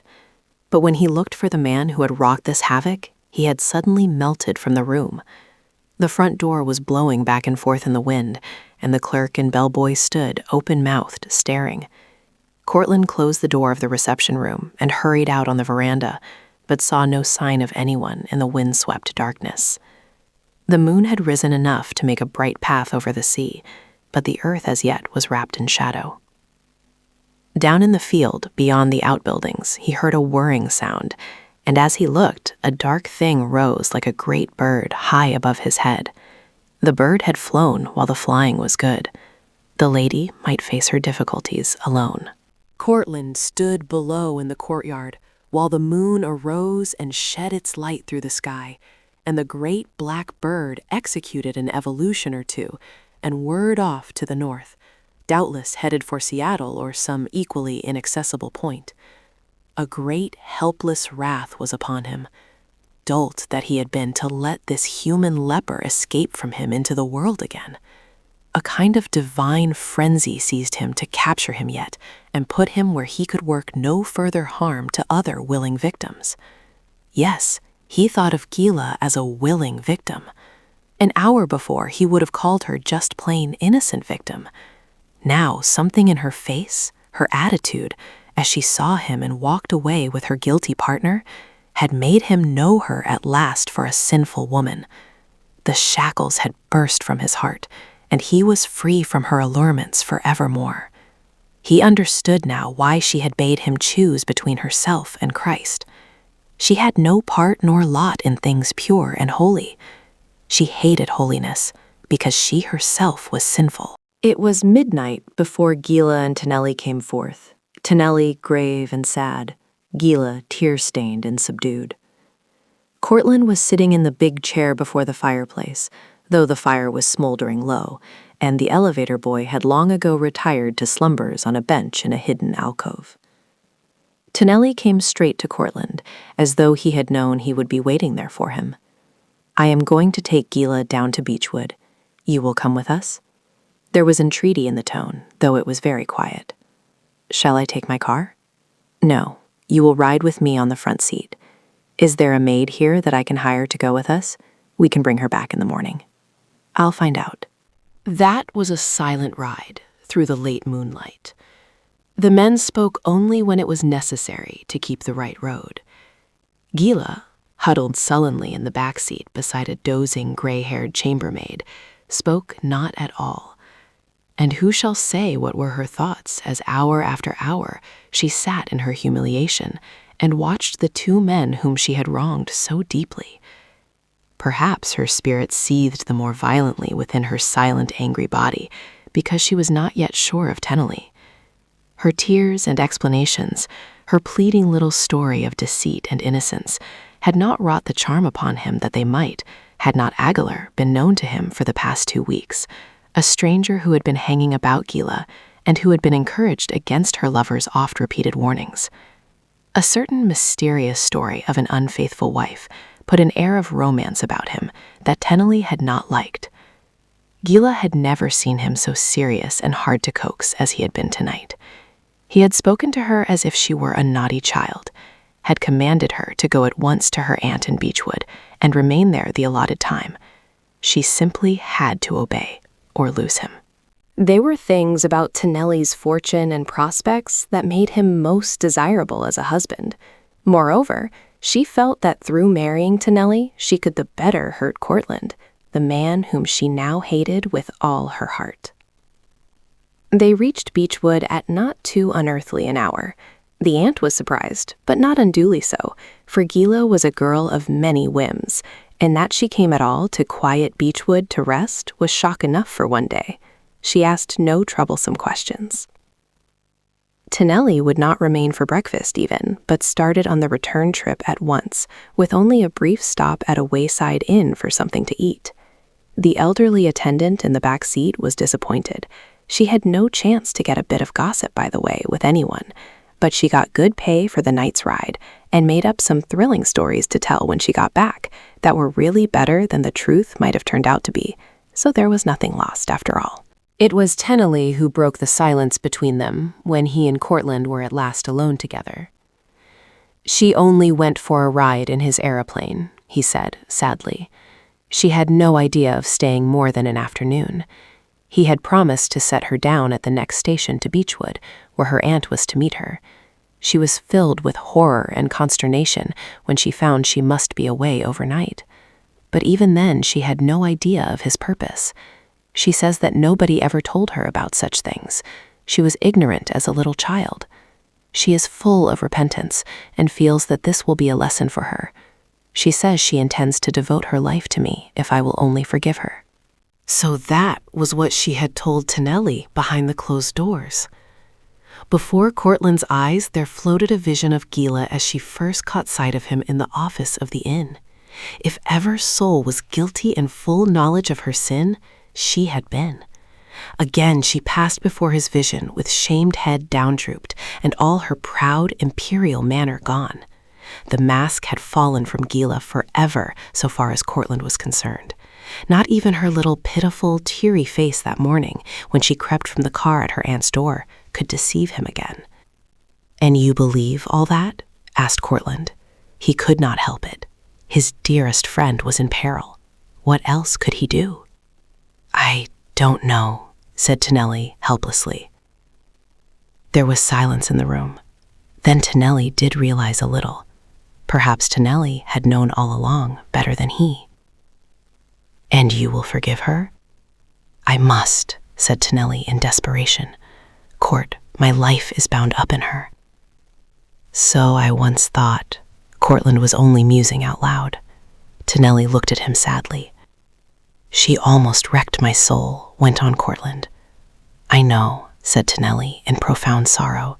"She told me." "She told you?" Yes, before we were engaged. She told me that she had asked you to give up preaching, that she could never bear to be a minister's wife. I had begun to realize what that would mean to you then. I respected your choice. It was great of you, Court. But you never really loved her, man, or you could not have given her up. Courtland was silent for a moment. Then he burst out, "Nellie, it was not that. You shall know the truth. She asked me to give up my God for her." "I have no God," said Tonelli dully. A great yearning for his friend filled the heart of Courtland. "Listen, old man, you mustn't marry her," he burst out again. "I believe she's rotten all the way through. You didn't see and hear all last night. She can't be true. She hasn't it in her. She will be false to you whenever she takes the whim. She will lead you through hell." "You don't understand. I would go through hell to be with her." Tonelli's words rang through the room like a knell, and Courtland could say no more. There was silence in the room. Courtland watched his friend's haggard face anxiously. There were deep lines of agony about his mouth and dark circles under his eyes. Suddenly, Tonelli lifted his hand and laid it on his friend's. "Thanks, Court. Thanks a lot. I appreciate it all more than you know. But this is my job. I guess I've got to undertake it. And man, can't you see I've got to believe her?" "I suppose you have, Nellie. God help you." When Courtland got back to the seminary, he found a letter from Mother Marshall. Chapter 32. Courtland opened Mother Marshall's letter with a feeling of relief and anticipation. Here at least would be a fresh, pure breath of sweetness. His soul was worn and troubled with the experience of the past 2 days. A great loneliness possessed him when he thought of Tonelli, or when he looked forward to his future, for he truly was convinced that he never should turn to the love of woman again. And so the dreams of home and love and little children that had had their normal part in his thoughts of the future were cut out, and the days stretched forward in one long round of duty. "Dear Paul," it began familiarly, "this is Stephen Marshall's mother, and I'm calling you by your first name because it seems to bring my boy back again to be writing so familiar-like to one of his comrades. We've been wondering, Father and I, since you said you didn't have any real mother of your own, whether you mightn't like to come home Christmas to us for a little while and borrow Stephen's mother. I've got a wonderful hungering in my heart to hear a little more about my boy's death. I couldn't have borne it just at first, because it was all so hard to give him up, and he just beginning to live his earthly life. But now, since I can realize him over by the Father, I would like to know it all. Bonnie says that you saw Stephen go, and I thought perhaps you could spare a little time to run out west and tell me." Of course, if you are busy and have other plans, you mustn't let this bother you. I can wait till some time when you are coming west and can stop over for a day. But if you care to come home to Mother Marshall and let her play you are her boy for a little while, you will make us all very happy.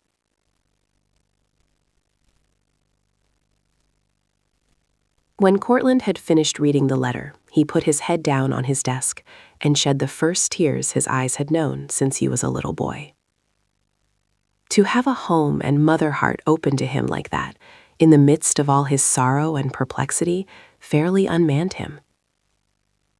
By and by he lifted up his head and wrote a hearty acceptance of the invitation. That was in November. In the middle of December, Tonelli and Gila were married. It was not any of Courtland's choosing that he was best man. He shrank inexpressively from even attending that wedding. He tried to arrange for his Western trip so early as to avoid it. Not that he had any more personal feeling about Tila, but because he dreaded to see his friend tied up to such a future. It seemed as if the wedding was Tonelli's funeral.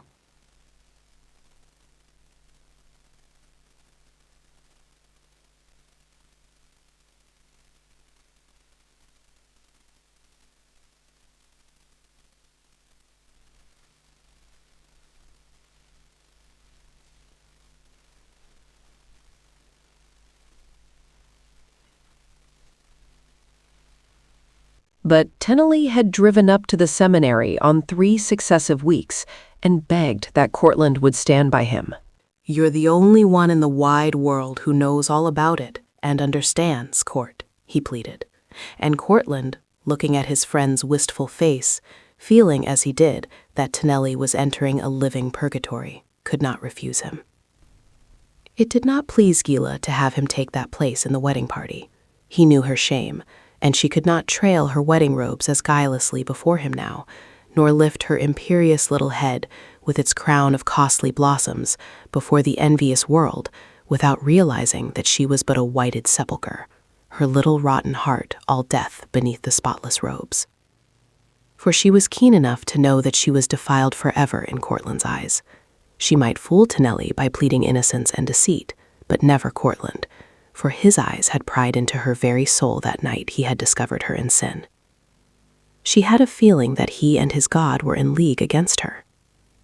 No, Gila did not want Courtland to be Tonelli's best man, but Tonelli had insisted. He had given in about almost every other thing under heaven, and Gila had had her way, but he would have Courtland for best man. She drooped her long lashes over her lovely cheeks, and trailed her white robes up a long aisle of white lilies to the steps of the altar. But when she lifted her miserable eyes in front of the altar, she could not help seeing the face of the man who had discovered her shame. It was a case of her little naked, sinful soul walking in the garden again, with the voice and the eyes of a god upon it. Lovely, composed, charming, exquisite. All these and more they said she was, as she stood before the white-robed priest and went through the ceremony, repeating parrot-like the words, "I, Gila, take thee, Llewellyn." But in her heart was wrath and hate, and no more repentance than a fallen angel feels. When at last the agony was over and the bride and groom drew to walk down the aisle, Gila lifted her pretty lips charmingly to Tonelli for his kiss and leaned lovingly upon his arm, smiling saucily at this one and that as she pranced airily out into her future. Courtland, coming just behind with the maid of honor, one of Gila's feather-brained friends, lolling on his arm, felt that he ought to be inexpressibly thankful to God that he was only best man in this procession and not bridegroom. When at last the bride and groom were departed, and Courtland had shaken off the kind but curious attentions of Bill Ward, who persisted in thinking that Tonelli had cut him out with Gila, he turned to Pat and whispered softly, "For the love of Mike, Pat, Let's beat it before they start anything else. Pat, anxious and troubled, heaved a sigh of relief and hustled his old friend out under the stars with almost a shout of joy. Nellie was caught and bound for a season. Poor old Nellie. But Court was free. Thank the Lord. Courtland was almost glad that he went immediately back to hard work again and should have little time to think. The past few days had wearied him inexpressibly. He had come to look on life as a passing show and to feel almost too utterly left out of any pleasure in it. It was a cold, snowy night that Courtland came down to the city and took the Western Express for his holiday. There was snow, deep, vast, glistening, when he arrived at Sloane Station on the second morning, but the sun was out, and nothing could be more dazzling than the scene that stretched on every side. They had come through a blizzard and left it traveling eastward at a rapid rate. Courtland was surprised to find Father Marshall waiting for him on the platform in a great buffalo skin overcoat, beaver cap, and gloves. He carried a duplicate coat, which he offered to Courtland as soon as the greetings were over. "Here, put this on, you'll need it," he said heartily, holding out the coat. "It was Steve's. I guess it'll fit you. Mother and Bonnie's over here waiting. They couldn't stand it without coming along. I guess you won't mind the ride, will you, after them stuffy cars? It's a beauty day." And there were Mother Marshall and Bonnie, swathed to the chin in rugs and shawls and furs, looking like two red-cheeked cherubs. Bonnie was wearing a soft wool cap and scarf of knitted gray and white. Her cheeks glowed like roses. Her eyes were 2 stars for brightness. Her gold hair rippled out beneath the cap and caught the sunshine all around her face. Courtland stood still and gazed at her in wonder and admiration. Was this the sad, pale girl he had sent west to save her life? Why, she was a beauty, and she looked as if she had never been ill in her life. He could scarcely bear to take his eyes from her face long enough to get into the front seat with Father Marshall. As for Mother Marshall, nothing could be more satisfactory than the way she looked like her picture, with those calm, peaceful eyes, and that tendency to a dimple in her cheek where a smile would naturally come. Apple-cheeked, silver-haired, and plump, she was just ideal. That was a gay ride they had, all talking and laughing excitedly in their happiness at being together. It was so good to Mother Marshall to see another pair of strong young shoulders there beside Father on the front seat again. It was Mother Marshall who took him up to Stephen's room herself when they reached the nice, old, rambling farmhouse set in the wide, white, snowy landscape. Father Marshall had taken the car to the barn, and Bonnie was hurrying the dinner on the table. Courtland entered the room as if it had been a sacred place and looked around on the plain comfort, the homemade rugs, the fat worsted pincushion, the quaint old pictures on the walls, the bookcase with its rows of books, the big white bed with its quilted counterpane of delicate needlework, the neat marble-topped washstand with its speckless appointments, and its wealth of large old-fashioned towels. "It isn't very fancy," said Mother Marshall deprecatingly. "We fixed up Bonnie's room as modern as we could when we knew she was coming." She waved an indicating hand toward the open door across the hall, where the rosy glow of pink curtains and cherry-blossomed wall gave forth a pleasant sense of light and joy. "And we had meant to fix this all over for Steve the first Christmas when he came home, as a surprise. But now that he has gone, we sort of wanted to keep it just as he left it." "It is great," said Courtland, simply. "I like it just like this, don't you? It is fine of you to put me in it. I feel as if it was almost a desecration, because, you see, I didn't know him very well. I wasn't the friend to him I might have been. I thought I ought to tell you that right at the start. Perhaps you wouldn't want me if you knew all about it." "You would have been his friend if you had had a chance to know him," beamed the brave little mother. "He was a real brave boy always." "He sure was," said Courtland, deeply stirred. "But I did get to know what a man he was. I saw him die, you know, but it was too late then." "It is never too late," said Mother Marshall, brushing away a bright tear. There's heaven, you know. Why, surely there is heaven. I hadn't thought of that. Won't that be great? Courtland spoke the words reverently. It came to him gladly that he might make up in heaven for many things lost down here. He had never thought of that before. I wonder if you would mind, said Mother Marshall wistfully, if I was to kiss you, the way I used to do Steve when he'd been away. I would mind very much, said Courtland, setting his suitcase down suddenly, and taking the plump little mother reverently into his big arms. It would be great, Mother Marshall, and he kissed her twice. Mother Marshall reached her short little arms up around his neck and laid her gray head for just a minute on the tall shoulder, while a tear hurried down and fitted itself invisibly into her dimple. Then she ran her fingers through his thick brown hair and patted his cheek.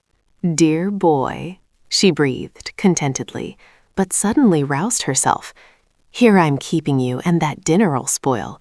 Wash your hands and come down quick. Bonnie will have everything ready.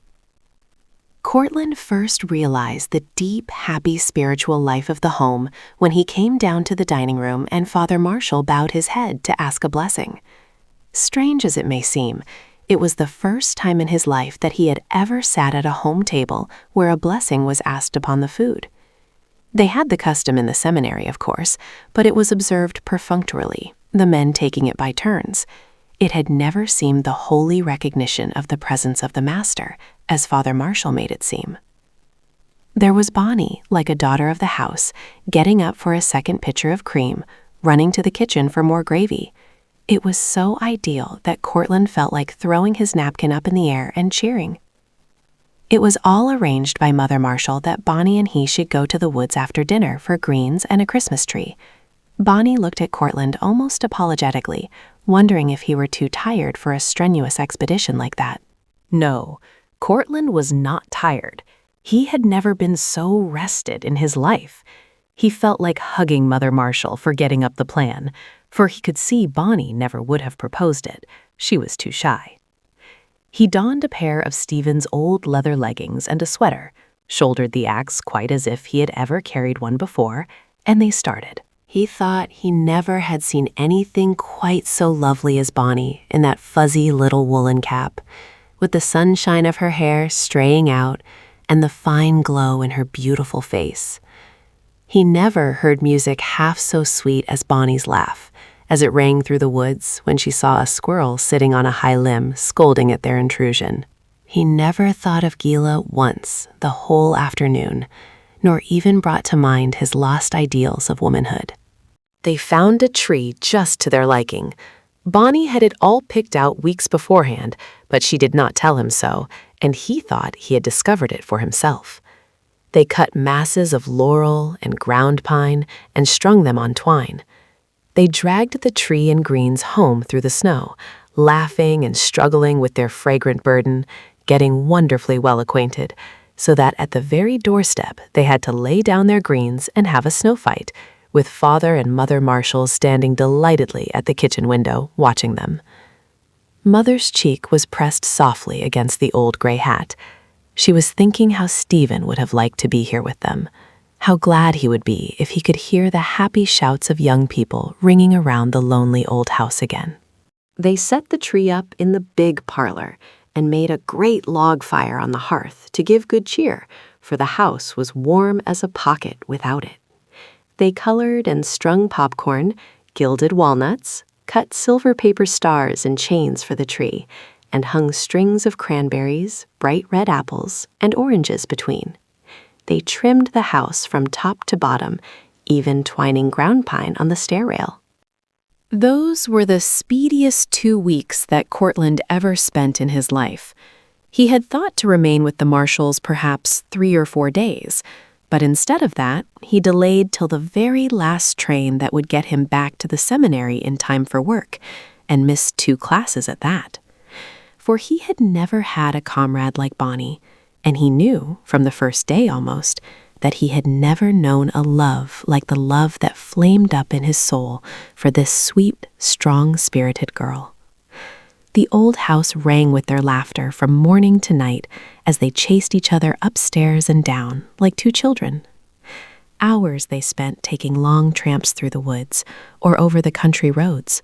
More hours they spent reading aloud to each other, or rather, most of the time Bonnie reading, and Courtland devouring her lovely face with his eyes from behind a sheltering hand, watching every varying expression, noting the straight, delicate brows, the beautiful eyes filled with holy things as they lifted now and then in the reading, marveling over the sweetness of the voice. The second day of his visit, Courtland had made an errand with Bonnie to town to send off several telegrams. As a result, a lot of things arrived for him the day before Christmas, marked rush. They were smuggled into the parlor, behind the Christmas tree, with great secrecy after dark by Bonnie and Courtland, and covered with the buffalo robes from the car till morning. There was a big leather chair with air cushions for Father Marshall, its mate in lady size for Mother, a set of encyclopedias that he had heard Father say he wished he had, a lot of silver forks and spoons for Mother, who had apologized for the silver being rubbed off of some of hers. There were 2 sets of books in wonderful leather bindings that he had heard Bonnie say she longed to read, and there was the tiniest little gold watch, about which he had been in terrible doubt ever since he had sent for it. Suppose Bonnie should think it wrong to accept it when she had known him so short a time. How was he going to make her see that it was all right? He couldn't tell her she was a sort of a sister of his, for he didn't want her for a sister. He puzzled over that question whenever he had time, which wasn't often, because he was so busy and so happy every minute. Then there were great 5-pound boxes of chocolates, glacéd nuts and bonbons, and a crate of foreign fruits, with nuts, raisins, figs, and dates. There was a long, deep box from the nearest city, filled with the most wonderful hothouse blossoms, roses, lilies, sweet peas, violets, gardenias, and even orchids. Courtland had never enjoyed spending money so much in all his life. He only wished he could get back to the city for a couple of hours and buy a lot more things. To paint the picture of Mother Marshall when she sat on her new air cushions and counted her spoons and forks, real silver forks beyond all her dreamings. To show Father Marshall as he wiped his spectacles and bent, beaming over the encyclopedias, or rested his gray head back against the cushions. Ah, that would be the work of an artist who could catch the glory that shines deeper than faces and reaches souls.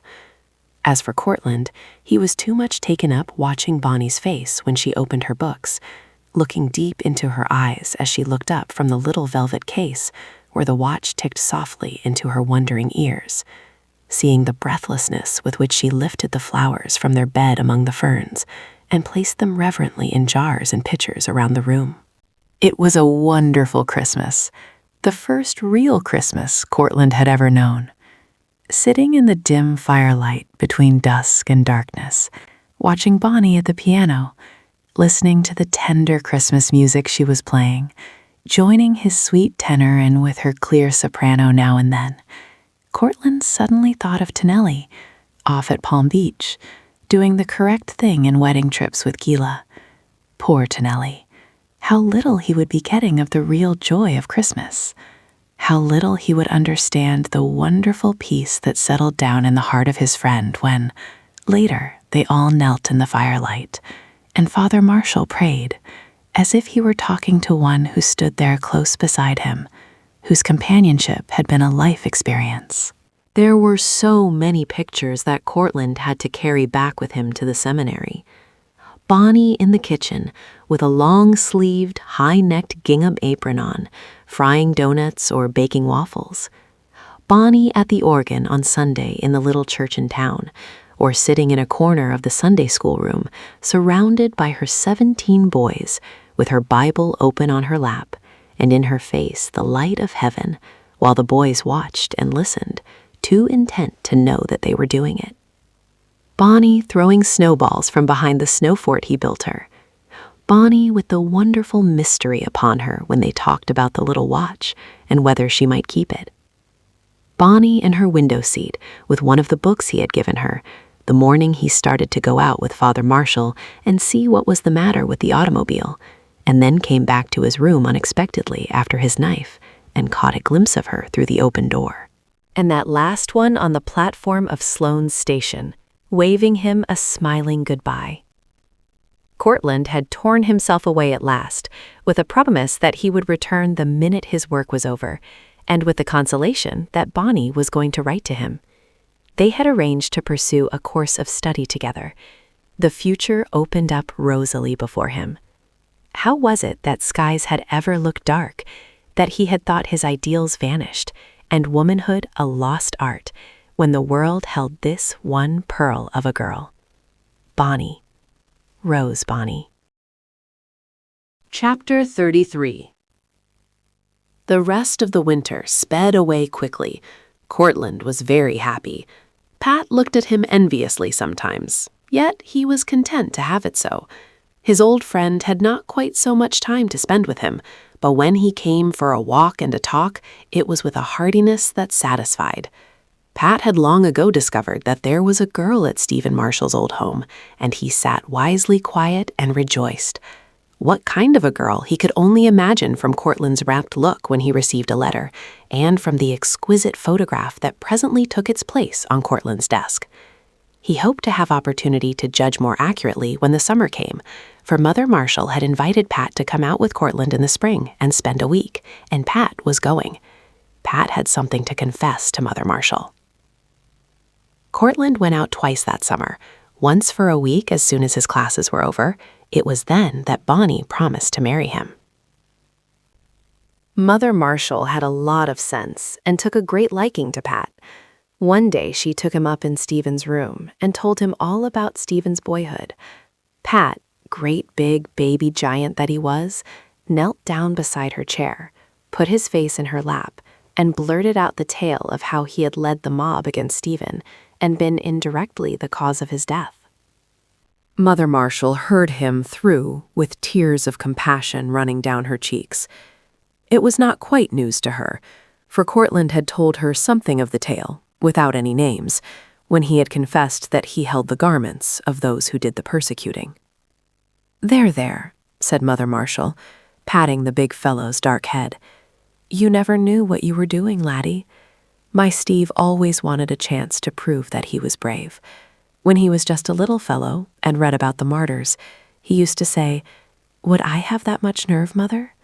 A fellow never can tell till he's been tested." And so I'm not sorry he had his chance to stand up before you all for what he thought was right. Did you see my boy's face, too, when he died? Yes, said Pat, lifting his head earnestly. I just picked up a little kid he sent up to the fire escape and saw his face all lit up by the fire. It looked like the face of an angel. Then I saw him lift up his hands and look up like he saw somebody above, and he called out something with a sort of smile, as if he was saying he'd be up there pretty soon. And then he fell. The tears were raining down Mother Marshall's cheeks by now, but there was a smile of triumph in her eyes.